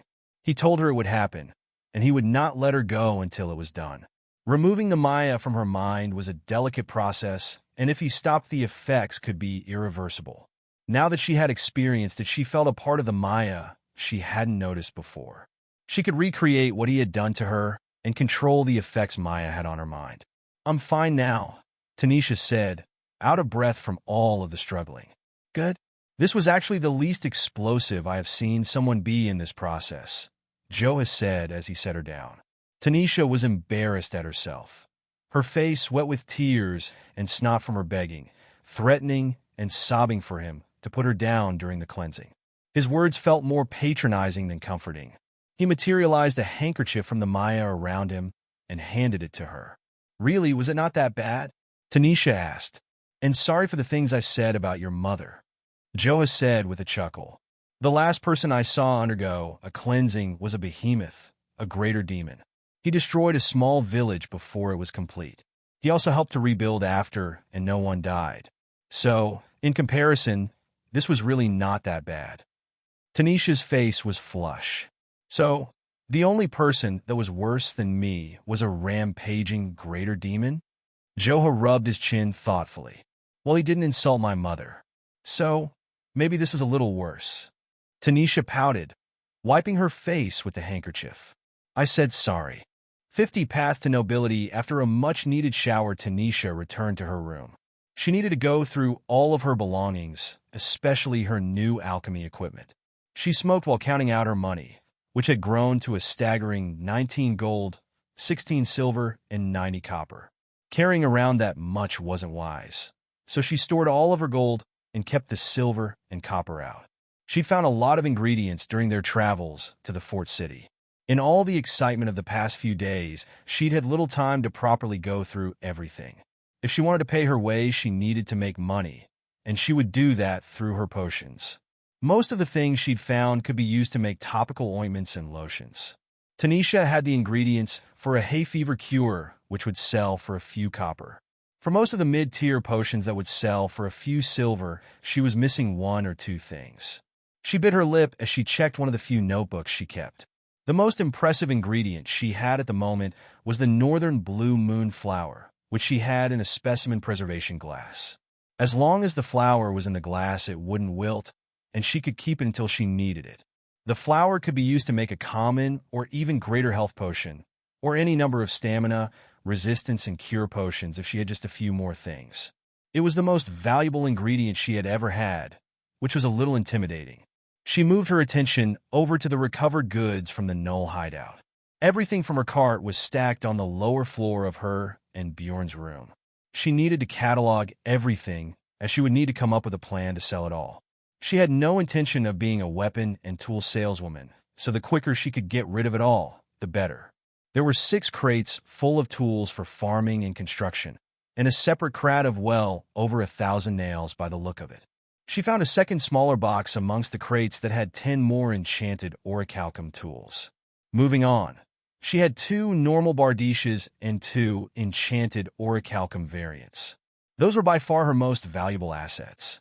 Next were 5 scorched spearheads. The shafts had all burned up in the fires, but after being washed, the heads should be good as new. She wrote everything down in her notebook and was getting ready to leave her room when she noticed a chest behind one of the crates. "What's that?" Tanisha asked herself. She walked over to the chest. It was immaculate, finely polished wood covered in magic symbols and runes. She could only make out a few of them, but got the gist. They were strengthening, anti-tampering, and weight reduction runes, along with a host of tracking runes which looked to have been deactivated, and others she couldn't make out. Whatever is in this, they didn't want anyone to get into. Tanisha scratched the back of her head and let out a sigh.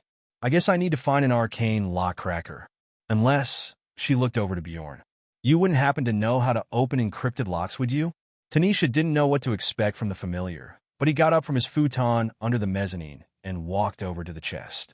She moved out of the way as he approached. His tail wrapped around the chest and moved it to an open spot on the floor so he could get a better look. She honestly hadn't expected him to look at it so intensely, and she couldn't help but watch him in fascination. He poked and prodded the chest with his talons as each of his heads looked at different sides at the same time. "What do you think?" Tanisha asked. Bjorn shook his head no, but still seemed very interested. "Wait, do you know how to read?" Bjorn again shook his heads. Tanisha smiled brightly at the idea. "I can show you how to read Uia and magic script." She gasped at her own idea. "If I did that, you would be able to communicate with me by writing. Why didn't I think of that sooner? I mean, once you're a Sigma-level familiar, we can communicate telepathically, but that's decades away. We can start tonight after training." Tanisha watched Bjorn put the chest back in the corner with his tail. The door opened and Joha walked into the room. He was changed into his merchant attire, which meant it was time to get started for the day. They needed to get her papers and transient merchant licenses so they could sell in the city. Tanisha saddled Bjorn once they were outside, and the trio continued to the guard station. The inner city was far more beautiful than Tanisha had realized the night before. The street and boulevards were all paved in beautiful patterns, making use of different materials. Greenery splashed the world in color, while the buildings looked to have different cultural inspirations, which was likely given the diversity of Lavi and trade and people. Tanisha couldn't help but look at some of the many races she passed. She found herself staring at a person carrying boxes from a wagon into a building under construction. He had the upper body of a human, but the lower body of a spider. She couldn't help but wonder what he was when a screen popped into her vision. It startled her. She yelped and nearly fell off Bjorn, only saved by the fact she was clutched onto the saddle horn. The incident caused both Bjorn and Joha to look at her in confusion. "Identify name. Morn race. Jorigumo level. 6 vocation. Non-combatant, everything okay up there?" Joha asked. Yeah, I am fine," Tanisha said, embarrassed. Was just startled is all. She looked back at the pop-up, her confusion turning into fascination as she looked at various people all around. She noticed that most people were around level 5 except for town guards, who were 15 and up. She couldn't see Joha's level, so she turned her attention to Bjorn. Identify name. Bjorn Eisen, Scalebound race. Lernean Hydra level. 21 vocation. Nature, elemental. Maya Conwit, Eisen. Tanisha said quietly. Bjorn froze, his legs still in the air before the next step, as his head turned around to look at her. Tanisha could feel a mixture of emotions from the familiar, ranging from shame to fear. Tanisha could tell she'd found something that he didn't quite want her to know. Maybe he did know more about himself than he let on. Was Ison his real name? She had so many questions, but right now, in the middle of the road, was not the best time. She controlled the Maya in her head, letting it take away the feelings of suspicion, so she could think clearly. She pet Bjorn's side and looked at his eyes that seemed to watch her expectantly. "Don't worry, you big baby. We'll talk later, okay?" Tanisha asked, and Bjorn nodded with a low rumble from his heads. Joa stopped with his hands on his hips. "Are you too sure you're okay?" "Yes," Tanisha said. "We're coming." The entry paperwork at the guard station was easy. They conducted a short interview, which seemed to be more of a formality than anything. Tanisha got the impression that the ISI family may have loosened the gears of bureaucracy a bit, as Joa mentioned the process was easier than normal. It was all but confirmed when the interviewer told them to give the ISI family his regards and condolences. The ISI family seemed to be far more connected than Tanisha had originally thought. At first she thought they were just the leaders of a small but wealthy village, then a swordsmanship family for those looking to become material users. However, the more she learned about them, the more she wondered if they were something else entirely. Their family's swordsmanship style was deeply entrenched into the guard. They had political sway and money. The only thing they lacked was magical power. Material users weren't on the same level socially as mages, and they couldn't become nobility. Even if they could amass wealth or gain following, own land, and even get military accolades, they were still not mages. They had a higher status than wizards, sure, but nothing more than that. Unless they married their family into a mage family, but then they would lose the ISI name to the mage's family name. Tanisha finished her thought out loud. Unless that mage was shy. Tanisha found herself in the middle of a power play for the ISI to become nobility. They wanted her to marry into the family, so they could extend their power. They seemed like good people, and if anyone should be nobles, the ISI would make good ones. But did she want to get involved with that mess? The best thing to do would be to talk to Rolf to get to the bottom of things. This was her path back into nobility if she wanted it. But did she want it?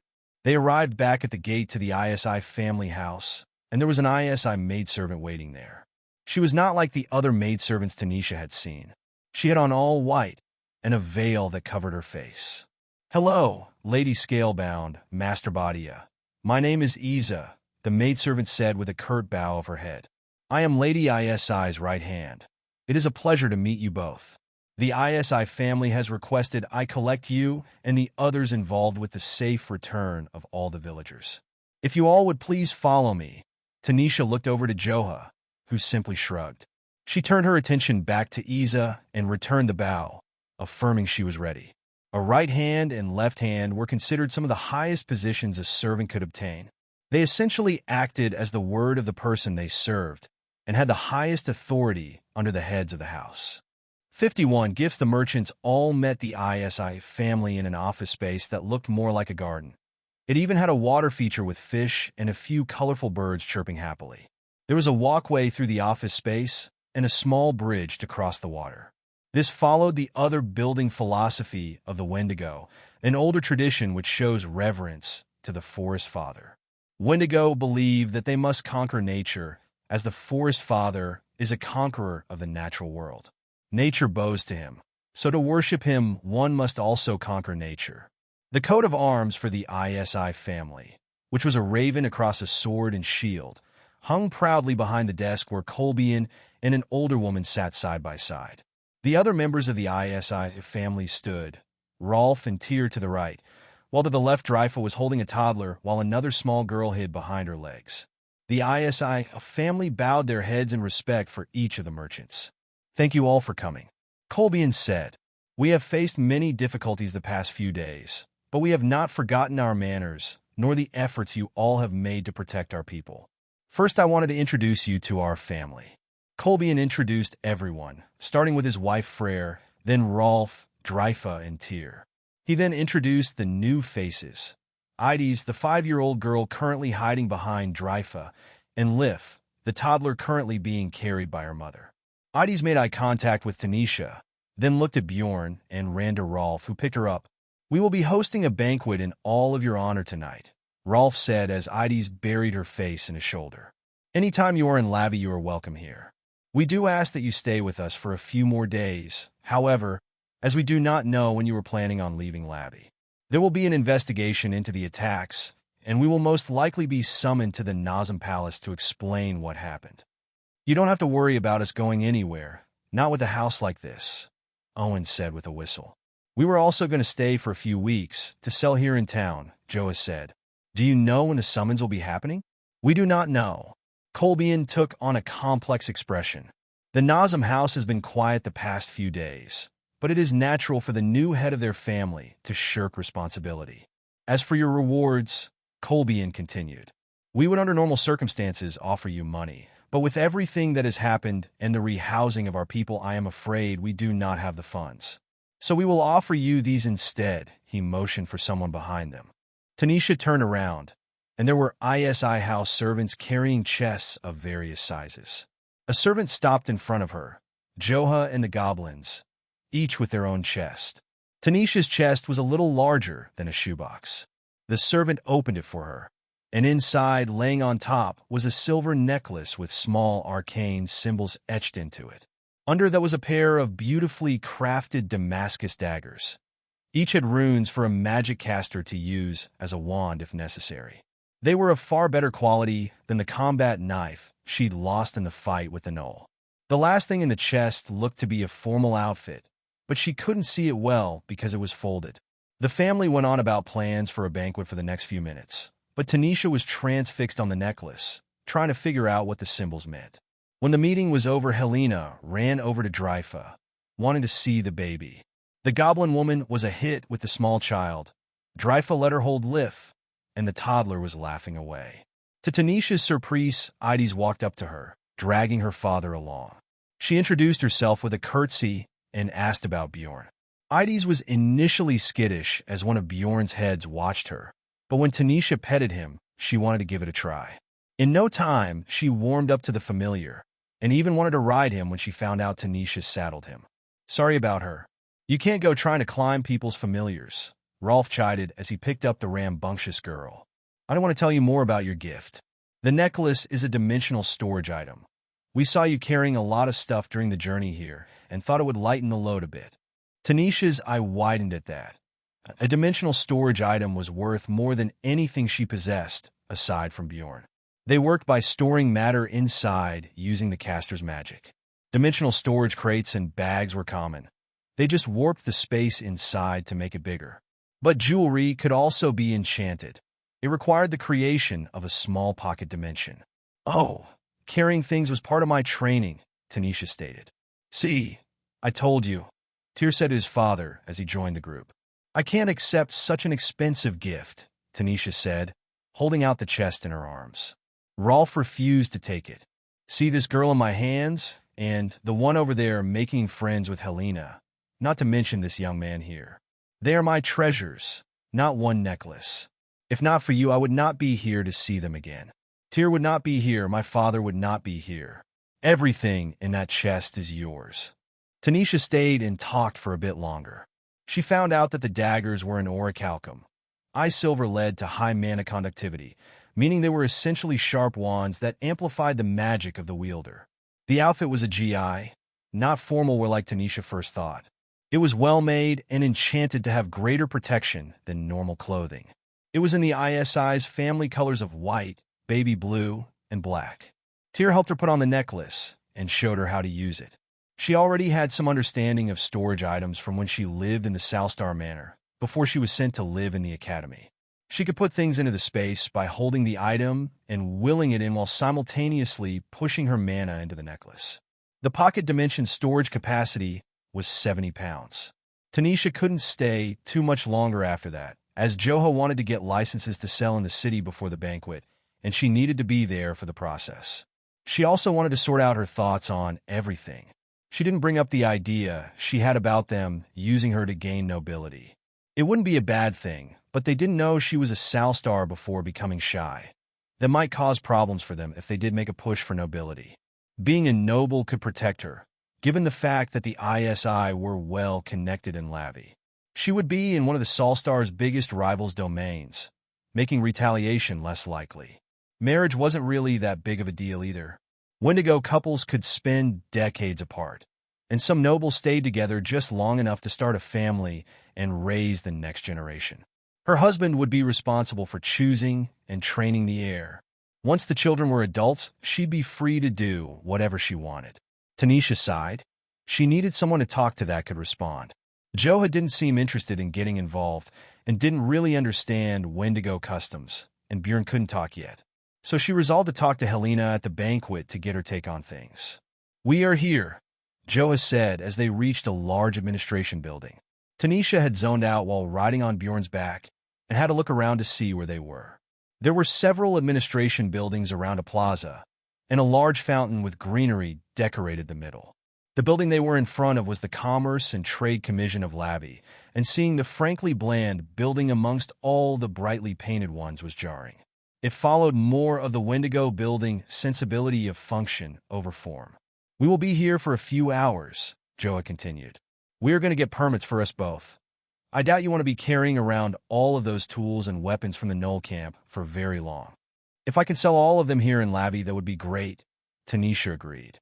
52 stronger as it would turn out, the process of getting a merchant permit was tedious but not that difficult. They would have to come back the next day to finish everything, but for the most part it only took a few hours. Tanisha assumed she would finally have some time to herself to think when Joe had decided this free time would be perfect for her combat training.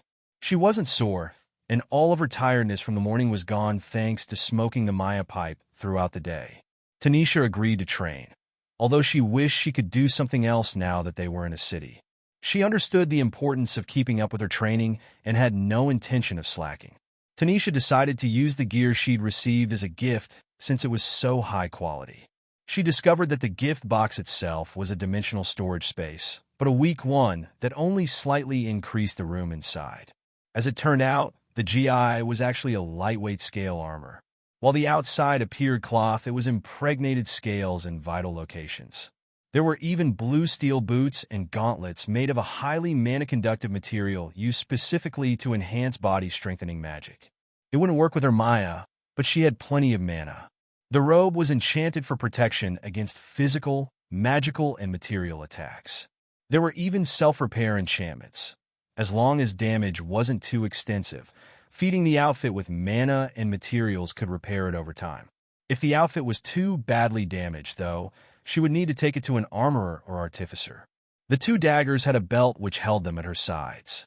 Tanisha smiled as she put on the outfit and circulated her mana. She then remembered that the skill allowing her to manipulate mana in her body had changed. It was easier to control the mana that the Delta Pact had purified in her core. She could even slightly move some of the corrupt mana that still made up the majority of her core. She opened her skills to read over the changes again. Sage Core Manipulation Magic Cost. Variable manipulate the pure mana inside and around your body with greater ease. Allows you to circulate your mana and use mana-dependent tools. 2 Maya is breath. Maya cost. Variable. Control the flow of Maya within your body and around you for a short distance. Allows you to use Maya-dependent tools. Tanisha focused on the word Sage for a while.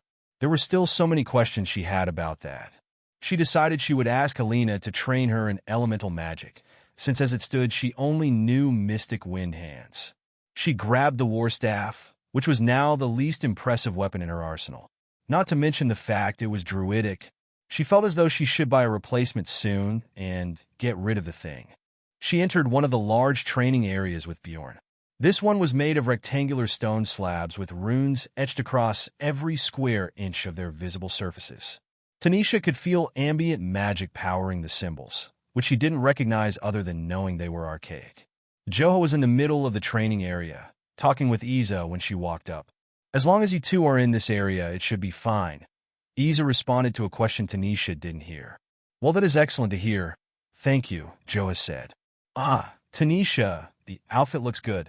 "Thanks, it's actually lightweight armor. Figured I might as well get used to wearing it," Tanisha said. "What were you two talking about?" "We were discussing the training area," Iza responded. "The stones that make up the floor are enchanted to allow for people to use abilities unrestrained.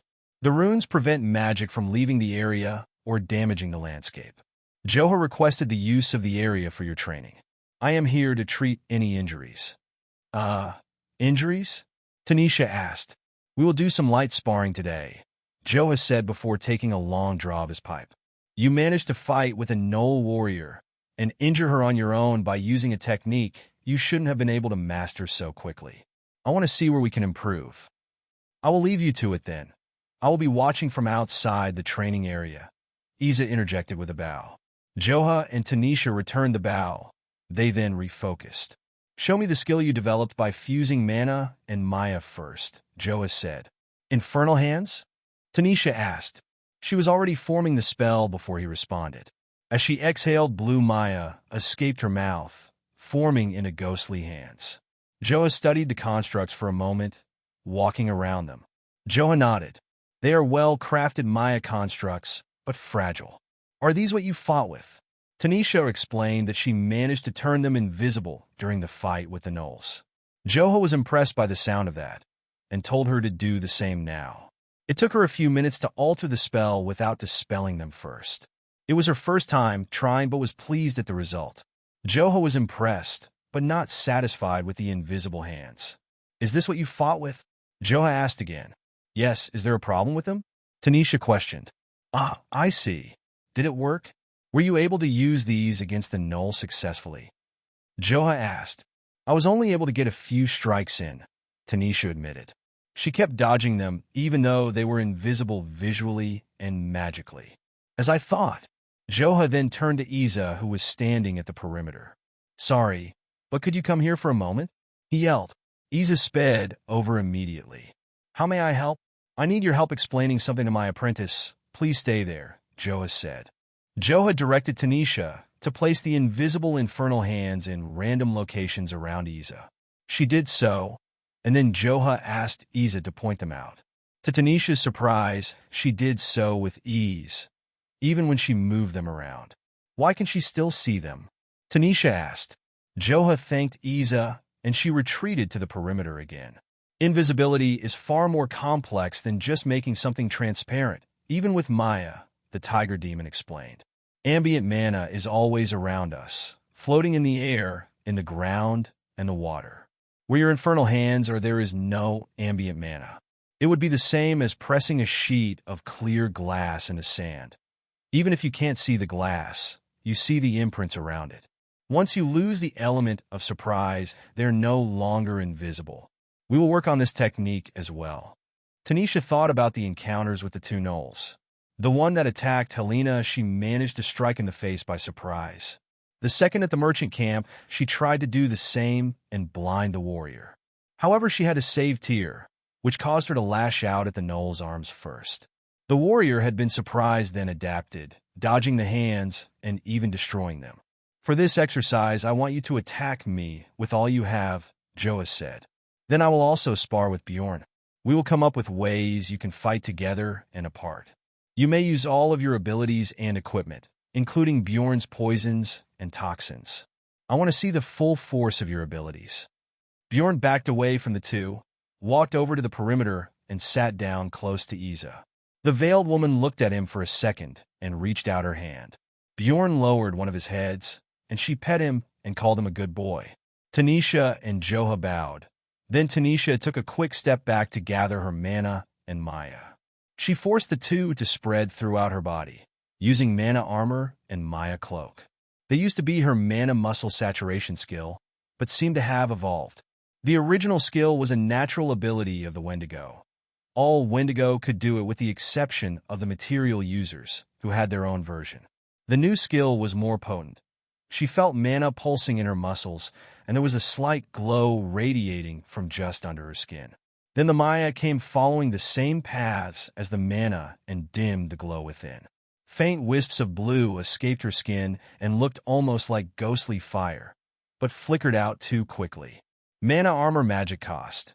2. Push mana into your muscles and bones to temporarily increase your physical attributes. 2. Maya cloak, Maya cost. 1. The infernal energies within you surround your body, greatly enhancing unarmed strikes. Unarmed punches and kicks will produce a Maya shockwave, increasing range of unarmed strikes a short distance. Johha raised an eyebrow at the control Tanisha possessed. He didn't speak, however, as Tanisha rushed at him with far greater speed than he had expected. She was far slower than a material user with Flash Step or a mage with Blink, but it was still very impressive. She reached him and swung her staff at him, which he dodged easily. The strike threw her off balance, or at least that's what Johha thought at first before he noticed the infernal hands trying to grab him from his blind spots. With a spin through the air, he dodged both hands and Tanisha's follow-up swing with the staff. The tiger demon grabbed the next swing and kicked Tanisha's legs out from under her in one motion.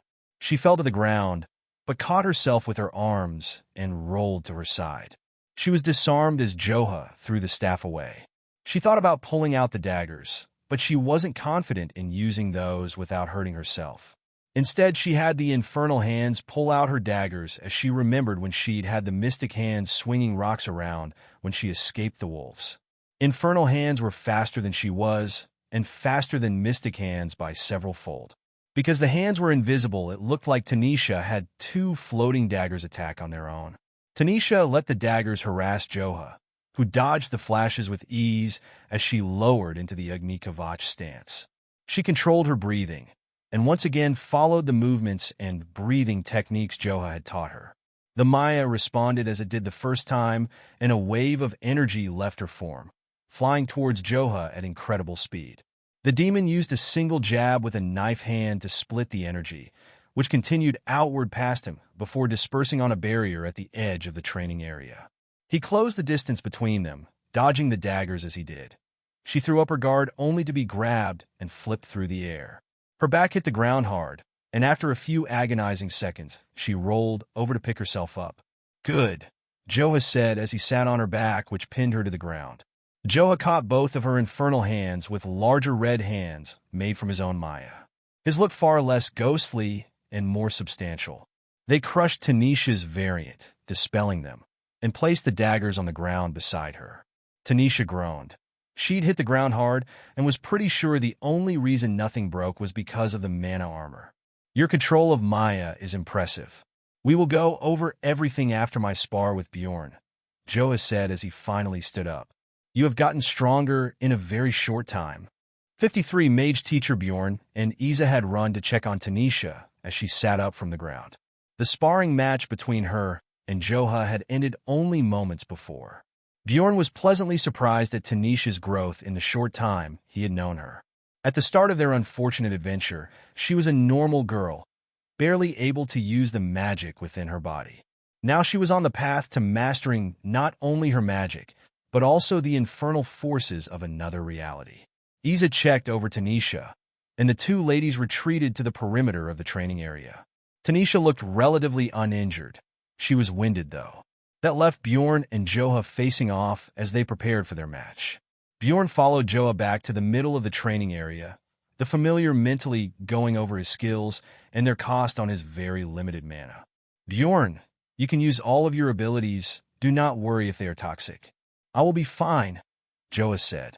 Johha's red Maya surrounded him in a thin, wisp-like veil. Bjorn could tell he was taking this match a little more seriously than he had with Tanisha. It was understandable. He didn't know all of Bjorn's abilities, while at the same time was aware Bjorn had killed an entire camp of gnolls alone.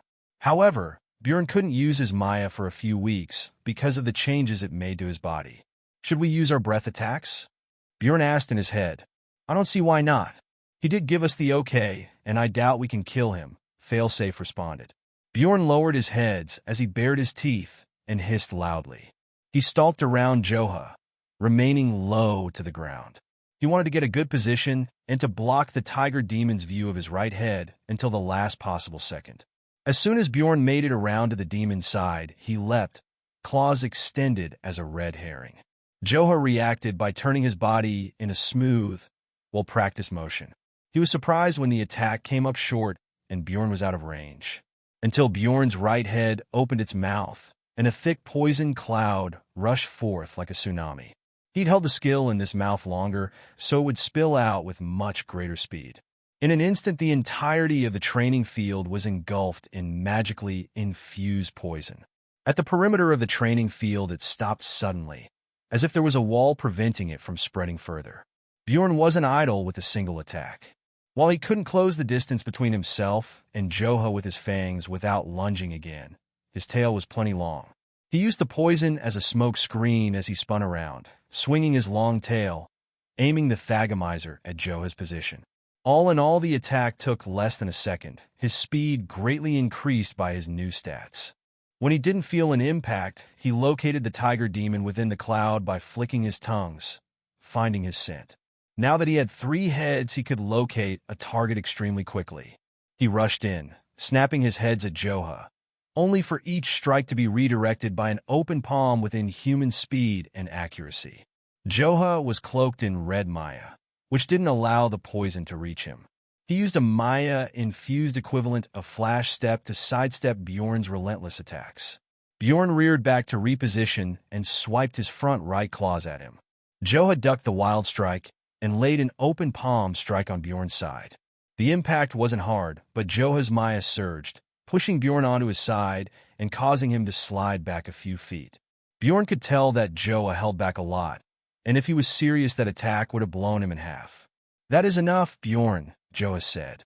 After the cloud dissipated, Joha gathered Bjorn and Tanisha to go over their sparring matches.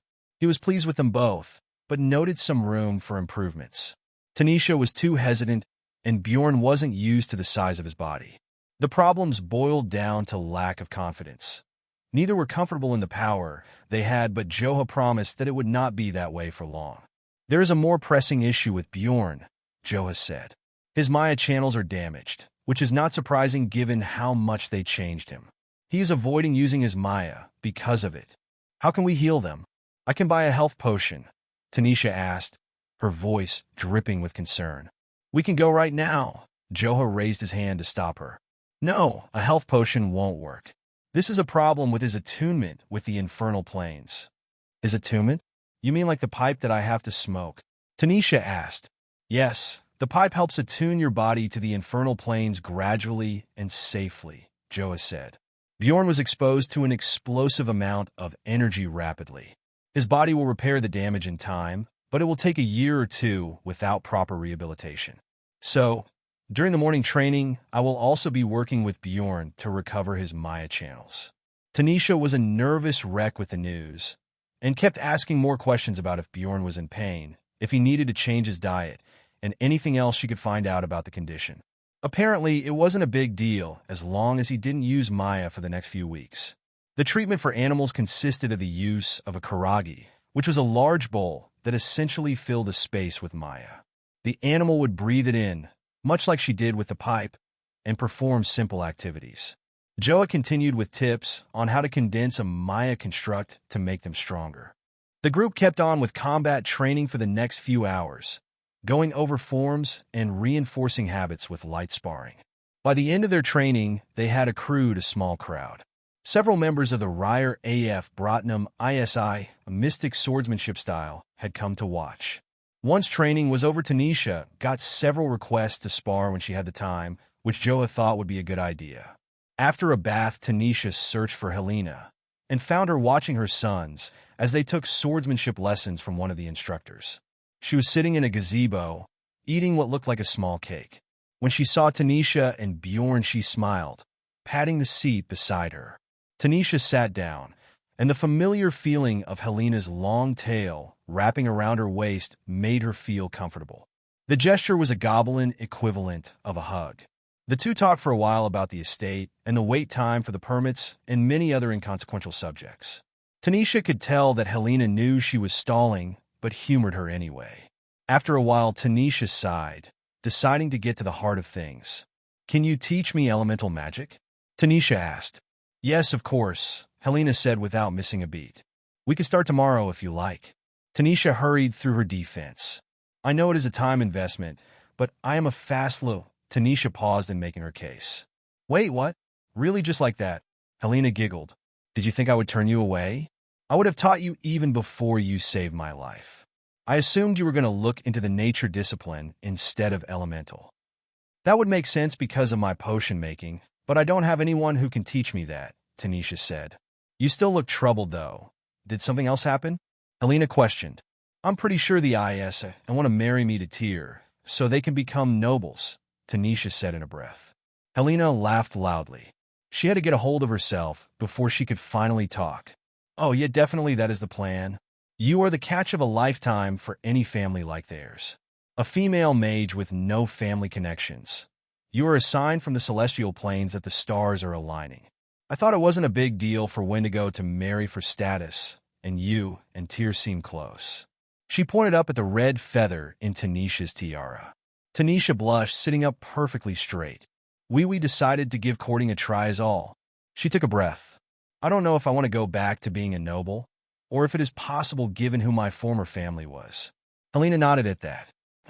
Yeah, I imagine, given what they did to you, which I still want to wring their necks for, by the way, they wouldn't be too pleased with you trying to regain your peerage. What do you think I should do? Tanisha asked. Helena patted Tanisha's knee. Politics isn't really my forte, but as a shy you don't have any ties to your old life. If it bothers you to regain nobility, it's not like you don't have a couple 100 years ahead of you. You don't have to rush into this. I think you should talk to Calbian, because he is the patriarch. Find out their intentions for the arranged marriage. Tanisha was quiet for a little while and nodded. Yeah, I will do it after the banquet. Helena looked up at the girl. If you don't want to, I will walk with you to his office and tell him to back off. If Tyr does anything funny, you let Mama Helena know. Mama Helena? Tanisha smiled. Okay, deal. 54, left hand of the Salstars. Tanisha sat, facing Joha, who was explaining different salesman tactics in one of the common areas. Isa interrupted to retrieve Tanisha to prepare her for the banquet. It would be starting in a few hours, and they wanted to make sure she was properly dressed and prepared. They returned to Tanisha's room, where 3 other servants were waiting. Tanisha used her identify on the group of ladies. Identify name, Rosva Yulu race, Wendigo level, 6 vocation, non-common. Identify name, Herveyor Faz race, Wendigo level, 5 vocation, non-common. Identify name, Ramvid Cole race, Wendigo level, 10 vocation, Mystic Swordswoman. Ah, and there she is, Herveyor said with a wide smile. She looks as cute as a flower. What a gorgeous tiara as well. The women were all snow-fallen Wendigo, and all introduced themselves.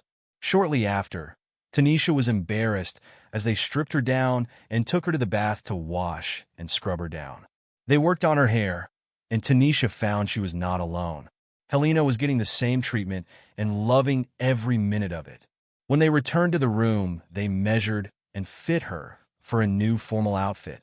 A montage of trying on various dresses, robes, and accessories ensued. Tanisha could not help but think of her life before she was kicked out and lived in the academy. As a little girl, the Salstar servants would dress her for events, and her older sister would always put on her accessories. A pang of sadness washed over her, knowing that her sister was gone and she was now a shy. She also remembered her mother's right hand, Thyra, a mean lady that would always discipline her and her siblings. Thyra believed in etiquette and manners above all else. As a lady of the Salstars, Tanisha, or as she was known then, Freja, needed to exude class at all times. Tanisha remembered hearing that the woman was actually a powerful mage, although Tanisha didn't remember ever seeing her use magic. Tanisha shook the thoughts from her head as Rambig secured a black sash around her waist, completing the outfit. She was in a red dress with a sash around her waist tied in a big bow. Her hair was slightly shorter, as they cut off all of the split ends. Tanisha was finally able to see herself when the ladies brought her a mirror. Wow, I look. Tanisha had a huge smile on her face as spun around to see everything. I look good. The door to her room opened, and Isa walked in with Bjorn. Tanisha's eyes lit up when she saw her familiar, and she swore he struck a pose when she saw him. He was in a modified red cloth horse barding. His antlers were decorated in the same style as her own, with red and blue feathers. He looked at her and let out an approving growl that must have sounded threatening to everyone else because they backed away. Tanisha reached up, and he lowered one of his heads. She nuzzled him. Don't you look handsome too, my big man? Tanisha said lovingly. The banquet was taking place in one of the large training fields, which had been decorated in white and baby blue. 4 rows of tables were set up. Each had expensive-looking dishware placed on it. A stage at the far end had a band of string instruments, which gave the area the ambience of sophistication. There were many people already there.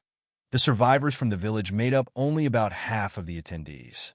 Tanisha saw many people she had not seen before, including of other races such as a Kumaho couple. Their 9 foxtails and long ears were a dead giveaway, even without identify. Isa led Tanisha and Bjorn to a special table where Joha and the goblins were already sitting. Bjorn had his own large bowl on a separate smaller table behind them. Tanisha couldn't help but notice there were other bowls placed on the table for familiars that had yet to show up. Tanisha didn't get the chance to ask about them before Helena squealed in excitement and ran over to her, complimenting her appearance. Female goblins were always beautiful, and Helena was no exception to that rule. She wore a black dress which sparkled with magic, giving it the effect of a tiny star in the night sky. Tanisha couldn't help but feel a bit jealous of the small woman's beauty and curves, but that feeling was quickly taken away by Maya under Tanisha's manipulation. The small woman grabbed Tanisha's hand and happily led her to a seat between her and Joha. The tiger demon was in what Tanisha assumed was formal clothing from his homeland. He wore a silk lime green and asymmetric sherwani with beautiful golden patterns across the outfit. A matching dupatta rested across his broad shoulders. Owen and the boys were in matching black outfits, but Tanisha couldn't get as good a look at them. The ISI family entered the banquet area, all of them in white, baby blue, and black, the family colors. Kalbian, Rolf, and Tyr all had a shoulder cape with their coat of arms embroidered on it. They slowly made their way around, talking with everyone over the course of the next 10 minutes. When they finally made it to the merchant's table, Tanisha caught Tyr's eyes. They didn't get time to talk beyond simple compliments on each other's appearance before Kalbian moved the family on, finally taking seats at a table that faced everyone in the banquet. Kalbian and Rolf took the stage, and the band stopped playing. Servants with trays of drinks quickly served everyone in the venue. The patriarch of the Eyesight stood proud as he opened his mouth to speak. Friends and family, ladies and gentlemen, our esteemed guests, tonight we gather to dine and to honor the courage, sacrifice, and unbreakable spirit of heroes among us, Kalbian said, his voice strong and confident. Anke, a servant, offered him and Rolf drinks. It is with utmost gratitude that I raise my glass to Joha of the Rakshasa, Tanisha the Mage and Arcanist, Owen and Helena the extraordinary merchants. Their deeds have saved not only my life, but half of all here today. Tanisha could not help but glance into the faces of everyone at the banquet. Their eyes looked over the merchant's table. The villagers knew them, but the others were studying them with newfound interest. They were especially looking at her, and Tanisha wasn't sure why. Thinking it was all in her head, she turned her attention back to the patriarch on the stage, who had been continuing his speech. He spoke on for a few more minutes, then raised his glass in a cheer. Everyone cheered and drank. Tanisha's glass held flavored water, but everyone of drinking age had a traditional Wendigo milk wine. Wendigo, being obligate carnivores, had a difficult time with other alcohols, although Tanisha saw some of the non-Wendigo guests with red wine and champagne. Once the toast was over, servants rolled out large haunches of meats in various stages of cooked, from raw to well done. They walked around and cut directly from the haunch onto the waiting plate of whomever they passed. They served the ISI family first, then the merchant table before everyone else. After them came more and more courses of meat, from beef to poultry and seafood. Tanisha saw some of the non-Wendigo being served salad and vegetables. The banquet became lively as food and drinks flowed and people conversed. Tanisha talked cheerily with her companions, really feeling like she could let her guard down. It was nice to be amongst people that she could trust again. She felt they truly had her back. After a while, people from other tables came over to speak with them. Many of the villagers paid their respects, and the other, obviously more influential guests inquired about their goods and services for networking. More than a few Wendigo asked about Tanisha's mage status and if she was a noble. She waved off any talks of nobility. No, I am an alchemist potion maker. Joha is my arcanist teacher and Helena my magic instructor, Tanisha responded. At some point into the evening, Tyr came over and requested a dance. Tanisha was nervous but accepted, and the two danced to the music along with several other couples, including Helena and Owen, who were both very tipsy. They weren't able to dance for long before the sound of wings flapping overhead arrested everyone's attention. A wyvern familiar landed in an adjacent field. Worst of all, Tanisha swore she recognized it. The orange and red scales were a rarity amongst wyvern, and unmistakable as a familiar. Two figures hopped down off the back of the wyvern, both women in the veiled uniform of a right or left hand. The first woman Tanisha recognized even before her identify confirmed it. Her uniform had the navy blue of the Salstar domain. Identify name: Thyra Ilsori race. Wendigo level. Vocation: Sanguine Mage. Tanisha didn't know what she wanted to do. Why was Thyra here? She was the left hand of Ingrid, Tanisha's mother, and a mage that had served their family for decades. The hands were sent out to neighboring domains for various reasons, usually negotiation, trade, or other political needs. So the fact she was there didn't mean her mother was, thankfully. Still, this was a tenuous situation, and Tanisha wanted to get as far away from her as possible. The second woman had on the green, red, and white associated with the Nazem noble house. Tanisha could guess that she was one of the hands of Nazem. Identify name: Isturudal race.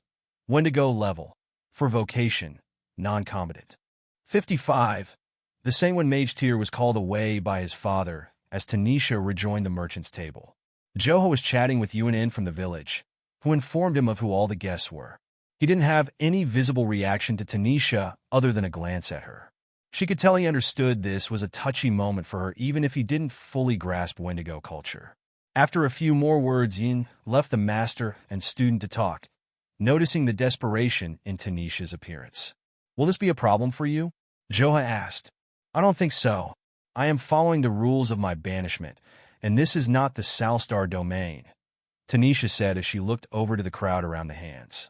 "I don't know, though. Maybe it would be better if I left. She would tell my mother I'm here." Joha nodded. "Well, if you believe it is for the best, I will tell them you retired for the evening if the ISI family asks. A side effect of your Maya training this morning." "Thanks," Tanisha said. "Bjorn, let's G." Tanisha wasn't able to finish her statement before a loud screech arrested everyone's attention. Thyra's wyvern panicked, flapping its wings in terror when it saw Bjorn from across the venue. No one was hurt, but a few people were blown off their feet from the might of the wyvern's wings. Thyra quickly went to calm her familiar, but was only able to when it could no longer see Bjorn. The hand of the Salstar marched angrily towards the merchant's table, Kolbian and Rolf trying to calm her down. "Lady Thyra, we can assure you this was not an attack on your familiar," Rolf said with haste. "These are the individuals that saved our people from certain death." Tanisha turned to face Bjorn, and he used his body to prevent Thyra from getting a good look at her. Thyra approached the table, her veil preventing anyone from seeing her face, but obviously glaring at the familiar. Joha stepped between her and Bjorn, the tiger demon doing a short bow of respect. She looked him up and down assessingly. "Hand of the Salstar domain, my name is Joha Badia," he said with a kind expression. "I would ask if you forgive my student's familiar. He has an effect on creatures of draconic lineage." "Your student?" Thyra asked with venom. "What is that horrid thing, and what did it do to Magnus?" "Mind magic is an assault on my familiar. I will not allow someone to make a fool of the Salstar domain, demon." "It was not mind magic. Bjorn is a chimera, and he does not possess any such ability," Joha responded. "I believe your familiar just sensed how venomous he is. I take responsibility for my student's shortcoming in controlling her familiar and offer my deepest apology. We mean no offense to you or your domain." "Bring the master of that beast here, demon," Thyra demanded. "Let them speak for themselves." "Hand Thyra. The ISI family also apologizes for the inconveniences. We didn't expect you and hadn't accounted for Bjorn's effect on draconic familiars," Kolbian said hurriedly. "Surely we can solve this amicably." Tyr looked like he wanted to jump in as well, but Rolf held him back. The hand was quiet for a moment as she apparently looked over the crowd, although the veil meant no one knew who exactly she was looking at. Thyra's voice was calm, but the indignation was evident. "I want to speak with the owner of that familiar, Elder ISI." Is there a reason you would refuse a noble house this request? Tanisha turned around and walked into the crowd that had formed. The tension in the air arrested everyone in the venue. Helena and Owen drunkenly stood beside her for moral support, and Joha stepped out of her way. Bjorn tensed up with anticipation. He tried to look as calm as possible, but ready to act at a moment's notice. He was more than ready to kill this person if she threatened Tanisha's life. You? Freja? Thyra questioned in disbelief. What are you doing here? You have the audacity to attack my familiar with that creature. She paused in contemplative silence. Did you use the Salstar name to get here? Claw your way into this city and into this estate. Tanisha used Maya to calm her mind and allow herself to feel confident by suppressing her anxiety. She found that when she did, anger started boiling up in her. Thyra may not have been the one to kick her out of the family, but she didn't make life any easier when they found out she was a wizard. She was a cold, abusive witch, and Tanisha had to choke back the anger she felt towards the woman and everyone in the Salstar house. My name is Tanisha Scalebound. I think you have confused me with someone else who died a little while ago, Tanisha said through gritted teeth. We meant you no disrespect, Hand of Salstar. Thyra laughed a heartier laugh than anyone would have expected. How cute. So this is what became of you, the little wizard shy. You became a whore of the material users. I believe this was worth the journey just so I could see you. The lady will be ecstatic that you are here. She turned to Colbian. I would be careful whom you associate your family with, Elder ISI. Especially strays like this one. They could hear the smile stretched across the woman's face as she turned back to Tanisha.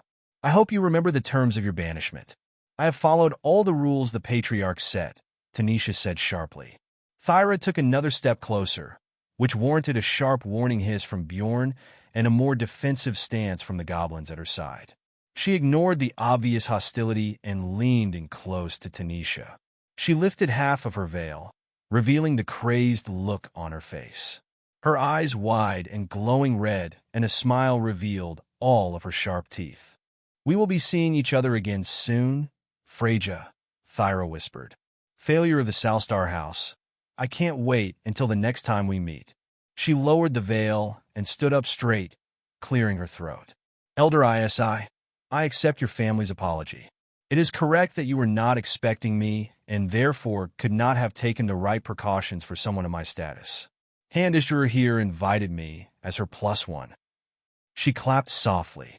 With this matter taken care of, I would love to enjoy the banquet.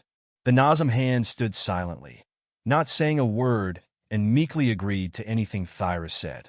Colbian took the lifeline to calm the situation and quickly walked the two hands to a table, nervously exchanging pleasantries. Tanisha could feel that there was a tension in the air now. It felt like all eyes were on her. Tyr broke off from his family and joined the merchant group around Tanisha. Tanisha, Joha called with a shake of her shoulder. She hadn't realized that she was so angry she was exhaling Maya, and not the normal blue, but instead a greenish variant. She could feel her Maya veins burning from the exertion, and she could smell burning sulfur from the infernal plains deep in the enigmatic energy. She quickly got her breathing under control and settled down the swelling Maya within her veins. I am okay, Tanisha said, finally letting the Maya mellow out her anger as well. I think I am going to go, though. You don't have to leave because of that Salstar bitch, Helena said, her words slurring. She can't do nothing. This ain't her domain. In fact, I'll go over there, and she started to walk towards them, but Owen's tail was wrapped around her waist, and she simply marched in place. Tanisha looked over to Thyra, who sat just a few tables down.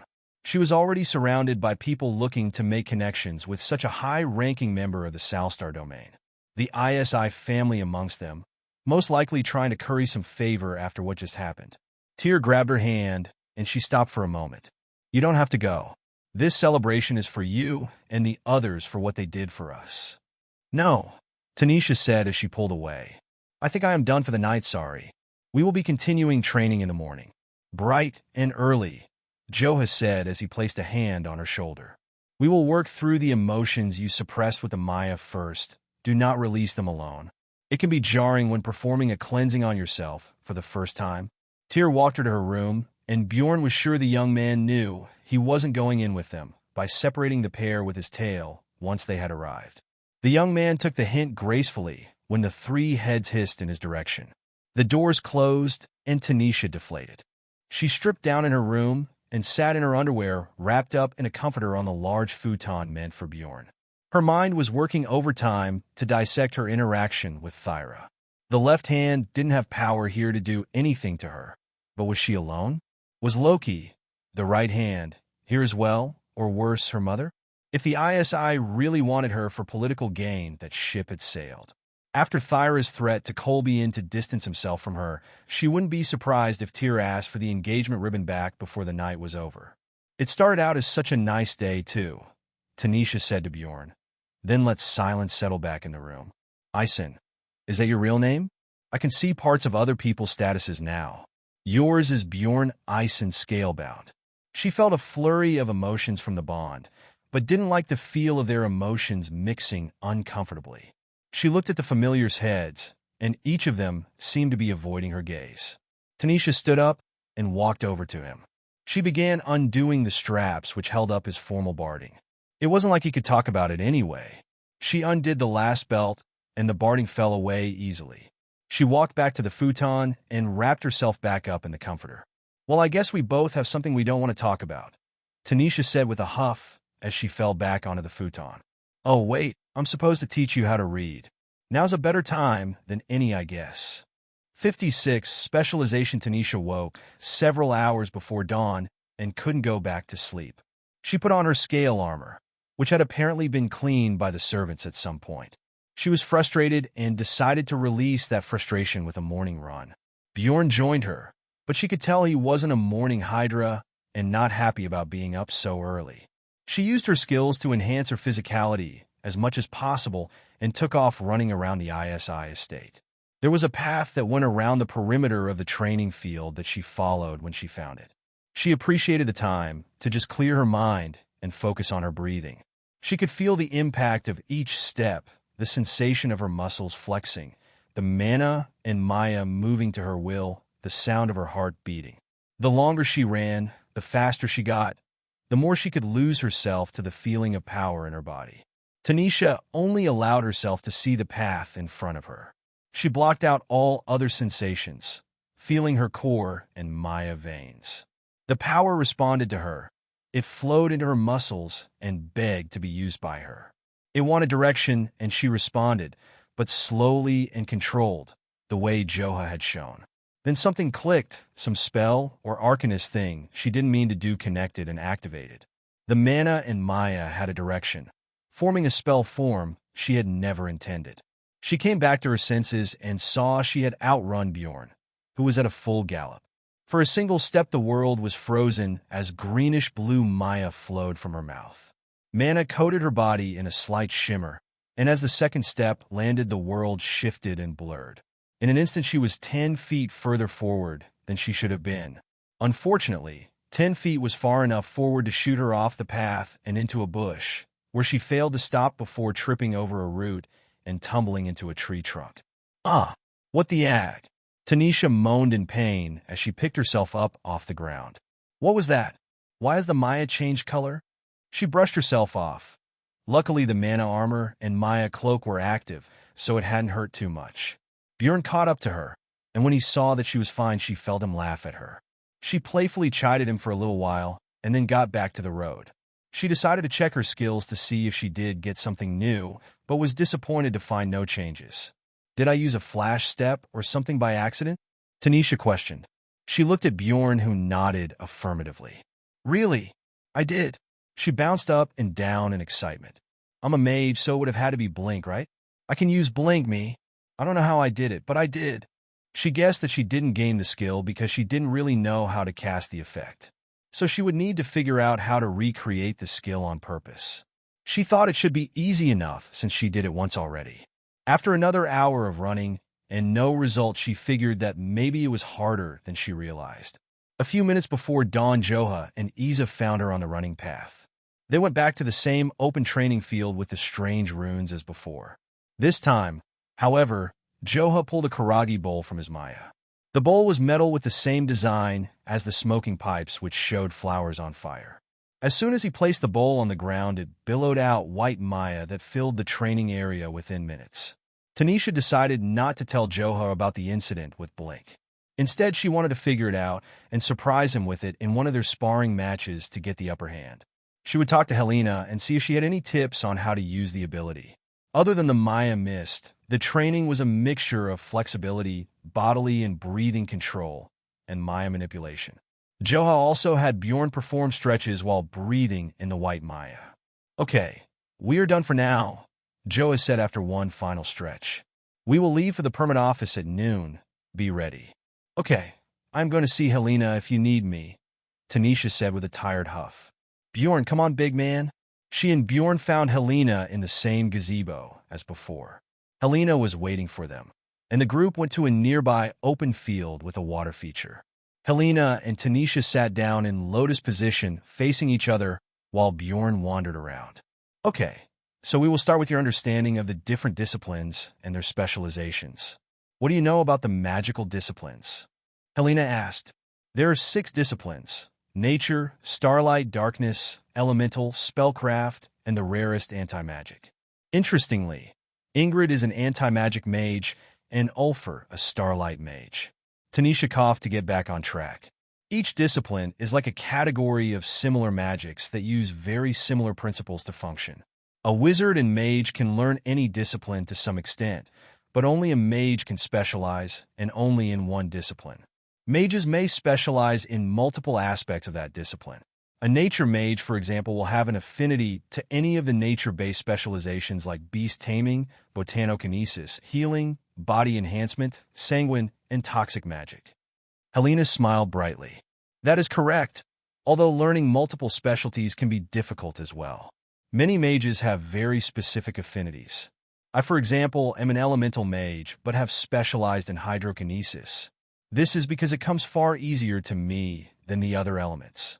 A gust of wind focused around the small woman, lifting her off the ground weightlessly for a moment before setting her back down.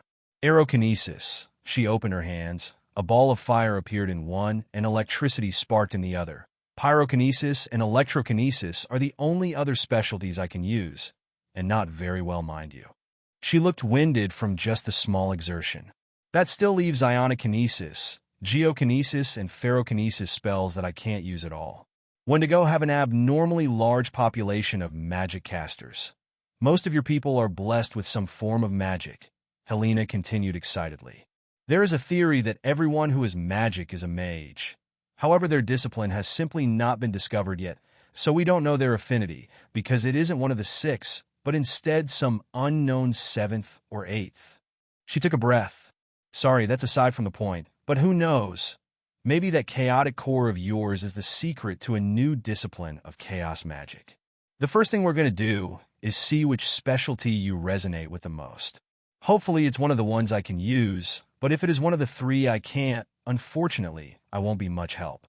You obviously have some familiarity with aerokinesis, since you can use the mystic wind hands, so we will look at your wind affinity first. Hold out your hands for me and repeat after me. And don't worry, this is a specialty test to see how the elements respond to you." Tanisha did as instructed, and Helena clasped onto her outstretched hands. She spoke words of power, which were unspeakable to those that did not have a connection to mana. The words of power vibrated the air with each vocalization. To a normal person, it would sound almost like gibberish, whispers, or songs in a foreign language. To magic casters that could parse the meaning, it would sound like a series of code and commands the formula that made up the world. The spell caused the wind to pick up around them, forming a whirlwind that picked up grass and dirt around them. Tanisha felt that it was her mana alone that formed the spell. Helena only stabilized the effect somehow. Helena's eyes were wide as she watched the swirling winds. Magic air was visible, much like the mystic wind hands. Tanisha's magic was tinged with blue-green Maya, giving the air a shimmer of infernal energy. They stopped the spell and prepared for the next. "Well, we can say with high certainty you can be an aerokinetic mage," Helena said. "Next we will test my specialty, water. Just follow my words again." The women continued with the water aptitude test, and a spout of water rose up from the ground between them. The water had the same infernal properties as the air. The spout continued to rise, forming into a ring that floated in the air.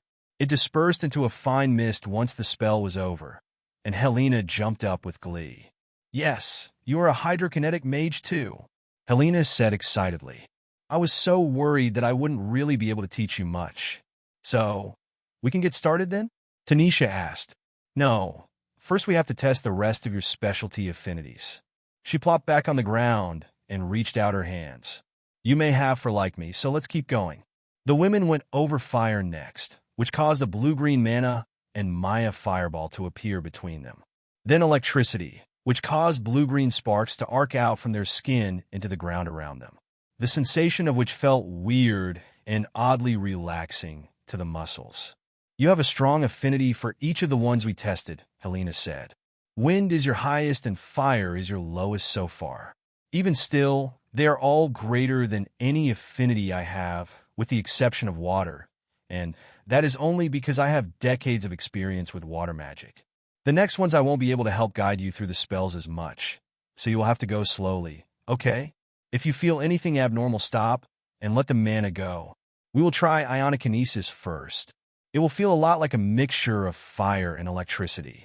I've also heard people that can use it are called plasma mages." 57 a greater Helena let go of Tanisha's hands. She wouldn't be able to assist her in stabilizing the spell form since she didn't have an affinity for ionikinesis. The plasma mage specialization was tricky because some of its properties were similar to starlight magic and their light constructs. There weren't many elemental mages who could utilize the specialization, so Tanisha didn't have high hopes for it either. Not to mention that if she could use it, there were so few teachers she would have to be self-taught. "Are you ready?" Helena asked. "Yes," Tanisha said in a breath. Tanisha closed her eyes as she repeated the words of power after Helena. She could feel her mana reacting to each word and could visualize the spell form in her core. The spell form was a mage's connection to and control of a spell. While it wasn't literally in their core, they could feel the mana expenditure and the shape it took as it left their core. Drawing out spell forms was an art unto itself. They usually took on geometric shapes in 2 and 3 dimensions. Manipulating the spell form in their core was a learned skill, one that took many years to master. The spells Helena and Tanisha were performing were some of the most basic aptitude tests, and luckily extremely easy. They would have to be, in order for aspiring mages to find out what specialties they had. Tanisha felt her pure mana create the complete spell form, but felt it destabilizing by the moment. She panicked and dove deeper into herself. She felt imperfections in the spell form and had to act quickly. She didn't necessarily see the spell form, but visualized a 3-dimensional spell circle. The innermost circle was spinning extremely quickly. Not much detail could be made out. The second circle was made up of several interlocking rings. They spun in opposite directions to each other and contained the energy of the innermost circle. These rings were far clearer, and Tanisha felt the word FHOMUTH come to mind. It was a word of power she had never heard. She returned to the first circle and studied it for a few heartbeats when the word Diosichanche, Deshina, entered her mind. She moved to the third and final ring. This one was a sphere covered in runic symbols. Several symbols were missing, and mana escaped the spell from within at an increasing rate. The spell was destabilizing as the sphere cracked, releasing more and more mana. The spell form began to dim, and Tanisha knew she had to do something. She pushed more mana into the spell form, causing it to reignite, but only for a second before the sphere began to crack even more. She then decided to breathe in slowly and surround the spell form in Maya. The sphere latched on to the infernal power, rapidly drawing it in. Tanisha panicked again when the draw didn't stop. Slowly, the missing runes appeared with odd shapes she didn't understand. The infernal power redrew the spell and mixed intimately with the mana in a way she hadn't seen before. No, she had seen this before. Earlier that day when she unintentionally used Blink. There was a sudden realization, and when she saw the new stabilized sphere, she felt the final word of power. Esekidi Sekedi. FHOMUTH Diosichanche, Esekidi Fomith Deshina Sekedi. Tanisha said before she even realized what she was doing. She felt heat kiss her skin, and light flashed in front of her, causing her to open her eyes. Helena screamed as she jumped back from a pillar of plasma that shot over 200 yards up into the sky. It took Tanisha a few seconds to recognize what was going on. The heat from the plasma was contained. It was her magic and Maya to control after all, but the air felt electrified and dangerous. She stopped the flow of her energies, and the plasma tower petered out without mana holding it together. What the fuck was that? Helena screamed as she ran to Tanisha, looking over her worriedly. Are you okay, Tanisha? You weren't hurt, were you? Tanisha felt the goblin mother's tail wrap around her in a comforting gesture as she looked her over. I'm fine, Tanisha assured while signaling Helena to calm down. I just fixed the spell form is all. You did what? Helena asked, exasperated. How did you fix a spell form you've never seen before? You should have just stopped the spell. You could have caused a lot of damage to your core with mana backlash. You stopped repeating after me and started saying something else. Tell me exactly what happened. Tanisha went over everything that had transpired during the spell. Helena just listened, mouth agape the entire time, which made Tanisha less and less confident as she continued. She decided to take this time to come clean, explaining what had happened with using some version of Blink accidentally while she was running. Helena was shocked beyond words. She just kept her mouth wide open, sputtering something that didn't quite form anything intelligible. Several of the ISI swordsmen ran over to the two ladies and inquired what the lights had been. Once Helena explained it was a mage aptitude test thing, many lost interest. They couldn't use magic since they were material users, and they had training to get back to. Once the crowd dispersed, Helena decided they would give the other aptitude tests a try later. Tanisha wanted to do it immediately, but realized her conversion of the spell had nearly drained her of all of her remaining mana and Maya. She couldn't believe it. She barely had enough mana left to activate mana armor. She decided to look at her status again. Status menu name: Tanisha Scalebound Species.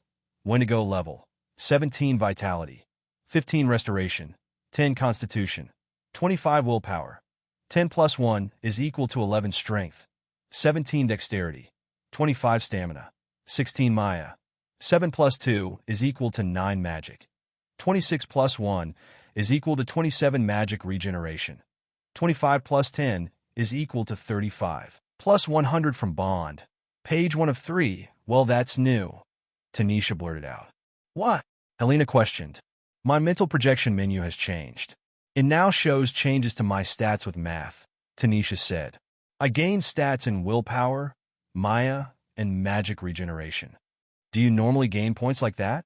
Helena inquired. Not too much, but Joa said it was possible, which is why we still train, even though I'm a cultivator, Tanisha responded. After Tanisha saw the changes to the status, the higher numbers remained and the equations disappeared. She moved on to the next screen, excited to see if there were any changes. Skills analysis: Delta Familiar Contract. You are bonded with a Delta class familiar. You gain plus 100 to magic regeneration. Your bond has grown, allowing you to convey emotions through your bond. Your bond is resilient against outside influences and cannot be forcibly severed by outside parties. Your familiar's life expectancy is extended by 5 years. Mystic Wind Hands magic cost: 3. Speak the words of power and call forth mystic hands created from the wind. These hands can interact with the world and act out the caster's will. 2.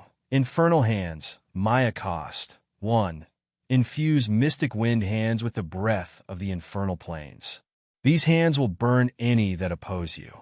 Sage Core Manipulation / Maya is breath, Arcanist Sage Core magic / Maya cost. Variable: the core of the Arcanist Sage is mana and Maya, allowing you to control, circulate, and generate both energy types. You can use the tools of both forms of energy. You can exert your will over mana / Maya outside of your body for a short distance and use ambient mana / Maya to power your arcane machinations. Mana Armor magic cost: 2. Push mana into your muscles and bones to temporarily increase your physical attributes. 2. Maya Cloak, Maya cost: 1. The infernal energies within you surround your body, greatly enhancing unarmed strikes. Unarmed punches and kicks will produce a Maya shockwave, increasing range of unarmed strikes a short distance. Plus Sage spell form crafter magic / Maya cost, variable. Use mana and Maya to alter and twist existing spell forms connected to your core. Page 2 of 3. Tanisha saw that there were now indications of new or changed skills. Her Sage core manipulation became Arcanist Sage core. It apparently fused the abilities of that, and Maya is breath to become a more simplified skill. She also gained Sage spell form crafter, which was apparently what she had done to the aptitude spell. She was about to close the menu and explain her new skills when she saw that she now had a new page. She quickly flipped to the final page to see what new changes it had. Sage Core Analysis. Sage of the Infernal. Your core has attuned itself to Maya and can now utilize Maya to alter itself and spell forms connected to it. Arcanist Sage Core has broken all connections to infernal patrons and has established a permanent link to the infernal planes. You are now a demonic entity. Species reverted to Wendigo. Nature discipline specialties. Unknown. Elemental discipline specialties. Ionokinesis. Creation and manipulation of ionized gas, wielding intense heat and electrical energy. Aerokinesis. Control over air currents and atmosphere. Electrokinesis. Creation and control over electricity and lightning. Hydrokinesis. Creation and control over water.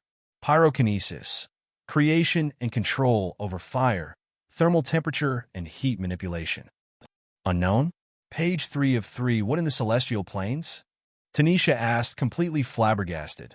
She hadn't even noticed that her species just said Wendigo again. She was now a sage of the infernal and a demonic entity? What did that mean? She wasn't connected to a patron anymore either. She felt overwhelmed with the information. But when she finally felt ready to explain herself to the patiently waiting goblin mother, another notification blocked her vision. Racial evolution progress. You have met the requirements to ascend racial hierarchy. Your core has been touched by the infernal planes, and where some would crumble, you have thrived. Current. Wendigo normal. Evolution. Nature's wrath greater. Please assign racial hierarchy within 14 days, or evolution will be lost. Evolve into nature's wrath, greater Wendigo. Yes/no. I have to go, Tanisha said in a trembling voice. Bjorn, Bjorn, she screamed. The familiar was already at her side, having felt her distress. He wrapped his tail around her and lifted her onto the waiting saddle on his back. Helena sputtered for her to stop, but Tanisha wasn't listening. Her head was spinning with the information, and she just wanted to go somewhere and think. Bjorn took off and ran out of the estate grounds, hopping the metal fence around the perimeter easily. He picked a direction and ran, feeling that Tanisha just wanted to get some air. 58. Prospective Tanisha didn't have anywhere to go. She just wanted to finally get away from everything for a little while. She was frazzled and didn't know what to do. She always wanted to be a mage, yes, but everything was moving so fast. 2 weeks ago, she was a student studying to become an alchemist. Yes, she was a noble, but it didn't matter. She was effectively cut off from her family. Things just seemed to sink in differently now. She was really not a mage, and Bjorn was really something from the higher planes. Her core, the Maya, the cultivation system things she had, they all finally sunk in as something so unnatural. Now she was one choice away from even losing her identity as a Wendigo. There had only ever been one nature's wrath. The founding warrior king of Yuhia, Jalmar Kinshauber. He was also the first Wendigo sorcerer. He was blessed by the Forest Father, a son of divine retribution against the druids and humans that hunted Wendigo. She was not some divine creature created by their true to be a greater. She was just some unlucky girl that without her familiar would be rotting in a troll lair. Marriage, magic, Maya, and her mother's left hand who was here in the city for some reason. There was so much she had to consider. She finally looked around at her surroundings when she noticed the density of people had increased dramatically. Bjorn had to raise his long tail and curl it over his body to keep people from running into the spikes at the end. He looked like he was imitating a scorpion. Tanisha was in the inner ring shopping district, which was unexpected, but it wasn't like she had been directing Bjorn. He had just been walking in a random direction. The market district was awash with people, shops, restaurants, and whole goods sellers. Every business was fancy, catering to the higher wealth of the area. Tanisha stopped Bjorn when they came to an alchemy shop. It was nestled rather snugly between two other adjacent businesses. All of the buildings were connected, but this one seemed to take up half the space the others did. She got off of Bjorn. He was too large to enter this establishment, so he sat at the door, attracting some attention. Inside the shop was a cornucopia of ingredients and concoctions. The space was packed to bursting, shelves taking up nearly every available space. Live plants hung from the ceiling. Each had its own mana lamp since there were no windows. In the corner, a stairwell spiraled up to a second floor. A single human man sat at a desk, running some experiment on one of the most expensive alchemy setups Tanisha had ever seen. The man worked without even noticing her, adjusting heat on one of the gas Bunsen burners. Using gas instead of the flare stone burner on the table beside him meant he was working with exceedingly magically sensitive material. Tanisha didn't know how to quantify human ages. She had only ever known Matt and Julie, who were about the same age as her. She did know that humans were far shorter lived than Wendigo. Maybe he was in his middle ages. She didn't know, but he had a big, bushy beard and a slim frame. Tanisha watched him work without interrupting him. He looked to be on the middle stages of whatever he was making. He pulled out a mana stone to infuse the heated potion as it spun in a centrifuge alongside several other vials of liquid of various colors. She returned to quietly looking around the shelves. Her fingers lightly grazed a shelf full of potions, herbs, and even a few mana tools. She was lost in the wonder of it all. She had never seen such a complete collection. It put the somewhat random assortment of tools she got trading with Owen and Helena to shame. No, it wasn't even close to a comparison. Wow, Tanisha said as she looked around. The alchemist wrote something down and looked up from the ongoing experiment. Hello, young lady.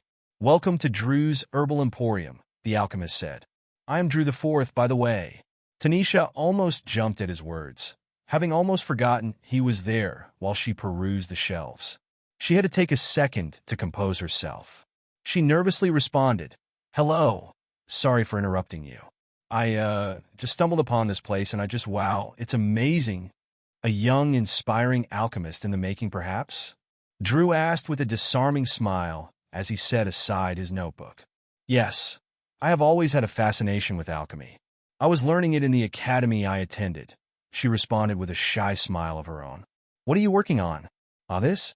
Come, let me show you," Drew said, motioning her over. "I always love seeing the next generation interested in the sciences. Right now, I am brewing the draft of Iron Skin. It will temporarily make the person that drinks it many times more durable." Tanisha walked over, and he pulled out a seat for her on the opposite side of the desk. There were manuals, formulae, and diagrams neatly arranged in the corner. Drew's personal notes were written in the human language of Tanisha didn't know what language, but everything else was in Valish. Drew showed her the manual on the draft of Iron Skin, then explained where he was in the process. Tanisha fell back into student mode and felt like she was back in her alchemy class. She wanted to take notes, but didn't have anything to write with or on. Drew saw this and handed her a pen and a sheet of paper, telling her it was on the house with a wink. She asked questions as Drew continued to brew, explaining the process along the way. Tanisha was right in her assumption that this was a mana-sensitive concoction. Tanisha was there far longer than she had intended. An hour flew by, then two as she continued to take notes and even help a little in the creation of the potion. Drew was very pleased with her level of competence and attention to detail. Tanisha read through the manual, procedures, and cautions before she even tried to assist. Potion making could be quite dangerous if one went into it half-heartedly. She remembered quite vividly a time in her class when a distracted classmate nearly blew his arms off after a potion of resist fire ironically exploded into a massive fireball. When the potion was finally done, both of them sighed in relief as the small bottle of bubbling, clear liquid settled and was corked. Tanisha smiled brightly at a job well done. She hadn't intended on any of this, but alchemy was still a passion. Drew seemed to finally realize that a customer just spent the better part of 2 hours helping him on an order. He thanked her profusely for assisting him when he'd only intended to show her a little of what he was doing. He gave her 16 silver for her work, which had shortened his time working on the potion by half a day. "I feel as though this is a little late," But what brings you to my shop? Drew asked, slightly embarrassed. Are you looking for anything in particular? I really just came to look around, Tanisha said, now feeling far more comfortable around the man. Well, actually, I do have a northern blue moon, but none of the other ingredients to make anything with it. The alchemist nodded sagely. Northern blue moon is a high-quality ingredient, rare in these parts too. I have a few specimens myself. He turned one of the large books on the desk to a page on the magical flower. What are you trying to make? Greater health potions are common usage for them. That's what I wanted to make with it, but I have never used a high-end ingredient before. Tanisha looked away from Drew. Well, I have everything you need to make the potion here. Bring it over, and we'll make it together as thanks for your help today, Drew said, cutting straight into the heart of Tanisha's concerns. I can tell you have a deep passion for alchemy. He looked over his store. When I was your age, I was the same. I saw the magic of alchemy, not just its utility, but something more. A smile graced his lips. It's the perfect remedy for a troubled soul. Consider my shop a sanctuary, where troubles melt away like ingredients in a cauldron. Tanisha looked at the man for a long moment. She knew he saw right through her troubles and helped her to take her mind off of things for a while. She then looked around the shop and smiled, seeing her own shop one day. When she and Bjorn were safe, when no one was trying to hurt them, when she was far away from the Salstars, when she could really do what she wanted. She couldn't help but smile brightly at the idea, the dream, no, the goal. 59 We stand with you. Tanisha left Drew's herbal emporium and returned to awaiting Bjorn.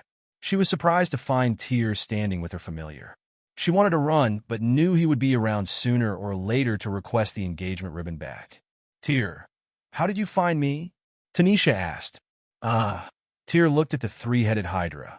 Lucky guess. Tanisha looked around and saw that Bjorn was still getting looks from curious passersby. No one got too close, but they were definitely interested in whatever the familiar was.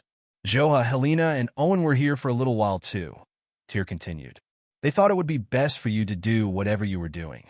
Joha wanted me to let you know to meet him at the Commerce Building so you can get your permit. Are you okay? Tyr was quiet for a second and saw that she didn't want to respond. Sorry, I can take you to the Commerce Building. You don't have to talk if you don't want to. The two walked in relative silence aside from the occasional direction. Before long, they were back at the main square and saw Joha standing outside the building. Tanisha was surprised when Tyr left without asking anything. He didn't break the courtship or ask for the ribbon or anything. She hadn't been sure what to expect, but that wasn't it. Getting the permits was easy, and Tanisha was able to help Joha set up his stall only a few hours later. They were in a different section of the market than she had been in previously. This side had temporary stalls with many traveling merchants from all over the continent. The plan was for Tanisha to spend the next week learning the ropes from Joha. Then she would set up a stall of her own close by. They would sell some of her inventory in Joa's stall, but for the most part they were there to sell spices. The apparently odd pairing of a tiger demon, Wendigo, and what most people thought of as a chimera of some kind bought over curious patrons. Many people just wanted to know what Bjorn was, but somehow Joa managed to turn almost any conversation into a sale. The first day was primarily about observing, and Tanisha felt as though she learned a lot. When the last customer walked off, Joha turned to her. And you see what I did there? Joha asked. Not really. He said he didn't want to buy anything because he needed to talk to his wife first, Tanisha responded. Then he bought it anyway. It was a lie. He just wanted an excuse to leave. He may have really been worried about what his wife had to say, but that was not the heart of the situation, Joha said as he raised a wagging finger. What I told him was that I understood where he was coming from and let him know we have talked to other people who had that same concern.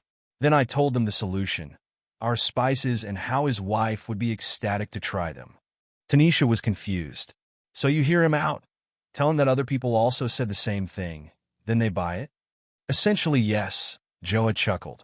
There is more to it than that, but we will go over it tonight after combat training. When the trio finally arrived back at the ISI, Estate Isa was waiting for them. Tanisha felt a nervousness creep up, and she wanted to let the Maya numb the feeling, but refrained. Bjorn felt Tanisha's distress and stood between her and the hand as they were led inside. A few minutes later, they were in the main office of the ISI family. The entire family had once again gathered. though this time without the toddlers. The atmosphere was tense as Joha and Bjorn stepped in front of Tanisha. She wanted to hide but steeled herself and pushed her way forward. She stood beside them, not behind to be protected. Then the unexpected happened as every member of the ISI house bowed their heads. "We have done you a great disservice. The banquet was supposed to be in all of your honor. Yet Tanisha was ridiculed and felt unwelcome by that dreadful guest," Calbian said, his head still bowed. "We do not share the sentiments of the Salstar house. You are now and forever our honored guest, Tanisha. You as well, Joha." Tanisha was speechless for a long moment. Please raise your heads." What she said was true, though. "I am a shy of the Salstar house, so." She activated the storage necklace, and a small, delicate white and silver ribbon appeared in her hand. "I know you all want to become nobility. As long as your family is connected to me, the Salstars will never let that happen."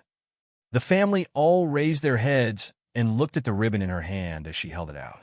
Tyr looked at the ribbon for a long time, even as everyone else's gaze returned to Tanisha's eyes. Rolf looked over to Calbian, then to his son. "It would seem we have made a poor impression on you.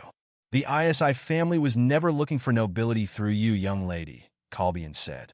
"It is a belief of ours that material users are overlooked in our society. The power of the material user, their utility and benefit to the kingdom, is an untapped wellspring of power. If the ISI become nobility, it will not be through a union of marriage, but because we have succeeded in showing the kingdom the power of material users. Nazem understands that strength, and we have prospered here because of that." "Tyr." Rolf nudged the young man. "You must go." Tyr walked up to Tanisha. His shoulders hung a little lower.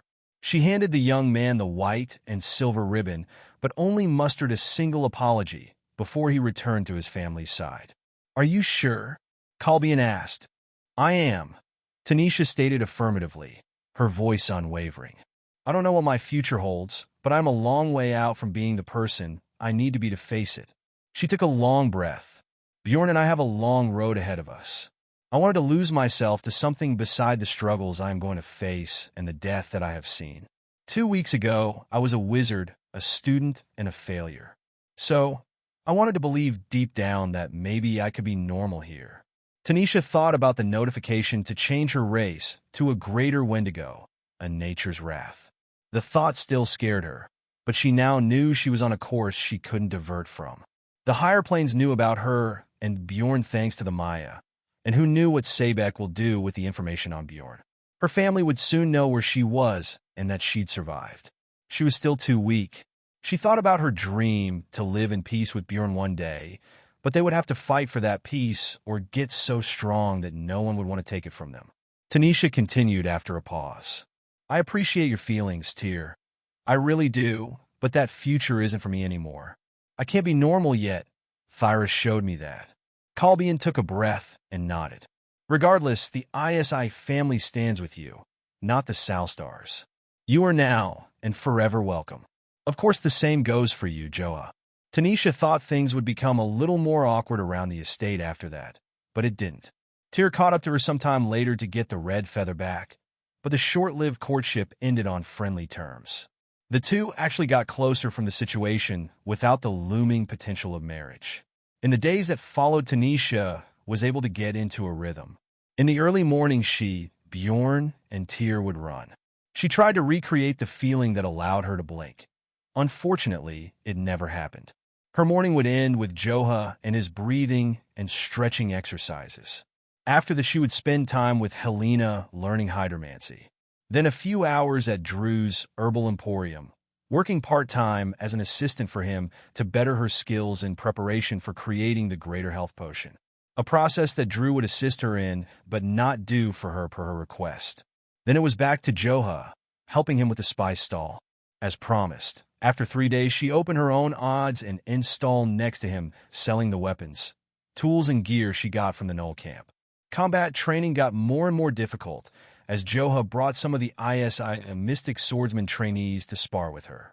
Testing her skills against people with different styles other than his pugilistic teaching required her to adapt in ways she hadn't expected. Every night, she laid down a little more bruised, but a lot happier than she had been in a long time.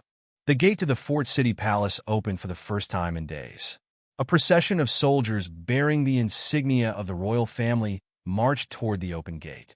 In the middle of their ranks was a Lesser's May, a massive dragon with 3 heads, each of which exhaled heat with every breath. On the familiar's back was a golden throne upon which sat one man, Arnor, first prince of Euhia. He looked down at the people from atop his familiar. He was disgusted at the mixing of his people with so many magically inept foreigners. Even the buildings were designed to cater more to the invaders than their own people. Lavi had once been a symbol of Wendigo pride and unstoppable military and magical might. Now it was a rotting corpse, violated by the very races it was meant to defend against. He swallowed his disgust. Things would change now that he was here. Lady Salstar was waiting to commence the execution of the traitors. Finally, the Fort City would be in good hands. He smiled darkly as he imagined a return to form in this outlying territory. 60, the weak will bend the knee Ingrid was sitting in the office of the former lord of the territory. She and her right hand Loki, along with several other of her trusted officials and accountants, were going through a mountain of documents. Ingrid intended to know everything about her new territory. They uncovered corruption at nearly every level of the territory's governance. It was to be expected. The Lord was a weak man, and weak men create weak times. Something she found interesting was the Nazim's fascination with material users. He allowed one family, the ISI, to become quite affluent, giving them land and even encouraging town guards and soldiers to learn their teachings. Material users were of little consequence to the Wendigo lady, but Thyra informing her that her former daughter was living amongst them filled her with renewed interest. Freyja was always the biggest failure Ingrid ever had in life. The girl was worthless. If Ingrid had had her way, as soon as Freyja was discovered to be a wizard, she would have been removed from the family. However, soon this city and territory would officially be a part of the Salstar domain, meaning Freyja would be in breach of Ulfr's order to stay out of their territory. She could be executed for such disobedience of a lord's order. Moreover, the ISI themselves were a problem. They were a family with too much influence. The Nazim may not have seen an issue with them, but Ingrid would not allow such a powerful material user family to arrest such massive power under her governance. She smiled as she thought about how she would be able to remove 2 problems with one move. Thyra entered the office hurriedly, pulling Ingrid from her ruminations. Lady Salstar, Thyra said, "The prince has arrived." "Oh, this is earlier than expected," Ingrid said as she stood up. "Loki, prepare the servants." Loki, the right hand of Ingrid, wore the same navy blue uniform as all the hands. He placed the document he was reading on a pile beside him. "Mom." He nodded. Shadows coalesced into a pitch-black void beneath him. In a second, he seemed to fall into the inky blackness, vanishing without a trace. The void then burned quickly, leaving nothing behind. "Have we heard anything about the princess?" Ingrid asked. "Nothing new, but she's still backing the Tajuli family for control of this domain," Thyra responded. "We are still looking for any of her supporters in the city. Right now, the more pressing issue are the Nazim loyalists and his foreign backers. They are growing anxious with his absence the past few days. I suggest we make an example of one of them." "Yes, I think we will, but after the execution." Ingrid gave a toothy, bloodthirsty smile. "This is how Wendigo politics are supposed to be, Mom," Thyra said questioningly. Ingrid looked at Thyra for a moment before she spoke. "Power, magic, and might. These are the only things that matter. The Forest Father created us to dominate, to bend nature itself, the mightiest beast, to our command. The strong have the right to lead and to live. The weak have only servitude. They are broken beasts for the strong to consume and get stronger." Ingrid stood up, magic flowing from her and filling the room. It felt like a weight that dominated and suppressed everyone it touched. Auden was weak. He could not build in the way of the Wendigo, so he turned to humans, elves, and worst of all, druids. He forsook our ways for comfort and turned to territory, which once symbolized strength, to the rot that coddles the weak. Ingrid's magic arrested everyone in the room to the point that each breath became harder. They felt their magic suppressed, and sealed behind the might of Ingrid's aura. To the magic casters, it felt like they were stripped bare and placed helplessly before the slaughter. Ingrid's presence became all they could see. Her form seemed mountainous before them. She was an inexorable death, and nothing they could do would stop her if she wished that moment to be their last. Then her magic retracted. Thyra and all of the other aides found themselves bowed on the floor, panting for breath. Soon the war for the soul of the fort city will begin, Ingrid continued.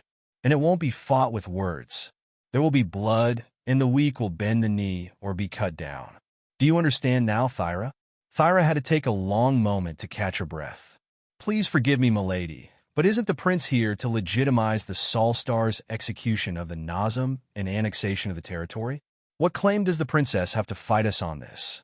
I forget how young you are sometimes, Thyra, Ingrid said with sincerity. The only claim she needs is power. She has the power, the backing, and the resolve to challenge us.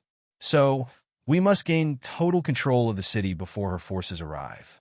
Erase the opposition to Salstar rule and remove the weakness of the city. The prince will only back us if we can accomplish this to his satisfaction. Once the execution is complete, I want you and Loki to deal with the ISI family before they become a problem. What about the Shy? Thyra asked. Kill her on sight, and that disgusting beast of hers, Ingrid said with annoyance. Bury the bodies so they will never return to the Forest Father. I will gather the forces to assault the estate, ma'am, Thyra said. See that you do, Ingrid said as she walked past the bowing form of Thyra. I have a prince to entertain and a disgraced family to execute. Tanisha was nervous for her next sparring match with Joa. It was going to be her test match to see if she was ready to learn the way of the Rakshas's second form, Vritrivajra. The match would be full contact, and she had spent the past 10 days mainly sparring with members of the ISI. Joha would correct her form and show her techniques, but he hadn't sparred with her directly. She would also have Björn on her side, which meant he was taking it seriously. She was worried because she still hadn't been able to recreate the blink skill, although she had a few new hydrokinesis spells she could use thanks to Helena. Tanisha and Bjorn stood right outside of the all-too-familiar training area as she shook out the last of her nerves. There were a host of people watching the match, which didn't help. Owen, Helena, and most of the ISI family except Dryfa and the little ones were there, as well as many of the people Tanisha had been sparring with over the past 10 days. She had finally retired the Druid War Staff in favor of one of the Orichalcum Bardishes. The runes on the polearm's blade had been modified to give Tanisha greater resonance with her powers. The change wasn't cheap either, costing her 70 silver to have done. Tanisha saw the cost as more than worth it. She'd been training her butt off, and now it was time to show Joha she was ready to take the next step in their training.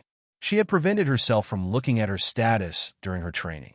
She felt like now was a good time, just to give herself that much more encouragement that she was ready. Status menu name: Tanisha Scalebound Species. Wendigo level: 17 Vitality.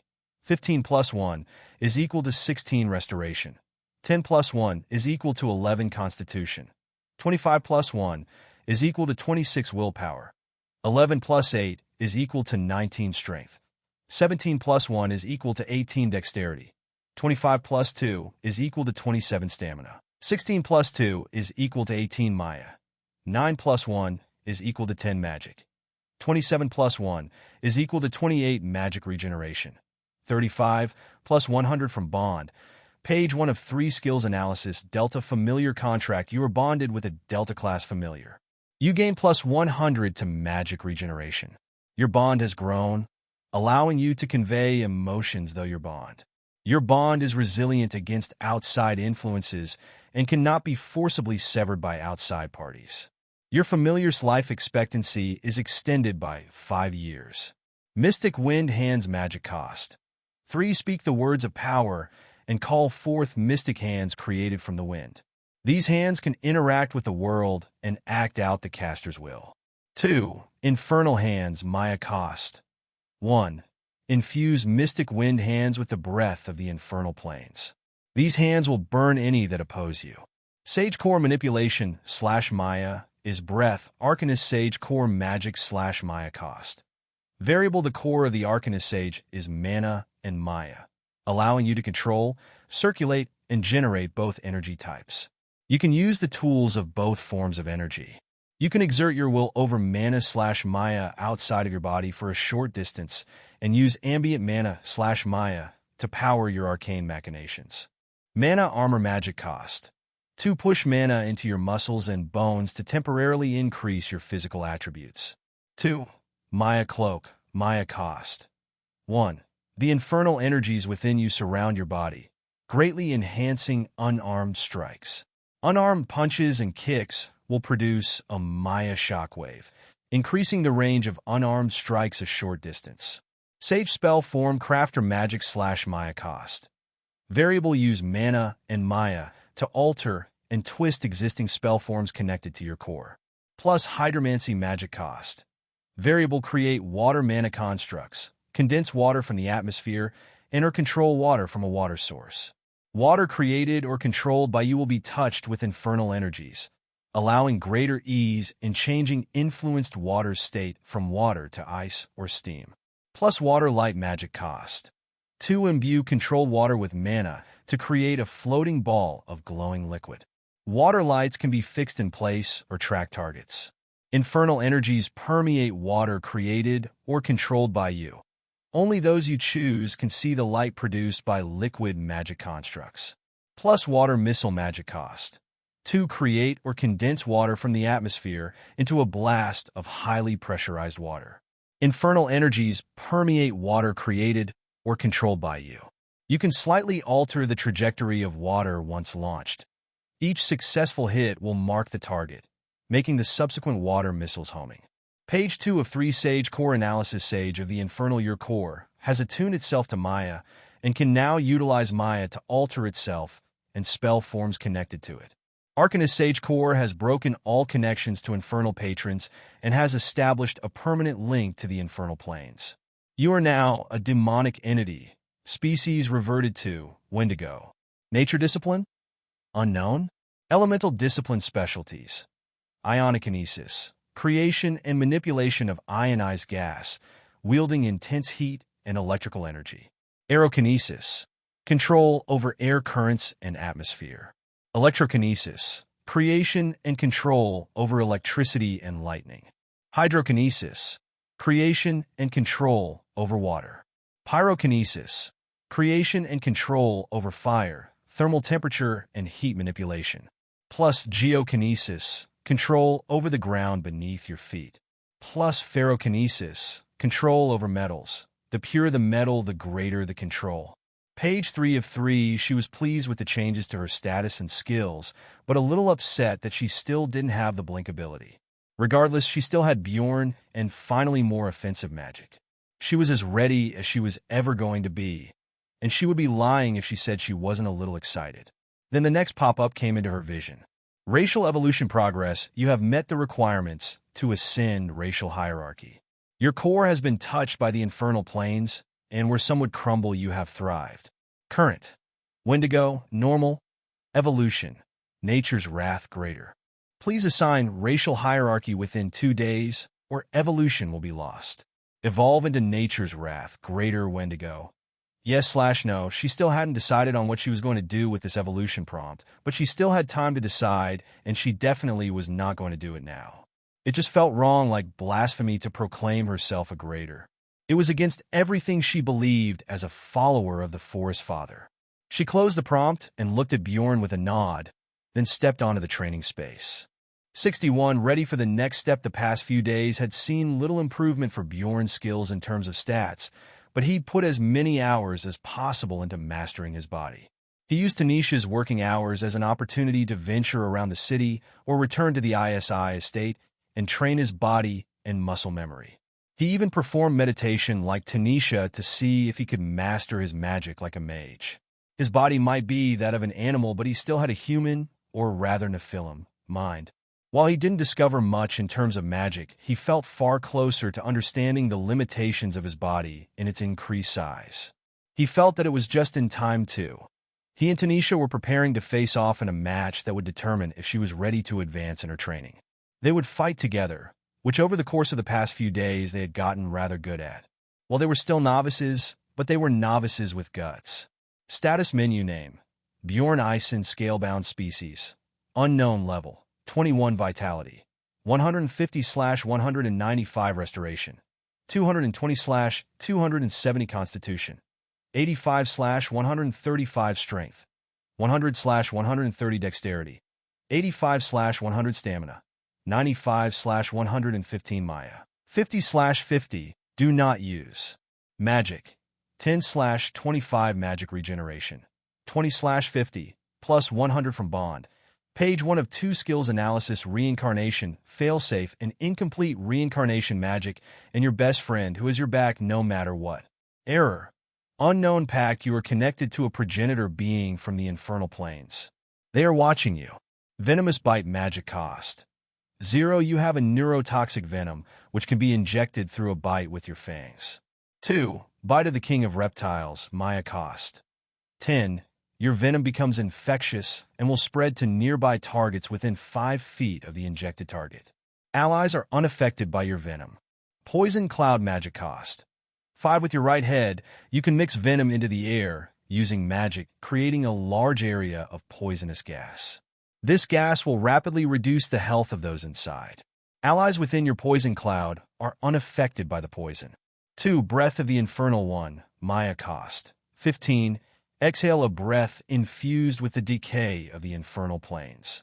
Targets within the cloud will rot over time as long as the effect is not cleansed. Plague Fire Breath magic cost: 6 Stamina cost.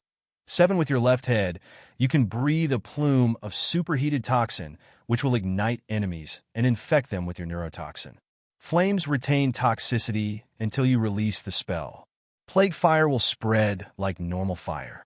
2. Infernal Fire Breath Maya cost: 20. Fire will spread over non-flammable material at a reduced rate.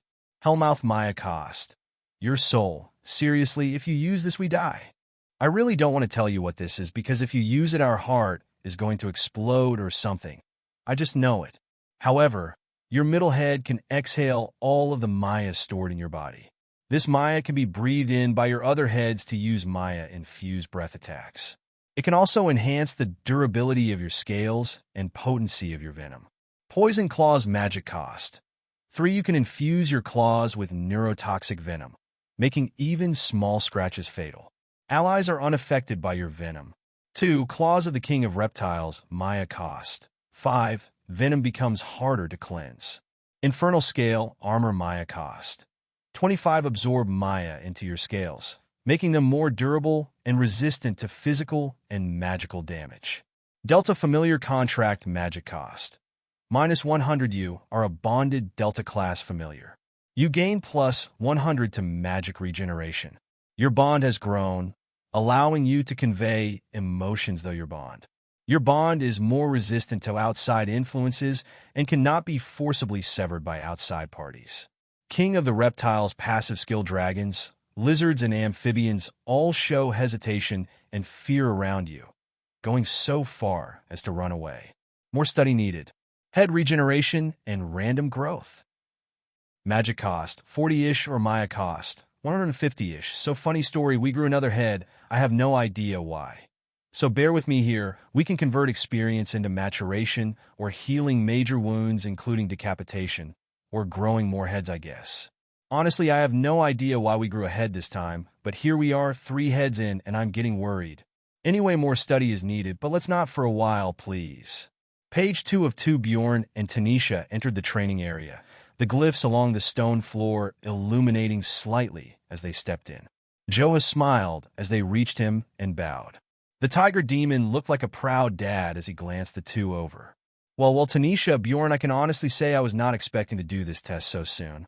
However, I feel as though I would be doing both of you a disservice if I didn't, Joa said with his hands on his hips. The Ignikavach focuses on defense. It strengthens the body and sharpens the mind, allowing those that wield it to protect themselves and those they care about. This form allows someone to take a hit and keep moving as long as they have the willpower to push through. If you pass my test today, we will move into the second form, Vritravidra, or the Dragon Thunderbolt. This form is about redirecting an opponent's attacks, using their energy, both magical and physical, against them. However, Before that, you must show me how much you and Bjorn have improved. You both may use all techniques, powers, and abilities you have. Do not hold back. You may start whenever you two are ready. As soon as Joha gave them the okay to begin, Tanisha instantly activated her buffs, Mana Armor and Maya Cloak. Blue-green Maya escaped her mouth and surrounded her in a thin, wisp-like haze. She grabbed onto Bjorn's saddle, pulling herself up in a quick, well-practiced motion. Before she was even fully seated, Bjorn had jumped back, landing 6 yards away from Joha. She was ready for the sudden motion, and while in the air was already casting spells. Over the past few days, part of Tanisha and Bjorn's training had been mounted combat. Tanisha was already a well-trained equestrian, and having Bjorn meant she could utilize that in combat. The two also used the familiar bond to follow each other's emotions and intent. It was because of that bond that Tanisha and Bjorn could act in unison far better than any non-familiar pairing. They still had a long way to go, however, and the sparring matches they had against the trainees of the ISI sword style proved that. Regardless, they were ready for this test, and they would go all out against Joha. Hydromancy magic cost. Variable: create water mana constructs, condense water from the atmosphere, and or control water from a water source. Water created or controlled by you will be touched with infernal energies, allowing greater ease in changing influenced water state from water to ice or steam. Tanisha finished her spell, and an orb of water appeared, floating to the right of her head. The liquid looked almost like a fist-sized glass marble because of its uniformity. It was the first spell needed to use her new offensive magic. Hydromancy allowed her to create water or pull it from the atmosphere. Either way, she could control it. Creating water was far more costly to her magic, and it wasn't really liquid. It was a water-like magic construct. Constructed liquid had the potential to be far more deadly, and she would have far greater control over it. In addition, unlike real water, other hydrokinetic mages couldn't seize control of it and stab you in the back with your own magic. Tanisha used extra mana to create the liquid water construct, even though she didn't have to worry about Joha taking control of the water. She wanted to show off her abilities since that was the purpose of the match to begin with. Once the orb fully solidified, she started the second chant. This one would convert the Hydromancy spell into her attack spell. Water missile magic cost.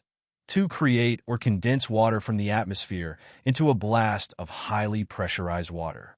Infernal energies permeate water created or controlled by you. You can slightly alter the trajectory of water once launched. Each successful hit will mark the target, making the subsequent water missiles homing. Helena had taught her that while she could just use the water missile spell on its own, using Hydromancy first not only gave her greater control, but also removed the cost of water missile altogether. She smiled at the speed and ease with which she was able to cast both spells. Only moments had passed since Bjorn had jumped back, and she was ready. Bjorn released control of his right head. Failsafe, keep an eye out. Yay, I get to use a head again, finally. Failsafe said cheerily as he bobbed the appendage up and down. I mean, of course. Serious.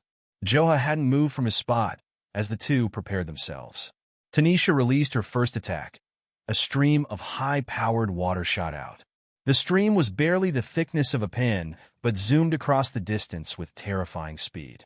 The orb of water shrunk a little, and Joha dodged by smoothly sidestepping the attack. With that, he was fully engaged. He started to run towards them as Tanisha directed several more shots with her bardiche. Bjorn, keep your distance, Tanisha said. Joha continued to dodge attacks as Bjorn continued to kite Joha by jumping back anytime he got close. They could tell Joha was seeing what they could do, as he could use Maya Blink if he wanted to catch up to them. Tanisha shot the last of her water, which Joha dodged again easily. He then used Maya Blink as Tanisha expected. He appeared in the air next to her with a kick aimed at her chest. She lifted the bardiche just in time, and Bjorn shifted, turning them both and allowing the force to pass by them. Joha landed on the other side while Bjorn swung his tail, hoping to catch the tiger demon as he landed. In a feat of agility partially obscured by his red Maya, Joha landed on a single finger and threw himself back into the air over the swinging tail. Tanisha wasn't idle. While this happened, the arena was covered in her magical water. She motioned with her weapon for the water to return, which it did in hundreds of streams that moved just as quickly as the water missiles had. Joha was forced to use Maya Blink to avoid the thin but deadly water as it sliced through the air and reformed as a single orb. Bjorn used that time to lunge forward, his powerful legs launching him through the area towards Joha, each of his mouths open and bearing down on Joha.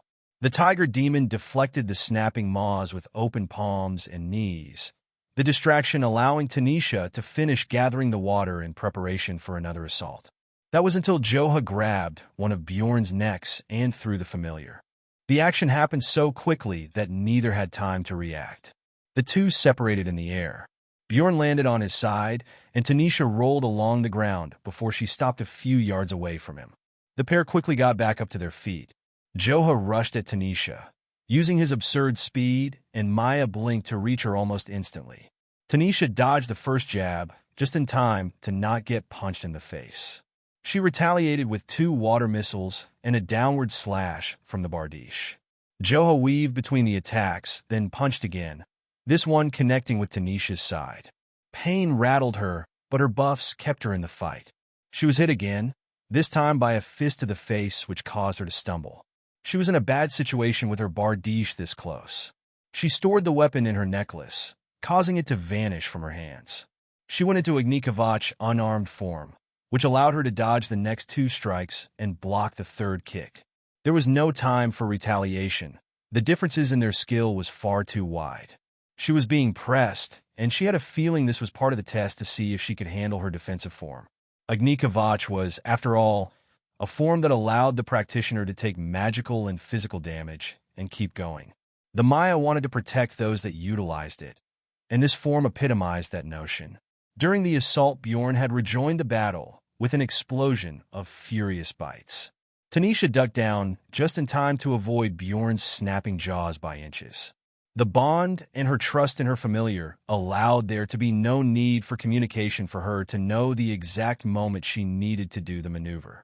Joha was pleased with the teamwork as Tanisha used the distraction to get back to a workable distance with her magic. She resummoned her Bardiche and recalled the water she had already expended. "Other EC? Oh?"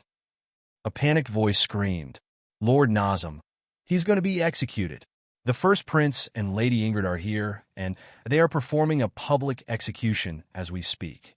The commotion stopped the match as everyone, including Tanisha, froze in place. She knew the prince being here meant one thing.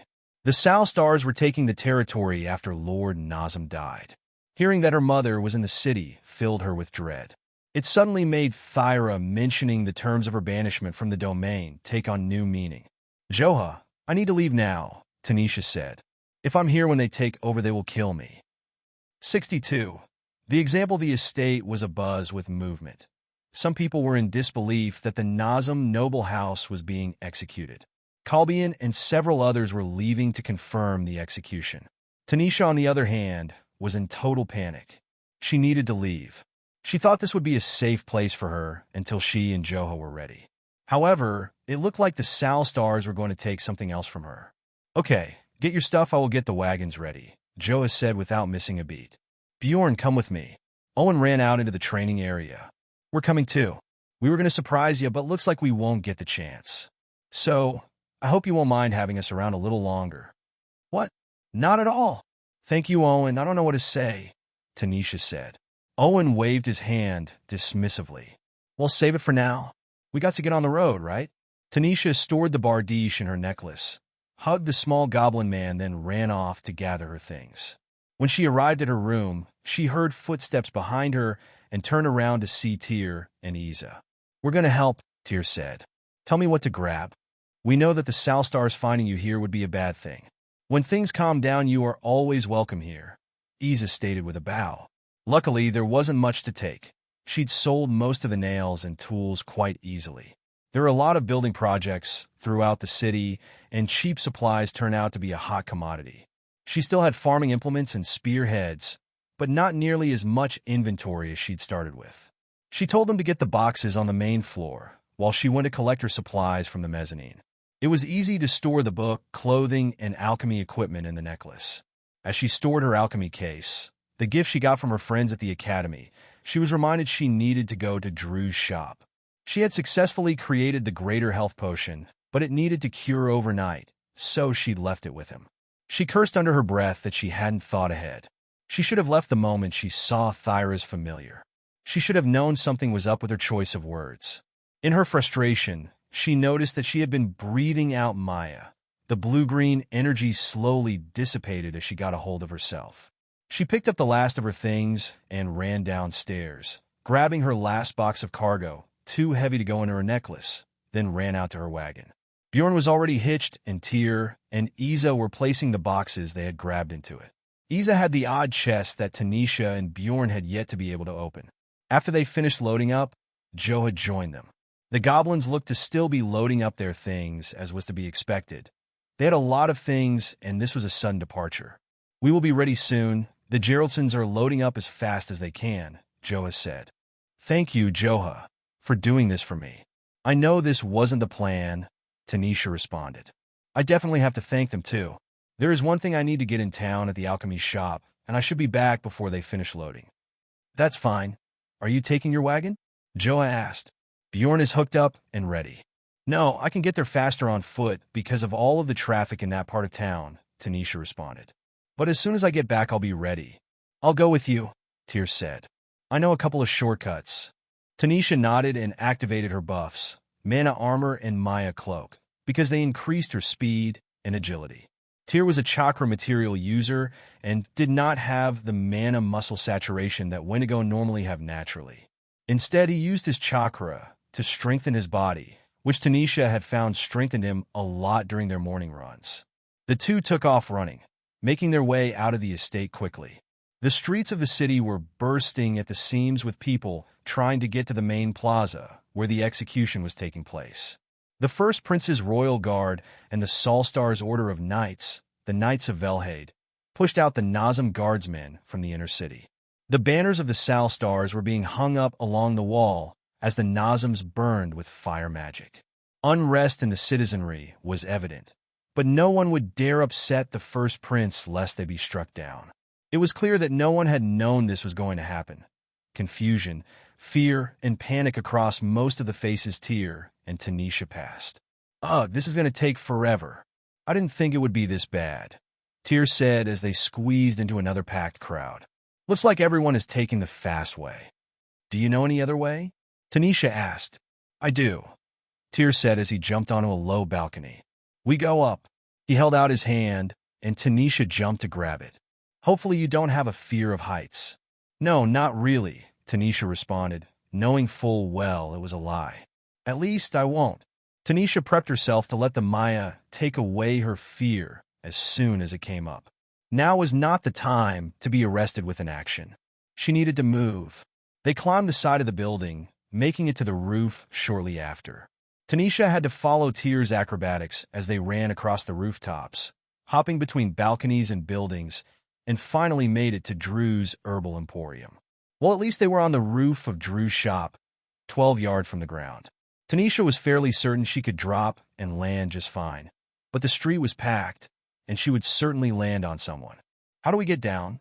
Tanisha asked. Tyr looked around. "There is an alley over there." He pointed. A voice enhanced by magic was heard all around the city. "Citizens of Yuhia, I am the First Prince Arner al-Qasahaim Kar." The voice was regal and calm, but had an underlying presence of absolute authority. "Today, as your sovereign, I stand before you with a heavy heart. I know many of you are confused and frightened, but I am here because of the treachery brought about by a noble who swore allegiance to our kingdom only to betray that trust."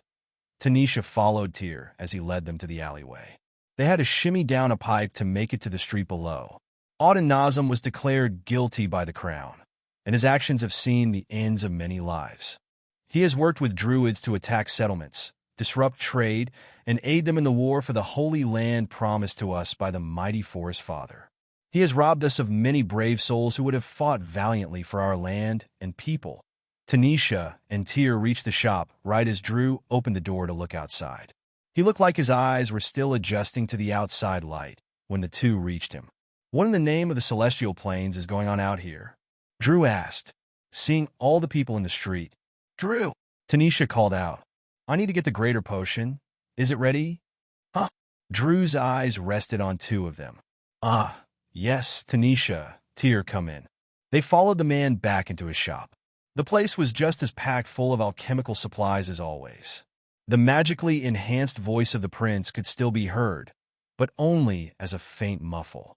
Drew led them to the counter, where he was obviously working on another potion. If not for the urgency of the situation, Tanisha would have inquired as to what it was. The potion came out beautifully, Tanisha, Drew said as he walked around the desk and towards a locked cupboard. But what is going on out there? The Nazim are being executed for treason, Tyr responded. Drew shook his head disapprovingly at the news. He unlocked the cupboard and pulled out a bottle with a sparkly blue liquid inside. He returned to the counter and placed the bottle down so Tanisha could take a look at it. She reverently picked it up, feeling the warmth of a perfectly brewed greater health potion. The magic within gave off a slight glow, and the liquid within seemed to have sparkles that danced about. Tanisha told Drew she was leaving the city and apologized for the short notice, as it was unexpected even for her. He was understanding, and she got the feeling he knew something was going on, but didn't want to pry. She was thankful for that, but promised herself that in a few decades, if he was still alive, she would visit. The two Wendigo left the shop and were once again bombarded by the voice of the prince. As we gather here today, justice will be served, not just for the Nazim, but also for all of his accomplices. The Fidel family, the Draci family, and the ISI family will be the example for all those that defy the kingdom and undermine the safety and stability of our realm. Tanisha's eyes snapped on a tear, who had frozen in place when he heard his family name called out amongst the traitors. Without a word, he took off running, pushing people out of the way as he did. Tanisha followed him as they made their way to the ISI estate. 63, Traitors Bjorn waited with a wagon attached to him among the other wagons. The horses weren't the fondest of him, and he could tell they were somewhat nervous having him in their vicinity. He ignored them and instead turned his attention to Joha and the goblins as they planned their route out of the city with Iza's help. Dryfa walked into the small huddle when she saw the group readying for departure.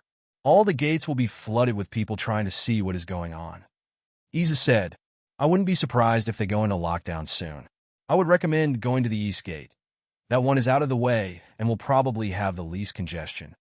She is right, Dryfa agreed. I am sorry that you all have to leave so soon.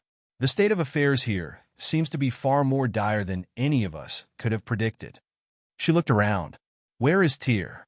He went with Tanisha. She had to get something from the city and should be back soon, Owen responded. Joha looked at the woman for a long time. Who are you? Dryfa appeared shocked.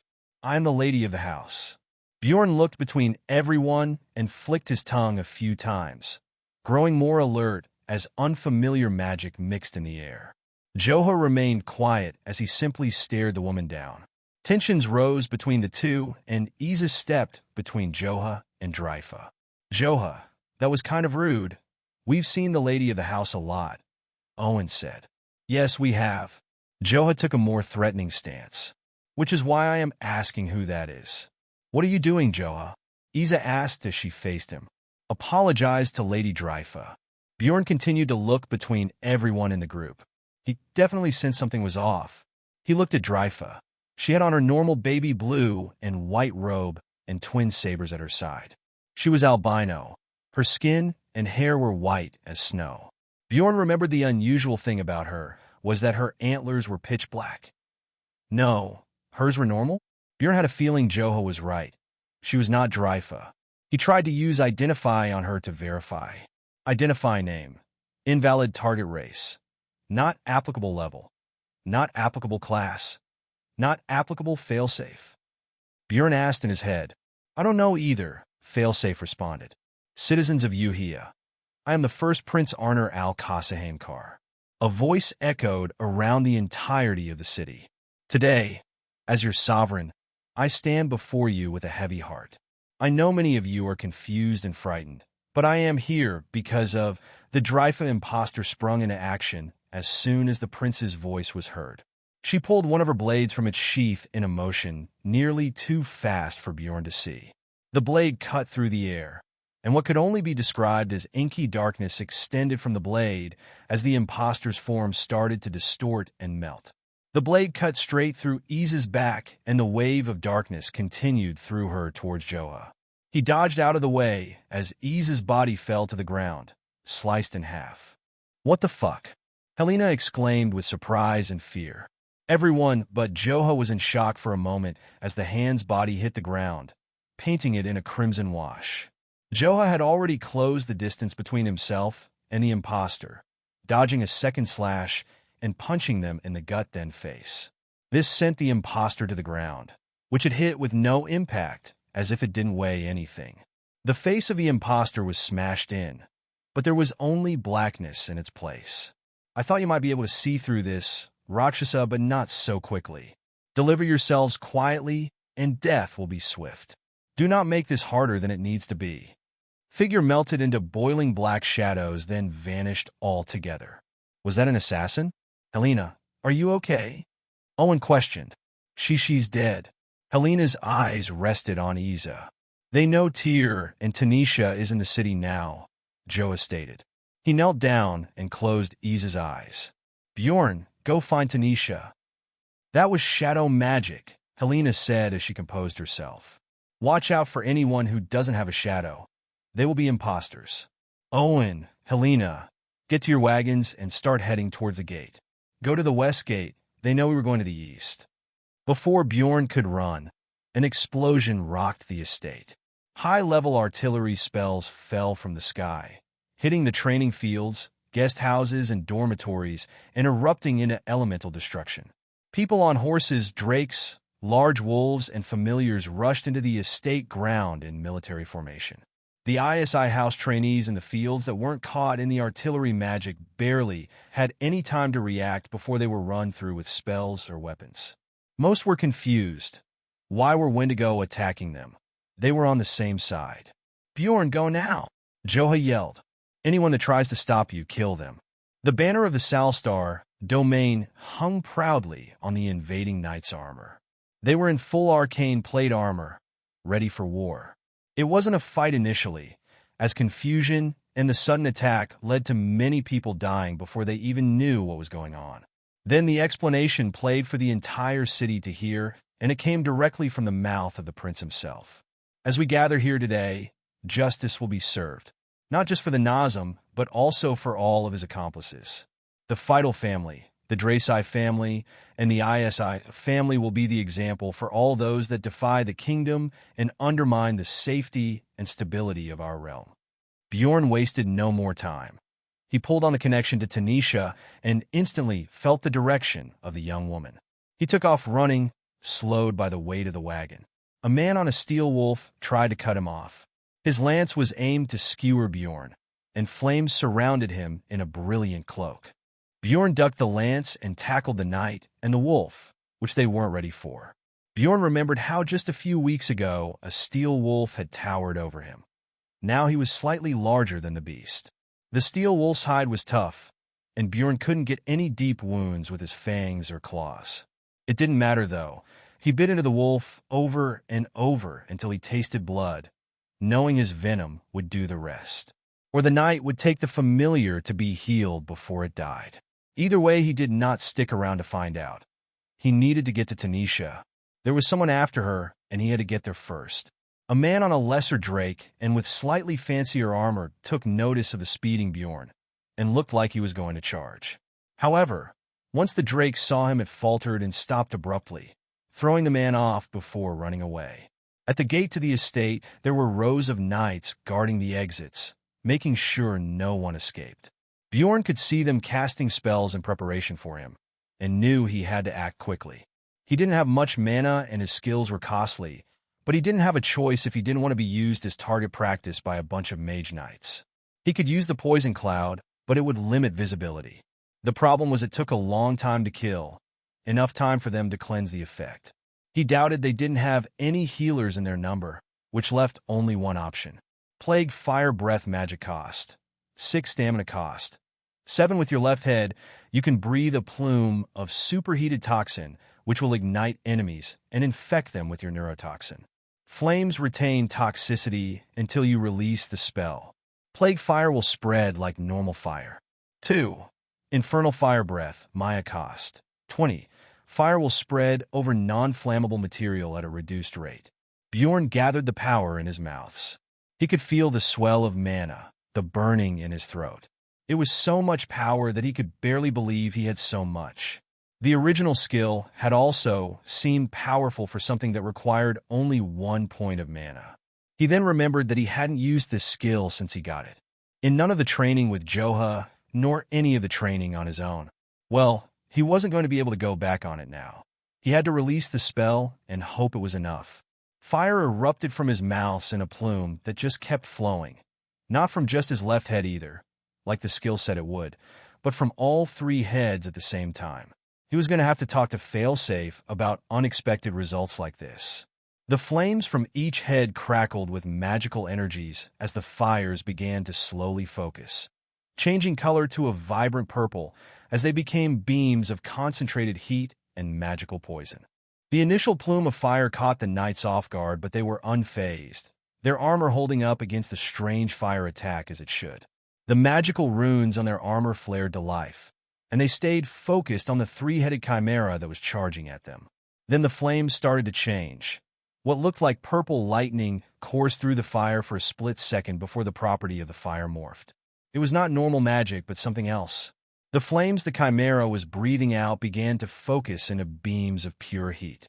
One by one, the runes in their armor started to fail, and men screamed as the heat melted armor to flesh. The beams melted rock, incinerating anything in their way. One stray shot continued past the knights and hit the wall of the inner city, magically melting the reinforced stone with unprecedented power. The chimera broke through the barricade, fire breath still pouring from its mouth, slaughtering the backlands before it managed to finally escape. The fires didn't go out and instead looked to be spreading, all of them with the toxic flame hue. The surviving knights quickly went to save their comrades, only to start coughing up blood and start shaking violently. Some fell to the ground. Seizures ensued as they burned. Still, there were many knights who managed to protect themselves even from the concentrated beam of heat, and many more to replace those that hadn't. The disruption to the backlands was quickly handled. Pyrokinetic mages extinguished the fires and healers went to work saving those they could, and soon the attack on the estate continued. 64. Nothing to say. Tanisha followed as best she could behind Tyr as he used his far superior parkour skills to bypass the crowds in a mad dash back to the ISI estate. Tanisha could feel Bjorn's emotions through their bond and knew something was wrong. He was scared, not for himself, but for her. As she fearlessly jumped from one building to another, a shadow flew overhead. Tanisha's eyes shot up just in time to see Thyra's familiar, Magnus, diving towards them. Tyr, look out! Tanisha screamed as she dove to the ground. Tyr turned to look at her, then up to the wyvern, only seconds away from catching him with its talons. He only had a moment to react, and he used that moment to push his chakra into a flash step. Even with the enhanced speed, he was nearly clipped by the wyvern, as the beast flew by the wind, nearly pushed Tyr off the building. He stood precariously at the edge, waving his arms, trying to balance. Tanisha managed to catch onto his waistband before he fell and pulled him back up. That was Magnus, Tyr said. The hand just tried to kill us. Yes, and we need to get down before Magnus circles back, Tanisha said. You're right, but we need to get to the estate, Tyr said. They're attacking my family. Why? I don't know, but let's get moving. Quickly, Tanisha said. The two ran, looking for any spot they could safely descend from the rooftops. The flaps of the wyvern's wings drew closer as it came in for a second pass. A break in the connected building was just in front of them when the screech of the enraged creature resounded. The two dove down right as a talon whistled through the air. The displaced air from the creature blew both of them off course, causing Tanisha to hit the wall of the next building. The pain was minimal, but the suddenness disorientated her as she continued to fall. Tyr landed with ease and reached up and caught Tanisha before she hit the ground. You okay? Tyr asked as he set her on her feet. Yeah, thanks, Tanisha responded, shaking her head. Which way? Tyr looked around. There was panic in the street, and people were starting to run. No doubt, because of the large wyvern familiar flying closely overhead. That way, we'll follow the crowd as much as possible. Stay beside me, Tyr said. The two took off, running into the crowd, quickly pushing their way through the confused masses. At first they thought the crowds were panicked because of the familiar, but the sound of fighting told another story. There were royal soldiers in combat with disciples of the ISI family's material art. The disciples were outnumbered 5 to 10, and more soldiers were on the way. Apparently everyone associated with the ISI were also being branded as traitors and captured or killed. "This is tyranny," one of the disciples said as he deflected a sword strike. "The ISI family has done nothing wrong." Tyr stopped at the sight. He obviously recognized some of the men being cornered. He turned to Tanisha, conflicted as to what they should do. If they helped, they would give away their position, but if they didn't help, those men were going to die. Tanisha summoned the twin daggers from her necklace inventory. "I'm with you," Tanisha said. "It's not your fight," Tyr told her. "I'm not going to just leave the ISI to fend for themselves," Tanisha stated. Tyr nodded and unsheathed his sword. She could feel the air drop in temperature as Tyr focused his chakra. Lines of power traced from his body into the weapon as he charged forward, using Flash Step several times. Tanisha had never wanted a power as much as she wanted an ability like Flash Step, or Maya Blink, or even just regular Blink. She still hadn't been able to figure out how she managed to do it accidentally, even with instruction from Helena and the ISI disciples. Tyr was able to join the fight in a few seconds and parried the blade of a surprise soldier. He then followed the momentum, jumping and kicking the man in the face to knock him out cold. The disciples were excited to see Tyr join the battle, especially as he managed to take out one of the soldiers. Time was running out, and they needed to defeat the other soldiers before more showed up. Tanisha took the time she had running to use hydromancy, resummoning her water construct using the daggers as wands to direct her power. The daggers she'd received as part of a gift from the ISI were beautifully constructed, each one designed to be used as a magical implement as well as a deadly weapon. Once the orb formed, she immediately used water missiles, aiming for joints to disable the opponents. She was able to hit 2 of the soldiers in the legs. Their armor mitigated some of the damage, but failed to protect completely as water sliced through flesh and bone. One of the soldiers turned to face Tanisha. He had a long Fauchar polearm which he focused mana into, causing the weapon to spark with electricity. It was obvious the man was a wizard. He struggled to use the little mana he had. The effect of the weapon most likely came from the runes on the weapon and not the man himself. Still, the man was trained. Whether he was a mage or not didn't matter if Tanisha couldn't defend herself. Tanisha used her agility thanks to her buffs to avoid the spear. The blade flashed through the air, nearly cutting her tiara. In another 2 steps, she managed to enter the spearman's personal space, avoiding a desperate 2-handed push with the polearm. She stabbed the man in the elbow joint, then used the water missile to shoot out his knee. She then kicked him to the ground, disarming him in the process. Tanisha recalled her water, which formed back into an orb. By the time all of her liquid had been gathered, the soldiers were all defeated, but the street had cleared considerably. She could see more soldiers pushing through the remaining crowd and decided it was time to make a hasty retreat. Tanisha couldn't help but look up, and to her surprise, Magnus was nowhere to be seen. Tyr and Tanisha ran into another alley with the disciples, a shortcut one of them suggested. They hid for a little while, hearing the sound of armored footsteps run past. They let out a collective sigh of relief, finally having a moment to catch their breaths. Tanisha decided to use her Identify on each of the 5 disciples. Identify name, Svan Low race. Wendigo level, 54 vocation. Mystic Swordsman Identify name, Invalid target race. Not applicable level. Not applicable vocation. Not applicable Identify name, Olaf Blastwell race. Wendigo level, 11 vocation. Chakra Blade Dancer Identify name, Ingvar Hamley race. Wendigo level, 7 vocation.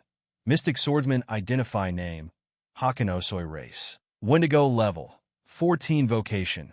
Mystic Spearman Tanisha rubbed her eyes when she saw the invalid target name on one of the men.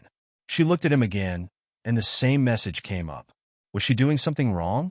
The man seemed normal, They were all crouched down and tense as they waited for an opportunity to move. Tanisha wasn't sure if she was just stressed out, but that couldn't be the case as she was allowing the Maya to block out distracting emotions at the moment. So something was definitely not right, but she couldn't put her finger on what. The silence was broken by Olaf. He was in normal clothing. Master Tyr, Kalbian is dead. He's what? Tyr asked breathlessly. No, that can't be right. I am sorry, Svan, the largest of the group, said as he clasped on a Tyr's shoulder. We were at the execution. I was one of the ones that went with him. When we were seen in the crowd, they singled us out. Soldiers and Salstar knights came after us. They targeted him before we even had a chance to defend. I was the only one of that group who survived. Tyr grabbed the man by the collar. Then why didn't you defend him, he screamed. He was the patriarch. You were supposed to defend him, Svan. Tyr, Tanisha said as she reached out for him to stop. No, he is right, Svan said defeatedly. I failed him. Right now, can you all shut the fuck up? Or did you forget we're still being hunted? Ingvar whispered. I'm trying to not die today because I joined a bunch of traitors. What in the infernal plains did you say? Tyr said as he pulled out his sword. The ISI are not traitors to the kingdom. Look, we're the ones hiding in an alleyway. I just joined the training because it was required to become a town guard. Ingvar said his attitude was obvious. Now, because I was wearing this damn outfit, I'm a traitor too. The man pulled out his own sword. I say we turn in the little traitor Spawn and his girl back there, and then we can go free. You son of a bitch, Tyr said as he took another step towards the man. Håkon pointed the end of his spear at Tyr to keep him from getting any closer to Ingvar. He's right, Håkon said. I ain't trying to die for you, Tyr, and I damn sure am not going to make the first prince my enemy. What about you, Svan? Whose side are you on? Tyr took a step back, away from the men. Sorry, Tyr. Olaf said as he pulled out his twin short swords. That's another one that's seeing reason. Svanleaf, what do you say? Håkon questioned it. We just saved you all, Tanisha said. And you're about to do so again, Håkon retorted. Leaf, the man that Tanisha couldn't identify, pulled out his sword. He had a wide smile across his face that seemed so unnatural. Something about the man wasn't right. But Tanisha couldn't put her finger on what exactly it was. Håkon patted the man on the back in celebration for choosing the right side. That just leaves you, Svan. What's it going to be? You don't have to die for those people. He's our ticket out of this mess, Håkon said. Shame, Svan said with a sigh. Your loyalty was so fickle. I stand with the ISI. 65. Could use some support. Tensions were high as everyone stared each other down. The feeling of something about to happen, an explosion of motion, the chaotic clashing of bodies, the desperation of fighting for one's life. Despite the chaos in the city, it seemed so quiet in the alley as both sides were frozen in place. They all seemed to be waiting for some unseen force to break the tension and make the first move. Who moved first? What finally set off the chaos? No one knew. It all happened seemingly simultaneously. A spear flashed through the air, and a sword moved to deflect. Someone jumped out of the way of a slash of frozen air. Water moved as straight as an arrow into the unprotected stomach of Håkon, piercing through him before he could react. A second shot was deflected by a skilled sword, saving the man from certain death. A dodge, a slash singing through the air, then blood in the alley. In mere moments, Olaf was dead. Tyr's frozen sword stuck through his neck, and his twin blades clattered to the ground. Håkon the spearman had lost a lot of blood from a water missile through the stomach and was slumped against the wall. Ingvar looked like he was about to run as he hid behind the ever-smiling Leaf, whose features seemed to grow more uncanny as the fight went on. Leaf and Svan's swords were locked in a bind as the two men positioned themselves to overpower the other. Yield, Leaf, and we'll let you guys go, Svan stated. We didn't want this fight. No, I don't think I will, Leaf said as he seemed to gain strength and push Svan back. Tyr dies. The man pressed the bind more, using only one hand, which surprised everyone. Svan pulled himself away, positioning the blades to allow him to flash step back a few feet, only for Leaf to jump the distance in an instant, his sword covered in an inky blackness as he swung. A wave of darkness traced behind his strike which flew outward, scoring the walls of the alley and cutting through Sven's chakra-infused blade as he tried to defend himself. The horizontal arch of shadows continued outward, but Sven managed to dodge by bending backwards at the knees, placing a hand on the ground for a backflip. He kicked Leaf in the jaw with the maneuver. Tyr and Tanisha only had moments to recognize and duck the thin arch of darkness magic before they were hit. Håkon wasn't so lucky. The wave cut through him at the waist, and he fell in half to the ground. Tanisha recognized the magic type and knew who it was. They were dealing with Loki, her mother's right hand. It wasn't him in the flesh, but one of his shadow constructs which could take on the shape and appearance of others. The fact that one of them was here was not a good sign. Thyra's wyvern familiar above and Loki's shadow constructs below. They were being hunted by the hands, but they weren't after her. They wanted Tyr. This wasn't a time to be thinking about that. Tanisha shot her water missile at the construct to give Sven cover as he retreated without a weapon. The construct deflected the water with a swipe, despite the fact that the entire lower jaw was missing from where Sven's kick landed. There was only black void in the place of the missing maw. Sven picked the twin swords off the ground from the deceased Olaf, just in time to defend himself from another attack. Tyr took the opportunity to use his speed and acrobatics to jump on the wall and flip over the construct with an in-air flash jump. The construct pulled a second sword made from pure darkness to block a sword swipe aimed for its head. Tyr then jumped away, having successfully split its attention enough to allow Sven to break its defense with his twin short swords. Tanisha saw an opening. They gave her a clear line of sight, and she released a water missile that struck the construct in the head. It fell to the ground and dissipated into boiling shadows. "Help! The ISI traitors are over here!" Ingvar screamed as he ran, throwing his sword to the ground.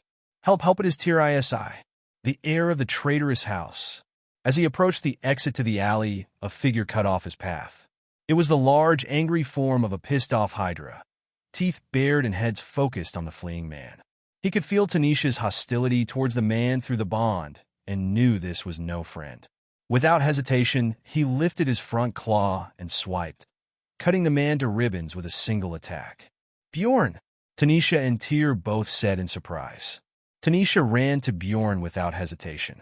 "We need to move, guys." "Right," Tyr responded.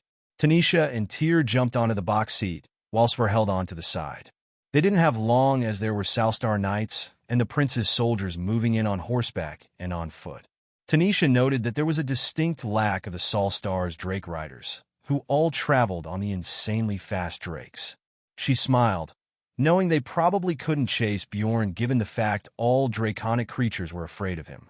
She looked up and saw that there was no sign of Magnus, either.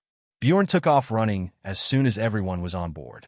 "We have to get back to the estate," Tyr yelled. "Bjorn, turn right at the next street."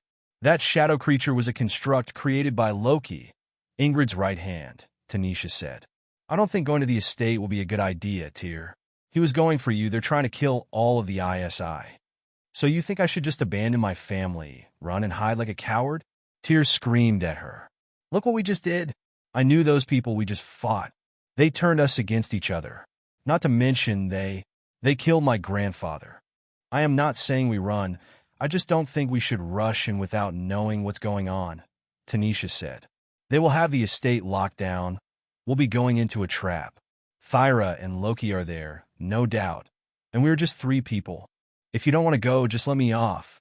I will go alone. It isn't your fight after all, even if it is your former family." Tyr clenched his fist. "No way in the infernal plains I am leaving, Tanisha." He stood up, ready to jump off the speeding wagon. Tanisha grabbed his wrist hard enough to make him wince. "I'm not saying that, and don't you fucking jump off this wagon and do something stupid and get yourself killed. Do you know a back way or something? We can't go in the front." Tyr looked at her for a long moment, then to Sven, who nodded. "There is a back way out of the estate. It's hidden underneath it." Tyr relented under Tanisha's gaze. "We can probably get the wagon down there. I know of a hidden entrance not too far from here. I'm sure if there are any evacuees, they'll be using the escape tunnels in the dormitory and guest house." "Everyone get ready to defend the wagon," Sven interjected. "We have company." Tanisha and Tyr turned around and saw 4 cavalrymen. They were knights of Velhade and had the Salstar domain crest on their breastplates. Each of the men had long lances poised which coursed with magical energy. Tanisha could tell they were wizards, using enchanted gear to provide magical effects. She aimed her water missile at the leading man, only for it to be completely negated by a shield that glowed as the water hit it, leaving only superficial damage. Tyr and Svan held onto the sides of the wagon as the knights closed the remaining distance. The air got colder as they circulated chakra into their blades, deflecting the knights' attacks as they aimed for the wheels of the carriage. Tanisha fired her water missile again, but was disappointed in the result. The knights merely raised their shields or were unaffected as their armor successfully protected them. Tanisha reached her hand into the remaining small water orb. In a second, the mana was absorbed back into her body. She figured if it didn't work, she should try something else. Right as she prepared herself, one of the knights jumped from his horse onto the top of the wagon. He pulled out his sword, which caught fire as he coursed his magic into the runes. Tanisha acted immediately, putting her daggers into her storage necklace. She jumped from the box seat onto the wagon roof along with the knight. She was sure to control her breathing and Maya as she threw several punches, causing blasts of Maya to shoot towards him. He slashed one of the Maya waves, splitting the infernal energy, and blocked the others with his shield, which glowed brightly as the metal heated and creaked, but held strong. The knight used flash step aided by his enchanted boots, and Tanisha had to weave out of the way of the first strike with his sword. It passed through the air where her head had been a moment prior. The heat from the flame around it kissed her skin, but didn't hurt thanks to her buffs, the mana armor, and Maya cloak. The wisps of blue-green Maya grew more substantial, partially obscuring her form from her attacker. She moved to dodge the follow-up strike, only to realize too late that it was a feint and was bashed with the man's shield. Tanisha was thrown off balance and tasted blood in her mouth as the man jabbed forward with his sword to impale her. She twisted her body in the air, right, as Bjorn abruptly jolted the wagon, one of his heads watching the battle between Tanisha and the knight. The knight lost balance, and the sword scraped Tanisha's scale armor along her side. The heat seared her skin even through her defenses, and she had to sidestep a second attack, but the knight made a mistake while he was off balance, leaving himself exposed. He tried to slash her again, but she ducked under the blade and came back up at his side. Tanisha uppercut the knight directly in the beaver of his armor underneath the chin. Maya exploded out from her with terrifying force, shattering the steel as the protection runes burned out, sending shrapnel inside the helmet with a sickening squelch as the man was lifted into the air and over the side of the wagon. "You guys okay down there?" Tanisha asked. "Could use some support," Svan stated. Tanisha pulled out her bardiche from her necklace inventory. She had far better control over magic with it as a medium than casting with the knives. They were decent ones thanks to their design, but she'd had the bardiche runes altered to fit her magic far better. A mage's medium could change a lot about a spell, making them more potent, efficient, or even change properties of any spell cast with them. "I got you," Tanisha said. "Just 3 more to go." 66. Escape is the only option. Ingrid stood atop the walls of the fort palace. She watched with a grin as the masses below were forced into their homes and business by the knights and royal soldiers. Martial law would soon be in effect, and her new seat of power was well within her grasp. Once the inner city was under her full control, the rest of the fort city would bow easily. The Nazim were dead. They had grown fat with opulence, weak with complacency, and now their bloodline would rot in the dirt where it belonged. All that was left was to please the prince with her absolute victory over the corrupt families within the inner ring. The Feudal family was a mafia that ran rampant throughout the territory. They gained political power over the past 50 years by corrupting the inner ring. The Draci family were wealthy merchants and druid sympathizers who spread the ridiculous message that Wendigo and druids could share the Holy Land. Finally, there was the Isi family, who undermined the superiority of their blood by denying mana granted to them by the Forest Father. They chose to spread the filth that was material users, the accursed art created by humans and their lessers. It was the very thing humans had used to hunt Wendigo during the war with them only a millennia ago. Ingrid let the thought go. Soon they would all be dead, them and their teachings. Standing a few feet from Ingrid was Loki. The man was a darkness mage, and one of the most powerful Ingrid had ever known. He'd been her right hand since she was a little girl, and had served her dutifully even when she married into the Salstar noble house. He knew her ambitions better than anyone, her craving for power and her desire to one day shine as the strongest in the kingdom. She respected him as a friend and confidant, one of the few people she was close to. "How are things going out there?" Ingrid asked. She didn't turn to him, instead continuing to look over the city. Loki was silent for a moment, which didn't bother Ingrid as she knew he was controlling dozens of shadow constructs spread about the city. His awareness was also spread with each construct, and while she didn't know the full extent of that spread, she was well aware of the toll it had on the cognition of his actual body. The fact he could communicate at all was testament to his skill with the spell. The Fatal family heads, as well as their second and third rank crime lords, have all been captured. Loki's voice was completely impassive while he was controlling so many shadow constructs. Minimal casualties. The heads are being executed as we speak. Their estate had 5 children. All have been captured and are being transferred. Ages 5, 7, 10, and 2 under 1 year old. The Draci had a defensive precaution around their estate and mercenary guards. We had 5 casualties. The estate was leveled, no survivors, all of the family members were confirmed dead. The fight with the ISI is more intense than we anticipated. Many of their disciples were present at the estate, and combat is still underway. We have confirmed the deaths of the ISI, Patriarch Colbian and Matriarch Freyr. We have also secured the 2 daughters of Rolf and Dryfa, ages 5 and a baby less than 1.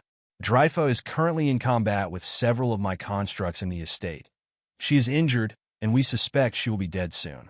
Rolf is holding the line outside to buy time for survivors from the initial artillery magic to escape through underground tunnels. I have several constructions hidden amongst the escapees to see where the tunnels leads. "Where is the ISI family heir?" Ingrid asked. Tyr was outside of the estate during the attack, Loki said in a monotone voice. One of my constructs hidden amongst a group of ISI disciples in the market engaged him once the group turned on him. "So he is dead then?" Ingrid said assuredly. "No, the construct was destroyed. One of the disciples sided with him and Freyja. Their whereabouts are currently unknown," Loki said. "Freyja is with them? That will slow them down at least," Ingrid mused. She was the one who destroyed the construct. "She used hydrokinetic magic," Loki corrected. "What? This is no time for jokes, Loki. I didn't even know you could in that state." Ingrid turned to face the veiled man. That failure could barely use mystic wind hands. "I assure you I am speaking the truth, milady," Loki stated with a nod. Although her magic was odd, there was a mixture of something in it. I suspect it was Maya, given the fact she is a disciple of the Rakshasa. Ingrid considered her next words for a moment.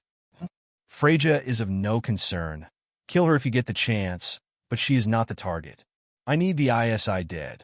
They're your priority, everyone else is secondary." "Where is Thyra?" "She was at the Fatal family raid and is on the way with Magnus to the ISI estate as we Loki suddenly dropped to his knees, breathing heavily. "What is it?" Ingrid inquired. 7 of my constructs were destroyed simultaneously at the ISI estate. Loki said with more color to his voice now that his attention wasn't so divided. "The tiger demon has entered into some rage state or something. I have never seen a demon do that." Ingrid was displeased at the revelation. The Rakshasa was a concern, but nothing that should warrant her direct attention. Ingrid had no doubt that if Loki wasn't spread as thin as he was, he could handle the demon on his own. The more constructs he had out, the less powerful they were. That was most likely the reason Tyr managed to escape, and her failure of a daughter managed to destroy one. This was becoming tedious, though, and she wanted results quickly. "Do I need to go?" Ingrid asked.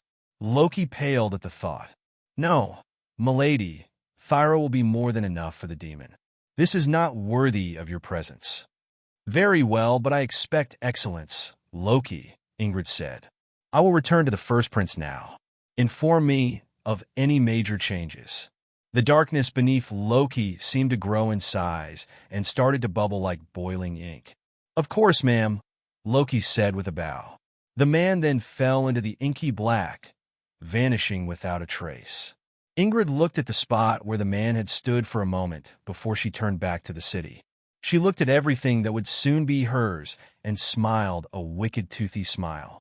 She then walked away, humming a sweet melody. The tunnel was dark, but the glowing water orbs helped everyone to see. There weren't many civilian survivors from the bombardment of artillery magic. Helena and Owen did what they could to protect people when Rolf and Joha had cleared the way for an escape into the tunnels beneath the estate. The ISI disciples wanted to make sure the women and children got away while they held the line.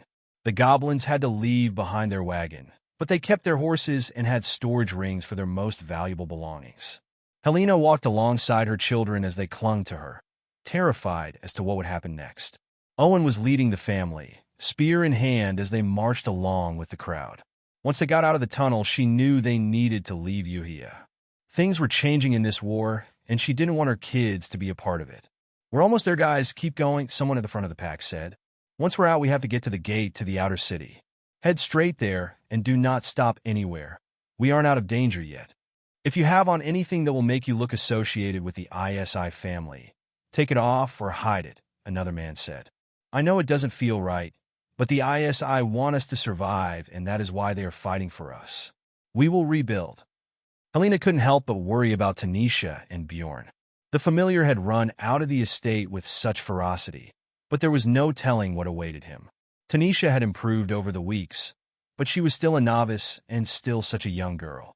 The goblin mother couldn't help but feel like she should help her. Tanisha reminded her so much of herself several centuries ago. Lost, afraid, and forced into one shitty situation after another because of forces out of her control. Helena couldn't help but fear the worst, that Tanisha was dead. She looked down at her own kids and resolved they would get out of here alive. The group came to stop at a massive stone door. Two men reached out and placed their hands on the edifice, and lines of chakra lit up along carvings. The door shook as stones separated, scraping against each other in a long line. Fresh air and light flooded into the tunnel, but soon so did the sounds of combat. "It's Master Tier," one of the men said. "If you can fight, we have to help him." Owen turned to face Helena and his sons, determination on his face. "I got them," Helena said. "Protect your mother, Wyatt." "You too, Caleb," Owen said. He then met his wife's gaze. "I will be right back." Helena watched as Owen ran off. A man, one of the mystic swordsmen, passed by and nearly bumped into her. He looked focused on getting to the front to help, and she would have let it go, but noticed something strange. She wouldn't have noticed it had she not been so cautious ever since Isa was killed. The man didn't have a shadow. She had to think quickly. Helena knew that she couldn't do anything to draw attention to the darkness construct while it was mixed in with the crowd. Most of them were non-combatants, and one of its retaliatory shadow arches would kill most of the people in the tunnel. She needed to follow and take it out once it left, before it got to the real ISI disciples. "Stay with the horses," Helena said to her children. "I will be right back." 67 Lost to emotion, Bjorn finally made it to the location of the secret ISI tunnel. The location was off the road in a forested area of the inner city. The entrance didn't look like much, just a rock face nestled against a pond. There were no indications that it was actually anything of note. The problem was that there were still a few knights chasing them. After Tanisha killed one of them, the others only became more furious in their attacks. The knights were all wizards using enchanted armor that both enhanced their abilities and offered excellent protection. Tyr, Sven, and Tanisha had successfully held them back, but the armor was a tough obstacle. They decided to hold their ground at the entrance. Bjorn wasn't as useful as he wanted to be since he was hitched to a wagon, which made it difficult for him to turn. Right as the clash between the knights and the party began, the rock face that made up the hidden tunnel slowly opened. Bjorn saw cautious faces inside the dark tunnel. Then a man quickly stepped out when he saw Bjorn. "It's Master Tyr," the man yelled. "If you can fight, we have to help him."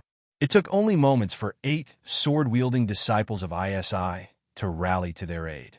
The majority of the crowd, about 32 in total, seemed to be women and children. The sword wielders were the only men in the group. Bjorn was happy to see Owen run out of the crowd with his trusty spear in hand. "Help the master!" a man screamed. "Don't let the knights escape." Bjorn turned his attention back to the knights. They seemed panicked at the sudden influx of enemies, but were unable to disengage. However, his attention was again taken by the taste of darkness magic in the air. His heads immediately looked for the source because that taste could only mean there were more shadow constructs. Each head identified a different person amongst the crowd of new warriors running towards the fight with the knights. "You see anything?" Bjorn asked Failsafe. "Bjorn, look out!" Helena's voice rang out at the same time Failsafe screamed in his head. Bjorn turned one of his heads and saw her pointing at a man only a few feet away from him. His sword stabbed forward and pierced Bjorn's side, causing the familiar to roar in pain. Bjorn immediately retaliated with a swipe of his claws, and he felt the sword slice downward out of him as the construct dodged the attack. Bjorn tried to quickly give chase, but the wagon prevented him from being able to turn and attack. Bjorn was a long way from out of the fight, but the sudden attack caused everyone to wonder what was going on. Tanisha was almost impaled by a blitz strike from the knight she was fighting when she turned to see what had happened to Bjorn. She was saved by one of the new disciples, who used Flash Step to enter the fight. She had to go back into her own battle. The momentary distraction almost cost the girl her life. Owen came to Bjorn's side and thrusted his spear forward with precision. The construct dodged the spear that aimed for the spot its head had occupied mere milliseconds before. The goblin was relentless, though more strikes followed, faster each time. Before it could counterattack, a single beam of glowing water hit the construct's head, making it go limp on the spot. Bjorn followed the stream of water with his eyes back to Helena, who had collected water into 3 glowing orbs. With this enemy dealt with, Bjorn had to turn his attention to the others. He still tasted the darkness magic in the air, so he used Identify on the newcomers. An unusual error message appeared for one of the disciples that was moving in a beeline straight for Tyr. Right as he turned his body, he saw another error message, this one in the crowd of people behind Helena. The construct looked like a child, but as it ran towards the unexpecting goblin woman, its arm elongated into a thin blade. Bjorn roared, which temporarily caused everyone to freeze in place. Except for Tanisha, who was completely unaffected. It wasn't a natural freeze either. It was some sort of intimidation roar. Bjorn's confusion turned to frustration as he discovered yet another power before failsafe. Tanisha was confused, but used the moment she had to place a well-positioned punch on the knight she was fighting. The world was frozen for only a moment more, and Tanisha used her connection to Bjorn to get a sense of his hostility towards a man frozen in place who was running towards Tyr. That person was a construct she knew for certain after she used Identify on him. However, it wasn't the person Bjorn was focused on the most. He started moving towards the open tunnel, and when Tanisha saw why, she took off running. Tyr, there's a shadow construct behind you, she yelled, running in the opposite direction. Helena, run. The effect of Bjorn's intimidation roar wore off, and everyone jolted back to life. The warnings Tanisha had yelled reached everyone. Tyr used Flash Step to dodge the construct that aimed to assassinate him. Helena, on the other hand, had no time. The construct came to life a moment before she did. Its blade was already whistling through the air before she could move. Bjorn and Tanisha pushed as quickly as they could to get to the goblin mother. The blade hit flesh, then bone, then flesh before exiting her neck. Helena! Tanisha screamed. Helena's body fell to her knees before slumping over to the side, head rolling free. The construct wasted no time and ran toward the furious pair. Its body elongated until it was only humanoid in shape, but pitch black in form. It dodged Tanisha's punches easily, even as Maya poured out of her like a fountain. No longer blue-green, but fully red as she unintentionally delved deeper into her connection to the infernal plane. She let the Maya flow from her and fully embraced the infernal influence. The power and rage she felt threatened to corrupt her as it had Bjorn a few weeks ago. Her mana veins felt like they were on fire as they dug deeper into her and started the construction of Maya meridians. Pain only further caused her mind to swim in the sea of power she felt within the Maya. It made her want to relinquish all control to it. She could feel the promise of power within it as her body moved on its own. Racial evolution progress. You have met the requirements to ascend racial hierarchy. Your core has been touched by the infernal planes, and where some would crumble, you have thrived. New options unlocked. Please select one option to evolve. Current. Wendigo, normal. Evolution 1. Nature's Wrath, greater. Evolution 2. Hern Hunter, greater. Please assign racial hierarchy within 2 days, or evolutions will be lost. Evolve into Nature's Wrath, greater Wendigo. Yes/no. Evolve into Hern Hunter, greater Wendigo. Yes/no. Tanisha closed the window, her mind too far gone to comprehend what it was telling her. In her crazed state, she failed to even defend herself as she struck out against the construct. The sword-like appendages sliced her, but couldn't penetrate deeply thanks to the Maya cloak, which had become more substantial. Deep or not, she was being covered in wounds which flowed with Maya instead of blood.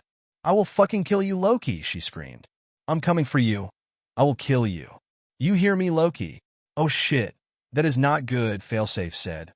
"She's doing the same thing you did." "What do you mean?" Bjorn asked. "Her core is a fusion of Maya and mana by the looks of it," Failsafe said. "But right now the Maya is in control." Bjorn joined the battle. He was marginally slower than Tanisha because of the wagon and his injury. When he arrived, he immediately snapped with his powerful jaws, one right after the other, down onto the construct. He managed to crush one of its arms before Owen jumped into the fray. His eyes had tears running down, but his gaze was sharp. Between the three of them, it only took moments to land a fatal shot on the construct, which fell to the ground. Tanisha jumped on it, her mind nearly entirely lost to the Maya as she bit, punched and clawed at the rapidly vanishing construct. She stood once it was fully gone, her Maya-induced rage causing her to scream obscenities. "Helena." Owen dropped his spear and ran to the downed woman. The quivering voice of the man seemed to bring some reason back to Tanisha. Bjorn used 2 of his heads to get a good look at their surroundings while the third focused on Tanisha. Tyr was okay, other than a nasty cut on one of his arms. All of the knights were killed along with the shadow construct. The battle was over, so Bjorn focused back on Tanisha. He grabbed her gently, being careful not to cut her with his claws, and forced her to look at him as she had done when he was lost to the Maya. "Bjorn," Tanisha asked as tears flowed. "It's not fair. It's not fair." The Maya she was breathing out slowly shifted in coloration, fully green this time instead of the blue-green it had been. After another minute, it slowly shifted in color again until it was fully white. Once she was calm, at least in terms of Maya, Bjorn let her go. He could feel her emotions, and he felt them shift in her. The turbulence was soothed by the Maya. She let it take away her distress and sadness. Bjorn didn't think it was a healthy thing to do, but understood why she would. Now was not a time to be lost to emotion. They were still in the middle of the enemy's territory, and only smart decisions were going to get them out alive. 68. The 6th form of the Rakshasa demons were not known for their compassion. In fact, they were quite selfish, most of the time acting on things that brought them pleasure and forsaking anything or anyone else. Most demons loved the Maya and how it defended them against responsibility and accountability. They could do whatever they wanted and choose to feel nothing but the pleasures of life. For the longest time, Joha had been like that. For nearly 200 years, all he'd done was fight and crave power. The way of the Rakshasa was the way to power, and he'd fully immersed himself into that philosophy. However, things had changed when he realized the truth of Maya. The infernal power it granted was that of life, not death. It sought to protect those touched by it in a misguided way. Joha allowed himself to feel and taught other demons to do the same, but his journey took him across the sea. He was no longer Joha of the Bloody Fong. He was simply Johabadi, a spice trader. He thought that life had a funny way of drawing people back into things they thought they'd left behind. Joha sought peace, not power. He wished prosperity to those he came across, not pain. So when a girl beaten and bloodied by the world came to him and asked him to prepare her for the life he'd left behind, his heart broke, but he understood. She had drive and purpose, but there was a long and bloody road ahead of her. Deep down, he wished he'd convinced her to break the bond with Bjorn. Maybe then her path wouldn't be so painful. Joha breathed out abyssal Maya, the substance so black it came from the deepest brines of the infernal plains. The power changed him as it always did, wrapping him in darkness as energy crackled. This reality, this lower plane, struggled to comprehend Maya so dense. The clash between this power and the world around him caused tears in space and time to form. Pure dimensional energy in the appearance of lightning struck out at anything too close to him. It wasn't lethal, but it wasn't anything someone would want to be struck by. Joha looked around at the bodies of men and women sprawled across the estate.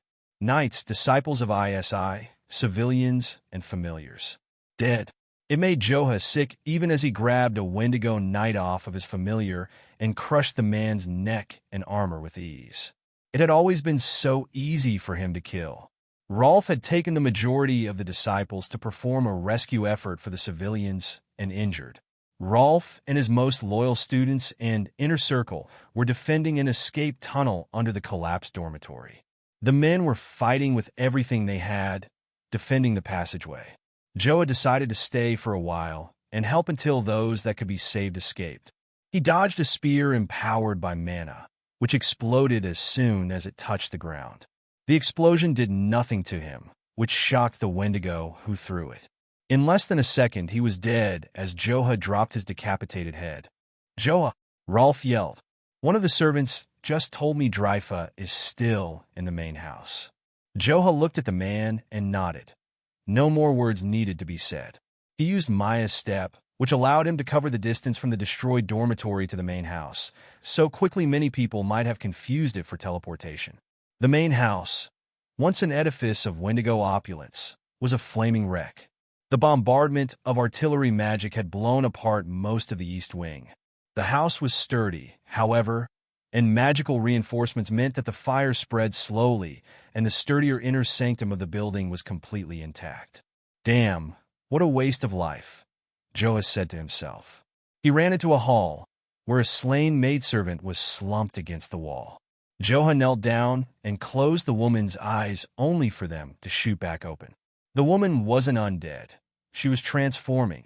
The flesh of her face melted away, leaving exposed bone as blood and meat broke away in chunks. Joha grabbed her throat and restrained her as she lunged at him in an attempt to bite him. He had only ever heard about this dreadful transformation in his travels. He believed it must be akin to a curse given to them by their true. When some Wendigo draw close to death, they can choose to reject passing on, but in doing so they lose a part of themselves. Druids are the same, although they become something different, treants. The woman attempts to scratch and claw at Joha. Her nails became long and sharp talons, her eyes sunken black orbs.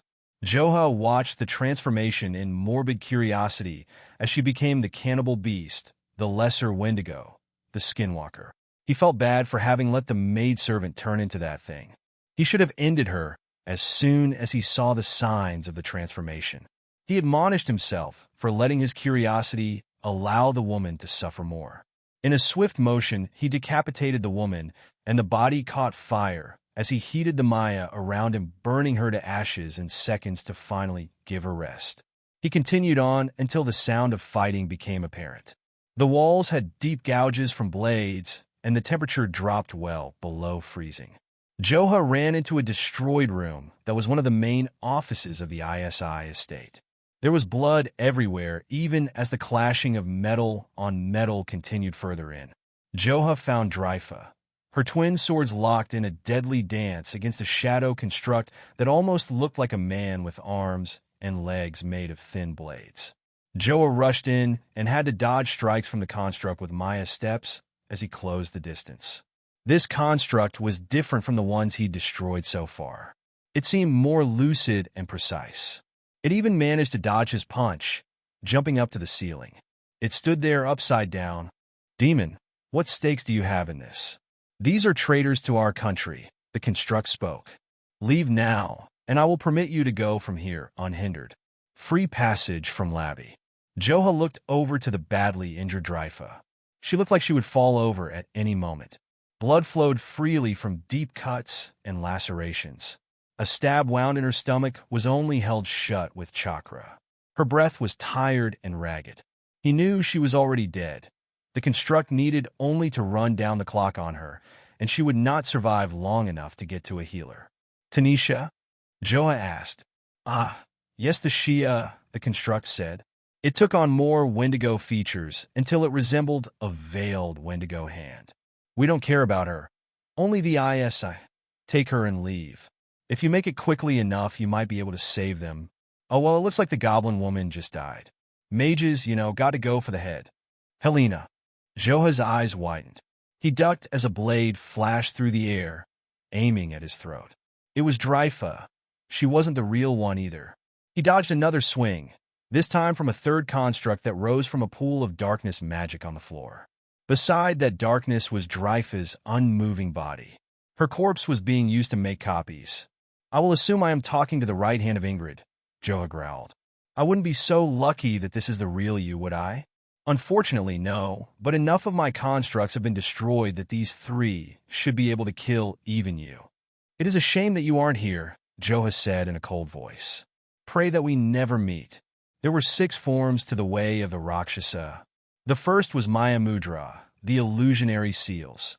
Joha breathed out more and more of the abyssal Maya, even as he dodged the strike and blade arches of a construct. He could not dodge every slash. It would be impossible no matter how skilled he was. But even so, the Maya was so dense and his timing so precise that each cut was little more than superficial. Once the room was filled with the Maya, he reached out with his hand and grabbed a seemingly blank space. The Maya condensed, forming into chains that wrapped around each of the constructs. Joha let out a mighty roar as he pulled the chains. The constructs were all dragged towards him, unable to break free even as they sprouted additional arm blades and attempted to cut themselves free. The second form was the deflection, the Vritravidra, or Thunderbolt Dragon. As the constructs were yanked to him, they continued to strike, only to find the attacks redirected and slammed back into them. As he moved, the chains crawled around them and their new limbs like snakes, binding them together. He slammed them all to the ground, chains tightening.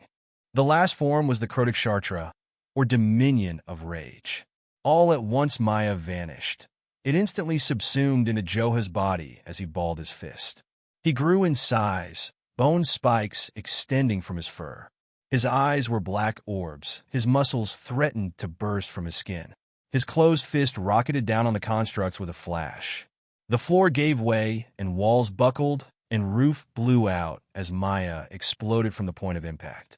The room was reduced to little more than a crater, even with all of its reinforcements, both magical and physical. One construct remained, the one in the shape of the caster. It was indeed tougher than any other he had faced up until that point. Joha raised his fist again, only for the veiled construct to explode into dozens of spikes, which flew in all directions.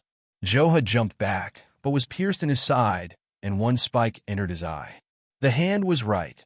The fewer of the constructs were around, the more powerful the remaining were. Joha could not sense mana in the same way magic casters could not sense Maya. Otherwise, he might have been able to sense the buildup of magical energy before the explosion. Joha was concerned that anything less than his most powerful attack, and he wouldn't have won that fight. The destruction of the final shadow construct left Joha injured. His wounds didn't bleed, but instead Maya flowed from him. He was running low on his reserves of infernal energy, and soon he would be at his limits. He billowed out a breath of Maya and felt the power surrounding him. Wow, what a show! A voice called out as Magnus landed on the uncollapsed section of the roof. And here I thought this was going to be boring. Thyra jumped down off of the wyvern. The left hand of Ingrid cracked her knuckles and rolled her neck. Magnus, be a dear and kill Rolf. I got the little demon here. Thyra, yes? I will give you one chance to leave. Joha growled menacingly, his voice like gravel. The woman laughed. Oh, how scary, she said with a wiggle of her fingers. Look, if you took that much damage from Loki while he's spread as thin as he is, you are as threatening as a kitten. Do try to make this fun, though. It has been a while since I killed a demon. 69. Accursed City. Joha did not want to waste any more time fighting here at the estate. He had done his part to protect the ISI, and this was getting out of hand. He didn't have the desire nor Maya to continue fighting, especially an opponent as competent as the Hands. He breathed out red Maya, which surrounded him in a thin veil. His breathing was well controlled, and the flow of his Maya perfect. This was the fourth form, Shakti Vidya, or the Divine Healer. This form allowed one to heal themselves. They must know their body, control the Maya, and have absolute focus in order to utilize it. Joha was a master of the form, as he was with all the forms, and could utilize it even while he stayed alert and carefully watched Thyra. She jumped from the roof into the crater as Magnus screeched and flew off. The Hand didn't rush into attack, and in fact looked quite content simply watching. She even placed a hand on her hip and tapped her foot as if to tell Joha to hurry up. Seeing that she was not rushing to attack him, he decided to use more Maya, breathing out even more to speed up his recovery.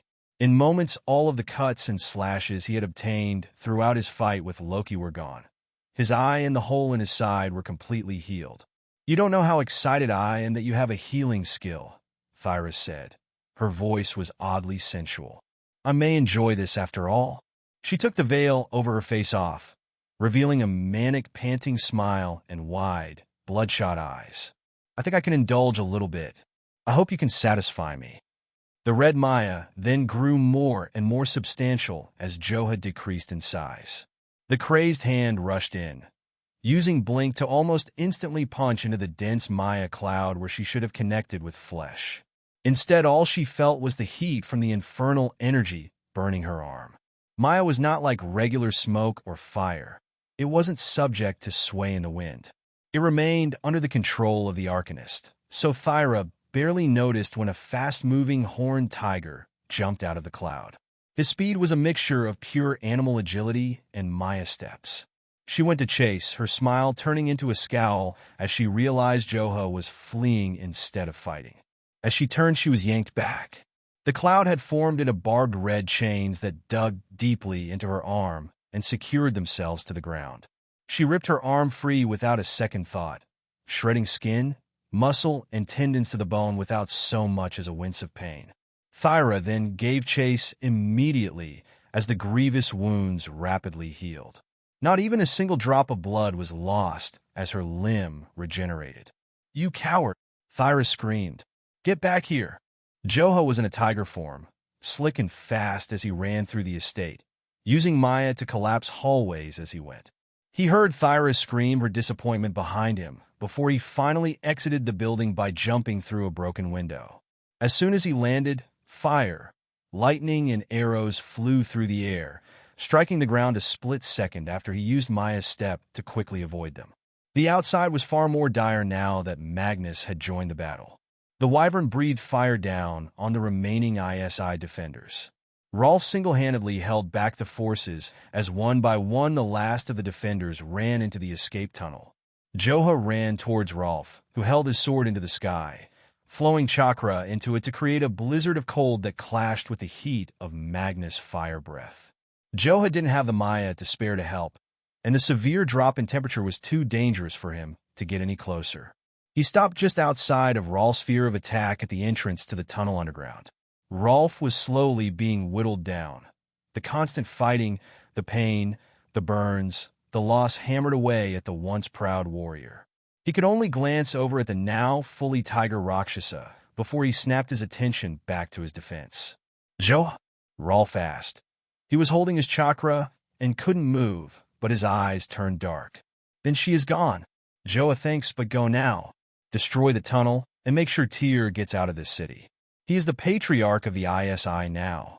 Tell him I am proud of him, and make sure he finds the disciples that left to join the war with the Druids. Make sure they do not return. There is nothing for them here in Lavi." "I will tell him, Rolf," Joha said. "Die well." He ran into the tunnel, which collapsed behind him. Rolf screamed his defiance as the extreme cold around him began to contract as it was sucked into the blade of his sword. The elements froze, devoid of all energy anywhere the blade passed. However, without the dome of frigid air swirling around, he was engulfed in flames. Only the sword was untouched by the fire, its cold absolute as he slashed up once at the wyvern, then a second time at the men closing in on him. All of his chakra expended, all of his skill, and all of his strength used in 2 final attacks. Shimmering arches of frigid power flew through the air. Anyone caught in its path was cut down and frozen solid before their body hit the ground.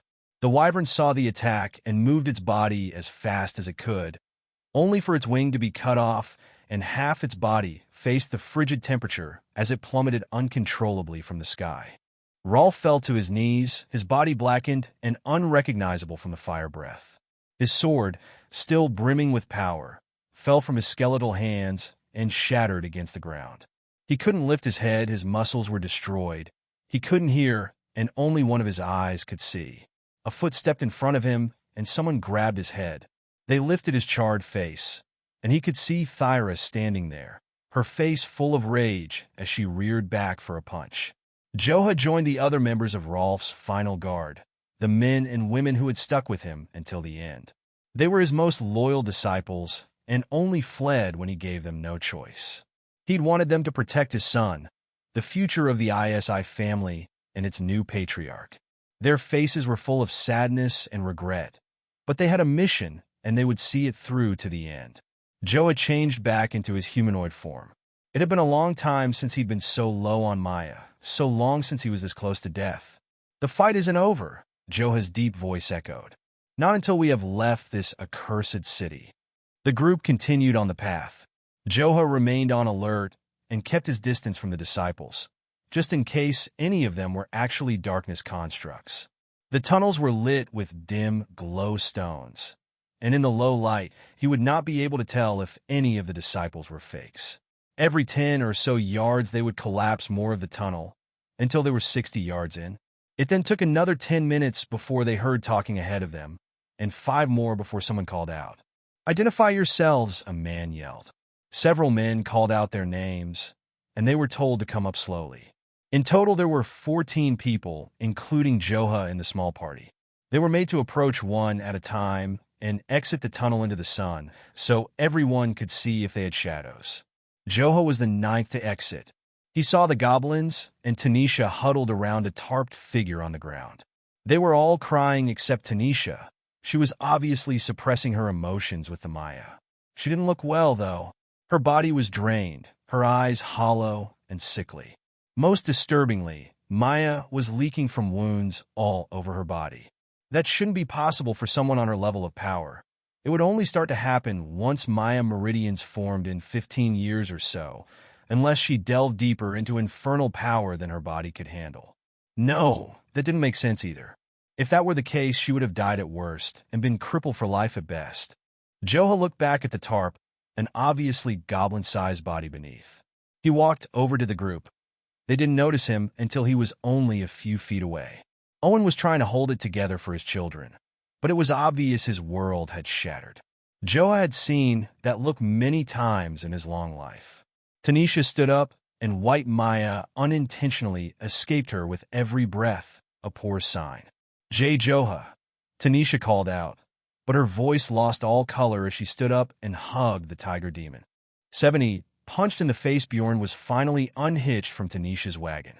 They replaced him with a horse so he could hide inside once they were on the move again. There was a somber attitude around no matter where Bjorn looked. His side was still sore from being impaled with a sword, but it was more or less phantom pain. He had more pressing issues, such as getting out of here alive and finding out if there were any more surprises with his abilities. So what you're telling me is that there was no way for you to know that I would breathe fire out of all of my heads at once? Will that work with the poison cloud too? No, and don't sound disappointed, Failsafe responded. I was originally made to help you with a humanoid reincarnation, so I might miss some small things here and there. From what I gathered is that it happened because you can't control that energy properly. Poison Cloud is 1 mana point less, but at the same time it's not as explosive as the Plague Fire, and thus the energy is harder to control. If you could have focused the power better, it would have only come from one head, and would have been far stronger as a result. Me breathing it from all 3 heads weakened it? Bjorn asked. Yes, although it was awesome, Failsafe said. Well, let's finally fix my low mana situation, Bjorn responded. Agreed, failsafe stated. Unassigned cultivation points distribution. You have leveled up 5 times before assigning your UCP.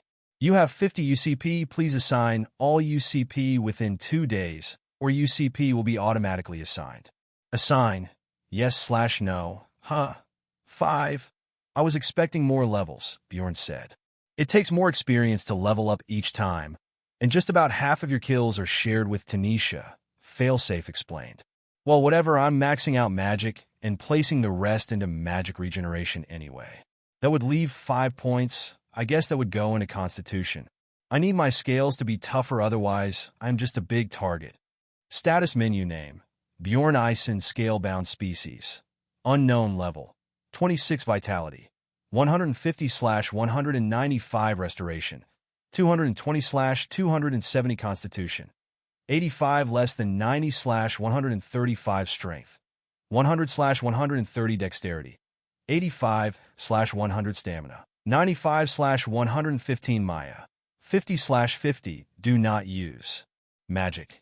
10 less than 25/25 Magic Regeneration. 20 less than 50/50, plus 100 from Bond. Page 1 of 2 Skills Analysis. Reincarnation, failsafe, and incomplete reincarnation magic, and your best friend, who has your back no matter what. Error. Unknown pact. You are connected to a progenitor being from the infernal planes. They're watching you. Venomous bite. Magic cost 0. You have a neurotoxic venom, which can be injected through a bite with your fangs. 2. Bite of the King of Reptiles. Maya cost 10. Your venom becomes infectious and will spread to nearby targets within 5 feet of the injected target. Allies are unaffected by your venom. Poison cloud. Magic cost 5. With your right head, you can mix venom into the air using magic, creating a large area of poisonous gas. This gas will rapidly reduce the health of those inside. Allies within your poison cloud are unaffected by the poison. 2. Breath of the Infernal One. Maya cost 15. Exhale a breath infused with the decay of the infernal planes. Targets within the cloud will rot over time as long as the effect is not cleansed. Plague Fire Breath. Magic cost 6. Stamina cost 7. With your left head, you can breathe a plume of superheated toxin, which will ignite enemies and infect them with your neurotoxin. Flames retain toxicity until you release the spell. Plague Fire will spread like normal fire. 2. Infernal Fire Breath. Maya cost 20. Fire will spread over non-flammable material at a reduced rate. Hellmouth. Maya cost your soul. Seriously, if you use this, we die. I really don't want to tell you what this is, because if you use it, our heart is going to explode or something. I just know it. However, your middle head can exhale all of the Maya stored in your body. This Maya can be breathed in by your other heads to use Maya-infused breath attacks. It can also enhance the durability of your scales and potency of your venom. Poison Claws. Magic cost 3. You can infuse your claws with neurotoxic venom, making even small scratches fatal. Allies are unaffected by your venom. 2. Claws of the King of Reptiles. Maya cost 5. Venom becomes harder to cleanse. Infernal Scale Armor. Maya cost 25. Absorb Maya into your scales, making them more durable and resistant to physical and magical damage. Delta Familiar Contract. Magic cost -100. You are a bonded Delta-class familiar. You gain +100 to magic regeneration. Your bond has grown, allowing you to convey emotions through your bond. Your bond is more resistant to outside influences and cannot be forcibly severed by outside parties. King of the Reptiles. Passive skill. Dragons, lizards, and amphibians all show hesitation and fear around you, going so far as to run away. More study needed.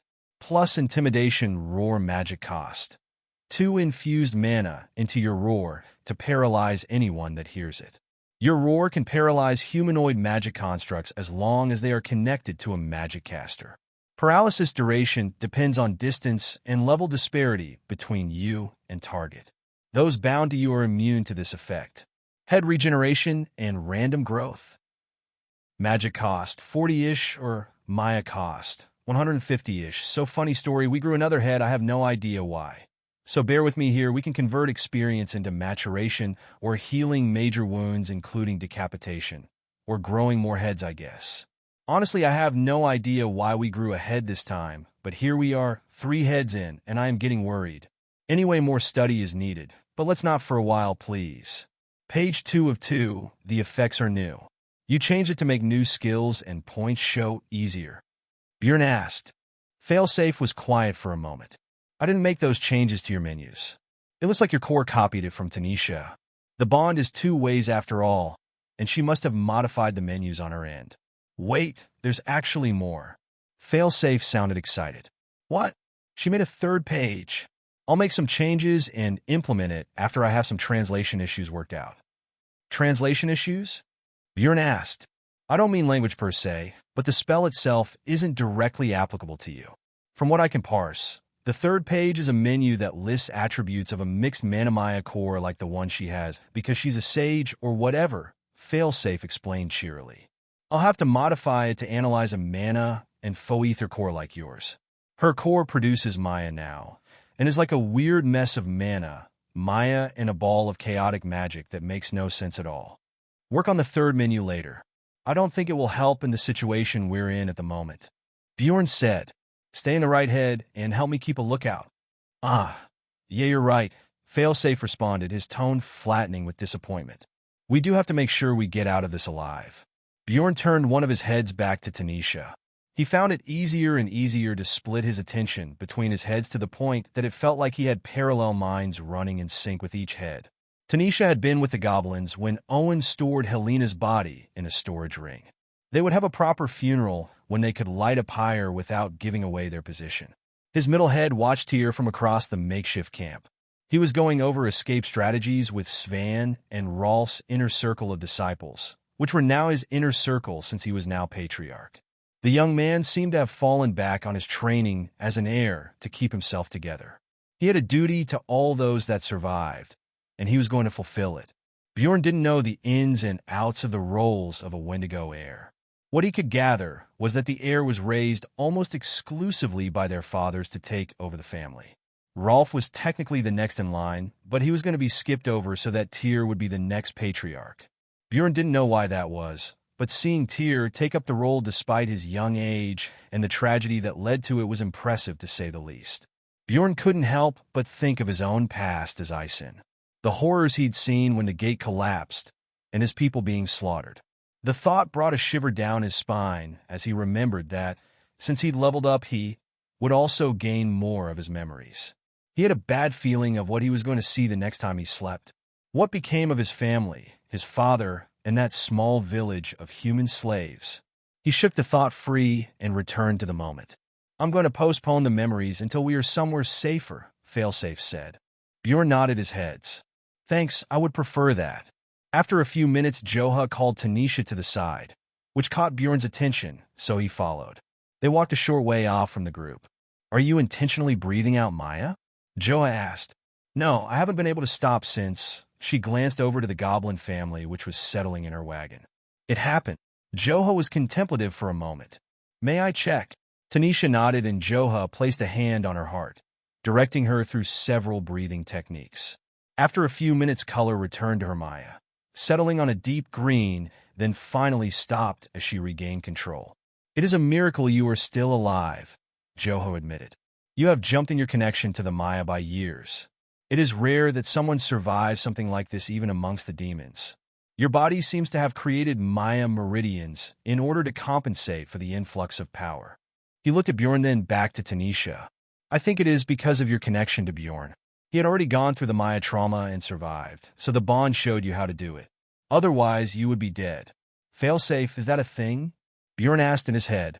I mean, her core is copying yours somewhat. I wouldn't be surprised if, when she went berserk, it looked at your core for a solution. Failsafe responded. Her core is so different now, it's hard to tell. I lost control. I felt the Maya, and I needed power, Tanisha said. Her voice quivered despite the Maya suppressing her emotions. Then I needed more to try to save Dash. She cut herself off, closing her eyes and balling her fists. I'm going to kill Loki, I'm going to kill Thyra, and I will kill Ingrid for what they have done. What more can they take from me? What else are those evil people going to take from the ISI? These good people aren't traitors? There was no trial, no proof, no weight. Tanisha opened her eyes and looked at Joha. There was no trial, which means this city is still contested. We can escape as long as we get to the outer city. Joha furrowed his brow. What does that mean? When a noble family is dethroned, their land becomes contested, but only those backed by a royal can fight for the right to own that land. Usually the royal family is in agreement as to who can get the new land, and it's given to them uncontested. However, if they don't agree and back different noble families, then those families can fight for the right to the land. In order to keep that backing, they have to accomplish a show of power. I'm sure part of Ingrid's deal with the first prince is to eliminate the 3 families he branded traitors to prove she can rule uncontestedly. But if she fails, she will lose the support of the prince and thus the right to take Lavi. Tanisha smiled devilishly. If that happens, the first prince will withdraw or be forced to back a loser that couldn't even kill one material user. Whoever the other noble that's backed by a royal will win by default, and Ingrid will be a laughingstock. That seems well thought out, Joa said. I was taught politics for most of my life, Tanisha said with a raised finger. Tyr just has to survive long enough for the rival noble and royal to show up. She looked towards the walls to the palace. I will kill her one day, but I'm not stupid enough to think I can do that now. I think the Maya is helping me to think logically right now. I don't think I will still be in the right state of mind if Loki shows up, though. If that happens, will you help me kill him? No matter what, I want him dead if we can. Joha opened his mouth to speak, but another voice cut him off. Joha, Tanisha, can we have a word? Tyr called out. Joha let out a slow, contemplative breath. We will talk more about this later. Bjorn followed the pair as they walked to Tyr and his inner circle. The young man didn't look like himself, and Bjorn could taste seething anger covering the grief. The faces of the 13 inner circle members were hard. Each of them had the same dark expression. Thank you for joining us, Tyr said. Should she be here? A man yelled. Bjorn used identify to see his name was Njal. Isn't she a Shia from that cursed fucking family? Bjorn growled, each of his heads locking onto the man as his anger rose. How dare he say that when Tanisha risked her life and safety for them? Njal took a step back, but Tanisha raised her hand and petted Bjorn to calm him down. I will not tolerate anyone bad-mouthing Tanisha, Tyr stated furiously. She is the only reason any member of the ISI family is still alive right now. If any of you have a problem with Tanisha being here, get out of my sight.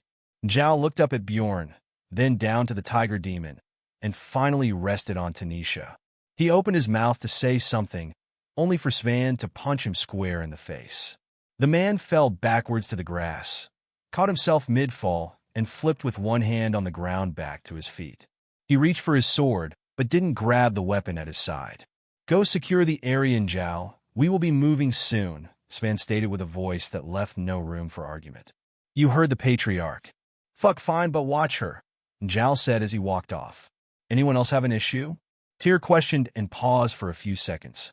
Good. So as I was saying, Tanisha, Joha, Bjorn, thank you for joining us. 71. The Faith of the Wendigo. First things first, we have to get our people out of the inner wall, Tyr stated. And quickly. All of the gates will have higher security now that we've gotten out of the estate. We need to know which one we can get through, so I need volunteers to scout ahead of us. Take off all apparel associated with the ISI style. Several men and a woman stepped up. They started to take off their training robes when Joa stopped them. He bellowed out red Maya, which suffused into their outfits, changing its color and appearance. Each of them now appeared to be in normal clothing of natural colors instead of the baby blue and white. The Maya continued to bellow for a little while longer, until all of the members of the meeting appeared to be in different clothing. Not only did it not look like the robes, but they all had different trims and styles, making them look like a group of random people. Joha couldn't change the swords and weapons, however, and they would be a dead giveaway if they were seen. I didn't know you could do that, Joha, Tyr said, astonished at the enigmatic power. Well, that takes care of finding new clothing. It also kept whatever protections you had, so the new outfits are just as sturdy as they were before, Joha stated as he smoked. If they close the gatehouses, how will we get out? One of the men asked. With him, Tyr motioned to Bjorn. I was told that he's the one who did that to the wall. He pointed at the black line that tracked along the massive wall. If he can do that from a distance with all of the enchantments on that structure, what can he do if we get him closer? Tanisha turned to her familiar. Can you do it again, big man? Bjorn nodded, so Tanisha continued. I wanted to say this as well. The fort city is contested ground. Another royal and noble faction is most likely on the way here to seize the fort. Contested? Tyr screamed angrily. They're planning a civil war for the fort city, and my family was caught up in the middle of it. That's why there was no trial, Svan stated with grim realization. The prince needed proof of the Salstars' ability, so they chose to eliminate us. The prince has always hated the material users, and I am certain the Salstars do as well. This changes little, but at least now we know, Tyr said, anger still permeating his face. Those going to check out the gates go now. Be back in the next 20 minutes. The 3 men and the woman who volunteered all vanished with flash step. It does change things, though, Tanisha said. In order for the Salstars to take the city completely, they will need the backing of the prince. If you escape the inner city, even if we aren't able to escape the city completely, all we need to do is hide out somewhere, and the Salstars will lose the backing of the first prince. I still think we should get out of the city completely, but as it stands, the Salstars don't have the authority to control the outer city yet. We do have many people in the outer city that will help us, I am sure, Svan stated. Escape will be the priority, but if we can't, waiting out the days may be an option as well. Tyr looked thoughtful for a moment. You said the Salstars won't have control of the outer city. Will they be able to close the gates? No, I don't think so, Tanisha said, feeling a little nervous now that everyone was focused on her. She let the Maya have that emotion too. The first prince could, but if he helped them that much, it would only prove Ingrid is not worthy and disqualify the Salstars from ruling the domain.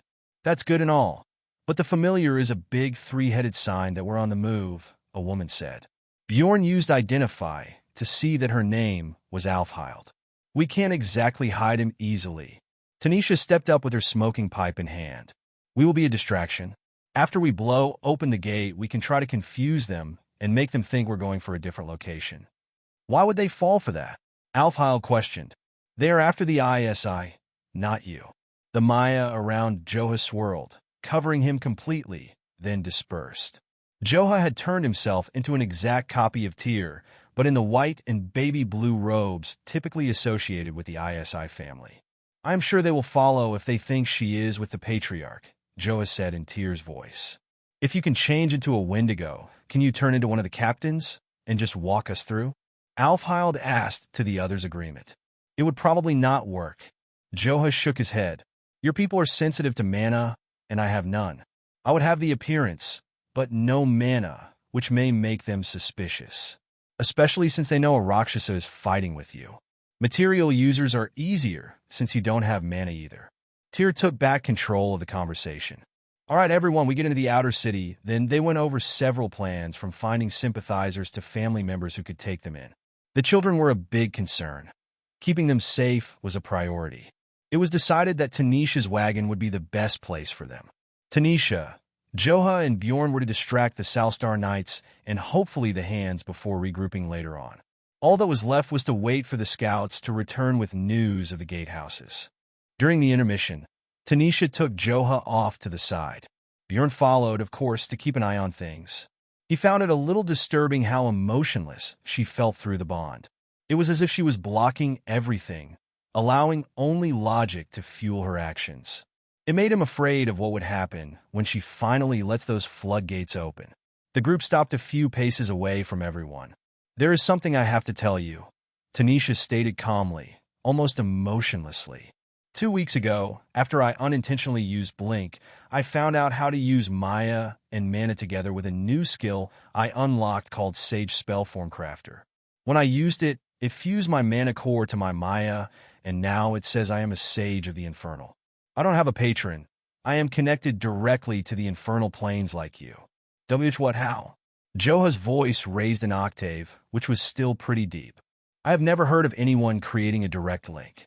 It is something you are born with, not something you can acquire. This could be a major breakthrough for Cambians if it is something you can teach. That wasn't all, Joha, Tanisha said. Have you ever heard of someone evolving into a greater before? Aside from those chosen by a true?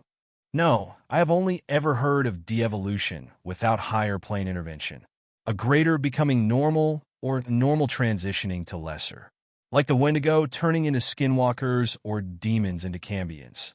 Joha responded with an eyebrow raised.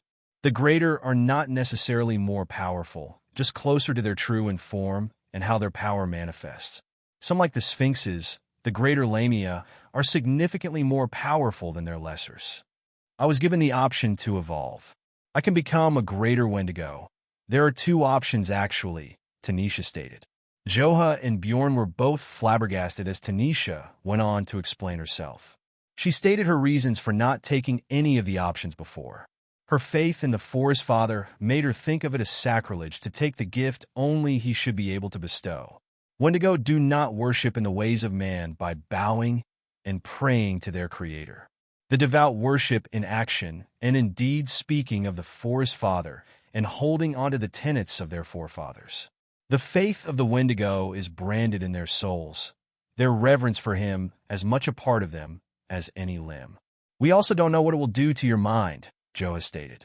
When a being de-evolves, their mental state changes. Some creatures become far more violent like the Wendigo. Others change in various other ways. I am told the goblins were once the emerald elves who ruled the world, but something happened to them and they became what they are now. He scratched his chin thoughtfully. If you were to evolve, there is the chance it will change your personality or perception of the world. You said you were given options, meaning more than one. What are they? Nature's wrath was first, but when I lost control of the Maya, I was given a second one. Hern Hunter, Tanisha responded. I have 2 days or I will lose the evolutions. I have never heard of either, but I don't know much about Greater Wendigo, Joe has said. There has only ever been one, so I am not surprised. Nature's wrath was the race of the first Wendigo king. His magic is the sorcery used by his descendants in the royal family. I have never heard of the Hern Hunter before. Is there any more information on them? Joa asked. No, just the names, Tanisha responded. Try something for me, Joa said. I have known many people with mental projection magics like yours. Focus on the names in the menu with the desire to learn more about it. See if anything happens. It is your magic after all. You should be able to alter it. Tanisha was silent for a moment as she stared into a blank space. Failsafe, Bjorn said mentally. See if we have something similar. I'm still poking around with the third page right now. It's where she got the information, so maybe we will. I doubt you have an evolution on the way, Failsafe responded. More than likely you are a true, so there's nothing to evolve into. What would that even be? A true. A true to the second power? Just check it out when you get done with the third page, Bjorn stated. After a minute, Tanisha's eyes opened wide. I did it, she exclaimed. I got more information.